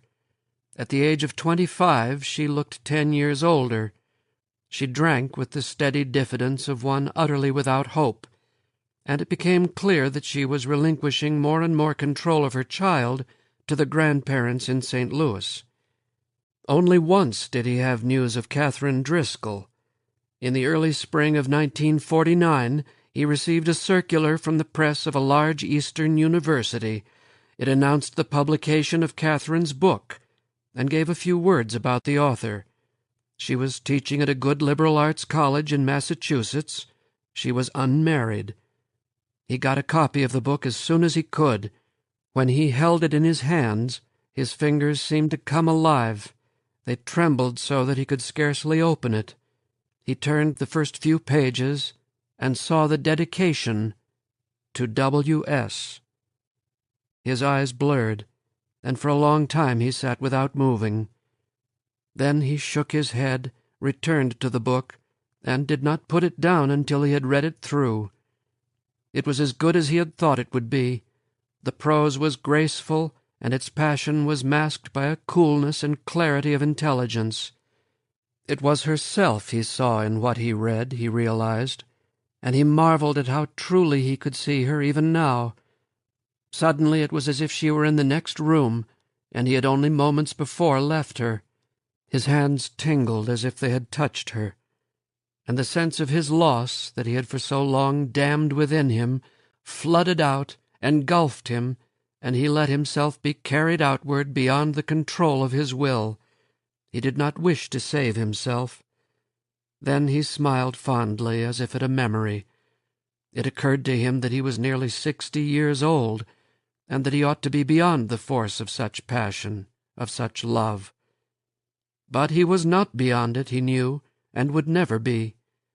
Beneath the numbness, the indifference, the removal, it was there, intense and steady.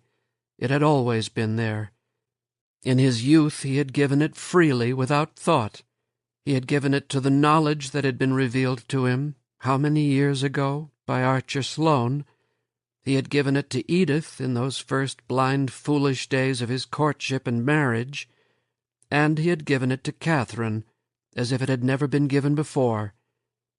He had in odd ways given it to every moment of his life, and had perhaps given it most fully when he was unaware of his giving. It was a passion neither of the mind nor of the flesh.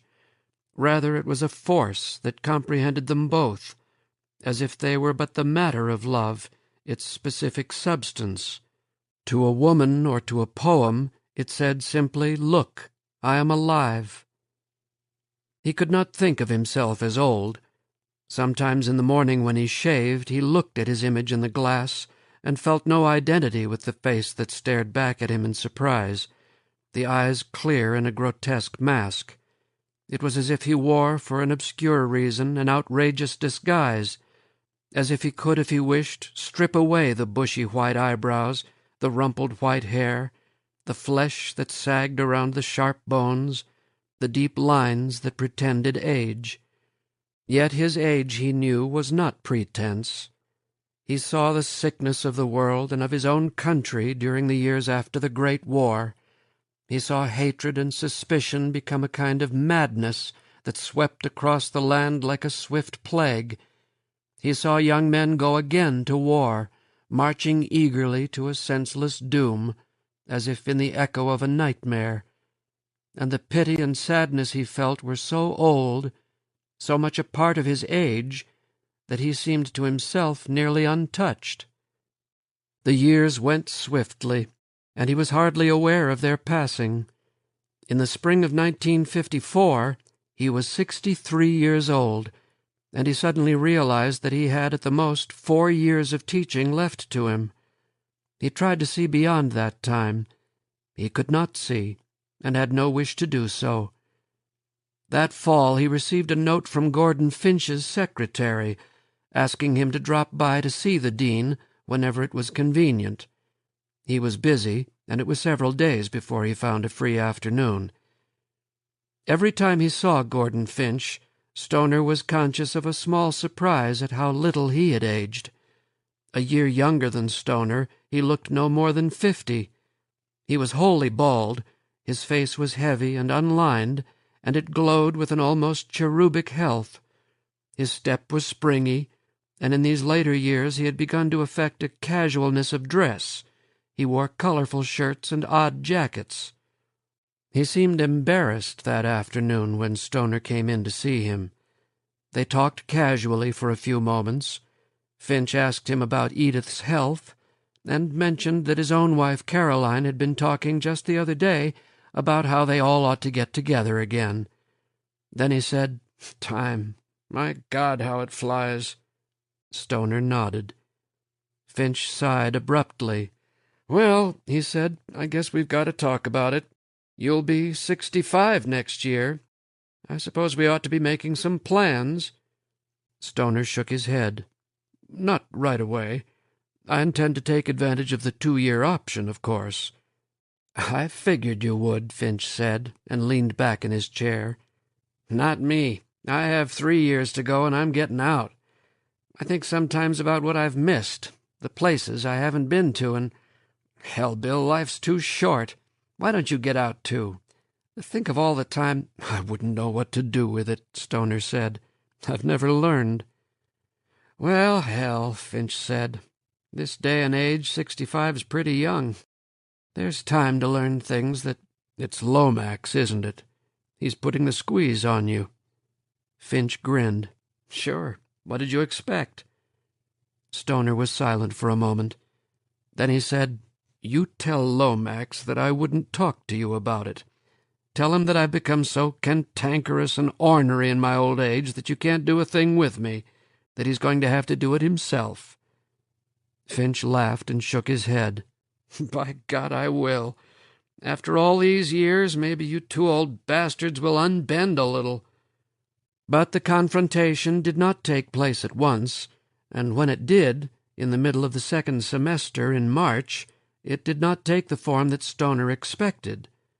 Once again he was requested to appear at the dean's office, a time was specified, and urgency was hinted. Stoner came in a few minutes late. Lomax was already there. He sat stiffly in front of Finch's desk. There was an empty chair beside him. Stoner walked slowly across the room and sat down. He turned his head and looked at Lomax. Lomax stared imperturbably in front of him, one eyebrow lifted in a general disdain. Finch stared at both of them for several moments, a little smile of amusement on his face. "Well," he said, "we all know the matter before us. It is that of Professor Stoner's retirement." He sketched the regulations. Voluntary retirement was possible at 65. Under this option, Stoner could, if he wished, retire either at the end of the current academic year or at the end of either semester of the following year. Or he could, if it were agreed upon by the chairman of the department, the dean of the college, and the professor concerned, extend his retirement age to 67, at which time retirement was mandatory. Unless, of course, the person concerned were given a distinguished professorship and awarded a chair, in which event— "A most remote likelihood, I believe we can agree," Lomax said dryly. Stoner nodded to Finch. "Most remote." "I frankly believe," Lomax said to Finch, "it would be in the best interests of the department and college if Professor Stoner would take advantage of his opportunity to retire. There are certain curricular and personnel changes that I have long contemplated, which this retirement would make possible." Stoner said to Finch, "I have no wish to retire before I have to, merely to accommodate a whim of Professor Lomax." Finch turned to Lomax. Lomax said, "I'm sure that there is a great deal that Professor Stoner has not considered.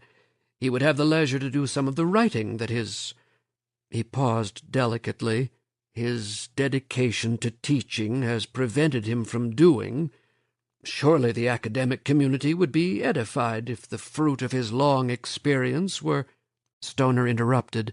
"I have no desire to begin a literary career at this stage in my life."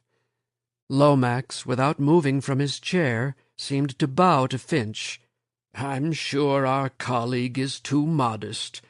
Within 2 years I myself will be forced by regulations to vacate the chairmanship of the department. I certainly intend to put my declining years to good use.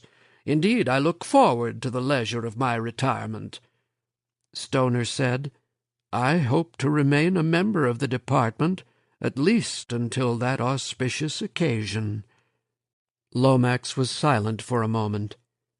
Then he said contemplatively to Finch, "It has occurred to me several times during the past few years that Professor Stoner's efforts on behalf of the university have perhaps not been fully appreciated.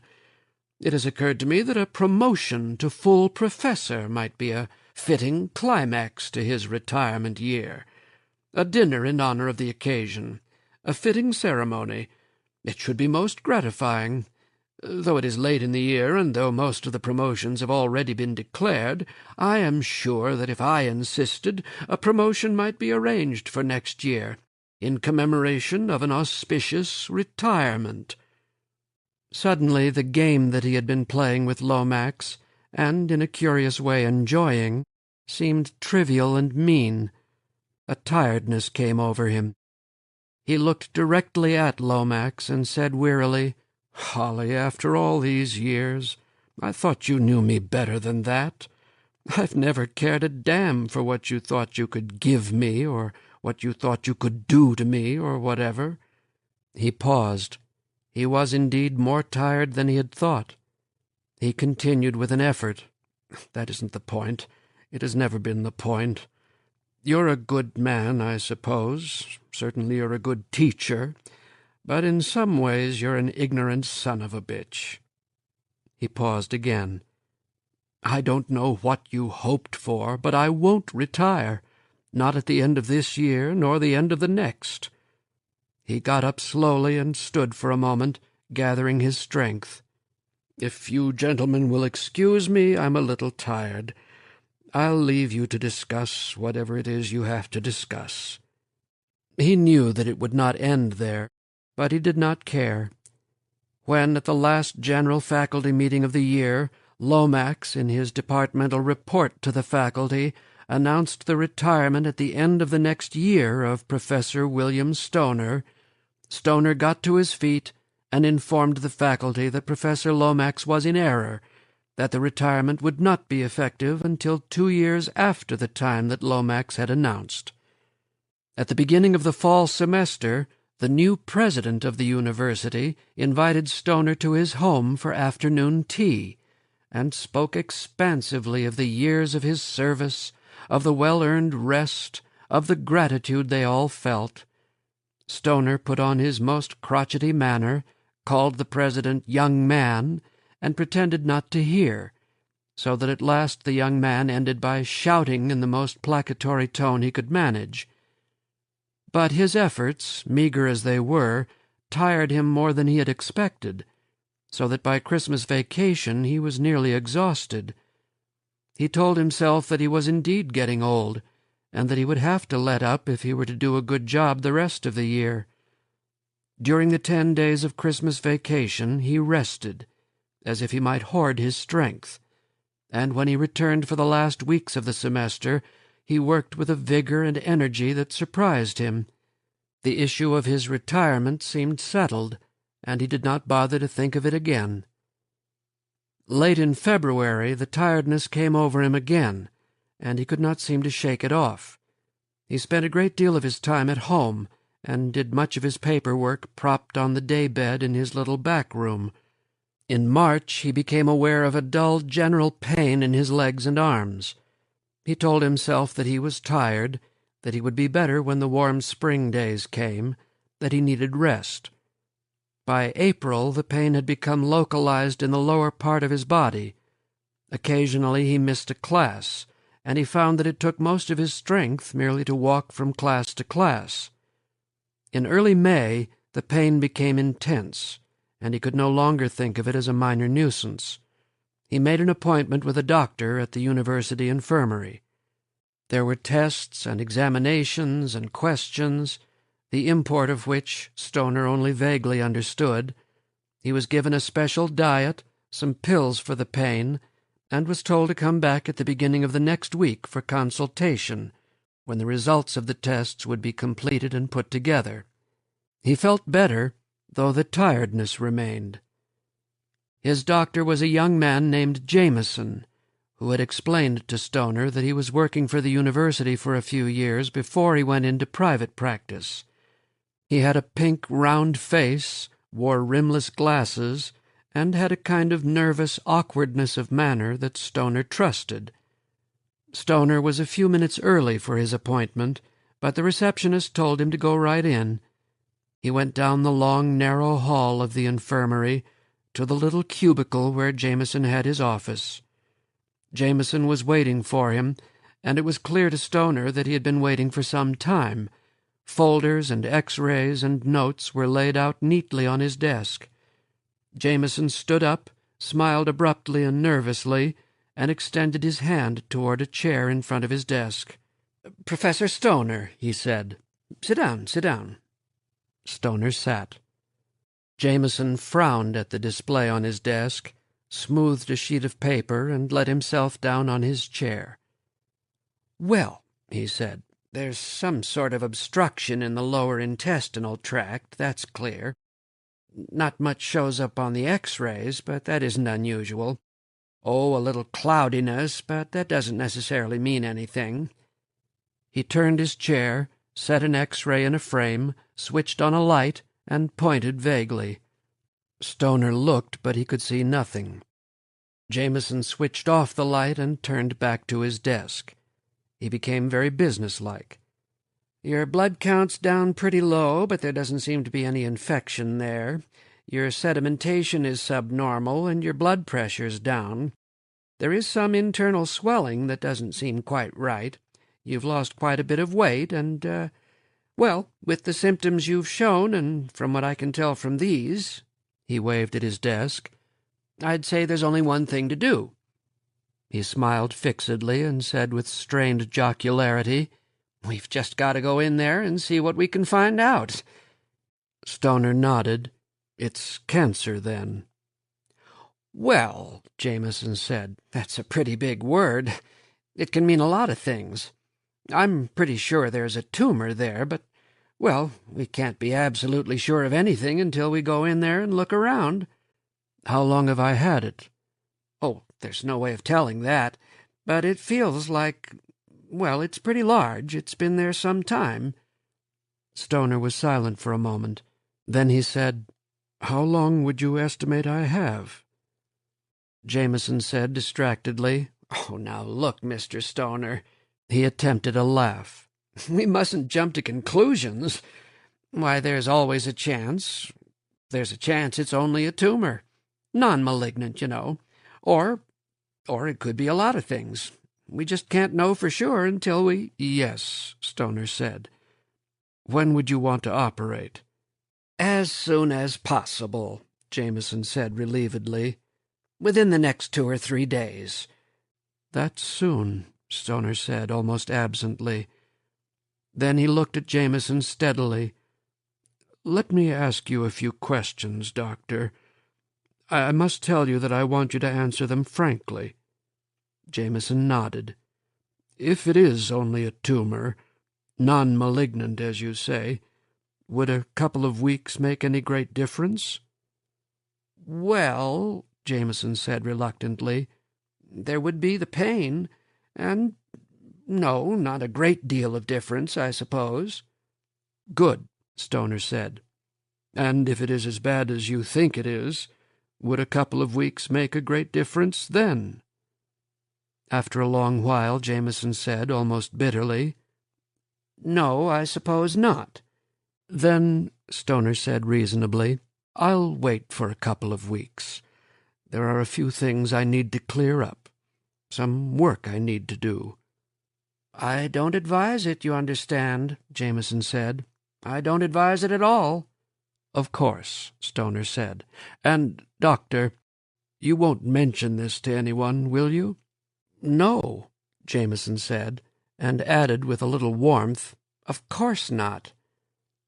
He suggested a few revisions of the diet he had earlier given him, prescribed more pills, and set a date for his entrance into the hospital.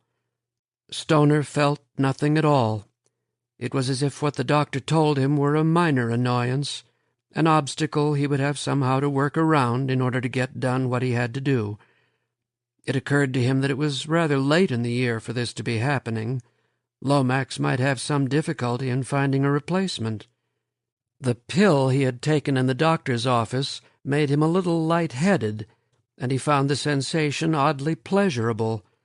His sense of time was displaced. He found himself standing in the long, parquetred first-floor corridor of Jesse Hall. A low hum, like the distant thrumming of birds' wings, was in his ears. In the shadowed corridor a sourceless light seemed to glow and dim, pulsating like the beat of his heart, and his flesh, intimately aware of every move he made, tingled as he stepped forward with deliberate care into the mingled light and dark. He stood at the stairs that led up to the second floor. The steps were marble, and in their precise centers were gentle troughs worn smooth by decades of footsteps going up and down. They had been almost new when, how many years ago, he had first stood here and looked up, as he looked now, and wondered where they would lead him. He thought of time and of its gentle flowing. He put one foot carefully in the first smooth depression and lifted himself up. Then he was in Gordon Finch's outer office. The girl said, "Dean Finch was about to leave." He nodded absently, smiled at her, and went into Finch's office. "Gordon," he said cordially, the smile still on his face, "I won't keep you long." Finch returned the smile reflexively. His eyes were tired. "Sure, Bill, sit down." "I won't keep you long," he said again. He felt a curious power come into his voice. "The fact is, I've changed my mind. About retiring, I mean. I know it's awkward. Sorry to be so late letting you know, but, well, I think it's best all around. I'm quitting at the end of this semester." Finch's face floated before him, round in its amazement. "What the hell?" he said. "Has anyone been putting the screws on you?" "Nothing like that," Stoner said. "It's my own decision. It's just that I've discovered there are some things I'd like to do." He added reasonably, "And I do need a little rest." Finch was annoyed, and Stoner knew that he had cause to be. He thought he heard himself murmur another apology. He felt the smile remain foolishly on his face. "Well," Finch said, "I guess it's not too late. I can start the papers through tomorrow. I suppose you know all you need to know about your annuity income, insurance, and things like that?" "Oh, yes," Stoner said. "I've thought of all that. It's all right." Finch looked at his watch. "I'm kind of late, Bill. Drop by in a day or so, and we'll clear up the details. In the meantime, well, I suppose Lomax ought to know. I'll call him tonight." He grinned. "I'm afraid you've succeeded in pleasing him." "Yes," Stoner said. "I'm afraid I have." There was much to do in the 2 weeks that remained before he was to go into the hospital, but he decided that he would be able to do it. He canceled his classes for the next 2 days and called into conference all those students for whom he had the responsibility of directing independent research, theses, and dissertations. He wrote detailed instructions that would guide them to the completion of the work they had begun, and left carbon copies of these instructions in Lomax's mailbox. He soothed those who were thrown into a panic by what they considered his desertion of them, and reassured those who were fearful of committing themselves to a new adviser. He found that the pills he had been taking reduced the clarity of his intelligence as they relieved the pain, so in the daytime when he talked to students, and in the evening when he read the deluge of half-completed papers, theses, and dissertations, he took them only when the pain became so intense that it forced his attention away from his work. 2 days after his declaration of retirement, in the middle of a busy afternoon, he got a telephone call from Gordon Finch. "Bill? Gordon. Look, there's a small problem I think I ought to talk to you about." "Yes," he said impatiently. "It's Lomax. He can't get it through his head that you aren't doing this on his account." "It doesn't matter," Stoner said. "Let him think what he wants." "Wait, that isn't all. He's making plans to go through with the dinner and everything. He says he gave his word." "Look, Gordon, I'm very busy just now. Can't you just put a stop to it somehow?" "I tried to, but he's doing it through the department. If you want me to call him in, I will, but you'll have to be here too. When he's like this, I can't talk to him." "All right.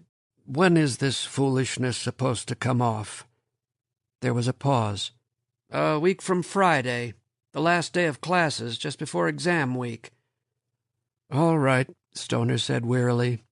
"I should have things cleared up by then, and it'll be easier than arguing it now. Just let it ride." You ought to know this, too.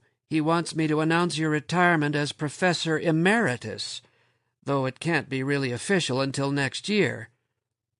Stoner felt a laugh come up in his throat. "What the hell," he said. "That's all right, too." All that week he worked without consciousness of time. He worked straight through Friday, from 8 o'clock in the morning until 10 that night. He read a last page and made a last note and leaned back in his chair. The light on his desk filled his eyes, and for a moment he did not know where he was. He looked around him and saw that he was in his office. The bookshelves were bulging with books, haphazardly placed. There were stacks of papers in the corners, and his filing cabinets were open and disarranged. "I ought to straighten things up," he thought. "I ought to get my things in order." "Next week," he said to himself. "Next week." He wondered if he could make it home. It seemed an effort to breathe. He narrowed his mind, forced it upon his arms and legs, made them respond. He got to his feet and would not let himself sway. He turned the desk light off and stood until his eyes could see by the moonlight that came through his windows. Then he put one foot before the other and walked through the dark halls to the out-of-doors and through the quiet streets to his home. The lights were on. Edith was still up. He gathered the last of his strength and made it up the front steps and into the living room. Then he knew he could go no farther. He was able to reach the couch and to sit down. After a moment he found the strength to reach into his vest pocket and take out his tube of pills. He put one in his mouth and swallowed it without water. Then he took another. They were bitter, but the bitterness seemed almost pleasant. He became aware that Edith had been walking about the room, going from one place to another. He hoped that she had not spoken to him. As the pain eased and as some of his strength returned, he realized that she had not. Her face was set, her nostrils and mouth pinched, and she walked stiffly, angrily. He started to speak to her, but he decided that he could not trust his voice. He let himself wonder why she was angry. She had not been angry for a long time. Finally she stopped moving about and faced him. Her hands were fists, and they hung at her sides. "Well, aren't you going to say anything?" He cleared his throat and made his eyes focus. "I'm sorry, Edith." He heard his voice quiet but steady. "I'm a little tired, I guess." "You weren't going to say anything at all, were you? Thoughtless. Didn't you think I had a right to know?" For a moment he was puzzled. Then he nodded. If he had had more strength, he would have been angry. "How did you find out?" "Never mind that. I suppose everyone knows except me. Oh, Willie, honestly." "I'm sorry, Edith. Really I am. I didn't want to worry you. I was going to tell you next week, just before I went in. It's nothing. You aren't to trouble yourself." "Nothing?" She laughed bitterly. "They say it might be cancer. Don't you know what that means?" He felt suddenly weightless, and he had to force himself not to clutch at something. "Edith," he said in a distant voice, "let's talk about it tomorrow. Please, I'm tired now." She looked at him for a moment. "Do you want me to help you to your room?" she asked crossly. "You don't look like you'll make it by yourself." "I'm all right," he said.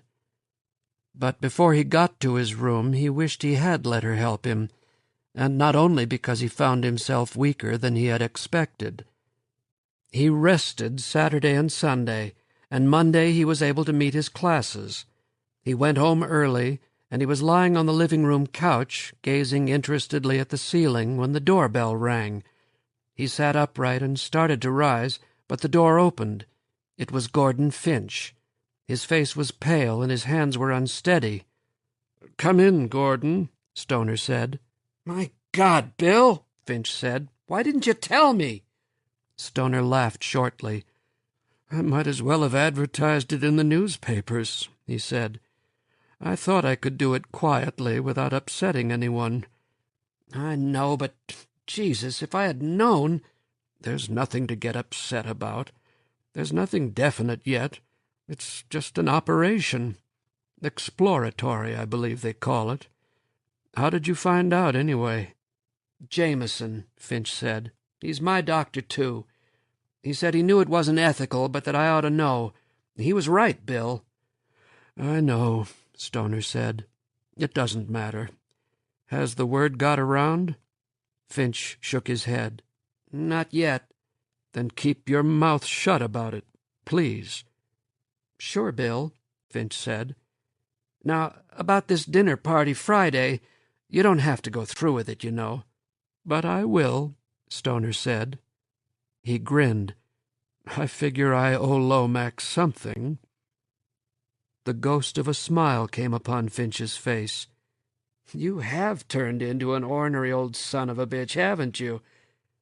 "I guess I have," Stoner said. The dinner was held in a small banquet room of the Student Union. At the last minute, Edith decided that she wouldn't be able to sit through it, so he went alone. He went early and walked slowly across the campus, as if ambling casually on a spring afternoon. As he had anticipated, there was no one in the room. He got a waiter to remove his wife's name card and to reset the main table so that there would not be an empty space. Then he sat down and waited for the guests to arrive. He was seated between Gordon Finch and the president of the university. Lomax, who was to act as the master of ceremonies, was seated 3 chairs away. Lomax was smiling and chatting with those sitting around him. He did not look at Stoner. The room filled quickly. Members of the department who had not really spoken to him for years waved across the room to him. Stoner nodded. Finch said little, though he watched Stoner carefully. The youngish new president, whose name Stoner could never remember, spoke to him with an easy deference. The food was served by young students in white coats. Stoner recognized several of them. He nodded and spoke to them. The guests looked sadly at their food and began to eat. A relaxed hum of conversation, broken by the cheery clatter of silverware and china, throbbed in the room. Stoner knew that his own presence was almost forgotten, so he was able to poke at his food, take a few ritual bites, and look around him. If he narrowed his eyes, he could not see the faces. He saw colors and vague shapes moving before him, as in a frame, constructing moment by moment new patterns of contained flux. It was a pleasant sight, and if he held his attention upon it in a particular way, he was not aware of the pain. Suddenly there was silence. He shook his head as if coming out of a dream. Near the end of the narrow table, Lomax was standing, tapping on a water glass with his knife. A handsome face, Stoner thought absently. Still handsome. The years had made the long, thin face even thinner, and the lines seemed marks of an increased sensitivity rather than of age. The smile was still intimately sardonic, and the voice as resonant and steady as it had ever been. He was speaking. The words came to Stoner in snatches, as if the voice that made them boomed from the silence and then diminished into its source. "The long years of dedicated service, richly deserved rest from the pressures, esteemed by his colleagues." He heard the irony, and knew that in his own way, after all these years, Lomax was speaking to him. A short, determined burst of applause startled his reverie. Beside him, Gordon Finch was standing, speaking. Though he looked up and strained his ears, he could not hear what Finch said.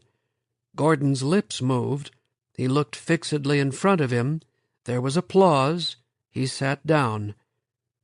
On the other side of him, the president got to his feet and spoke in a voice that scurried from cajolery to threat, from humor to sadness, from regret to joy. He said that he hoped Stoner's retirement would be a beginning, not an ending. He knew that the university would be the poorer for his absence. There was the importance of tradition, the necessity for change, and the gratitude for years to come in the hearts of all his students. Stoner could not make sense of what he said, but when the president finished, the room burst into loud applause, and the faces smiled. As the applause dwindled, someone in the audience shouted in a thin voice, "Speech!" Someone else took up the call, and the word was murmured here and there.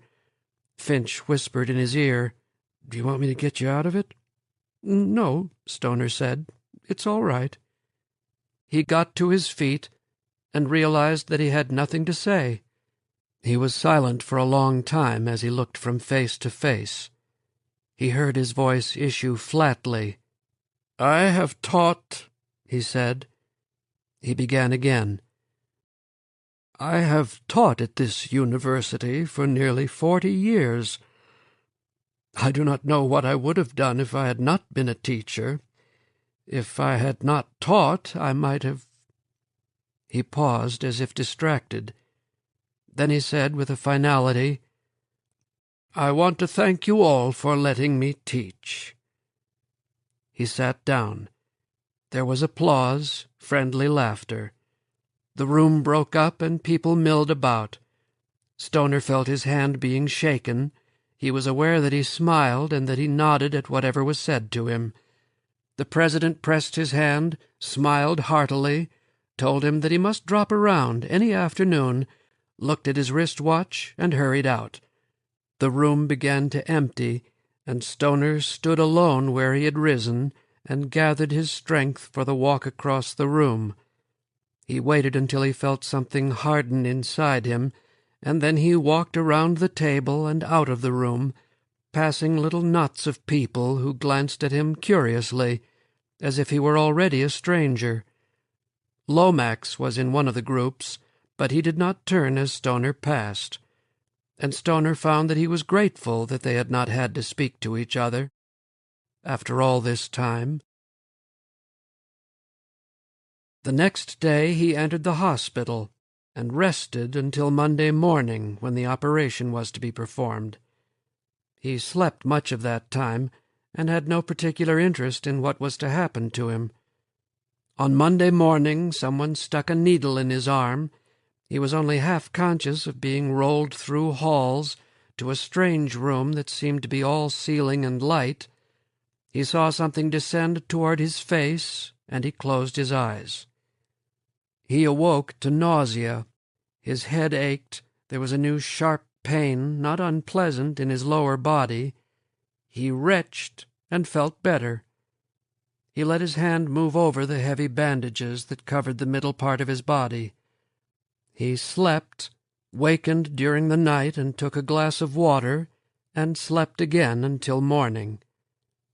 When he awoke, Jameson was standing beside his bed, his fingers on his left wrist. "Well," Jameson said, "how are we feeling this morning?" "All right, I think." His throat was dry. He reached out, and Jameson handed him the glass of water. He drank and looked at Jameson, waiting. "Well," Jameson said at last, uncomfortably, "we got the tumor. Big feller. In a day or two you'll be feeling much better." "I'll be able to leave here?" Stoner asked. "You'll be up and around in 2 or 3 days," Jameson said. "The only thing is, it might be more convenient if you did stay around for a while. We couldn't get all of it. We'll be using X-ray treatment, things like that. Of course, you could go back and forth, but, "No," Stoner said, and let his head fall back on the pillow. He was tired again.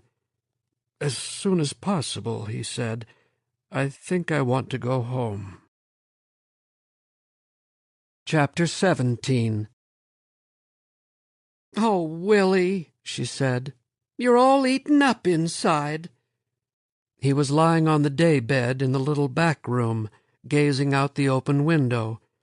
It was late afternoon, and the sun, dipping beneath the horizon, sent a red glow upon the underside of a long rippling cloud that hung in the west above the tree-tops and the houses. A fly buzzed against the window-screen, and the pungent aroma of trash burning in the neighbors' yards was caught in the still air. "What?" Stoner said absently, and turned to his wife. "Inside," Edith said. "The doctor said it has spread all over. Oh, Willie, poor Willie." "Yes," Stoner said. He could not make himself become very interested. "Well, you aren't to worry. It's best not to think about it." She did not answer, and he turned again to the open window and watched the sky darken until there was only a dull purplish streak upon the cloud in the distance. He had been home for a little more than a week, and had just that afternoon returned from a visit to the hospital, where he had undergone what Jameson, with his strained smile, called a treatment. Jameson had admired the speed with which his incision had healed, had said something about his having the constitution of a man of 40, and then had abruptly grown silent. Stoner had allowed himself to be poked and prodded, had let them strap him on a table, and had remained still while a huge machine hovered silently about him. It was foolishness, he knew, but he did not protest. It would have been unkind to do so. It was little enough to undergo, if it would distract them all from the knowledge they could not evade. Gradually, he knew, this little room where he now lay and looked out the window would become his world. Already he could feel the first vague beginnings of the pain that returned like the distant call of an old friend. He doubted that he would be asked to return to the hospital. He had heard in Jameson's voice this afternoon a finality, and Jameson had given him some pills to take in the event that there was discomfort. "You might write Grace," he heard himself saying to Edith. "She hasn't visited us in a long time." And he turned to see Edith nodding absently. Her eyes had been with his, gazing tranquilly upon the growing darkness outside the window. During the next 2 weeks he felt himself weaken, at first gradually and then rapidly. The pain returned with an intensity that he had not expected.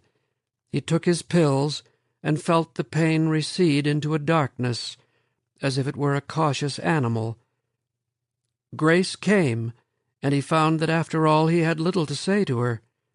She had been away from St. Louis and had returned to find Edith's letter only the day before.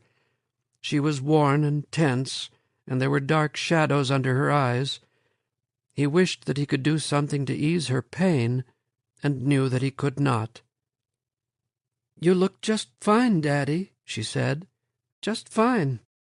You're going to be all right." "Of course," he said, and smiled at her. "How is young Ed, and how have you been?" She said that she had been fine, and that young Ed was fine, that he would be entering junior high school the coming fall. He looked at her with some bewilderment. "Junior high?" he asked.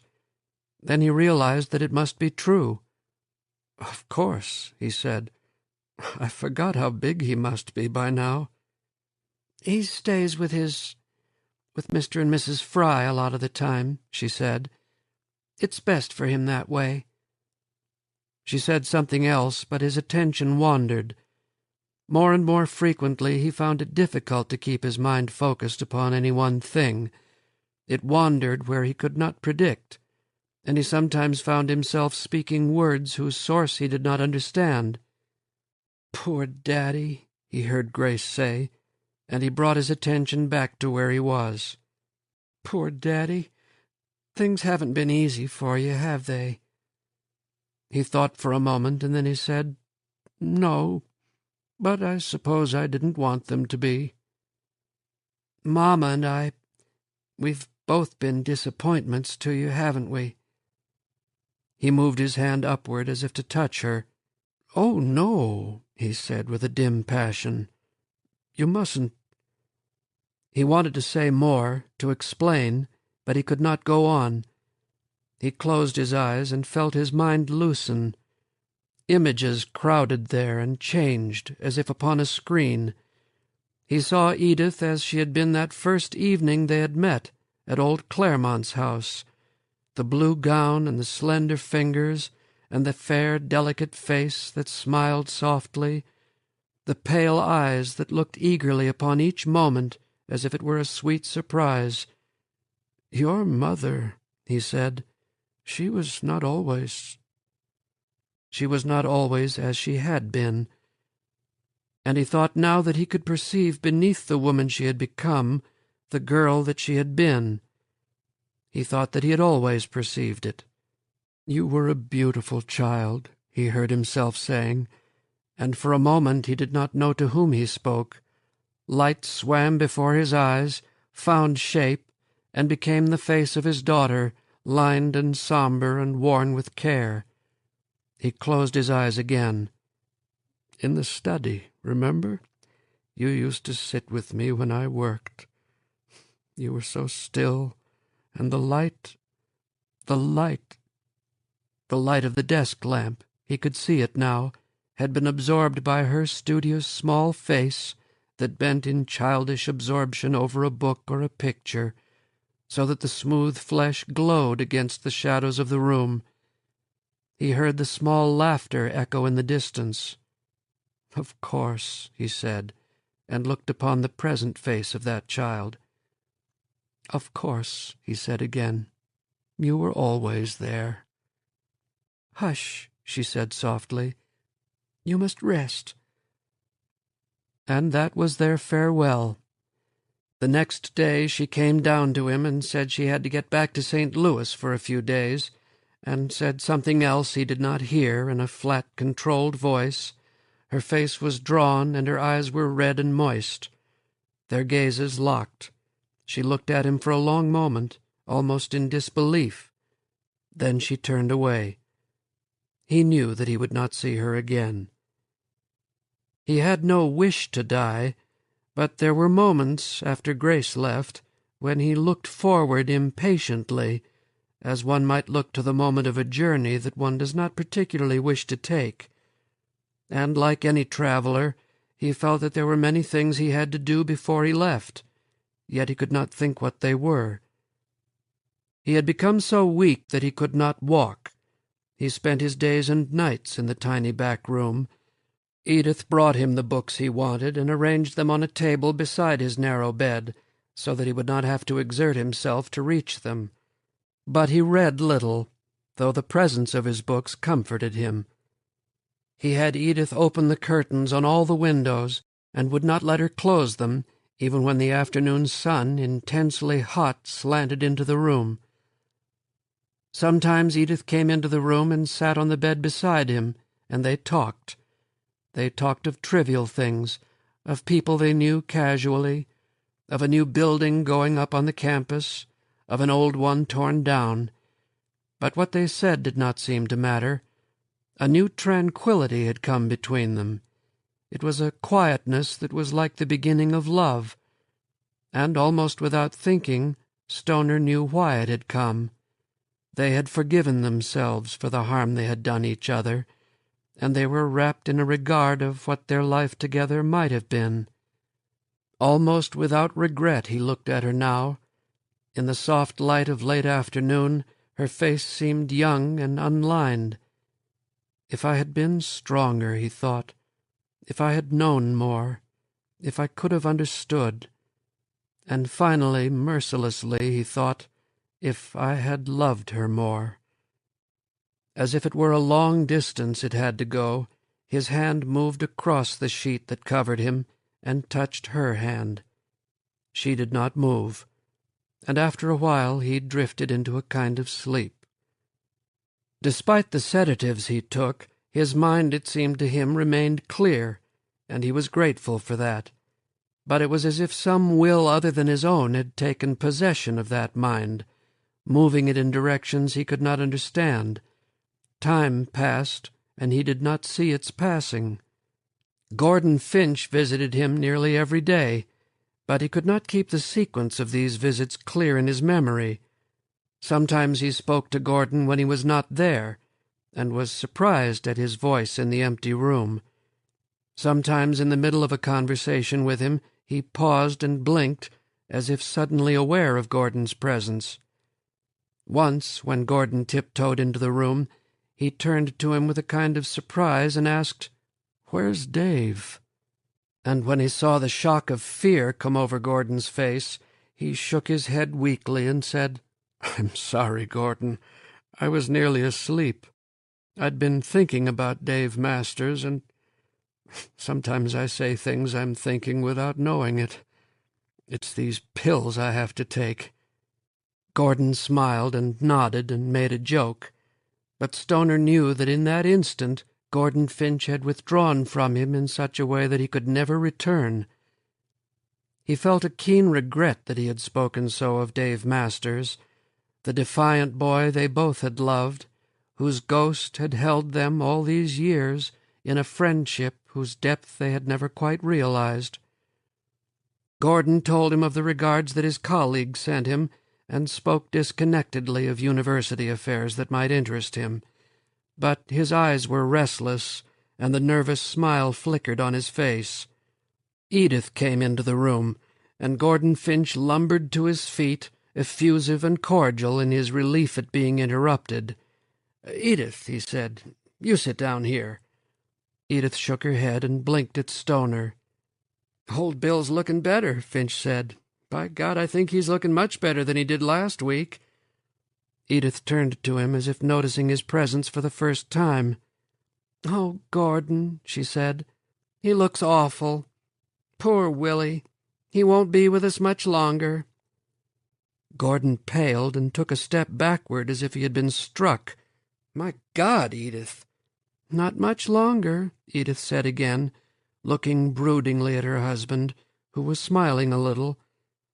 "What am I going to do, Gordon? What will I do without him?" He closed his eyes, and they disappeared. He heard Gordon whisper something, and heard their footsteps as they drew away from him. What was so remarkable was that it was so easy. He had wanted to tell Gordon how easy it was. He had wanted to tell him that it did not bother him to talk about it, or to think about it, but he had been unable to do so. Now it did not seem really to matter. He heard their voices in the kitchen, Gordon's low and urgent, Edith's grudging and clipped. What were they talking about? The pain came upon him with a suddenness and an urgency that took him unprepared, so that he almost cried out. He made his hands loosen upon the bedclothes, and willed them to move steadily to the night-table. He took several of the pills and put them in his mouth, and swallowed some water. A cold sweat broke upon his forehead, and he lay very still until the pain lessened. He heard the voices again. He did not open his eyes. Was it Gordon? His hearing seemed to go outside his body and hover like a cloud above him, transmitting to him every delicacy of sound, but his mind could not exactly distinguish the words. The voice, was it Gordon's, was saying something about his life, and though he could not make out the words, could not even be sure that they were being said, his own mind, with the fierceness of a wounded animal, pounced upon that question. Mercilessly he saw his life as it must appear to another. Dispassionately, reasonably, he contemplated the failure that his life must appear to be. He had wanted friendship, and the closeness of friendship that might hold him in the race of mankind. He had had 2 friends, one of whom had died senselessly before he was known, the other of whom had now withdrawn so distantly into the ranks of the living that he had wanted the singleness and the still connective passion of marriage. He had had that too, and he had not known what to do with it, and it had died. He had wanted love, and he had had love, and had relinquished it, had let it go into the chaos of potentiality. Catherine, he thought. Catherine. And he had wanted to be a teacher, and he had become one. Yet he knew, he had always known, that for most of his life he had been an indifferent one. He had dreamed of a kind of integrity, of a kind of purity that was entire.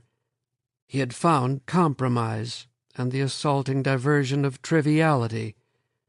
He had conceived wisdom, and at the end of the long years he had found ignorance. And what else, he thought? What else? What did you expect? He asked himself. He opened his eyes. It was dark. Then he saw the sky outside, the deep blue-black of space, and the thin glow of moonlight through a cloud. It must be very late, he thought. It seemed only an instant ago that Gordon and Edith had stood beside him in the bright afternoon. Or was it long ago? He could not tell. He had known that his mind must weaken as his body wasted, but he had been unprepared for the suddenness. The flesh is strong, he thought, stronger than we imagine. It wants always to go on.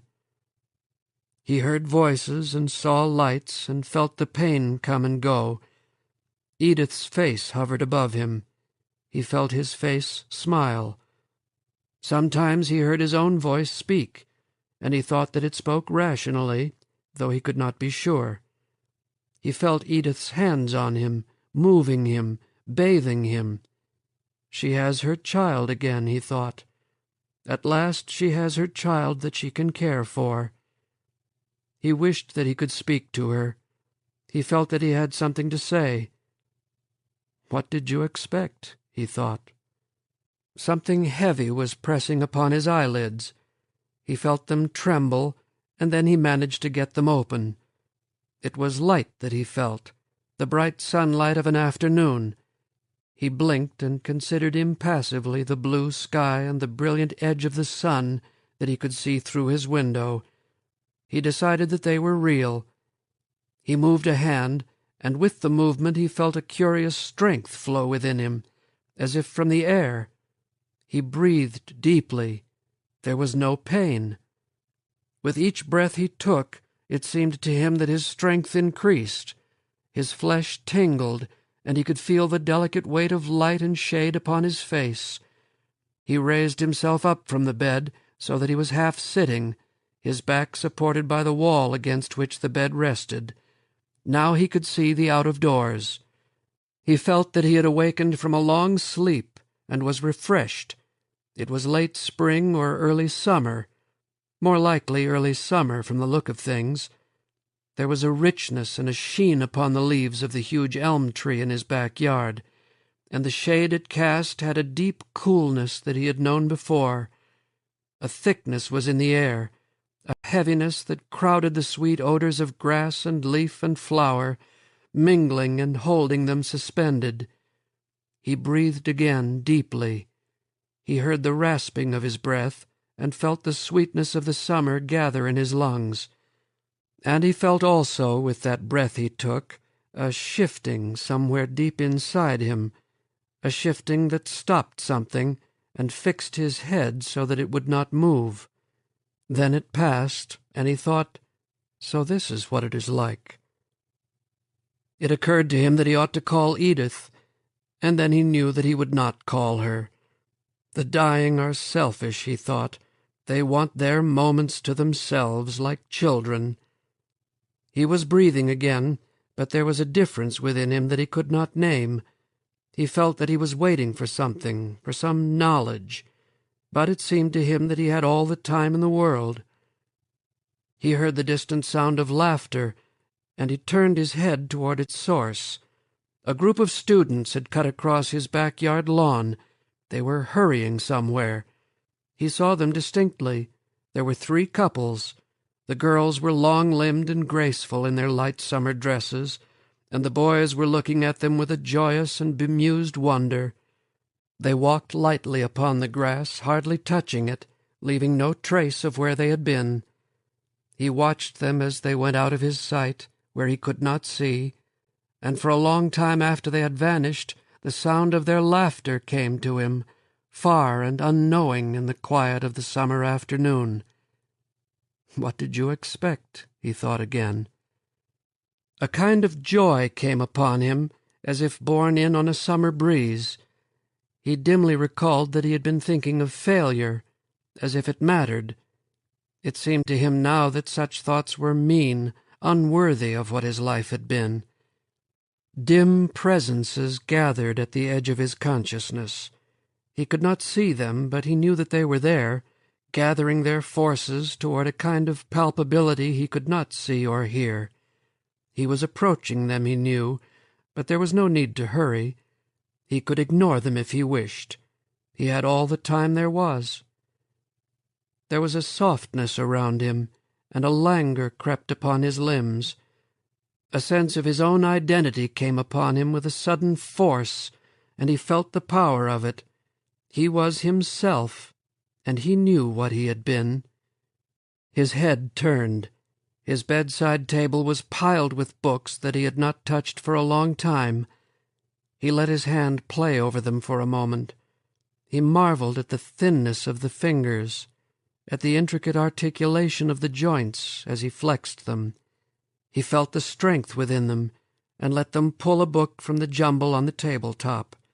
It was his own book that he sought, and when the hand held it, he smiled at the familiar red cover that had for a long time been faded and scuffed.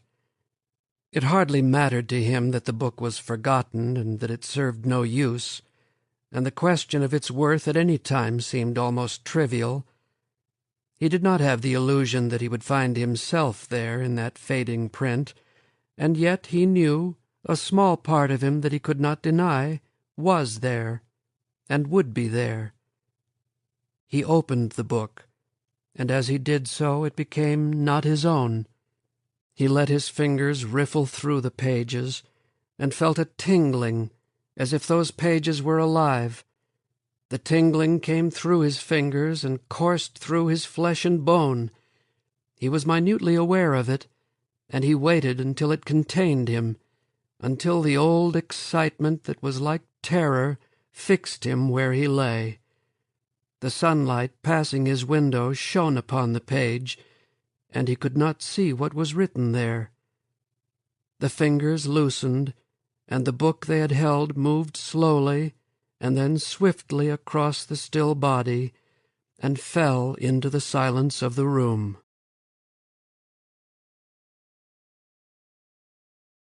This concludes the reading of Stoner by John Williams. Copyright 1965 by John Williams. This book was read by Robin Field.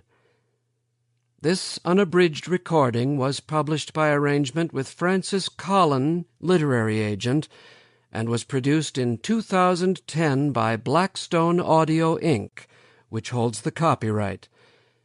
Neither this recording nor any portion of it may be reproduced or used for any purpose without prior written authorization from Blackstone Audio, Inc. Thank you. Audible hopes you have enjoyed this program.